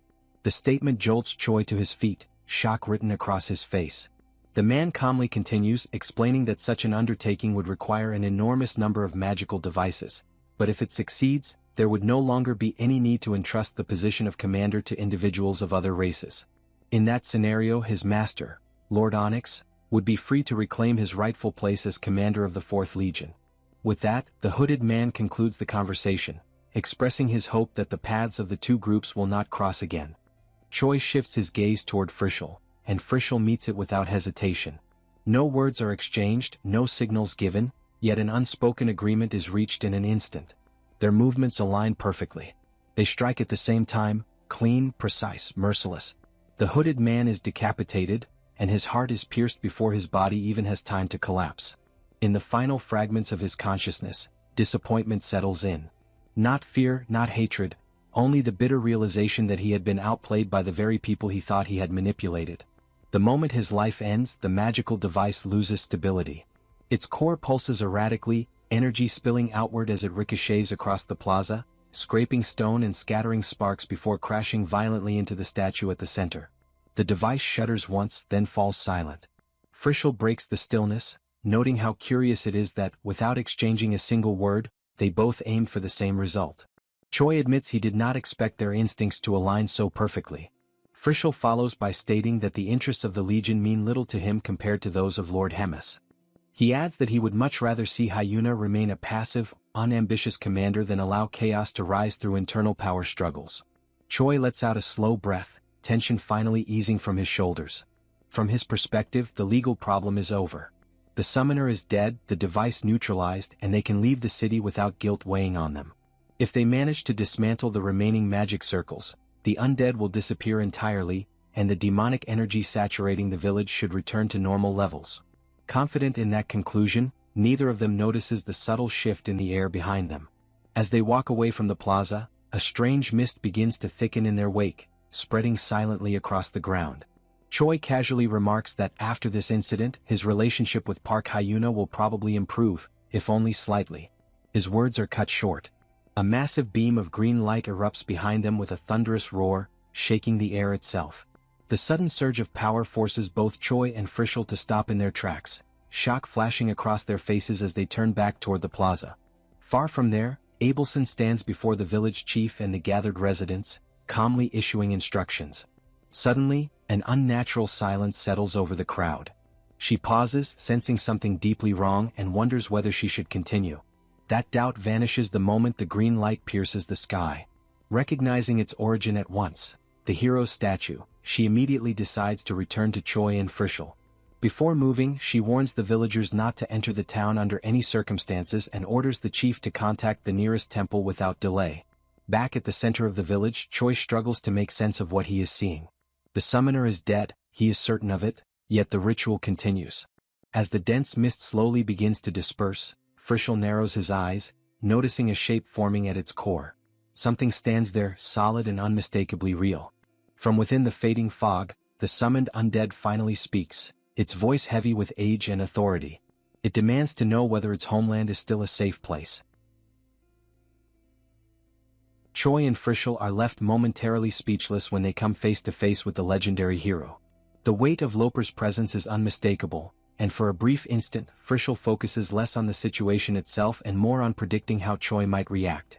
Breaking the silence, Choi forces a smile and speaks with surprising enthusiasm, stating that they are in Marriott, more precisely in Khitan. Loper reacts with visible confusion. He questions why monsters are freely roaming the territory of the Kingdom of Marriott, especially when Choi has promote active. The question leaves Choi cornered, his mind scrambling for a reasonable explanation that does not immediately spiral into contradictions. Before he can form an answer, Abelson rushes in, calling out to both of them with urgency. She stops short the moment she notices the unfamiliar figure standing beside Choi and Frischl. Shock briefly overtakes her, but recognition follows just as quickly. Realizing who the man is, the saint wastes no time. She steps forward, formally introducing herself to the hero. Presenting herself as the successor to the throne, she respectfully asks for permission to speak with Loper. To reinforce the legitimacy of her claim, Abelson produces the Royal Medallion of Marriott. The artifact radiates faint magic, unmistakable to those who know its origin. Loper immediately recognizes it as a relic granted solely to members of the royal family. Without hesitation, he kneels before her. He then introduces himself as Loper of the Lightning, Royal Warrior of Marriott, and offers his respect in proper form. Choi, visibly relieved and pleasantly surprised, quietly remarks to Frischl that the situation is unfolding far better than he anticipated. He observes that Loper appears fully sane and physically intact, showing none of the instability or decay expected of an undead. Frischl, sharing the surprise, comments that necromancy remains poorly understood and speculates that Loper's status as a legendary hero may have resulted in an abnormal outcome. Meanwhile, Loper calmly asks what transpired during the time he was dead and why the princess is now traveling in the company of demons. Frischl studies the hero's posture and composure, quietly wondering how he is processing such revelations with such ease. Abelson answers briefly, explaining that the story is a long one. She then asks Choi and Frischl to return to the hotel and begin preparations to leave the village. As they walk, she assures Loper that she will explain everything in detail along the way. Sometime later, as the group continues their discussion, Loper reflects that the world seems to have changed far too quickly since his death. Choi asks whether he is truly certain about accompanying them. Loper replies that he swore loyalty to the royal family long ago, and trusting that Abelson is acting in the best interests of Marriott, he intends to follow her. Choi challenges that resolve, pointing out that Loper's oath was made in an era long past. No one from that time remains alive, and there is no one left who requires protection out of obligation alone. Loper listens carefully, unshaken by the doubt, before answering that above all else, he fights so that Marriott may remain a good place to live. As he speaks, memories surface, his family and most vividly his daughter. He remembers her as a determined child with a strong spirit, much like his own in his later years. He recalls her running through the kingdom, proudly proclaiming that her father was the greatest warrior in the land. Her greatest dream had been to become the finest tailor in all of Marriott. Yet, considering the age they now live in, she must have left this world long ago. Even so, Loper remains certain that his daughter grew into someone deeply loved by those around her. That belief alone gives shape to his resolve. His ambition is no longer tied to glory or recognition, but to becoming the one who protects everything she once cherished, even in a world that has moved far beyond his time. Abelson is visibly surprised to learn that Loper had a daughter. When he tells her that the girl's name was Rosa Tozer, she listens intently. Loper's voice softens as he adds that Rosa most likely changed her surname to Crossel after his death, since she would have been raised by her mother's family. At that, Abelson points out that the current royal commander bears the surname Crossel. Loper dismisses the idea with a quiet shake of his head, calling it nothing more than a coincidence. Crossel is not a common name, but with so many decades having passed, he finds it impossible that one of his grandchildren could still be alive. Abelson gently counters, recalling that as a child she heard stories about the commander's mother being a tailor, and that the commander himself is skilled in knitting. She also adds that he is regarded as the second legend of Marriott. Legends, she reminds him, do not age as ordinary people do. Given that, the possibility of a surviving descendant is not entirely out of reach. Loper considers her words, then replies that if the man truly is his grandson, he must be someone worthy, someone who carried the hero's lineage with pride and discipline.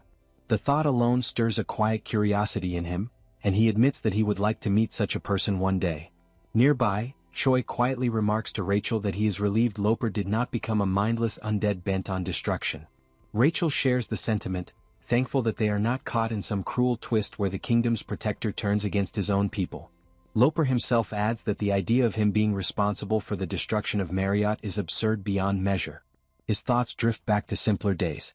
He recalls how his wife loved the candy shop in the 4th block on the street across from the palace. His daughter, on the other hand, adored the yarn shop 2 blocks down. As he speaks of these memories, a strange presence begins to creep closer. An unfamiliar energy presses against him, subtle at first, then increasingly oppressive. With every word he speaks, it draws nearer. The change comes swiftly. Loper's voice falters, then breaks entirely, replaced by something warped and inhuman. His body bends forward as though crushed by an unseen weight, overwhelmed by a force whose nature cannot be clearly identified. Choi notices the shift immediately and feels frustration surge within him. Deep down, he had known that relying on fortune alone was never going to be enough. Frischl reacts at once, taking command and ordering everyone to distance themselves from Loper while they assess what is unfolding. The hero struggles violently against the curse, his body racked with agony. Choi asks Frischl what he believes is happening, and Frischl answers grimly that Loper will likely attack anything that breathes within the village and its surroundings. Worse still, if left unchecked, instinct will drive him toward the capital, a place teeming with civilians. There is only one choice left: to fight. They lack the strength to truly suppress a legend, but escape is no longer an option. Driven by resolve, Abelson steps forward and orders the others to flee, declaring that she will handle the situation herself. Frischl responds with calm reason, stating that this is not something Abelson can manage alone, and that such a burden should fall to the temple or the royal family. Still, considering that undead forces are fundamentally opposed to sacred power, and that Loper may not be at his peak, it may be possible for her to confront him directly. Choi notices Abelson's trembling hands. She knows, just as he does, that she may not be able to stop Loper. Even so, Abelson steadies herself and declares that her greatest motivation is protecting her land as the Princess of Marriott. Choi immediately states that he will stand with her and join the assault. Frischl tries one last time to dissuade them, but Choi argues that allowing Loper to destroy his own homeland would be an even greater cruelty, turning the village into nothing more than a slaughterhouse. Realizing that their resolve will not waver, Frischl abandons any further attempts to dissuade them and commits himself to the fight. He shifts into position with practiced ease, vaulting onto a nearby building to secure the high ground while Choi and Abelson move in from the front. From above, Frischl keeps his eyes fixed on Loper, ready to react the moment the situation turns. At that instant, the possession completes its hold. Whatever restraint Loper had left is torn away, and his body is overtaken entirely. His presence changes sharply, the air around him distorting as raw instinct replaces reason. Almost immediately, his gaze locks onto Frischl's elevated position. Frischl recognizes the danger at once. The hero's instincts are clear: eliminate the backline first. He steadies himself, preparing for a direct assault. Loper lunges forward with terrifying speed, but before the strike can reach its target, Abelson steps in. She intercepts the charge head-on, planting her feet and blocking the blow with her shield as the impact reverberates through the street. Without hesitation, she channels her sacred power. Radiant energy surges outward as spectral chains manifest, wrapping around Loper's limbs in an attempt to bind him. At the same time, she gives Choi the signal to move. Choi explodes into action. He closes the distance in a heartbeat, seizing the opening created by the restraints. In one swift, decisive motion, he grapples Loper, forces him off balance, and drives him into the ground with a crushing physical strike. The impact sends cracks through the stone beneath them. Even as Loper is slammed down, Choi remains keenly aware that this is only the beginning. A legend does not fall so easily, and the true battle has only just begun. Choi then wraps his legs around Loper's body and, gathering every ounce of strength he possesses, hurling him violently into the ground. The impact is brutal, carving a deep crater into the earth. For a brief moment, Loper's body lies motionless at its center. Choi then pushes himself away with a backward leap, creating distance. Just behind him stands Abelson, shield and spear in hand, watching the crater with wary eyes. She tries to determine whether this truly marks the end. Choi, still catching his breath from the exertion, realizes that even after unleashing his most powerful strike, he failed to leave even a scratch on Loper. The scene then reveals Loper's body still twisted backward, his chin pointed toward the sky. Despite the ground around him being completely shattered, he remains untouched. A red smoke slowly spreads around his form, while small sparks begin to flicker in the air. Nearby, Frischl keeps his weapon trained on Loper, fully aware that creatures of this kind only remain down if a purification ritual is performed by a priest or if their heads are removed. Abelson quickly assesses the situation, searching for an alternative. She knows she could resort to exorcism magic, but for it to succeed she would need enough time to fully concentrate on the invocation. With the battle unfolding this way, she recognizes that she is still too inexperienced to fight and cast spells at the same time.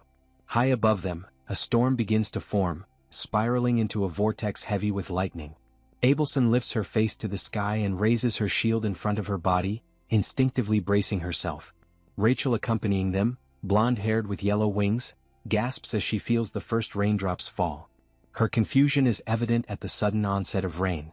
Abelson's brows knit together as the water soaks her skin. This is no ordinary rain. At the same time, her gaze is drawn back to Loper.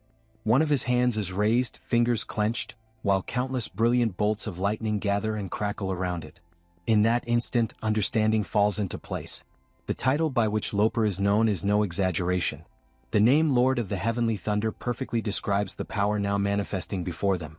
Loper has summoned a storm, and mighty lightning answers his command, striking down from the heavens to his position. The force of the thunder surrounding him is so intense that each impact sends dust and fragments of shattered earth flying, as if the very air were being torn apart by electricity. He is, without any doubt, the true Lord of the Heavenly Thunder. The image then settles on him. Standing firm, Loper remains motionless at the center of the storm, his scarlet-red cloak whipping violently behind him, dragged by the fury of the winds. In his hands he wields two swords with absolute confidence, one with a solid, cold silver blade, and the other with a blue hilt, forged from lightning itself, pulsing with living electrical energy.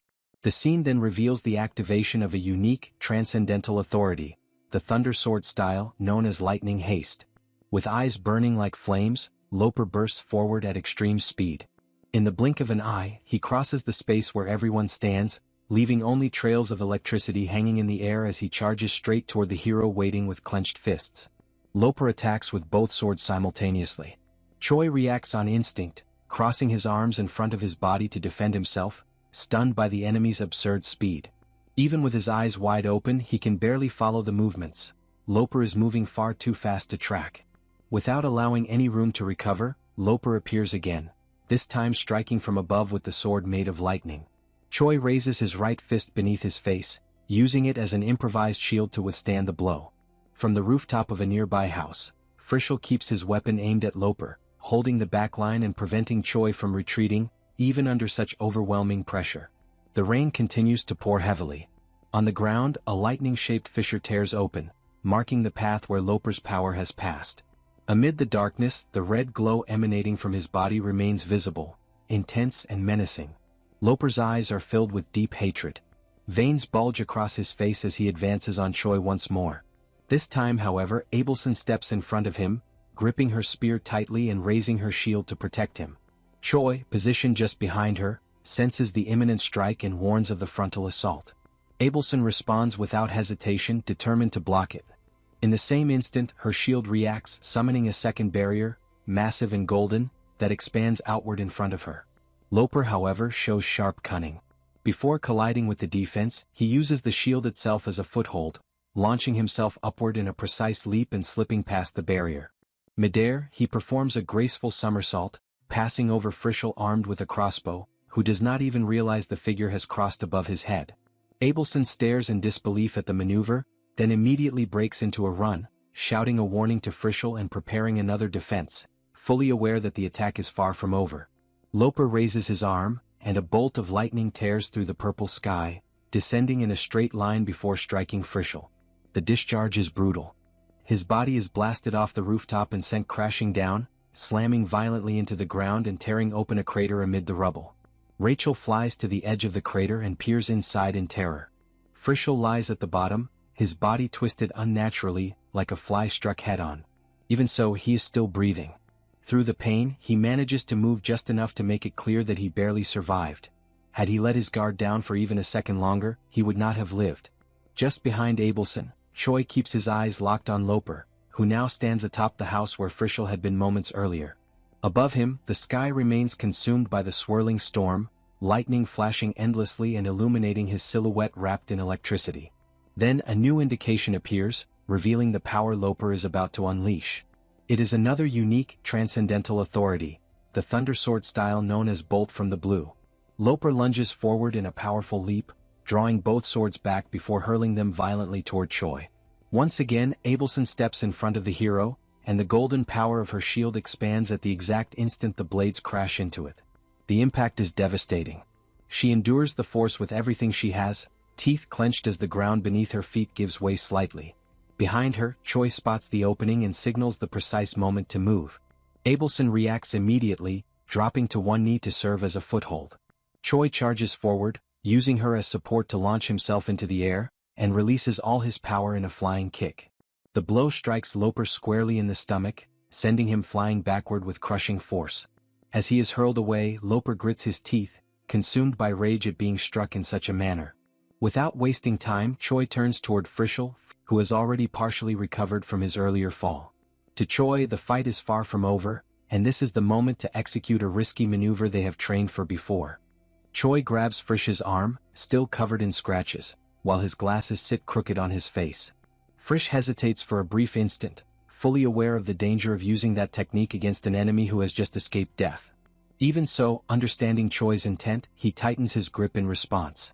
With a precise motion, Frisch twists Choi's body midair and hurls him forward with all his strength toward Loper, who is already recovering, arching his body, swords in hand, ready for the next exchange. Suspended in the air, Choi focuses his power and activates the skill known as dropkick. Choi is hurled through the air with his leg extended toward Loper, fully determined to strike him with everything he has. Moments before impact, the tension is clear in his eyes.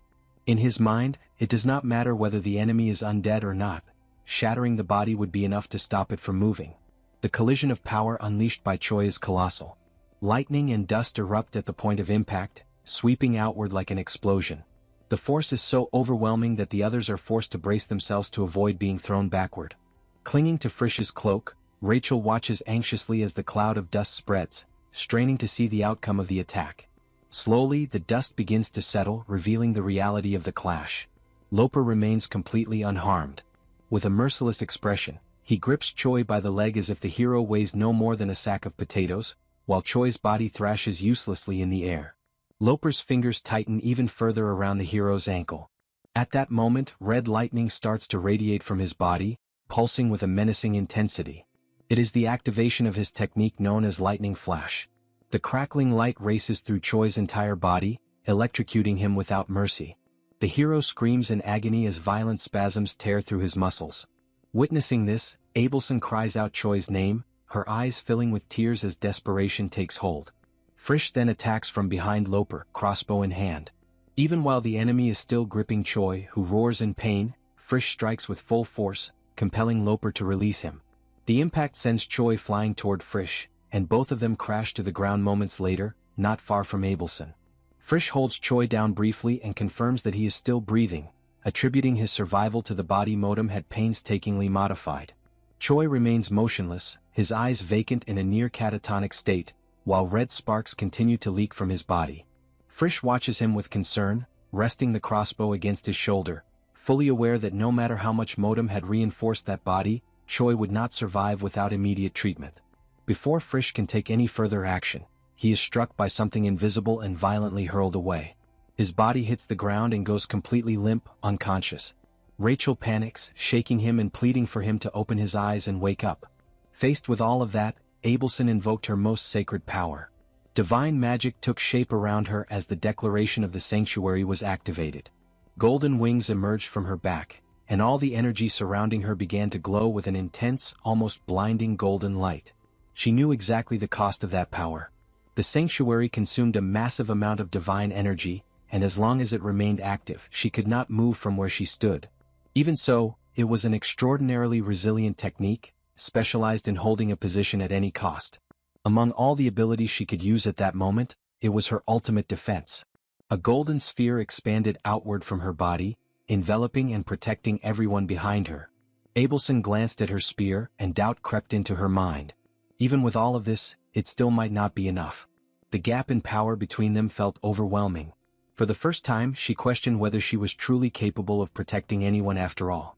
Loper advanced without hesitation and began striking the barrier with brutal force. Each impact made the sanctuary tremble, and cracks started to spread across its golden surface. Abelson thought of Choi, paralyzed behind her, completely defenseless in his current state. If she gave in now, if she collapsed at this moment, he would have no chance at all. Tears streamed freely down her face as she begged Loper to regain his consciousness. She reminded him of who he was, of the village to which he had devoted his life, of the vow he had made when he awakened, that he wished to live again for Marriott. Even so, Loper continued attacking, blow after blow, forcing the cracks in the barrier to widen further. Desperate, watching Loper on the verge of shattering the field of force and no longer knowing what else to do, Abelson cried out through her sobs. She reminded him of the dream he himself had once confessed, the wish to be a father his daughter could be proud of. Loper's hand surged forward in a brutal motion and seized Abelson by the neck, hurling her violently to the ground. He positioned himself over her, pressing down on her throat with enough force to steal her breath. Even as she suffocated, Abelson gathered the last remnants of air she had and continued. She reminded Loper of the countless people of that land whom he had loved, of everything he had once wanted to protect. She spoke of the dream he carried in his heart, to turn that place into something better for everyone. In silent, painful desperation, she pleaded for him to awaken, to see clearly once more, because it was not too late yet. At that moment something began to change. Fragments of memory flooded Loper's mind. Images of past celebrations surfaced, shared laughter, hands raised in gratitude. Moments when he had been praised not as a monster but as a savior, as someone who embodied hope. The pressure around Abelson's neck continued to increase, and her vision began to fade. On the brink of losing consciousness, tears streaming down her face and her body on the verge of giving in, she still managed to convey her final feeling, that to them Loper was a hero. Drops of tears began to fall onto Abelson. Her expression filled with utter surprise, and for a brief moment she almost believed they were nothing more than raindrops. A second later she realized they were not. With great difficulty, she raised her hand to Loper's face and felt the moisture of tears soaking her fingers. The realization came silently and with disbelief: he was crying. Just as Loper was about to conclude the thought that the girl was unbearably irritating, he erupted into a shout, ordering her to be silent. Red lightning wrapped around his body, mingling with the tears spilling from his eyes. Then, without the slightest hesitation, he lunged forward and drove the silver sword straight into Abelson's chest. Frisch was overcome with horror as he witnessed Loper driving his sword into Abelson's chest. The shock was so intense that he reacted instinctively, desperately trying to call out to her. The narrative then shifted abruptly to a memory from the past. Frisch stood inside Lady Hemis's office, holding a long sheet of paper as he suggested the possibility of resuming research into necromancy. Lady Hemis sat behind a large wooden desk covered with documents. She rejected the idea immediately, making it clear that necromancy was forbidden within the Third Legion and that she herself had ensured the other legions kept their distance from such practices. Frisch observed that she always displayed absolute rigidity whenever the topic of the undead arose, and he quietly wondered what lay behind that severity. As she continued writing on one of the papers before her, Lady Hemis posed a simple question, asking whether he still carried faces in his memory. Frisch acknowledged internally that he did, memories of his companions from their training days, all of whom had fallen in battle while he alone survived. Hemis paused her writing and set her pen down on the desk. She too carried faces she longed to see again, people who had died too young because they had been weak. At that time she had thought how wonderful it would be to have them back, and driven by that longing she had personally delved into necromantic research. She had succeeded in bringing some of them back. In that moment she had felt genuine happiness, believing she had restored the bonds she had lost. The memory showed Hemis extending her hand toward one of the kneeling figures she had reanimated. She had promised herself that this time she would treat them better and that she would be able to protect them. Yet the memory advanced to the instant when that creature did not take her hand, but instead grabbed her wrist in a threatening grip. It had all been an illusion, up until the moment that thing had tried to kill her, driven by nothing but pure resentment. Hemis concluded that the impulse of the undead resembled a primordial hunger, absolute and overwhelming, capable of rendering meaningless any past relationships or values that once existed. It was something no one could resist. Lady Hemis kept her head slightly lowered as she continued her explanation. She acknowledged that using undead could indeed increase the number of soldiers in an army almost instantly. Even so, she raised a fundamental concern. There was no guarantee that the blade wielded by a corpse would not eventually turn against the one who commanded it. The memory then showed Hemis approaching the bloodied, lifeless body of one of the demons that had been reanimated through her own research. The scene carried a suffocating weight. She reflected on what would happen when those creatures inevitably turned against the ones who had brought them back, advancing in hatred and cursing the one who had torn them from death into a miserable existence. The conclusion came with both pain and resolve. It was something she never wished to experience again. The scene returned to the present at the exact moment Abelson opened her eyes, still paralyzed after Loper's attack. She quickly realized that the strike had not pierced her chest. Loper's silver sword was embedded in the ground, lodged in the narrow space between her arm and torso, trembling slightly but leaving her unharmed. Upon seeing that, Frisch stood frozen, his expression filled with shock.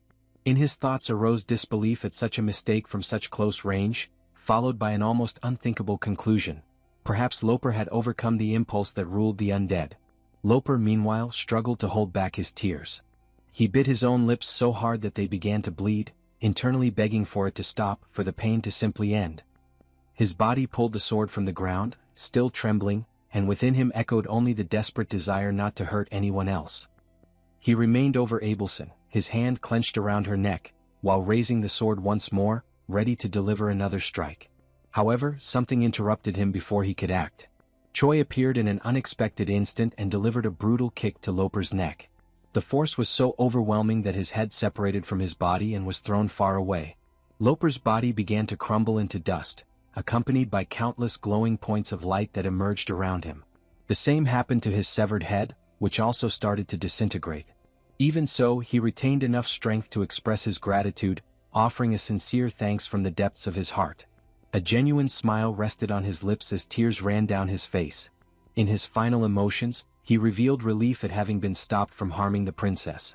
Gradually, Loper closed his eyes, and the points of light surrounding his head grew larger and brighter. In his final thought, only gratitude remained, gratitude for being allowed to depart as a father his daughter could be proud of.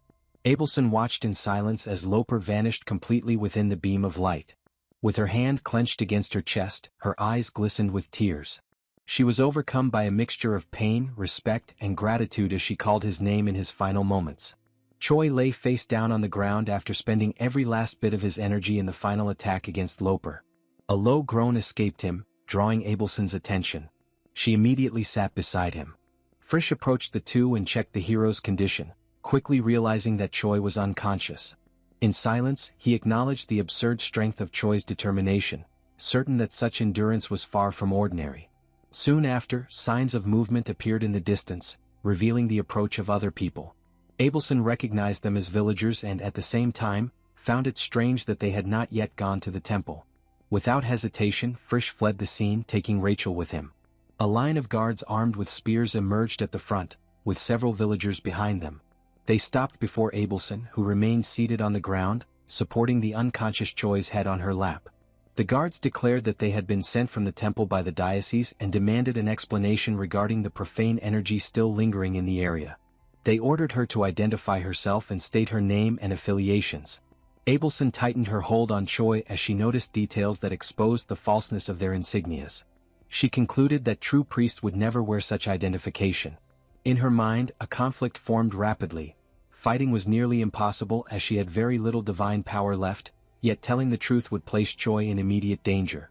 Faced with this dilemma, she remained still, trapped in uncertainty over what to do next.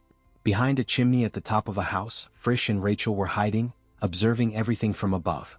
Rachel hovered beside him and, in an anxious whisper, questioned how the situation had turned into such a disaster. Frisch immediately urged her to stay quiet, warning that if they continued like that, they would be discovered. The focus returned to Abelson as she asked everyone to step back for a moment. At that instant, a figure of authority approached. It was Bishop Tranio of the South Mariot Diocese. As he looked at them closely, he appeared to recognize their faces. His presence left Abelson stunned, unable to understand why a bishop would be there, so far from his seat of authority. Noticing her reaction, Tranio discreetly signaled for silence in a way only she could see, ensuring the guards would not notice. He then personally assured the guards of the two's safety and requested that, for the time being, they accompany him, making it clear that he would assume full responsibility for the situation. The scene revealed an elegant room decorated with lace-patterned wallpaper in shades of white and blue. White Victorian wooden furniture completed the refined and serene atmosphere. At the center table, Tranio held his hand suspended above a purple sphere. He explained that they had found the communication device among the saint's belongings and that it had been classified as a forbidden object, one that relied on demonic energy. Seated on a sofa across from him, Abelson kept her hands resting between her thighs as she asked what would happen to them next. She feared they might be bound and sent to the capital of the Holy Empire. Tranio responded with a gentle smile. Instead of addressing the matter directly, he recalled the pilgrimage they had undertaken together across the continent several years earlier. He spoke honestly about the past, admitting that he had not thought much of her at the time. Memories unfolded in brief flashes. A sheltered princess who had never truly suffered insisting on joining a harsh pilgrimage. He had believed she would be fortunate to endure even a single week, dismissing her decision as the empty pride of a spoiled child. Yet he had been wrong. Throughout the entire journey, which lasted a full year, the young saint had not uttered a single complaint. The memories showed Abelson hanging clothes on a line while playing with laughing children around her. In another scene, she appeared teaching children seated at desks inside a modest classroom. Regardless of age, gender, or social standing, she had shown the same mercy and devotion to everyone in need. Tranio remembered having been blunt enough to ask her back then why she did all of that. Her answer had been simple: she acted according to what she believed was right. The scene returned to the present, with Tranio still smiling at Abelson. To him, the young saint he knew was exactly that kind of person. Someone who would never betray her principles or conspire with demons out of selfish greed. For that reason, he asked her to tell him everything, to explain what had truly happened. Hearing those words, Abelson held back the tears gathering in her eyes. With her gaze lowered to the floor, she finally began to recount everything that had happened to her. In a dungeon, the hero lay unconscious on the cold stone floor. Sensing someone nearby, he struggled to open his eyes and caught a glimpse of long shining strands of hair. As he forced them open a little more, he was met with the vision of the most beautiful woman he had ever seen. She looked like an angel gazing down at him. Convinced of that, he called her by the name Abelson Marriott. However, it was not Abelson standing there but Frisch. Realizing the mistake, Frisch grew visibly flustered and remarked to Rachel, who stood beside him, that the hero must have hit his head quite hard. He then turned his attention back to Choi, asking with concern whether he was all right. As soon as he recognized Frisch, Choi threw himself hard against the stone wall and complained that Frisch had started acting strangely all of a sudden. He muttered that he felt irritated and demanded back all the demonic energy that had been used to heal him. Kneeling there, Frisch replied that in order to save an ungrateful brat like him, he had even gone as far as sneaking into the temple. At the dungeon corridor, the figure of the bishop appeared, standing out in his white cassock, hands clasped behind his back and a calm smile on his face. Just behind him, smiling even more brightly, stood Abelson. The moment Choi and Frisch realized it was her, both reacted with surprise at seeing her there. Abelson approached the dungeon door with a key in her hands. Confused and unable to grasp the situation, Choi quietly asked what exactly was going on. She explained that she had known the bishop for a long time and that he was going to help them escape. Still concerned, Choi gripped the iron bars and said that he was grateful for the help, but feared that the bishop might get into serious trouble because of it. Hearing that, Tranio remained composed and answered that he had already lived long enough and had nothing to fear in an aging body that was simply waiting for God's call. Abelson finally turned the key and opened the bars so Choi could step out, then suggested that the bishop come with them. He replied that the number of people trembling in fear because of the undead had increased, and that if a bishop abandoned his diocese at a time like that, no believer would truly be able to trust in God. He then slipped one hand into the long sleeve of his cassock and said he was also returning her belongings. He took out the purple sphere and placed it in Abelson's hands, telling her to leave, to go without looking back. He urged her not to worry about anything and to continue following what she believed was right. Her eyes filled with tears, overwhelmed by gratitude. The bishop continued speaking to Abelson, casting a glance toward Frisch at the same time. Frisch was awkwardly trying to disguise himself by putting on pieces of armor, and it was clear that the bishop's words were meant not only for her, but also for the nameless demon and the elf present there. Rachel, small and hovering beside Frisch, was stunned to realize that the bishop already knew what Choi and Frisch truly were. Frisch reacted with a mix of irritation and disbelief, muttering that if the bishop had known everything from the start, he could have said so before he went through the trouble of putting on that armor. At last, as Bishop Tranio turned to leave, he admitted that he was making a shameless request to a hero he had only just met. Even so, he asked them to take good care of the young saint. The chapter closed with the three of them riding through the forest, each mounted on a horse. The steady rhythm of hooves echoed among the trees as filtered afternoon light danced over them, carrying them toward a destination filled with uncertainty and hope. Bishop Tranio leaned back comfortably in the chair behind his desk, reflecting on the presence of the undead and concluding that he should report it before the damage became even greater. Suddenly, a female voice called out to him. A woman with purple hair entered the room accompanied by guards, holding an official document. It declared that, by decree of His Holiness, Tranio had been stripped of his position for conspiring with the traitor Abelson. Information was also demanded regarding the whereabouts of Abelson Marriott. The woman's identity was then revealed: Kinley Riverford, known as the Legend of Gartran, the Wanderer. Tranio adjusted himself calmly in his chair and greeted her, noting that it was the first time they had met since her last birthday. He then commented that the little saint was not present. Kinley demanded that he reveal where the traitor had gone. She stated that he knew very well what the consequences were and warned that if he continued to provoke Orban's wrath, the situation would worsen. Tranio responded with a light laugh, mentioning the interrogation chamber where only heretics were sent. Turning his back on those present, he stated that if they truly needed his cooperation, then he had no choice. He only asked for some time to prepare, explaining that he wished to change clothes and put on his ceremonial robes. One of the armored guards declared that this would not be allowed and that they could not leave a great criminal alone. Still without looking at them, Tranio reminded them that he had been the one who carried her on his back and helped her grow up. He asked that, in consideration of the bond they had shared in the past, he be granted one last chance to preserve everyone's dignity. After a brief silence, Kinley granted permission and stated that she would take full responsibility. Tranio then opened a door, asking that the documents on his desk be delivered to His Holiness. With that, he bid farewell to Lady Kinley and departed. Kinley remained standing there, watching him leave, while a sad expression appeared on her face as she called out his name. At a small table covered with books, Bishop Tranio opened a drawer while murmuring to himself, wondering where he had put what he was looking for. Inside the drawer were a few stored items. Among them were a small doll that resembled Lady Kinley and a short sword with a golden hilt. Upon finding it, Tranio commented quietly that he had finally found what he had been looking for. He picked up the sword carefully and, in a melancholic tone, admitted that he was glad he had been able to see Lady Kinley one last time. Then he brought the tip of the blade to just below his own chin and closed his eyes. And murmuring, he added that he was also thinking of the little saint, expressing his sincere wish that she would remain safe. The scene shifts, revealing the two demons and the saint riding at full speed along the road. The horses charged forward with force while the wind stirred their clothes. Right behind Abelson, Choi questions whether it might still be possible to return to the bishop at that moment. But Abelson denies it. She states that they must not look back. There was sadness in her expression as she added that the bishop would also have wished it that way. Ahead of the two, Frisch asks where they were going now. Abelson then reveals the destination: Natasha, the capital of Marriott. That was where they were heading, to the royal palace of Natasha. The scene then shifts to the Grand Cathedral of Gartran. Before the altar, the Pope remained standing in silence. It was there that he announced that Tranio was dead. He then concluded that this meant Choi Hyun-seok and Abelson had managed to escape. The image widens and reveals that Lady Kinley was right behind him. She explains that even if they tried to track them, everything indicated that they had hired an extremely skilled rogue. Very few traces remained, which made it very difficult to find them at that moment. Kinley held several documents against her chest as she continued her analysis. However, she stated that in the end, their destination could only be one of three possible places. First, they could seek asylum in Drasen, a territory hostile to Gartran.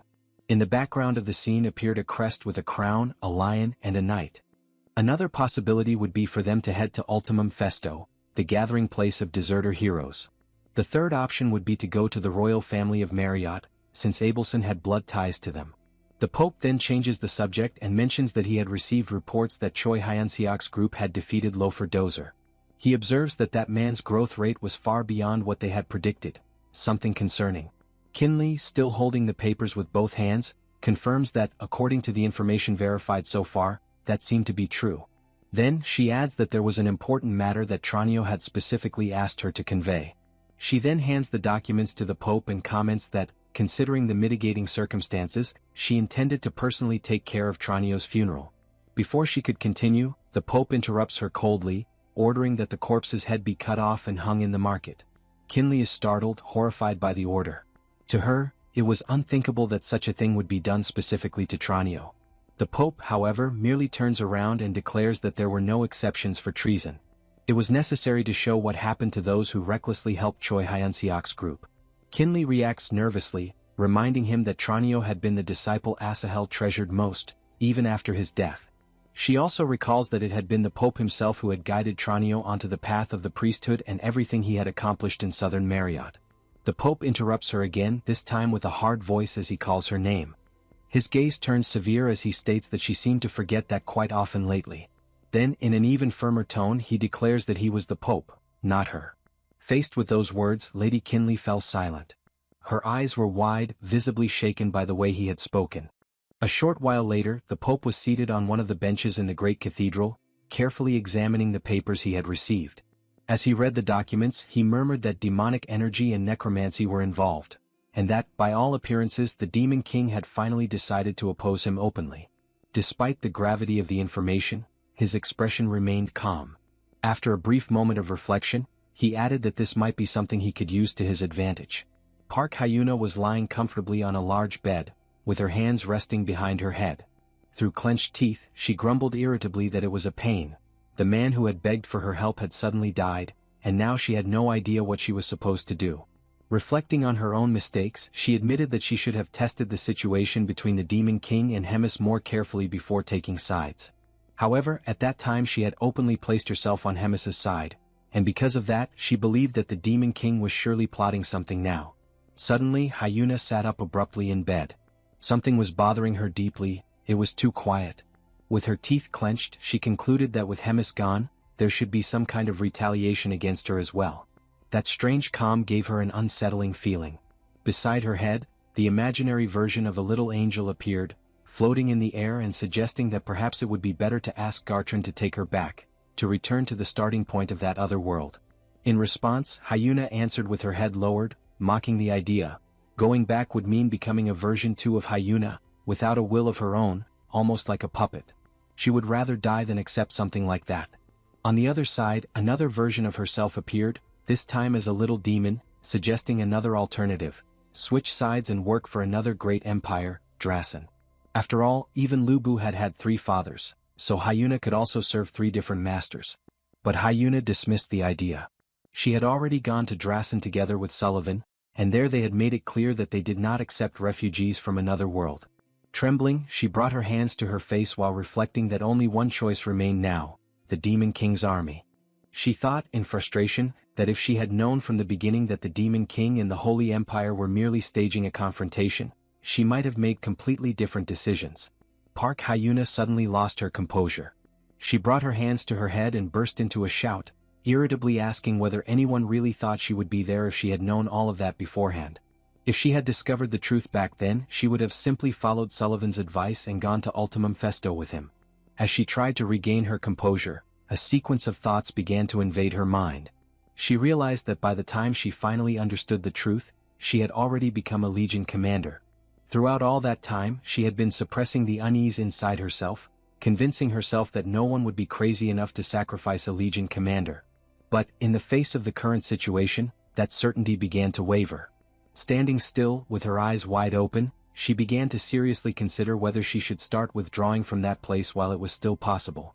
At that moment, knocks echoed at the door. A voice announced that it was Onyx, the vice commander.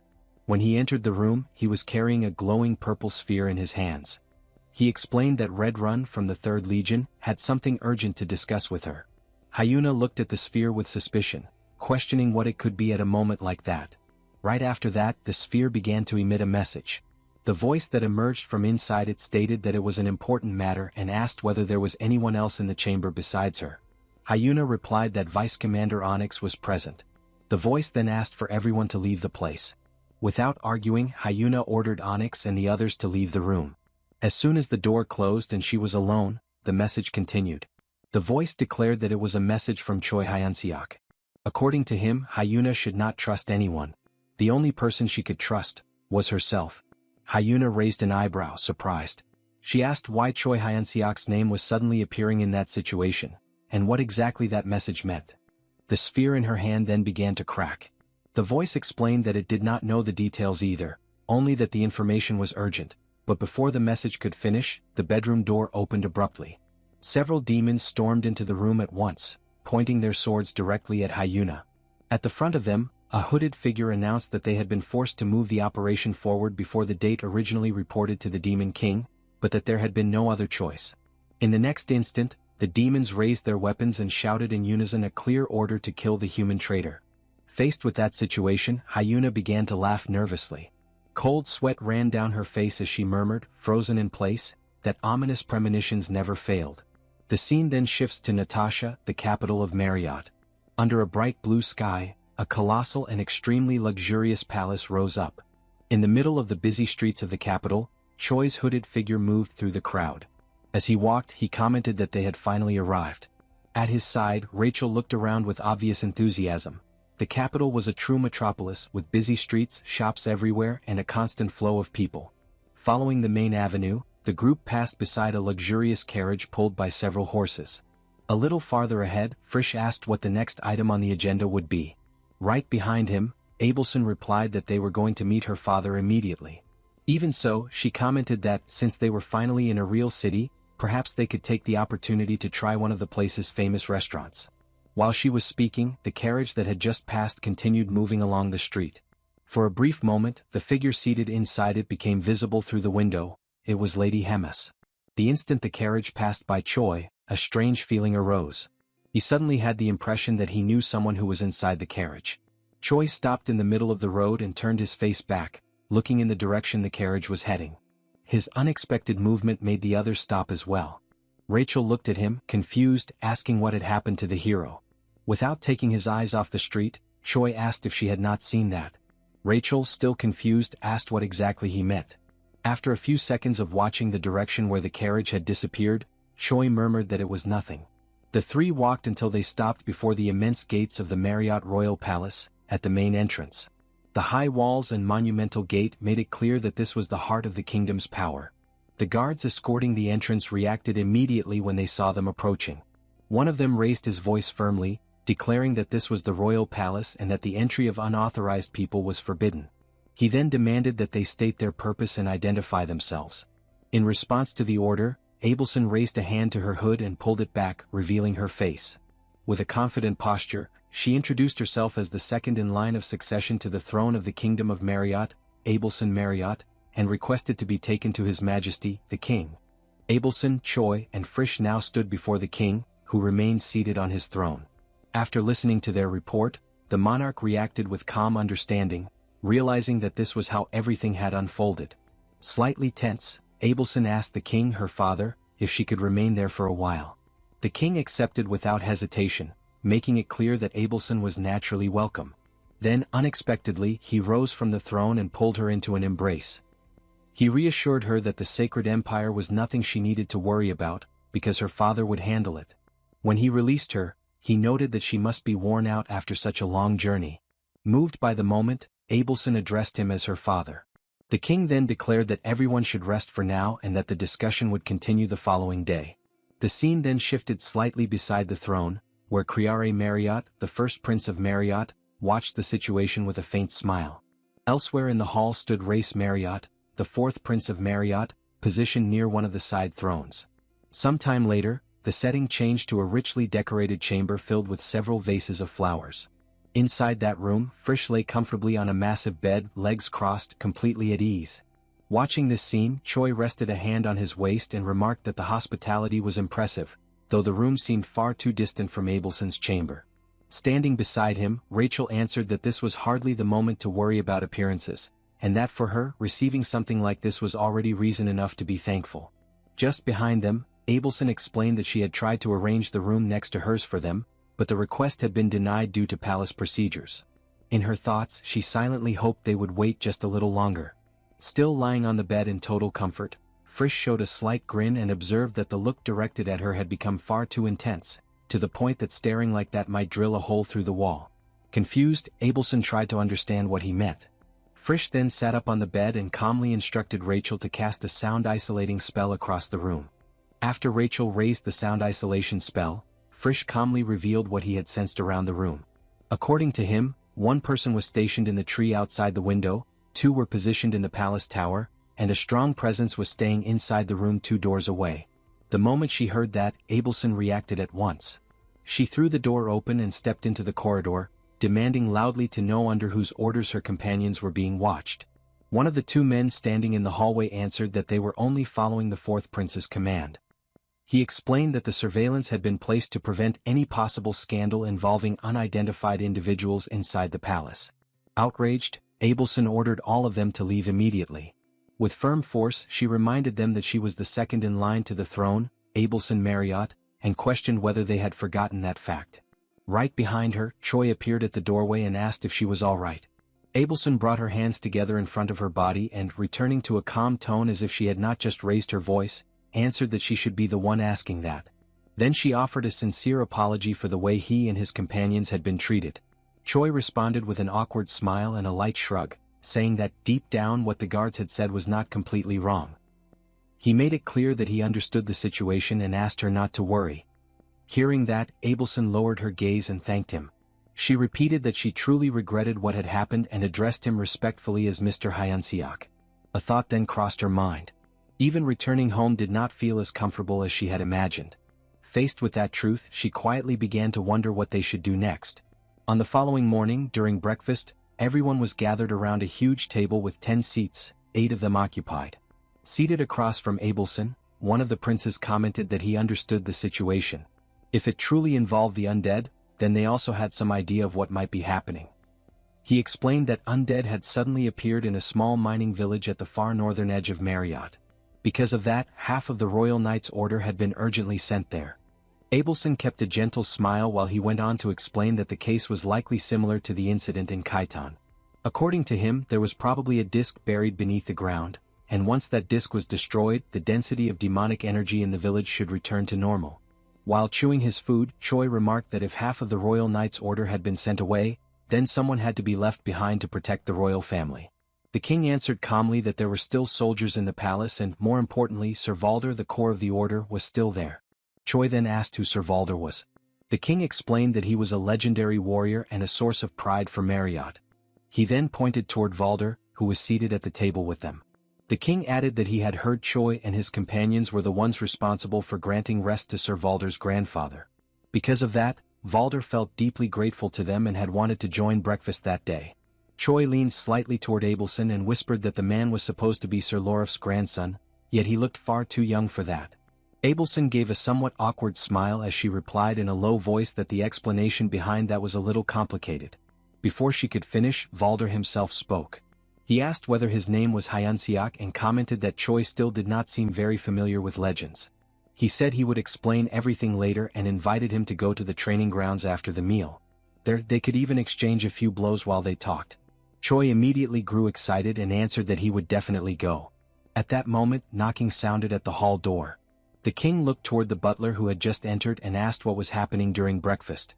The butler stepped forward, bowed respectfully, and informed him that a delegation from Gartran had arrived. Criare struck the table with his hands and rose partway from his seat, clearly angered. He declared that the kingdom had already given its answer to their demands and questioned what right Gartran had to interfere in Marriott's internal affairs. The king raised a hand, signaling for him to calm down. He said that he agreed, but it was better to remain calm for now, especially with Abelson present.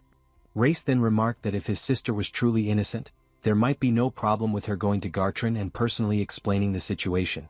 The king turned his eyes toward him with a serious look and told him not to ruin the atmosphere. Abelson was part of the family. Choi looked at Abelson with concern. The mood at the table had suddenly changed, and he quietly wondered what was happening and whether she was all right. Abelson, however, said nothing. She remained silent, simply keeping her gaze lowered. In an open area of the castle, Choi hurried toward the training grounds at a run. The moment Valder saw him arrive, he commented that Choi had come quickly. Choi replied that there was no way he could refuse when someone of legendary status invited him. Valder noticed that he seemed to have many questions and told him he could ask whatever he wanted. In his thoughts, he added that Choi was one of his grandfather's benefactors. A little awkwardly, Choi asked if he could then ask something about Abelson. As he spoke, he recalled the heavy mood from breakfast, which had clearly felt far from good. Valder began stretching before answering. He remarked that starting with a question about the princess was a little unexpected. Even so, since he had promised to answer, he spoke honestly and said that the princess's situation was not very good. He explained that the two great powers that divided the continent were Gartran and Drasen.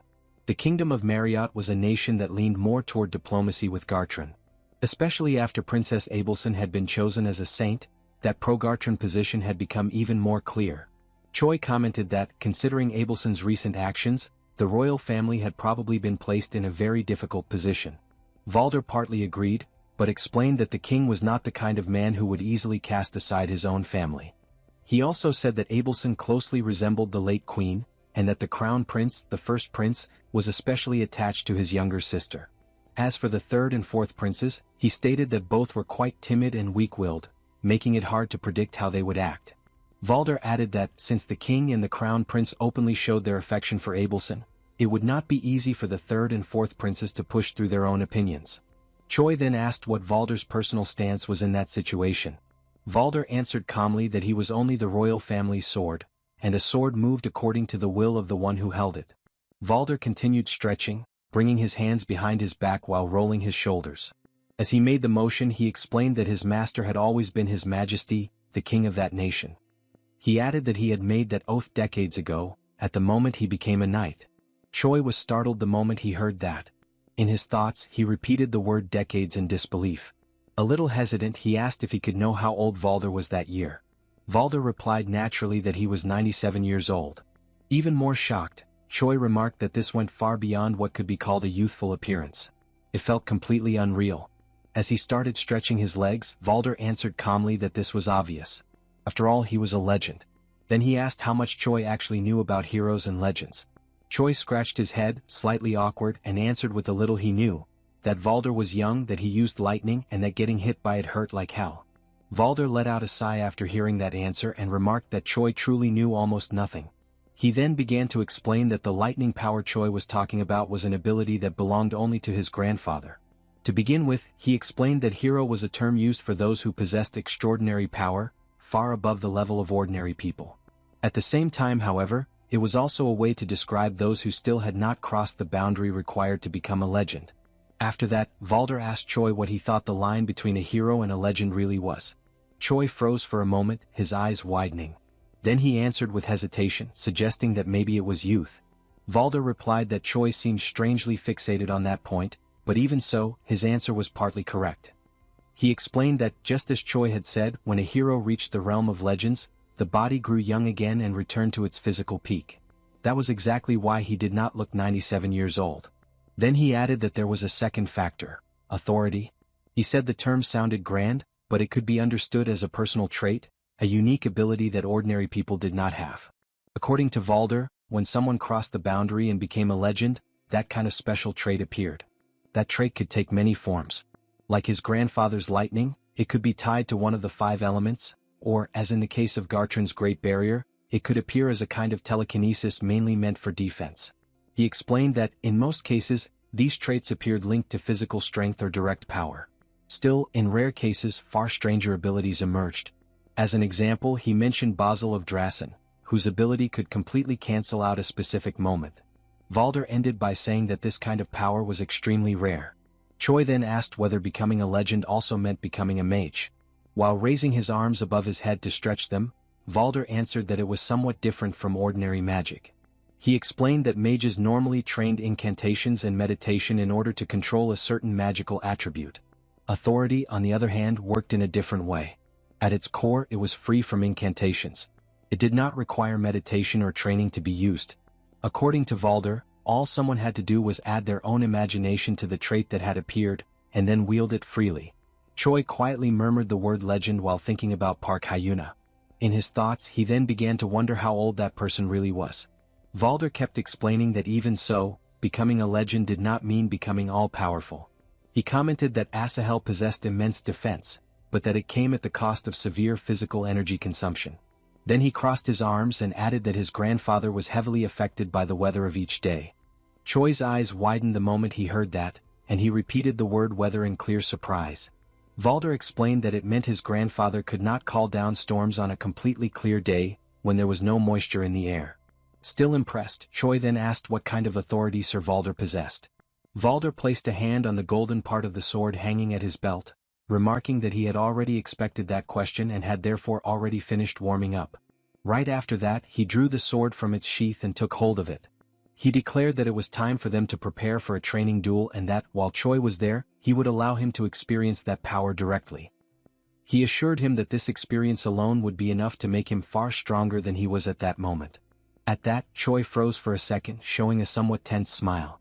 Even so, he ended up accepting the offer and made it clear that he understood. Night had fallen, and the full moon was shining in the sky when Abelson moved quietly through the castle corridors.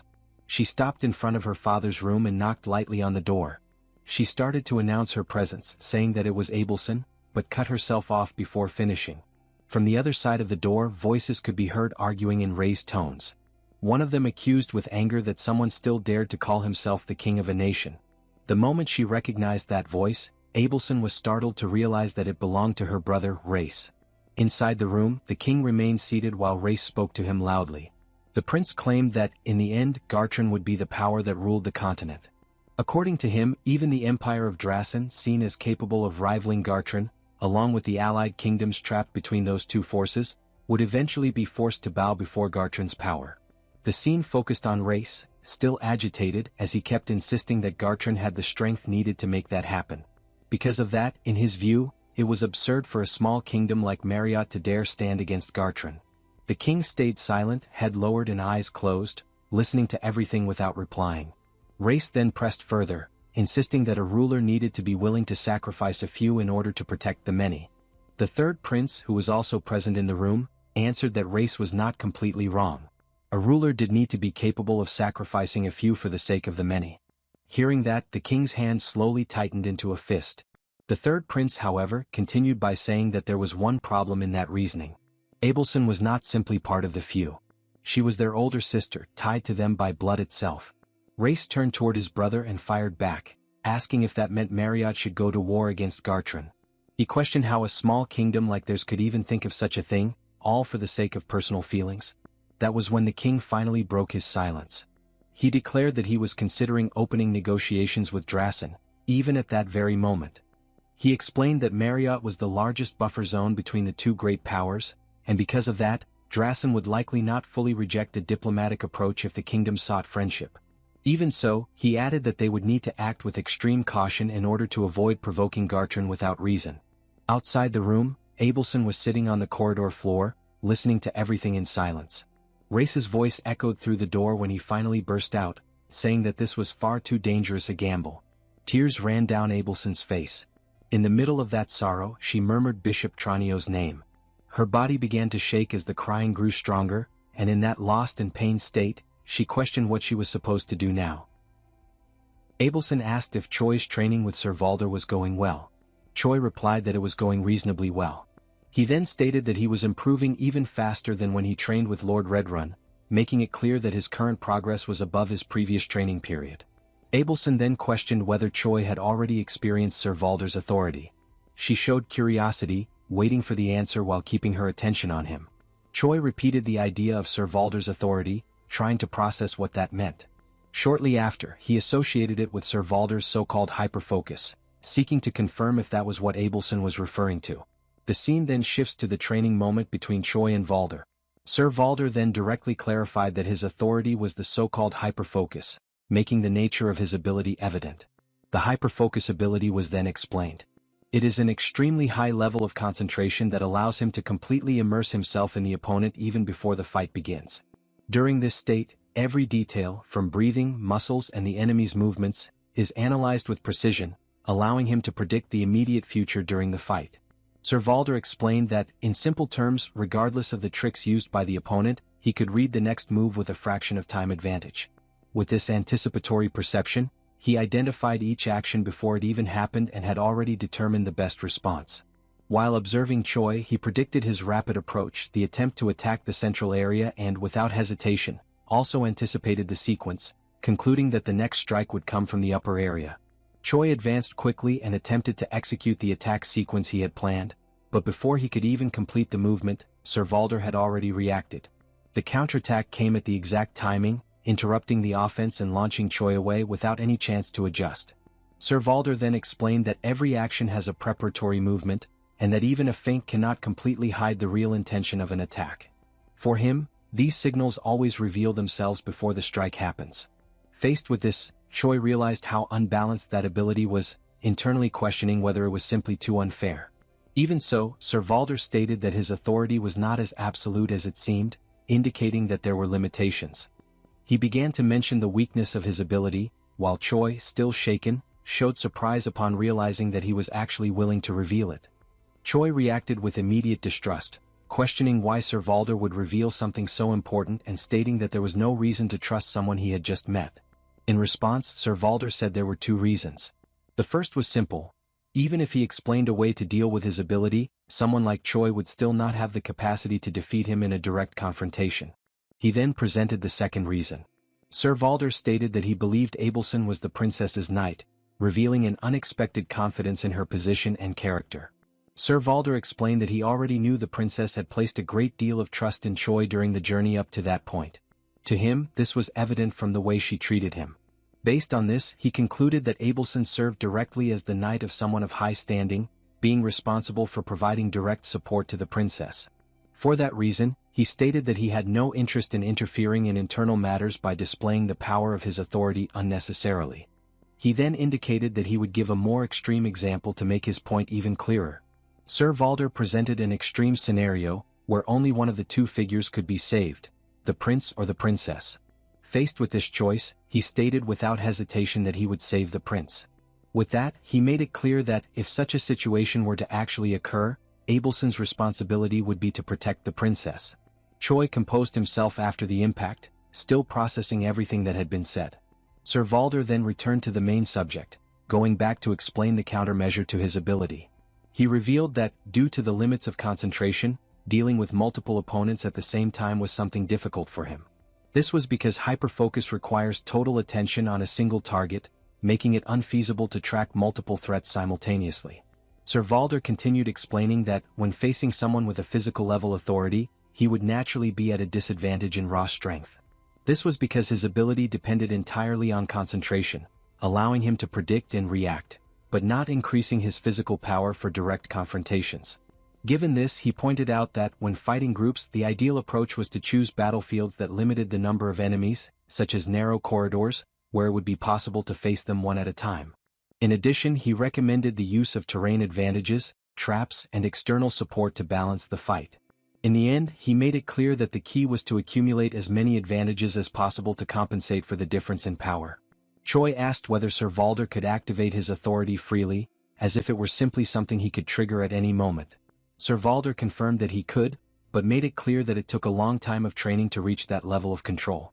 He explained that he went through an extreme process, developing resistance to intense cold, heat, pain, and even poisons, all to sustain his ability.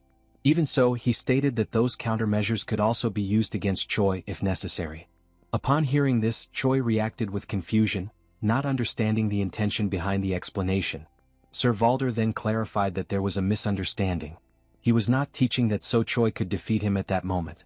Faced with this, Choi became even more confused, trying to understand the real reason behind everything. Sir Valder explained that, if Abelson continued serving as the princess's knight, it was likely that one day they would fight side by side. Because of that, he stated that it was important to know an ally's weaknesses before trusting them in battle. As Choi reflected on everything he had seen, he recognized how terrifying that ability was, feeling as if he could be struck countless times before even managing to land a single blow. Abelson merely reacted in a restrained manner to the situation, while Choi was still trying to process the extent of Sir Valder's power. Choi commented that it was good to see that everything had been calm lately. Abelson, however, showed some uncertainty, stating that she did not know how long that peace would last. Even so, she acknowledged that it had been a long time since they were last able to train in such a calm manner. Choi agreed with the observation, reinforcing that the moment was indeed unusually quiet. Abelson commented that that calmness felt like the silence that comes before a storm.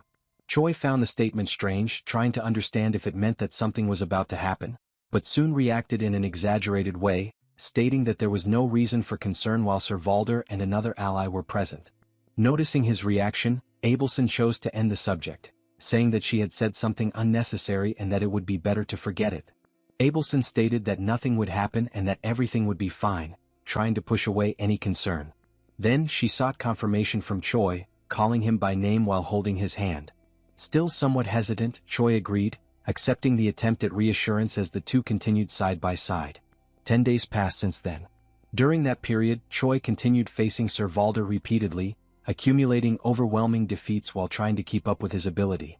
In another confrontation, when questioned about the score, it became clear that the gap was still absurd, with Choi being defeated countless times and managing only a slight hit among all his attempts. Even so, Sir Valder acknowledged the progress, pointing out that the fact Choi could already touch him even minimally was something impressive. Choi then tried to identify the technique used, associating what he had seen with a possible style based on mana explosion. Sir Valder confirmed that the technique consisted of colliding mana with demonic energy to generate a momentary burst of power. He then commented that the purple energy produced in that process, along with the elasticity of the impact, was something impressive to observe. Even recognizing the potential of the technique, he stated that it sparked interest even in him as something worth learning. Still, he made it clear that it was practically impossible to reproduce, unless someone possessed an abnormal body like Choi's, the result of extremely rare circumstances. A sudden explosion echoed through the area, drawing the attention of everyone nearby. Upon noticing the direction of the impact, Sir Valder identified that it came from the prince's room and immediately decided to act, understanding the seriousness of the situation. Without hesitation, he stated that he needed to get there as quickly as possible. Choi, upon realizing the urgency, decided to follow him, refusing to stay behind as both advanced toward the source of the disturbance. Sir Valder interrupted Choi, refusing his help and reminding him of what he had said before. He then made it clear that he would entrust the protection of the Princess Abelson to him, taking full responsibility for handling the current situation on his own. Meanwhile, inside the palace, an urgent call echoed, indicating that something had appeared ahead. Choi and Abelson advanced to the location and encountered someone in panic, warning that there was a presence just ahead, further increasing the tension of the moment. Upon arriving, Choi initially believed he was facing an ordinary corpse. However, he quickly realized it was not just a lifeless body. The figure ahead revealed abnormal characteristics, making it clear that it was, in fact, a demon. The situation worsened when it became evident that this was not an isolated case. There were several other similar bodies further ahead, indicating a large-scale threat. Faced with this, Choi, already tense, sought immediate answers and questioned whether there was any explanation for what they were facing. Frisch stated that he had no clue about what was happening. He questioned why the Demon King's army would launch such a reckless attack, especially in a place like that, far from the zones where it would be expected. Given the lack of answers, he decided that the best course of action was to further investigate the area in search of clues. After that, he suggested that everyone head to the chambers and regroup with Sir Valder. Abelson agreed with the plan and indicated the way, guiding the group as they moved cautiously through the area. As they advanced through the corridors, the group was met by Race in a clear state of shock, who showed immediate relief upon seeing Abelson, confirming that she was safe. Choi quickly questioned the situation, trying to understand what was happening in the palace. Race then explained that the place had been attacked by individuals who appeared to be demons. He revealed that he had already been attacked earlier and managed to repel the enemies on his own, but warned that there could still be more of them scattered throughout the palace. Race warned that there were still enemies remaining and that it was dangerous to move alone through the palace in that situation. Given this, he decided that he would personally accompany Abelson, as he knew the place well and could guide her safely. Abelson agreed with the decision and began to consider that Choi should also go along. However, before she could finish, a sudden movement interrupted the scene, indicating that something unexpected was about to happen. Choi pointed out that Abelson had enough sensitivity to detect the density of demonic energy in the environment, raising a direct doubt about how that could have gone unnoticed. Given that, he questioned whether it was really possible for demons to have infiltrated the castle without her noticing. Abelson found the remark strange and asked for clarification about what he was trying to imply. Choi then recalled that the fourth prince had stated that everything was a demonic attack, but he questioned that conclusion, raising the possibility that those responsible might not actually be demons. Race reacted with irritation to Choi's doubt, demanding an immediate explanation and making it clear that there was no time to waste. Before the situation could escalate, Abelson intervened, asking for calm and reinforcing that he was part of her family. She then presented a possible explanation for what had happened, suggesting that the enemies might have used magical tools to hide their presence, or that she herself might have let her guard down at that moment. For the time being, Abelson decided to trust Race's explanation, trying to maintain focus given the situation. Shortly after, she sensed a presence in the surroundings and stated that she could feel a faint demonic energy around, confirming that there were enemies nearby. The man reacted immediately, demanding to know where they were. Abelson then pointed out the direction they were coming from, but showed confusion as she noticed that something did not make sense. According to her, even though they were approaching, the enemies did not seem to be trying to hide their presence. Abelson realized that the energy was not only not being concealed, but was also different from that of ordinary demons. She tried to better identify the sensation, noticing that there was something strange and out of the ordinary about that power. Before she could finish her reasoning, the man noticed the imminent approach of something and immediately alerted the prince. Without wasting time, he ordered everyone to take combat positions, preparing for what was about to emerge. Abelson finally identified the nature of that presence, realizing that it was not a common demon. The energy resembled something hybrid, like it being half human and half demon, very similar to Choi himself. Soon after, the figure revealed itself, appearing with a distorted appearance, glowing eyes and a violent aura, confirming that this threat was something completely out of the ordinary. Upon closer observation, Abelson recognized something impossible to ignore and immediately associated that presence with Sir Valder, struck by shock. Choi, noticing her reaction, was also alarmed, trying to understand what had happened and who could have caused that transformation. The distorted figure, still consumed by that violent energy, forced out broken words, warning about the danger and ordering the princess to flee. Abelson remained in shock at the scene, unable to react immediately upon realizing the state of that presence. Meanwhile, Race only showed irritation, maintaining control of the situation despite the chaos around him. The scene then shifted back in time, revealing the events from minutes earlier, in front of the king's chamber. Messengers reported that Sir Valder was on his way, while reinforcements from the guard were also approaching. In response, Race ordered everyone to reorganize quickly, making it clear that they needed to complete their objectives before the external forces arrived. Shortly after, Sir Valder appeared on the scene with a precise attack, interrupting the enemy's advance and presenting himself without hesitation. Upon landing on the battlefield, he demonstrated complete control of the situation and immediately checked Race's condition, ensuring he was still safe before taking any further action. Race stated that he had already confirmed the situation in the chambers, taking full responsibility for what had occurred. In response, Sir Valder told him to wait, assuring that he would resolve everything quickly and capture those responsible alive to obtain answers. Race showed confidence, acknowledging Sir Valder's ability and highlighting his loyalty, while stepping back as requested. Sir Valder then emphasized that he needed space to concentrate, making it clear that any interference could hinder him. However, as he approached, Race revealed his true intention. Without warning, he applied a substance directly to Sir Valder, catching him completely off guard. Faced with the unexpected action, Sir Valder tried to understand what had just happened, realizing that something was deeply wrong. Sir Valder was thrown backward by the sudden impact, still affected by the substance he had received without noticing. Even as he tried to regain his composure, he immediately realized something was wrong, turning his attention to Race and questioning the third prince's actions.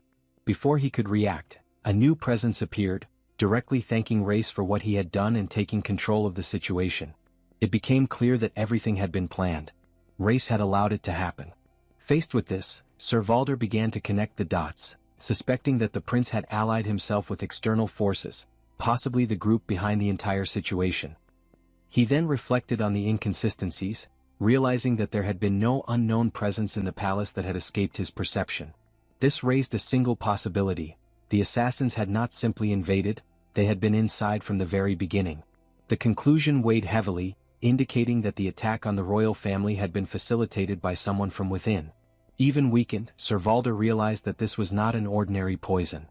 his resistance should neutralize practically any existing substance. Yet something about that attack completely defied that logic. As he tried to understand what was happening, Race revealed that he had carefully planned how to eliminate someone like him, someone considered immune to poisons. The answer came in the form of something different, demonic energy injected directly into the body. According to him, when this energy collides with human mana, a violent rejection occurs, capable of destroying the body from within. In this way, Sir Valder's supposed immunity became useless, since it only worked against conventional poisons. As his body began to collapse, the hooded allies observed the situation, making it clear that they would help restrain him, but that the final blow should come from Race himself, avoiding any conflict of interest afterward. At that moment, a soldier appeared bringing new information, indicating that Choi's group had been located. Without showing hesitation, Race decided to deal with Sir Valder first before moving on to the next target, making it clear that everything was already part of a larger plan. Even with his body being consumed by demonic energy, Sir Valder still managed to react for a brief moment, releasing enough strength to pull away and disappear from sight. Race watched the escape and briefly considered whether he should pursue him, but quickly dismissed the idea. To him, Sir Valder was already doomed. It was only a matter of time before his own body collapsed. The hooded figures reinforced that certainty, stating that even though he was a legend, his organs were still human and would not withstand the reaction caused by demonic energy. With that, Race decided to prioritize another objective, dealing with his own sister before the guards arrived. Meanwhile, Abelson, completely shaken, tried to deny reality, refusing to accept that Race could be behind all of it. She searched for an alternative explanation, insisting that there had to be some misunderstanding. Race, however, remained silent for a moment, staring directly at her. Then, without hesitation, he made it clear that everything that had happened was because of her. Abelson, still in shock, could not immediately accept what she had heard, questioning how all of that could possibly be her fault. Race then revealed his distorted view of the situation, stating that the real mistake had been confronting Gartrum, a force he considered far superior. To him, the mere fact that Abelson had gotten involved was enough to bring severe consequences, regardless of any real fault. Hearing that, Choi tried to intervene, but the tension in the environment had already reached another level. Race continued, making it clear that this was not just about survival, but about controlling the narrative. He had already decided how everything would be told. According to him, the official story would say that the family had been attacked by demons allied with Abelson, resulting in the death of everyone, including the father, the brother, and even the legend who defended the kingdom. Then he would present himself as the sole survivor who discovered the truth too late, but still managed to put an end to the enemy's plan. And to solidify everything, he claimed that the Gartrum delegation present at the scene would confirm exactly that version. It became clear that this was not just a coup, it was a complete plan to rewrite history and eliminate any opposition. Race continued outlining his plan, stating that after the fall of the kingdom, Gartrum would approach under the pretext of concern over the nation's fragility. According to him, a blood alliance would be formed between both sides, but in exchange the country would grant military rights, territory for troops and free passage, completely opening its doors.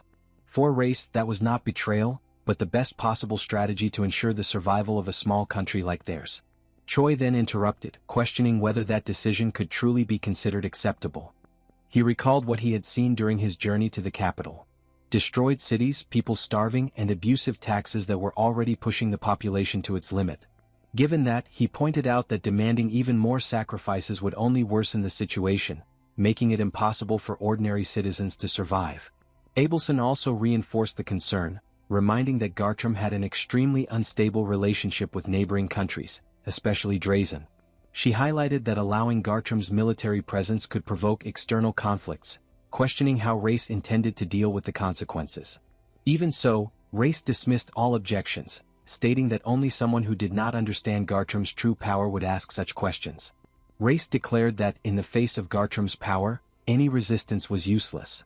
To him, fighting against it would only lead to destruction, and the only rational choice was to submit while there was still a chance. Abelson remained firm, even under pressure, holding her ground as the tension escalated. At that moment, the capital's guards finally arrived, storming the area and trying to understand what was happening. Without hesitation, Race carried out his plan and completely twisted the situation, announcing that the king had been assassinated by demons and directly accusing Abelson of conspiracy, trying to solidify his version in front of the witnesses. With the decision now before her, Abelson was forced to act. Choi, aware of the gravity of the moment, stated that he would rather flee with her, but acknowledged that this was a family matter and that he would respect whatever choice she made. In response, Abelson brought up a striking memory, asking if he remembered the poor people of Kaitan. She recalled how, when they were captured by the temple guards, the villagers had begged for mercy on their behalf, even though they had nothing. That memory reinforced the weight of the decision that needed to be made. Abelson deepened the recollection, explaining that the village chief had already known they were not simple city mercenaries, yet still chose to help them. Even knowing the risks and the possible accusations against those people, the villagers did not hesitate to protect individuals who had been abandoned by their own kingdom. It was thanks to those words and the bishop's intervention that they had managed to survive up to that moment. Faced with this, Abelson reflected on the future, questioning what kind of life those people would have if everything followed Race's will.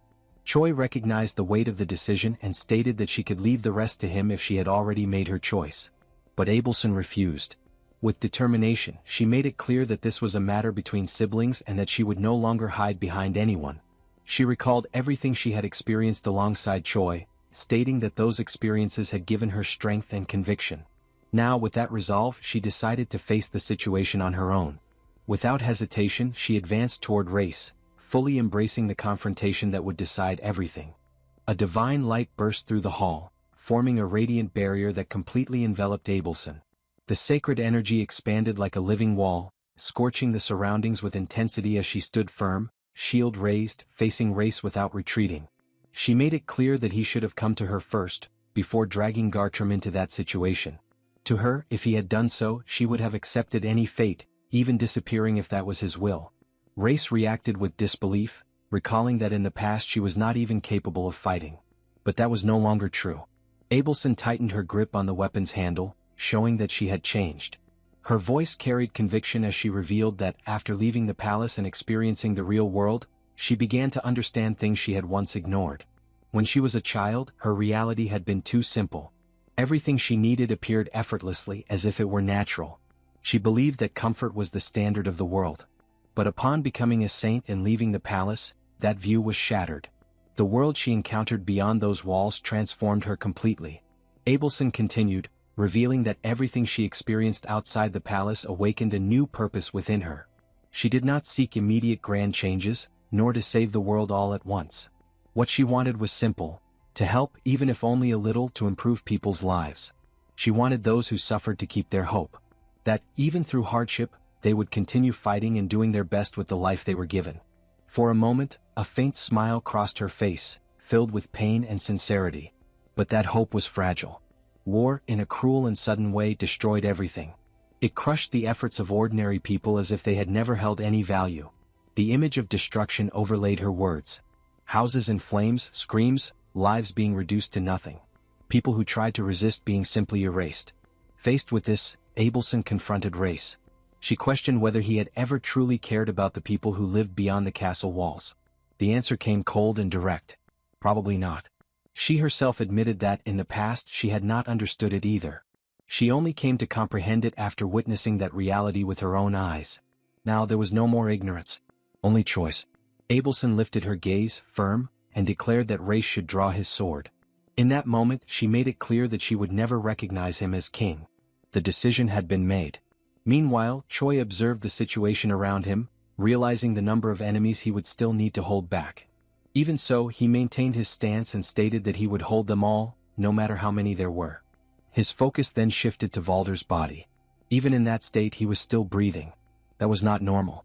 Perhaps, because of his extreme training, there was still a chance of survival. But there was no time to dwell on it.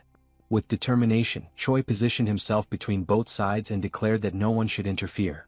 This was not just any fight, it was the final confrontation between brothers. He reinforced the command, making it clear that no one should interrupt that sacred duel. On the other side, the hooded figures chose not to act.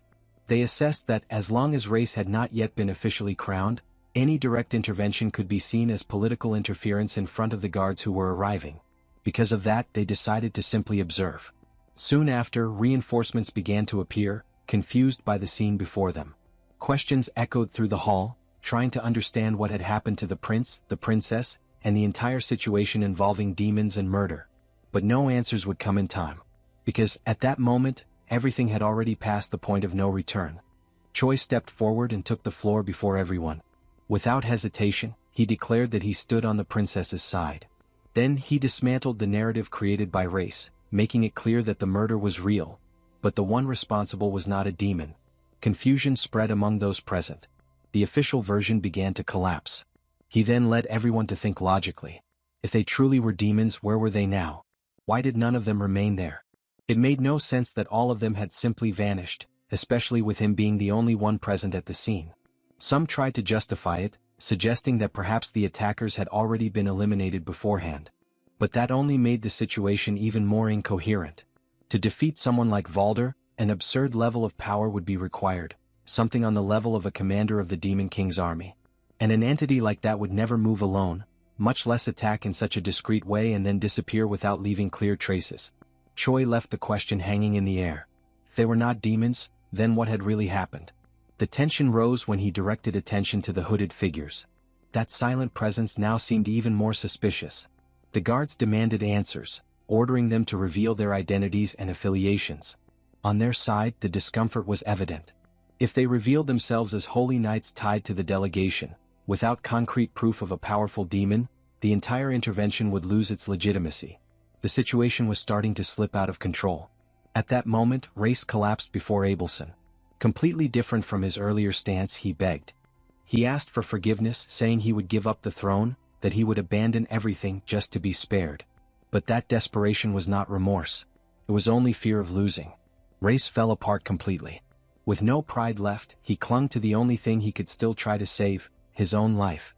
He promised public support, total submission, anything that was necessary. There was no longer ambition, nor strategy, not even dignity, only a desperate plea to stay alive. But before him, Abelson saw no redemption. She saw emptiness. Her voice came out cold, heavy. She questioned if that was all he had. If that was the extent of his resolve.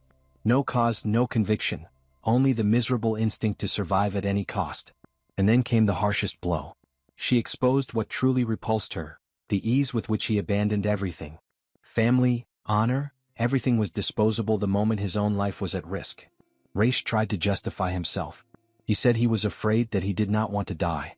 He appealed to the bond between them, trying to hide behind the fact that he was the younger brother. But that no longer meant anything. Abelson did not reject him with hatred, but with something worse, contempt. She ordered him to stand, straighten his shoulders, maintain his posture until the end. Even defeated, he should at least uphold his own actions. Denying everything now would not erase anything, it would only make it all even more pathetic. If he went through with it, at least he could pretend he had some kind of conviction. He could uphold the lie that all of this had been for something greater. Otherwise, the deaths of their father and brother would have no meaning at all. Her words cut deeper than any blade. And then, without hesitation, the decision was made. The blade fell. Race broke. On his knees, his body trembling, he still tried to deny reality, but it was already too late. Abelson's decision did not waver. The blade fell without hesitation, fast, clean, final. The dry sound echoed through the hall. And then, silence. For him, everything ended there. Hyunseok watched from the side, exhaling slowly. The tension did not disappear, it only changed form. For a moment, it seemed like everything had been resolved. But his mind was already racing ahead, trying to understand what would come next. Meanwhile, in the shadows, the hooded figures were not satisfied. They called Race a fool. He had failed at something basic. The situation was not over. There were still witnesses, variables out of control. Their solution was simple, cold. Eliminate everyone there and negotiate afterward. But before any move could be made, the sky fell. A violent explosion tore through the palace ceiling. Fragments and flames collapsed like rain, lighting everything in a sudden inferno. The impact was brutal, throwing bodies in every direction. High-level magic. Without warning, Hyunseok reacted on instinct, pulling someone and throwing himself out of the impact zone. The ground cracked, the air burned, and chaos took over. Screams echoed. Total confusion. When the dust began to settle, he was still standing. Injured but conscious. Abelson had also endured. The two exchanged a quick glance. That was not the end. It was only the beginning of something worse. The scene was still burning when a new presence appeared. Firm, casual, as if that chaos were nothing more than an ordinary meeting. Park Hyuna. She appeared amid the flames as if she were arriving late to some casual conversation. At her side were Frisch and Rachel, which only made everything even stranger. Hyun-seok immediately realized that this changed everything. She was not there by chance. The hooded figures recognized it as well. The tone shifted instantly. Without hesitation they gave a direct order. Get up, prepare, engage in combat. The situation slipped out of their control the moment Hyuna stepped in. On the other side the reaction was completely different. Hyun-seok pointed without patience. He called the Knights of Gartrain trash, making it clear that he had already understood who was behind everything. Then he placed the responsibility in Abelson's hands, as if asking whether she wanted to settle it right there. The answer came somewhat awkwardly, but positive. And that was enough. Hyuna did not need anything more. She was already irritated. She said she owed a favor, and that, on top of that, she was in a terrible mood. That was enough. Her body erupted with energy. The air around her distorted with heat. And then, a flaming fist. Flame fist. The blow came down like a living explosion. It was not a common attack. It was pure impact, brutal, crushing. The ground gave way, the fire spread, and the force of the strike tore through everything in its path. No room to react. No room to defend. The fire still crackled through the hall, but to Hyuna, it no longer mattered. To her, that had been nothing more than a quick cleanup. As if nothing had happened, she turned and asked what the next step would be. The atmosphere shifted completely. Without immediate pressure, the tension gave way to something lighter, almost strange after everything that had happened. Hyuna decided she would go with them. She had nowhere else to go, and besides, there was already a certain connection there. For her, traveling with strong people had always been more interesting. Hyun-seok accepted, but made it clear that they did not even know where to go at that moment. Then the decision came quickly. She knew a place. A safe point, far from that chaos, where they could talk calmly and organize the next steps. Meanwhile, Abelson made her own decision. She asked for time. Not to run, but to finish what still remained there. The old Duke, still shaken, could barely understand the situation. But when she extended her hand to help him stand, everything became clear. She was not abandoning everything. She was choosing the right moment. She called him grandfather, not as a title but with genuine respect, and explained firmly, she would leave Mariette for now. But not as a fugitive. She would return. And when she returned, would be as queen. The promise lingered in the air, firm, unshakable. Until then they would need to endure. Because this was still far from over. Even wounded, with blood still marking her face, Abelson smiled. It was not a smile of victory, it was something calmer, steadier. She did not promise power nor revenge. She promised an end to the war. Meanwhile, Hyuna was already on a different pace. Leaning back, writing with some difficulty, she complained about the lost habit. It had been a long time since she had written by hand. That scene contrasted completely with the chaos from minutes earlier. As if all of that had been just another ordinary day. Hyun-seok was still trying to keep up. Without fully understanding the plan, he asked where they were going now. The answer came simple, direct, and full of meaning. Ultimum phase. The name sounded strange, ancient. But Hyuna explained. In the ancient language, meant hope. And at that moment, in the middle of ruins, blood and fire, that was exactly what they needed. The scene shifts to clearing forest near Marriott. The group arrives at the location from Hyuna's plan, and Choi asks if they are really in the right place, since he cannot sense anything unusual there. Hyuna reveals that protective magic is hiding the target, which is why amateurs are unable to notice it. She then pulls the necklace from around her neck. As she activates the necklace's magic, she declares that she is there for Sullivan. However, time passes and nothing happens, leaving Hyuna frustrated while the others simply wait. Hyuna angrily asks why the hell it is not working, and Choi reminds her that she herself said it does not work for amateurs. Hyuna then states that even Choi managed to use the magic 40 years ago, and while she is speaking, someone reveals themselves behind her. The presence turns out to be cephalopod Sullivan Campbell Williner, who is pleasantly surprised that Hyuna has finally made contact after 10 years. Hyuna asks why Sullivan did not respond to the summons and whether it was intentional, and Sully answers that of course it was, since Hyuna only shows up when she needs something. She tells her to spit it out already because that fact is irritating.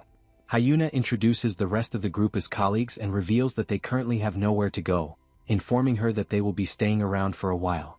Choi takes the opportunity to greet her as well.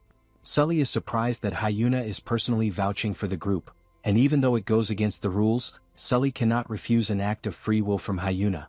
Sully then takes the group to Ultimate Fest. Choi asks what kind of place it is. Sully replies that, in short, it is a starting point for heroes, and Hyuna sarcastically comments that only in dreams would that be true. Choi reacts with surprise upon learning that a starting point for heroes actually exists. Sully notices this and asks why he is so surprised, also questioning how his own first days were. Choi responds that he was thrown straight into the Demon King's army and lived through hellish times, leading Sully to explain that other heroes also go through terrible experiences. She explains that it is not simple to place a sword in the hands of an ordinary person and ask them to fight. It is not like a game where there are multiple lives, and beginners also need some kind of starter guide. That is the foundation of why 90% of beginners either give up or die within the first year. Even among the remaining 10%, very few survive afterward. If the numbers are calculated, heroes on the level of Sully and Hyuna are extremely rare. On top of that, established heroes usually receive recruitment offers from Gartland. It is an irresistible proposal. But in the end, with only a few exceptions, heroes become puppets without free will. Hyuna immediately gives her opinion, saying that such a lifestyle is a nightmare. For those reasons, Sully created Ultimate Fest so it could serve as a kind of tutorial, preventing heroes from facing that reality. A training ground where seniors could take responsibility for guiding new generations of juniors. Hyuna questions Sully about the purpose of the village, considering that Drazen does not accept outsiders and Gartland is hunting the village with bloodthirsty determination.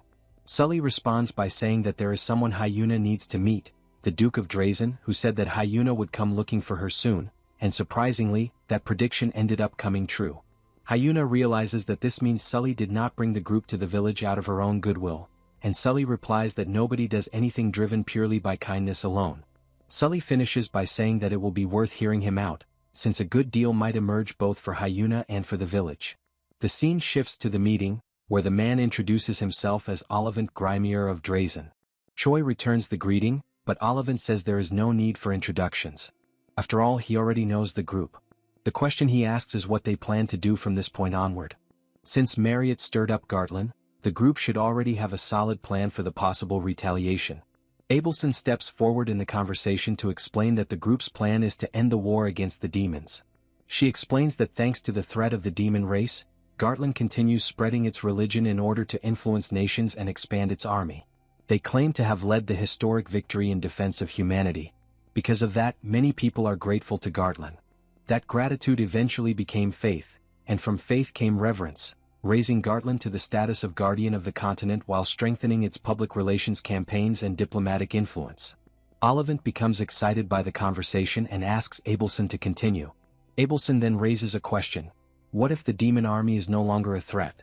What if Gartland's protection is no longer necessary? What would happen with the end of a war used to extort the people through taxes under the pretext of defense, while instead leading humanity into an era of peace through development and coexistence? Such an era would no longer depend on swords, and Gartland would lose its reasons to continue interfering. Olivant understands the argument but says it is highly unlikely. He rhetorically asks whether the voice of a princess from a marginal kingdom could really stop a war. Abelson then asks if knowing about the war was not the reason he brought them there in the first place, which in fact it was. Aiming to refute his statement, she explains that military power is not everything for a nation. Reputation can sometimes be more important than an army, pointing out that Drazen should currently be very aware of that fact. Above all else, if Abelson does not return to Mari and Gartland sends someone else to govern there, Drazen would end up bordering a mortal enemy. With that in mind, Abelson declares that she needs Drazen's cooperation. Later at the lodging, Hyuna asks how the meeting went. Abelson reveals that the entire time she felt as though the whole thing was nothing more than a test. On top of that, she reveals that Olivant gave a condition for Drazen's cooperation. He pointed out that it is useless to spread the desire for the war to end if both sides are not in agreement. With that, the condition is for Abelson to bring proof that the demons are open to a peace agreement. Choi sets the topic aside for a moment and tries to confirm the commander position Hyuna once held in Gartland, and she replies that the past is the past. But Choi wants to know how she abandoned a comfortable life only to end up joining the Demon King's army. Hyuna answers with a question of her own, asking what the heroes in Inamazet looked like to him. Choi replies that they truly lived up to the title of purposeless heroes. Like dolls, like puppets. She then reminds him that even though they were used as puppets, they were still people with their own stories. Choi then notices that Abelson has left the room.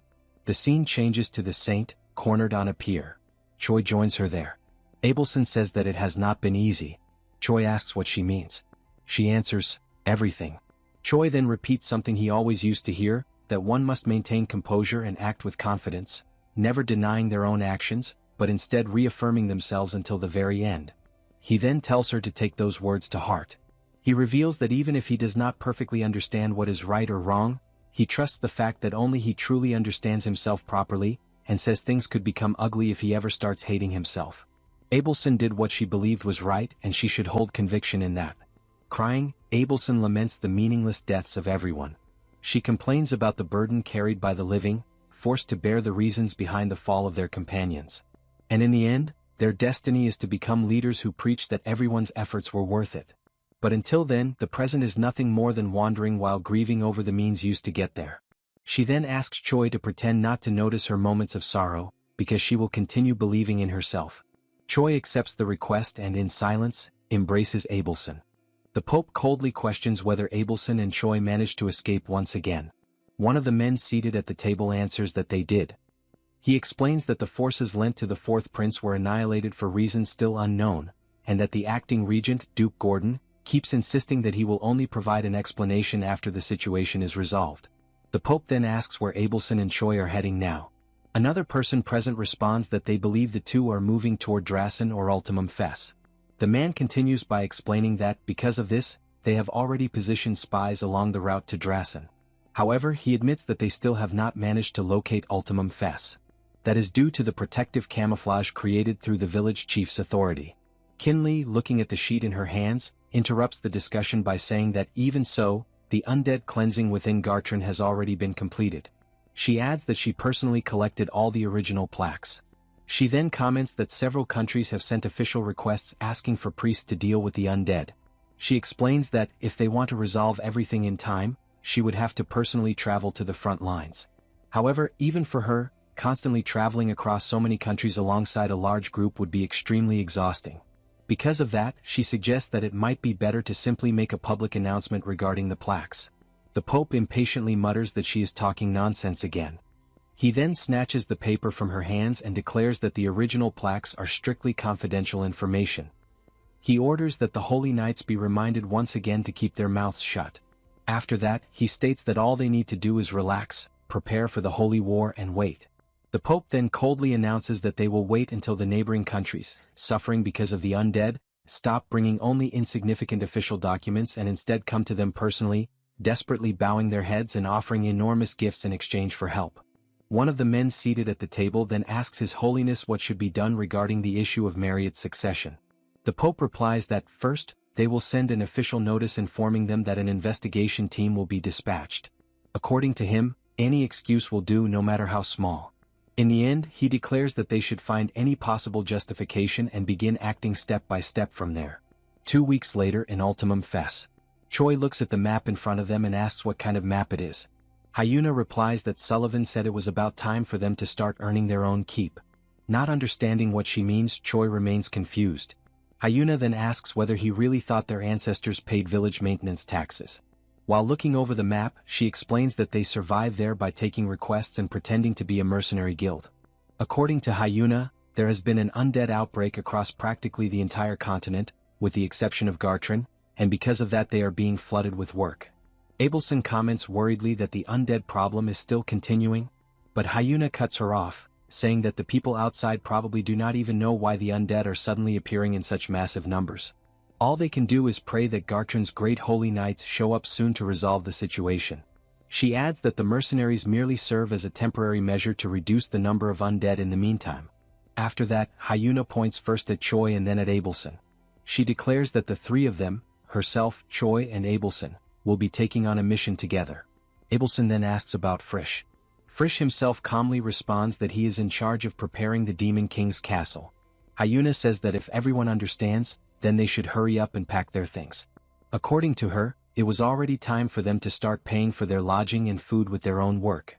With Sullivan's camouflage active, the three of them walk through the streets of Delos, the capital of the Three States Alliance. As they move through Delos, Choi watches the busy streets and asks what kind of country that was. Hyuna explains that it is a coalition formed by small nations located far from the demon frontier. According to her, the region prospered through trade, benefiting from its strategic location. Abelson then lightly nudges Choi and excitedly comments that they say every product in the world passes through Delos, and that anything that cannot be found in Delos cannot be found anywhere else. Hyuna continues explaining that all of a sudden, undead started appearing throughout the region. At first, they sent vigilantes to subjugate them, but apparently that was not enough to solve the problem. The scene then shifts to the Delos Parliament building. The Vice President of Parliament asks whether they are the mercenaries sent by the Highlander Guild. Sitting comfortably, Hyuna replies that they are. She states that they have already heard the terms and payment, so they should skip directly to the important details.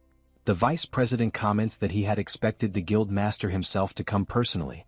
After all, the coalition agreed to pay 10,000 gold coins for the mission, so failure would become a serious problem. Hyuna immediately slams her fist against the table and irritably asks who exactly was supposed to fail. Filled with pride, she declares that she is 1,000 times superior to their guild master. She then proclaims herself to be the greatest and strongest mage of the current era and demands that nobody dare doubt her. Behind her, Choi tries to ease the situation, telling them to overlook it because she has a very bad temper. Beside him, Abelson merely gives an awkward smile while repeatedly apologizing for Hyuna's behavior. The vice president then decides to continue and places a map on the table. He explains that the undead horde is located in the Icilius Desert. Worse still, they are wandering through the southeastern part of the desert, precisely one of the region's main trade routes. According to the reports, the enemy forces number between 1,000 and 2,000 undead. He adds that the number may have increased even further after the previous failed subjugation attempt. Hyuna questions, surprised, whether the coalition truly struggled against only that many enemies. The man answers that they thought the same thing at first. However, there is a lich leading the horde.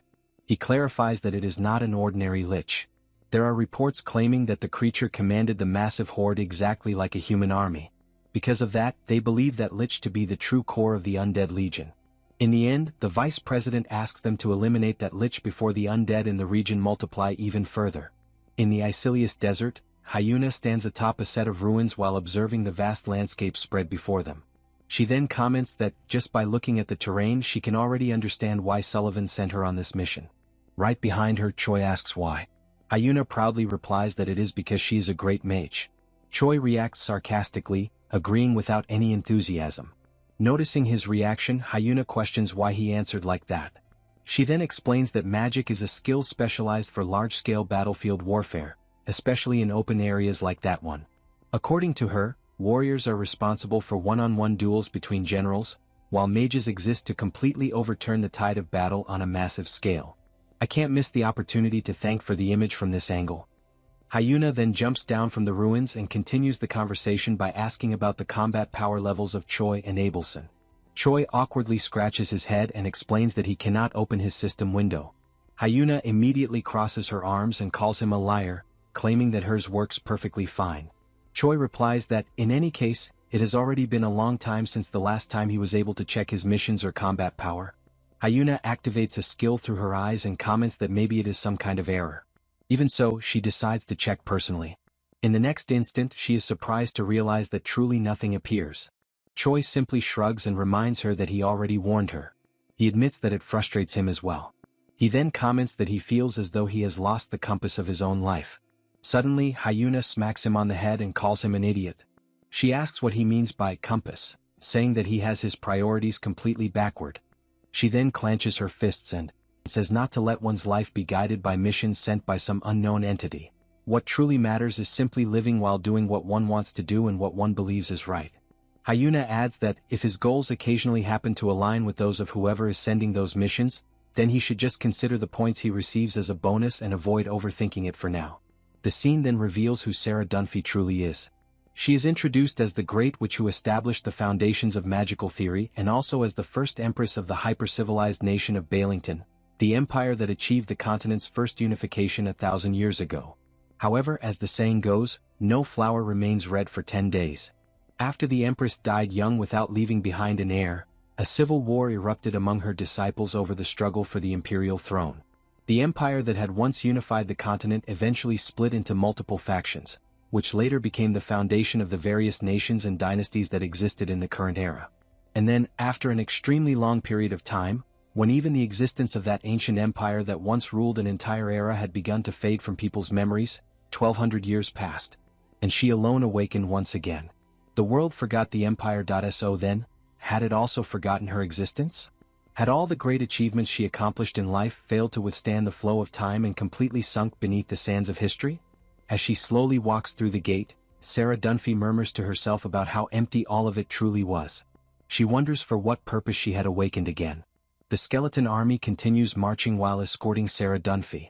In the middle of the formation, one of the skeletons announces that it sensed the presence of humans nearby. Sarah Dunphy calmly replies that she had already noticed as well. In the next instant, a skill is activated. Holy magic, divine rain. An enormous rain of light begins pouring down from the sky over the region. Watching it, another skeleton comments that the light possessed a power different from ordinary magic. It then questions whether that was also a new type of power, just like the demonic energy now flowing through their bodies. Sarah Dunphy then slowly steps down from the elevated place where she had been standing and comments that, as expected, there are still far too many things in that era that she does not understand. Even so, she immediately recognizes that it was magical power. And not only that, it was on a completely different level from the trash she had faced before. At that moment, a gigantic flaming stone crashes down from the heavens directly toward her. However, Sarah Dunphy destroys the attack with absolute ease. Then, staring toward the direction the attack came from, she declares that if someone dares challenge her using magic, she will gladly accept that challenge, calling the enemy an arrogant young girl. Hyuna remains kneeling on the ground, completely outraged. She complains that they were supposed to hunt a monster of that level for a mere 10,000 gold coins and questions whether those bastards from the coalition had completely lost their minds. Right behind her, Choi asks if the opponent was really so absurd that they needed to run away immediately. He then comments that, in the end, the meteor did hit the target, did it not? Hyuna nearly whines as she responds, asking whether he has any idea how incredible a magical meteor truly is. She explains that it is a gigantic spell that even she can only cast 2 or 3 times per day at most. Even so, that lich pierced straight through her magic. Abelson then grabs Choi's hand and tries to explain it in a simpler way. She asks what would happen if the two of them collided their fists head-on. Choi answers that her arm would probably be pushed back or broken. Abelson agrees, but explains that this is not what happened to Hyuna's spell. Instead of being repelled or destroyed, the magic was pierced straight through, as if an awl had gone through the entire meteor. Bent over on the ground, Hyuna starts lamenting in near despair. She states that, precisely because she is also a mage, she can perfectly understand what happened. According to her, Sarah Dunphy was clearly testing her skill. She wanted to discover which of the two possessed more refined and precise magical technique. Hyuna then starts punching the ground repeatedly while furiously screaming that she lost. And that fact irritated her to no end. Choi then asks if, since the enemy seems so dangerous, it might be better to request reinforcements. Hyuna immediately replies that such a thing is impossible.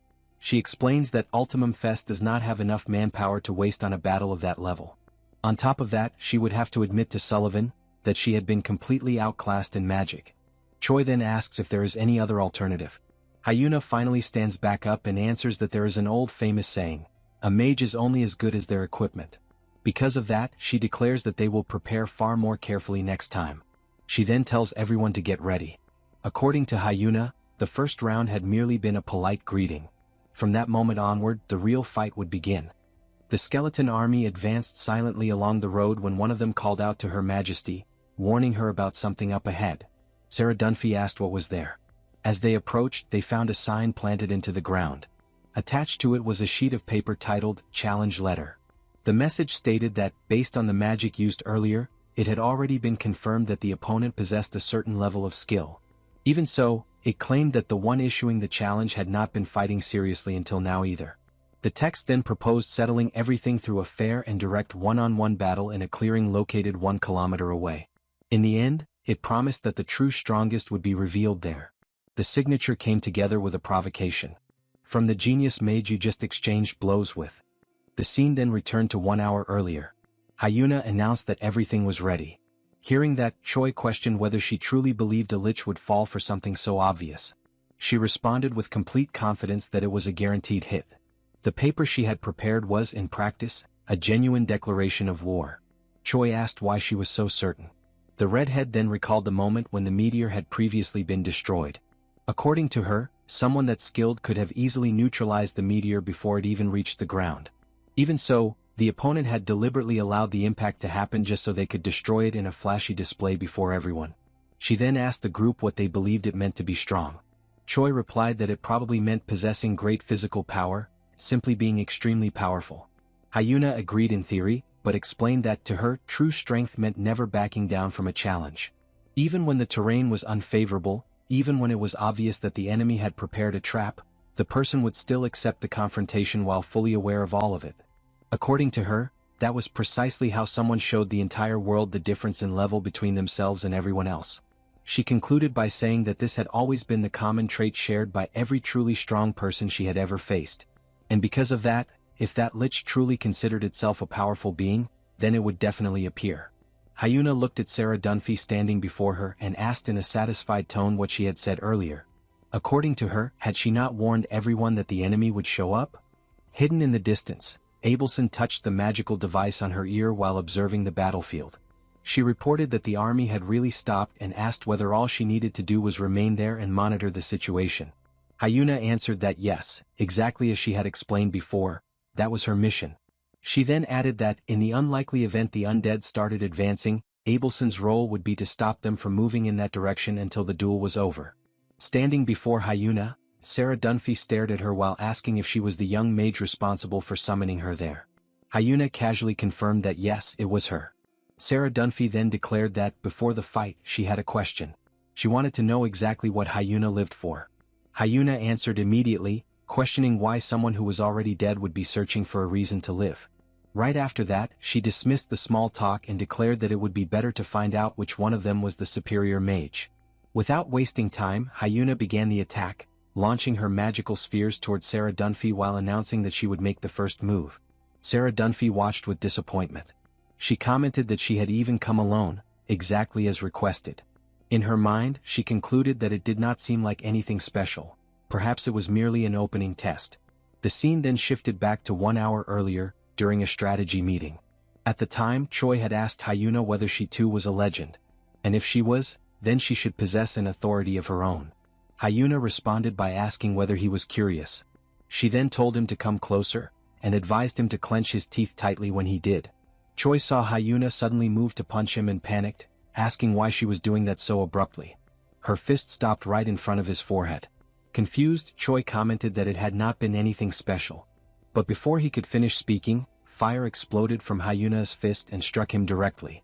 With obvious pride, Hyuna then revealed that this was her authority. Within a certain radius around her, every point of impact created by her attacks would instantly explode.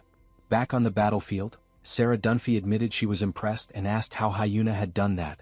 While carefully observing, she thought that no matter how many times she analyzed the situation, she could not sense any mana flow other than the levitation magic being used to keep the battlefield prepared. She then concluded that it was not ordinary magic. She questioned what the true principle behind that power was. Hyuna answered irritably, telling someone already dead to simply stay buried. Sarah Dunphy commented that she was personally taking the trouble to entertain her, so the least Hyuna could do was answer the question. Hyuna snapped back, telling her to return to her coffin and sleep like a real corpse. Right after that, the fire woman summoned by Hyuna charged forward and slammed her fist directly against the sand Anubis created by Sarah Dunphy. The impact generated an enormous crater between the two of them. Watching the destruction around them, Hyuna admitted that Sarah Dunphy truly was powerful. Sarah Dunphy replied that Hyuna was not bad either, but stated that, unfortunately, she was still 5 steps behind her. The provocation made Hyuna furious. Outraged, she questioned how a walking corpse dared to look down on someone who was alive. Without hesitating, she launched more fire spheres toward Sarah Dunphy. Sarah Dunphy then mocked her, asking if perhaps saying 5 steps had actually been too generous. She calmly analyzed that the power of the sand suspended in the air was nothing impressive and that, thanks to the shockwave caused earlier, practically everything around them had already been swept away except for the air itself. She concluded that Hyuna had most likely done that to test her aerial combat abilities. Unfortunately for Hyuna, Sarah Dunphy stated that she also felt far more comfortable fighting on the ground. Finally, while observing her opponent's stance, she commented that perhaps it was simply because Hyuna was still too young, full of openings. Hyuna leaped high into the air, attacking Sarah Dunphy from above. At the moment of impact, she confidently declared that it was a direct hit. Sarah Dunphy then brought her hands together, invoking her power. In the very next instant, the fire spheres launched by Hyuna abruptly froze in midair. The ice spread rapidly, freezing everything around them as well. Faced with that sight, Hyuna was left in shock. She could not believe Sarah Dunphy had frozen an area on that scale, and all of it without even using a chant. Sarah Dunphy then calmly reminded her of what she had said earlier. Not one step more, not one step less, exactly 5 steps of difference between them. Hyuna crashed onto the frozen ground. Sarah Dunphy continued, saying that by this point Hyuna should have already realized that she could not handle this alone. She then asked where the rest of her companions were and stated that there was no need for shyness. They were all welcome to attack her together. While feeling a sharp pain in her head, Hyuna asked if Sarah truly wanted to know where the others were.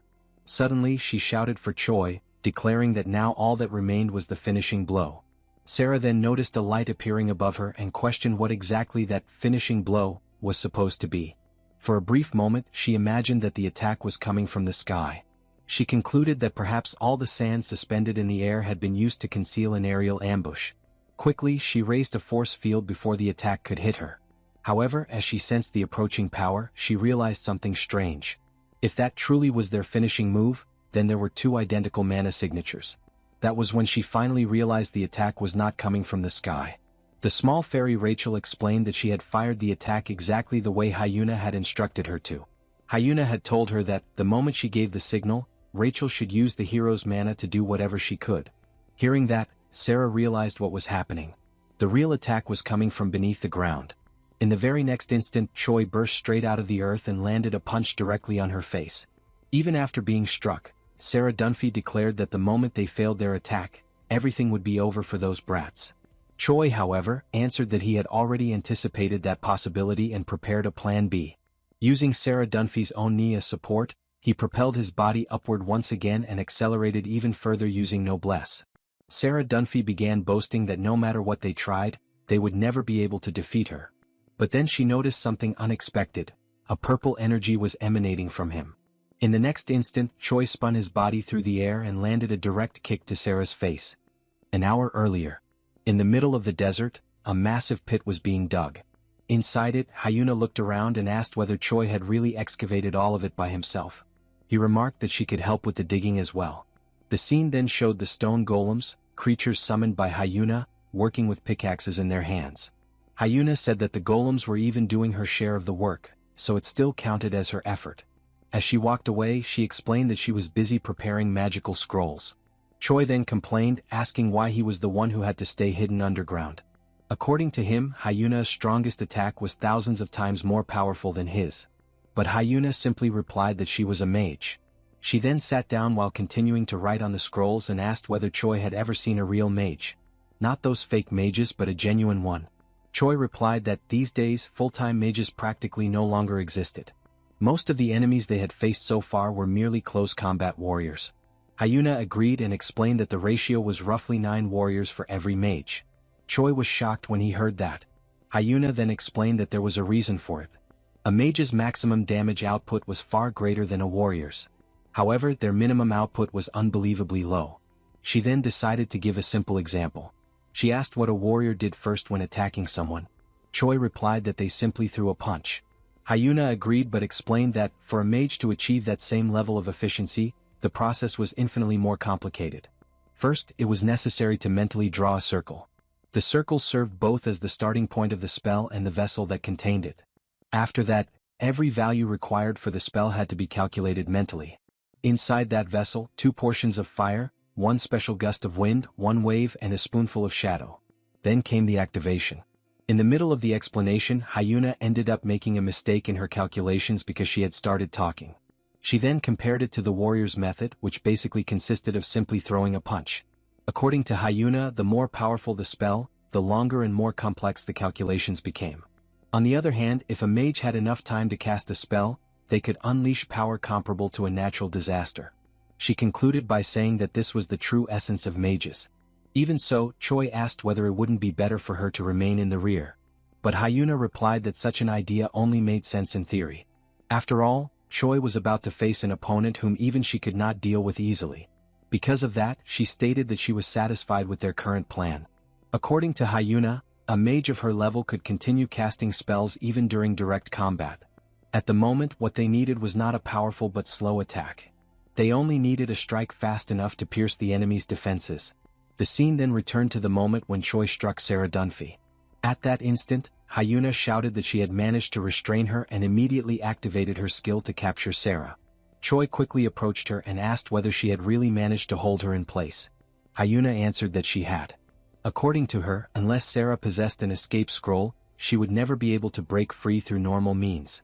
Even so, Hyuna also commented that Sarah would not let her leave so easily. Suddenly, Sarah's voice echoed out even while she remained restrained. She called out to Choi and said that she had a question for him. She then asked where that purple power came from. Choi looked confused upon hearing that and repeated the phrase, purple power. At that moment, Hyuna noticed something strange. According to her, corpses were not supposed to talk that much. She began complaining, asking what was wrong with Sarah and why she kept talking non-stop.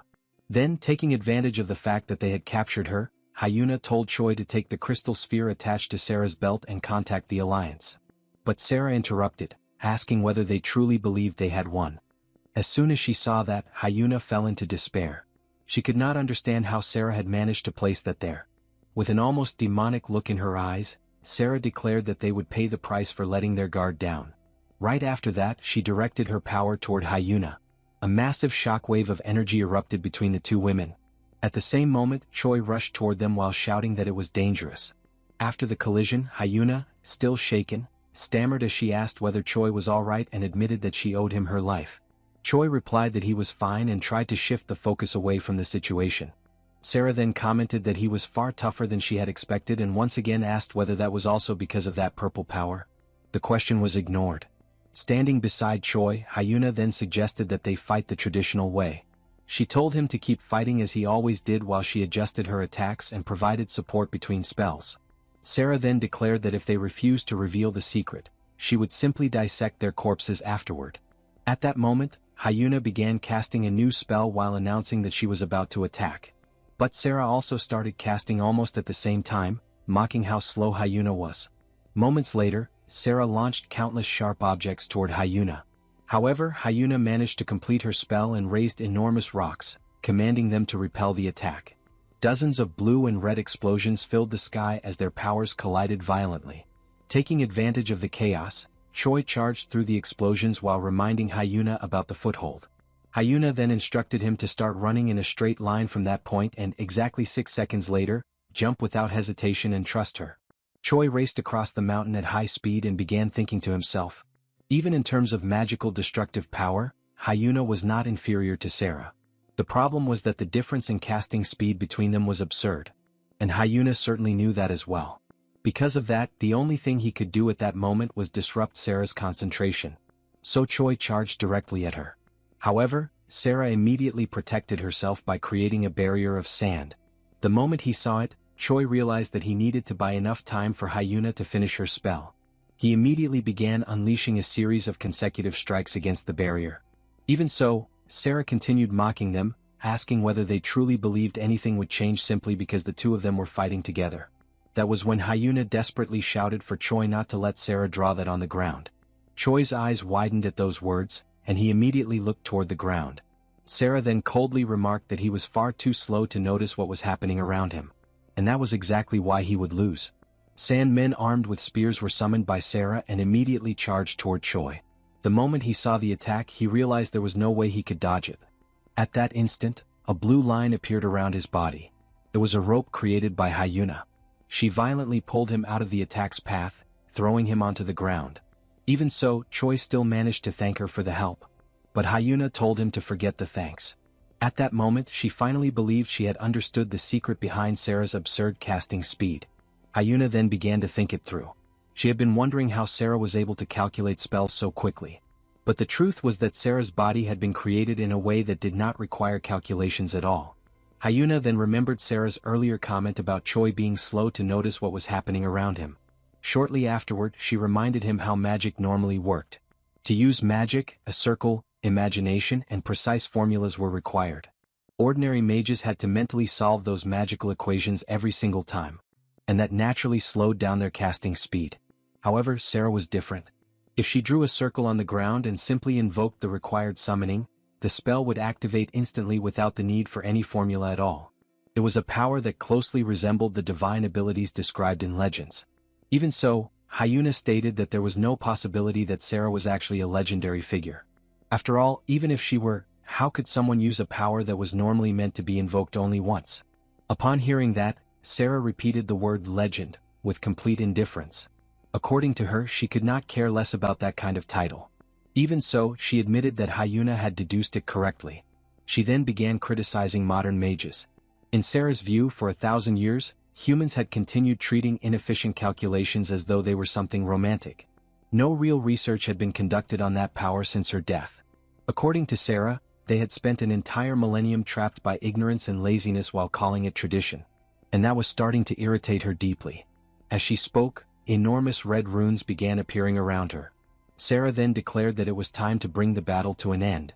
Hyuna watched the immense power being summoned by Sarah and was completely stunned, unable to understand what kind of magic it was. Beside her, Choi stammered a few disconnected words before finally pointing upward. In the sky, a gigantic scythe was beginning to form above them. Sarah then declared that she would show them the true value of that body, the same body that had massacred 1,000 soldiers with only 100 men 1,000 years ago. As she spoke, something even larger began taking shape behind the scythe. A colossal figure appeared to be holding it. The moment she saw it, Hyuna immediately shouted for Choi to run while she held Sarah back. Choi agreed without hesitation. Hyuna then realized that Sarah intended to destroy the entire area in a single attack. Using her magical ropes, she tried to restrain the enormous scythe. Even so, she felt as though she could barely keep it stable. Anything beyond that was completely beyond her limits. While resisting the overwhelming power, Hyuna realized that if Sarah were struck even once during the casting process, the spell would be interrupted. Because of that, no matter what happened, Choi had to hit Sarah's real body. Hyuna then shouted for him to leave the sword-wielding figure to her and keep running. As he charged forward, Choi responded by calling Hyuna Big Sister and immediately agreed. Only one thought remained in his mind. He just needed to land a single hit. At that moment, he began remembering a battle from the past. During that fight, he had managed to split a sword in half with nothing but a punch. The man he had been fighting was completely shocked to see his weapon destroyed in such a way. Then one of that man's remarks resurfaced in Choi's memory. According to him, there was definitely a problem with the way Choi fought. After the battle, the man had explained that the fighting style known as Magic Burst was excellent.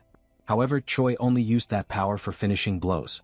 Choi then remembered explaining that the greater the explosion he generated, the greater the destructive power became.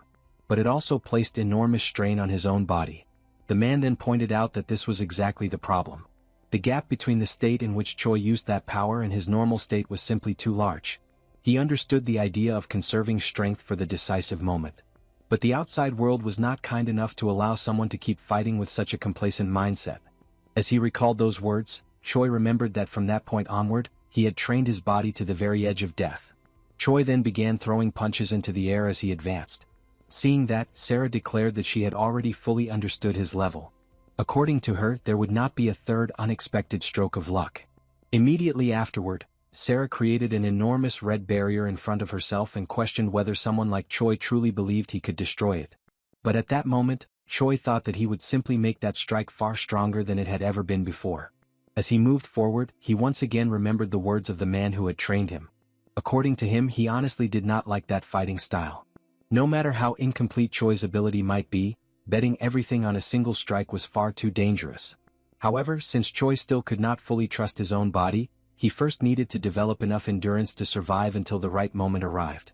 And when that opportunity finally came, he had to treat that single strike as something capable of ending everything.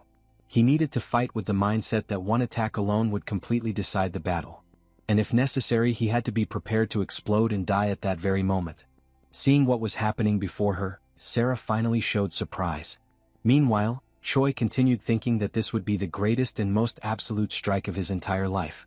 Then his ability managed to crack Sarah's red barrier. Even so, Choi realized that he still needed to push forward just a little more.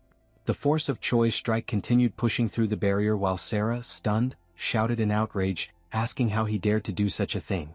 In another scene, Hyuna was still holding back Sarah's gigantic summon. As she resisted, she realized that she had almost no mana left. There was only a tiny amount remaining. And soon that power would run out completely. Desperate, Hyuna could only wish for Choi to hurry. Meanwhile, Choi continued releasing all of his power. At last, Sarah's barrier shattered completely. Without slowing down, Choi reached Sarah and struck directly at her arm, tearing the limb off.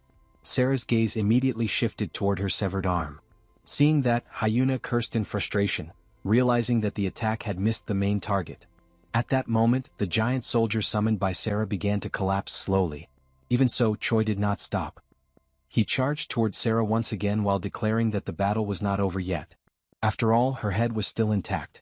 Choi then activated his skill Noblesse Crimson Head Art, Full Force Strike, and unleashed a powerful punch directly into Sarah's face. The impact was so violent that both of them were thrown backward. As he flew through the air from the force of the collision, Choi felt intense pain shoot through his arm. At that moment, he began wondering whether he had already reached his limit. Sarah's body crashed heavily onto the ground. Even so, Choi realized that he would not be able to perform that attack a second time. For a moment he thought that he should have ended it earlier. But he immediately rejected that thought. He should not judge his own limits. He needed to believe that he could keep going no matter what. After all, if he let that opportunity slip away, both of them would die. So Choi mentally ordered himself to stop complaining. Even if it was only a second faster, he still had to keep moving forward. Using his elbow for momentum, he aimed directly at Sarah's head once more. But then Choi noticed that his hand and fingers were completely shattered. The moment she saw that, Hyuna desperately called out to him after noticing the condition of his arm. At that instant, Sarah began casting another spell. Moments later, a gigantic arm of sand emerged from the ground and grabbed Choi. Hyuna desperately asked whether he was still all right. But the enormous arm then turned its attention toward her. Hyuna tried to evade as the creature advanced in her direction. While staring at his ruined hand, Choi began wondering whether they had lost after all. He started questioning whether this was really how everything would end. According to his own thoughts, because of his lack of training, he had not even been able to properly take advantage of the opportunity he had been given. Watching the situation unfold before her, Sarah coldly thought that it was pathetic. At the same time, Hyuna remained trapped by thorn-covered ropes tied between two pillars. In desperation, she cursed repeatedly. According to Hyuna, if she had just a little more mana left, the situation might have been different.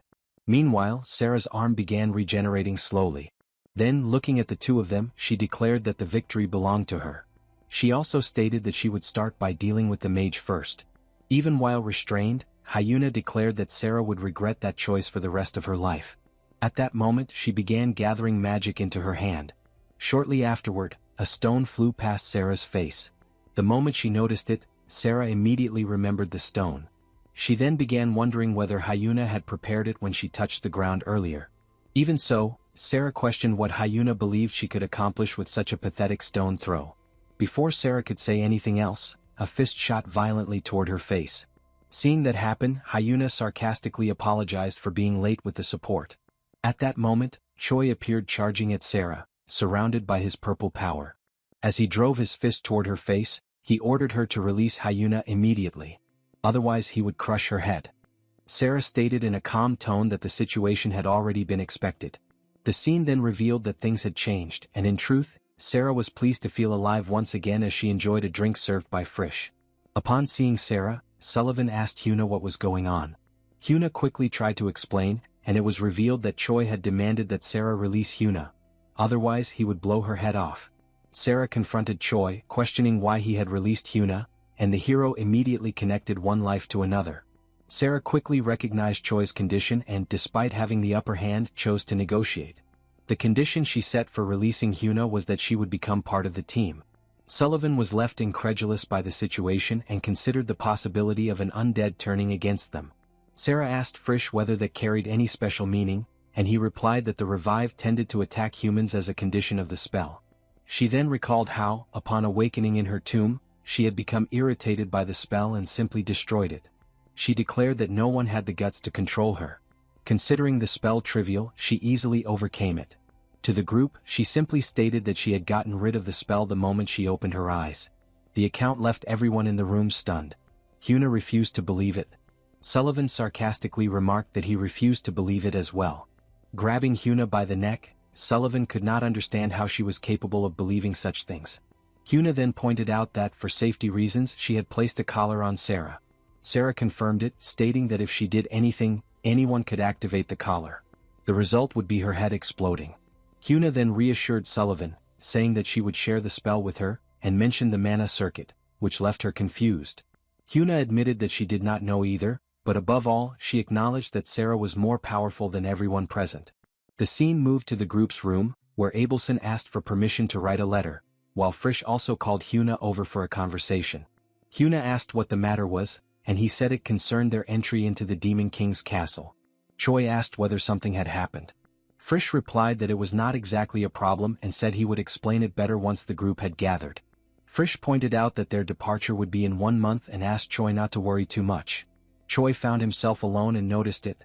However, Sarah instantly appeared, pleased that they had finally been left alone together. She asked whether he was free and Choi reluctantly replied that he was. Sarah then invited him along, saying that she had a little something to tell him. Outside in the city, the pair walked through the marketplace. Choi then questioned why they were merely walking around, considering that Sarah had said she had something to share. Sarah ignored the complaint and turned her attention to a sweets vendor, who answered her question about the price by informing her that it cost 1 copper coin. Sarah then pointed at Choi, saying that he would be the one paying. She then revealed that she knew Choi had earned a good amount of money for defeating her. Choi protested, saying that the money was Hyuna's allowance. Sarah ignored him, moved on and quickly bought another item. She continued in this manner, piling up purchases while Choi paid for them and carried everything. Sarah kept up her shopping spree, completely emptying Choi's coin pouch, draining every last coin from it, down to the very soul. Finally, Sarah tossed an apple to the hero. She told him to eat it and celebrate, while Choi was left dumbfounded by Sarah's audacity, considering that she had bought him a gift using his own money. Sarah revealed that she had become very excited by the atmosphere of the place. The first things she had felt upon awakening were emptiness and a sense of unfamiliarity. No one in that world knew her, and not even traces of the life she had lived remained, as though none of it had ever existed. All of the achievements she had worked so proudly for had become trivial, until she realized that she had lost her soul and her reason for standing. With the life she had left behind 1,000 years ago, being alive now, under these circumstances, was not so different from being dead. But something changed when Choi's group appeared. The revelation left the hero surprised. Sarah emphasized that it was not only the group but Choi in particular, the bearer of that power. She then asked how much Choi knew about the origin of his power. Choi replied that, according to what he had been told, it was demonic energy combined with mana. Sarah acknowledged that, based on his answer, he knew nothing about it. She then asked him to extend one of his hands. As she examined it, a red aura emanated from the hero's hand, and Sarah remarked that he had been blessed with absurd luck. Choi disagreed with the claim that he was lucky. Sarah then listed the reasons. He possessed human mana, demonic energy, a body capable of housing even divine powers, the ability to survive situations with no escape and countless opportunities. That was pure luck. Sarah recalled Choi saying that what he had used during their battle was a new power born from within himself. However, the reality was the exact opposite. Choi had actually followed the path in reverse and reached the origin, the source of all existing power. Choi was stunned by the revelation and asked how Sarah could possibly know something of that level. Without hesitation, the mage replied that this power was exactly what she had been researching until the day of her death. The circuits Choi sought to understand were merely a byproduct of her research. Research whose conclusion she regretted never witnessing while she was alive. The scene then shifted to the moment of Sarah's downfall. Her disciple had betrayed her at the peak of her research, claiming that it was a power that should never exist and that, to ensure that outcome, she had to die. Sarah attempted to reproduce the result, but she succumbed to the force of the magic. Choi asked whether she was alright. Sarah replied that she was, but that she simply could not handle that power within the body of an undead. In the end, the energies that divided the world into 3 parts were merely derivatives of a single source. Because of that, only someone who united all 3 attributes could obtain the origin of all power. Choi did not understand what this origin was or what would change after obtaining it. Sarah explained that the individual would become a transcendent being, though she could not say with certainty what the final result would be. With renewed determination, she declared that she wanted to finally reach the ultimate conclusion, no matter the cost. Even if only as a witness, she wished to stand beside the one who obtained the origin of power. Choi understood that Sarah wanted to help him become that person, but he could not understand why, aside from convenience. Sarah answered that reaching the limits of the unknown was more than enough to motivate her, regardless of whether Choi was a good person or an evil one. She recalled noticing during their battle that the hero's body had suffered severe damage because the energy was flowing through him unnaturally, and she promised that she could lessen that damage. She further emphasized that even if he wished to conquer the world and carry out massacres, she would not try to stop him. Choi, however, asked her to stop him if that ever happened, saying it sincerely. Sarah then extended her hand to seal the agreement, promising to raise Choi to a new level. The scene shifted to a conference in the Demon King's castle that had just concluded. As soon as the Demon King left the room, Dorytugs declared that he could not understand the leader's intentions. Uzge suggested that Dorytugs had forgotten to use the proper honorific, expressing his trust in the Demon King's own motives. The mention of personal motives immediately made Dorytugs suspicious. Dorytugs commented that the undead they had created with so much effort were being wiped out by Gartran. On top of that, the discussions about who would become the next Legion commander had been postponed, and under the excuse that there were still vacant positions, they had not even begun discussing the war. Because of this, he questioned what the true purpose had been of the time the Demon King had managed to buy with the undead. Uzges replied that the relationship between Gartran and His Majesty could no longer be repaired. Dorytug shot back, asking whether he was actually listening to what he was saying. According to him, after Hemis' attack, there was no turning back, and the undead outbreak had only deepened the divide between the two sides. The hooded man agreed, stating that war had now become unavoidable. In his view, Lady Hemis' attack had been far too significant. Dorytugs replied that he already knew that. What he could not understand was why the Demon King kept delaying everything even though the war was so close. Once again he questioned what the real purpose had been in buying time with the undead. Could buying time have been the goal in itself? Finally, he declared that whatever the Demon King's objective was, if the situation continued like this, he would have no choice but to act on his own. Elsewhere, the Demon King walked toward a massive door. After opening it, he descended a staircase and stopped in front of an enormous pair of double doors before stepping inside. As he approached someone waiting for him inside the room, he took their hand and stated that it was time to begin. At that moment, his hair began turning white as an enormous amount of energy started surrounding his body. After some time, the Demon King declared that it was enough and that they would end the training for the day. The other person simply replied that they understood. They then admitted they were tired and asked how much longer they would have to continue receiving everything in that way. The Demon King apologized. He explained that he had not been able to leave them in a better situation. Even so, he promised that during the time he had left, he would pass on everything he could and make every possible preparation. Because of that, he said they would need to become stronger than anyone else. A moment later he corrected his own words. More than being strong, they would need to be wise and lead the demon race. Upon hearing that, the other person replied that they could leave everything to them, calling him father. At another time, Hyuna made it clear that she could not believe the decision they had made. While sitting on Choi's back, she complained that if things continued like this, he would end up becoming friends with Sarah. She then exaggerated the situation, imagining that after that, they might even start dating and eventually get married. Unable to stand because of Hyuna's weight, Choi slammed his hand against the ground, insisting that he had already given up and was surrendering. Abelson stated that he trusted Hyunseok. Even so, he admitted that he was also worried, since there was still a possibility that Sarah was hiding some ulterior motive. Sarah immediately denied it. Sarah assured them that she had no hidden agenda and questioned why someone like her would waste time plotting against people so insignificant. Hyuna fired back, reminding her that she had fought them with all her strength. Because of that, she asked why Sarah had not simply talked to them from the beginning. Sarah replied that it had happened because they had ignored every question she had asked. Choi found that statement strange. Sarah then explained that it had happened twice. At that moment, Choi remembered Hyuna previously asking why a corpse asked so many questions and why someone who was already dead would look for a reason to keep living. After recalling that, Choi admitted that she was right. Hyuna, however, remained seated on his back and protested, asking whose side he was on. She then declared that she still hated the situation and would never accept the fact that Sarah had attacked them for such a reason. Sarah simply smiled. She reminded them that they had been the ones to attack first. She then offered to teach Choi about mana circuits, since that seemed to be the real reason they had brought her along.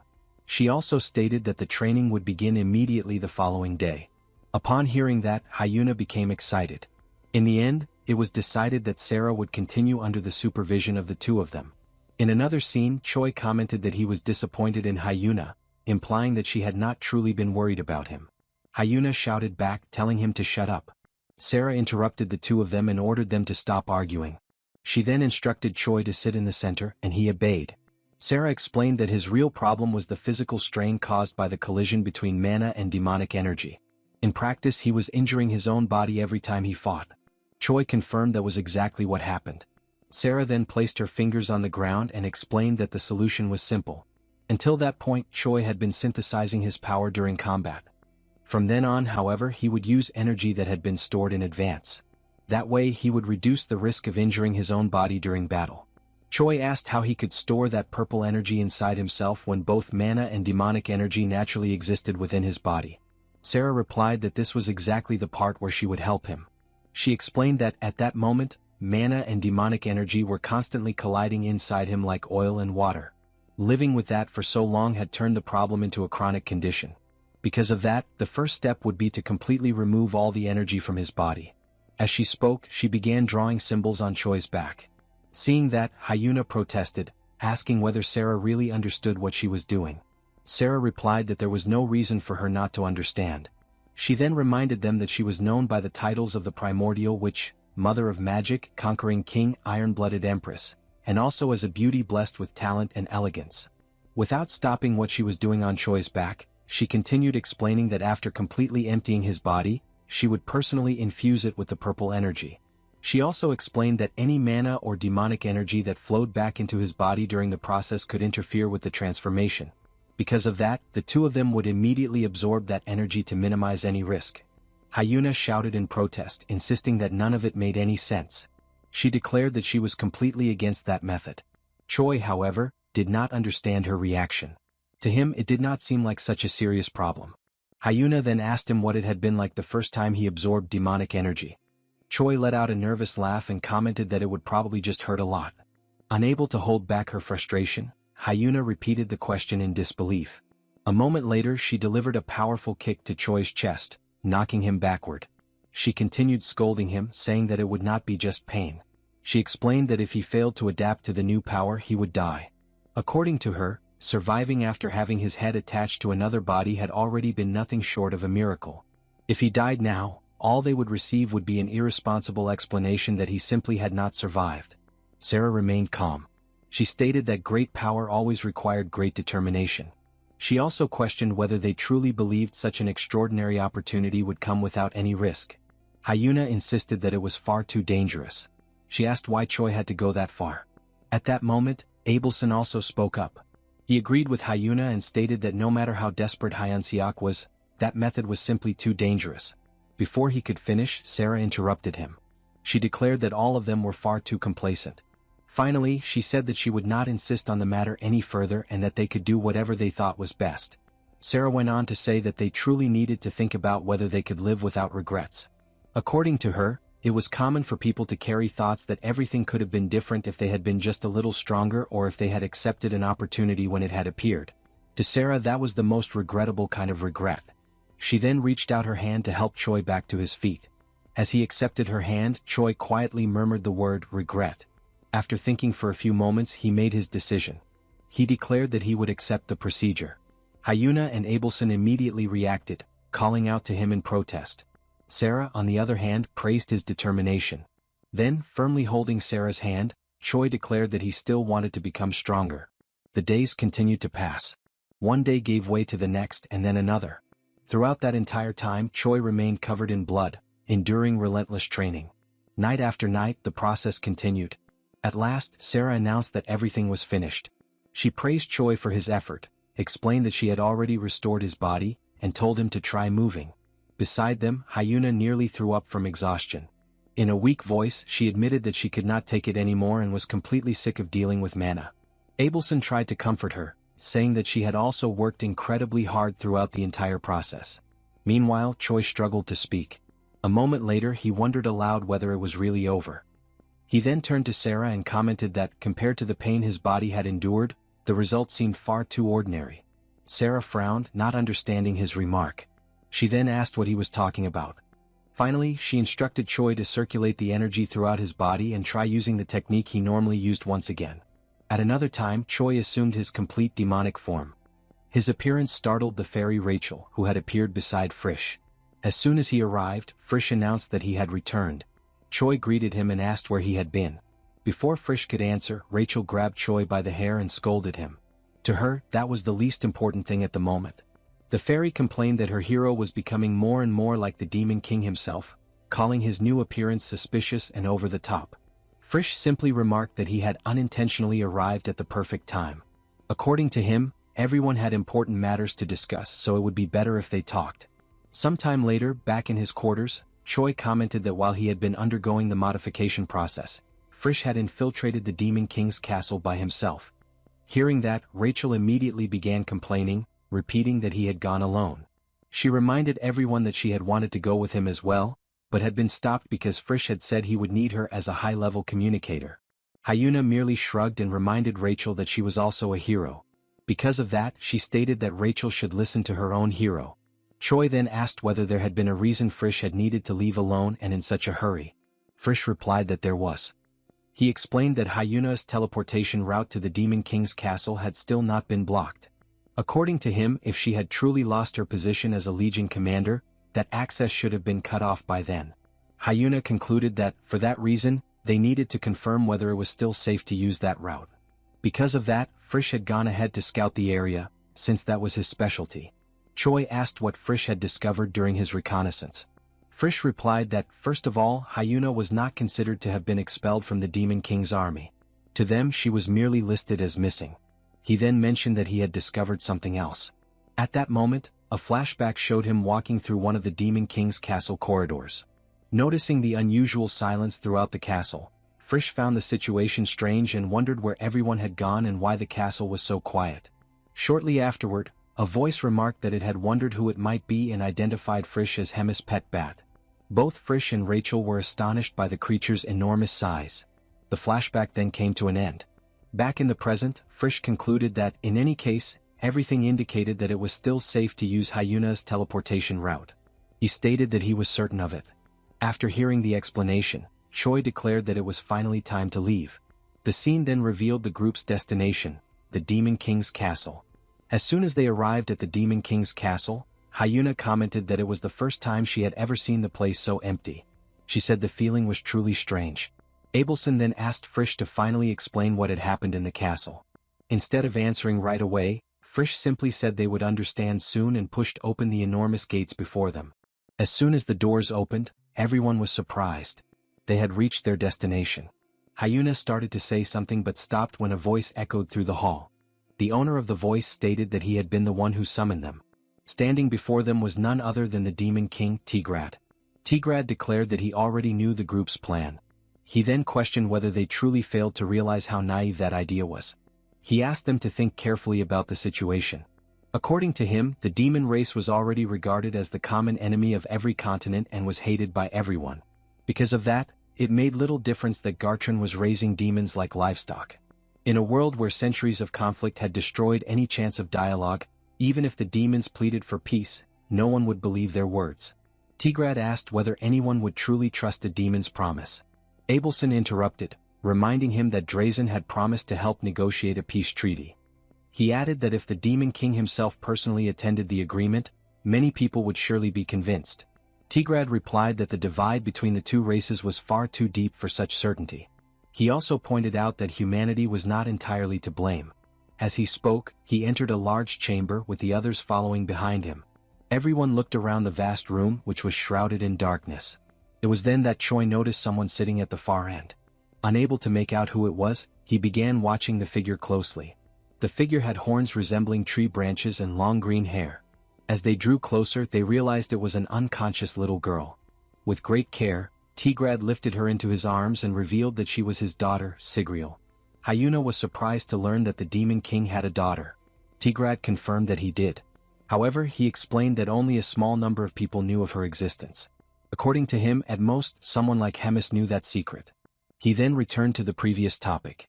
Tigrad stated that the divide between humans and demons was far too deep to be overcome with words alone. Without taking responsibility for the past, they would never earn humanity's trust. Because of that, he revealed his true intention. He intended to place his own life in their hands. The Demon King's words left everyone completely stunned. Unable to hide his shock, Choi asked why he would go that far. Tigrad replied that the fate of the demon race had already been sealed. he explained that the 2nd and 3rd Legion commanders had died, the 4th was missing, and even their last trump card, the undead, had disappeared without achieving any results. In Gartran's eyes, the demons were nothing more than prey that could be slaughtered at any moment. All that remained was to eliminate Tigrad himself, his daughter, and the entire demon race to complete the legend that he had defeated the demons through divine power. However, Tigrad stated that a new future had appeared. That future was Choi. Because of that, he asked Choi to defeat him before Gartran could and become a true hero. In return, he made only one request. He wanted his daughter to be treated as an ally who had helped defeat the former demon king. Tigrad concluded by saying that this was his condition and also the true reason he had wanted to meet them. Choi's group gathered in the corridor to decide what they would do. It was Choi who broke the silence, asking what their next step should be.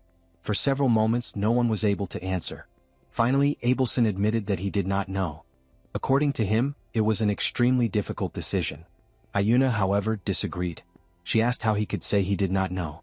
She reminded him that Gartran would attack soon and that when it happened, the Demon King would die either way. To her, the outcome would not change. The only difference was who would deliver the final blow. Sarah remained silent throughout the entire discussion. After giving it some thought, Choi made his decision. He declared that they would be the heroes who defeated the Demon King.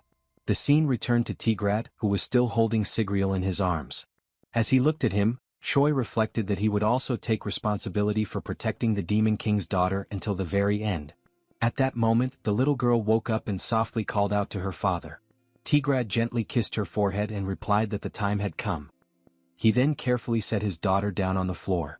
Looking at her, he explained that she probably still did not understand the meaning of that day or what she was supposed to feel in that situation. He said that was not a problem. In fact, he was relieved that she still did not understand. Even when the day came that she understood everything, he asked her not to give in to sadness, hatred, or despair. He only wanted her never to forget that he and her mother loved her deeply. Kneeling before his daughter, Tigrad asked her to grow up experiencing many things, learning from the world, and cherishing what truly mattered in her heart. He then cast one final look at Sigriel. With a calm expression, he declared that everything was over. He then asked Choi to take his head. Choi hesitated. He asked whether it really had to happen there.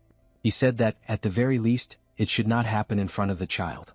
Even if Sigriel still did not understand the meaning of death, he believed that no one should have to witness something like that. Tigrad smiled faintly. He then remarked that such a way of thinking was truly human. Even so, he thanked Choi. The scene then showed Tigrad sitting on his throne as they watched his blood slowly spread across the floor.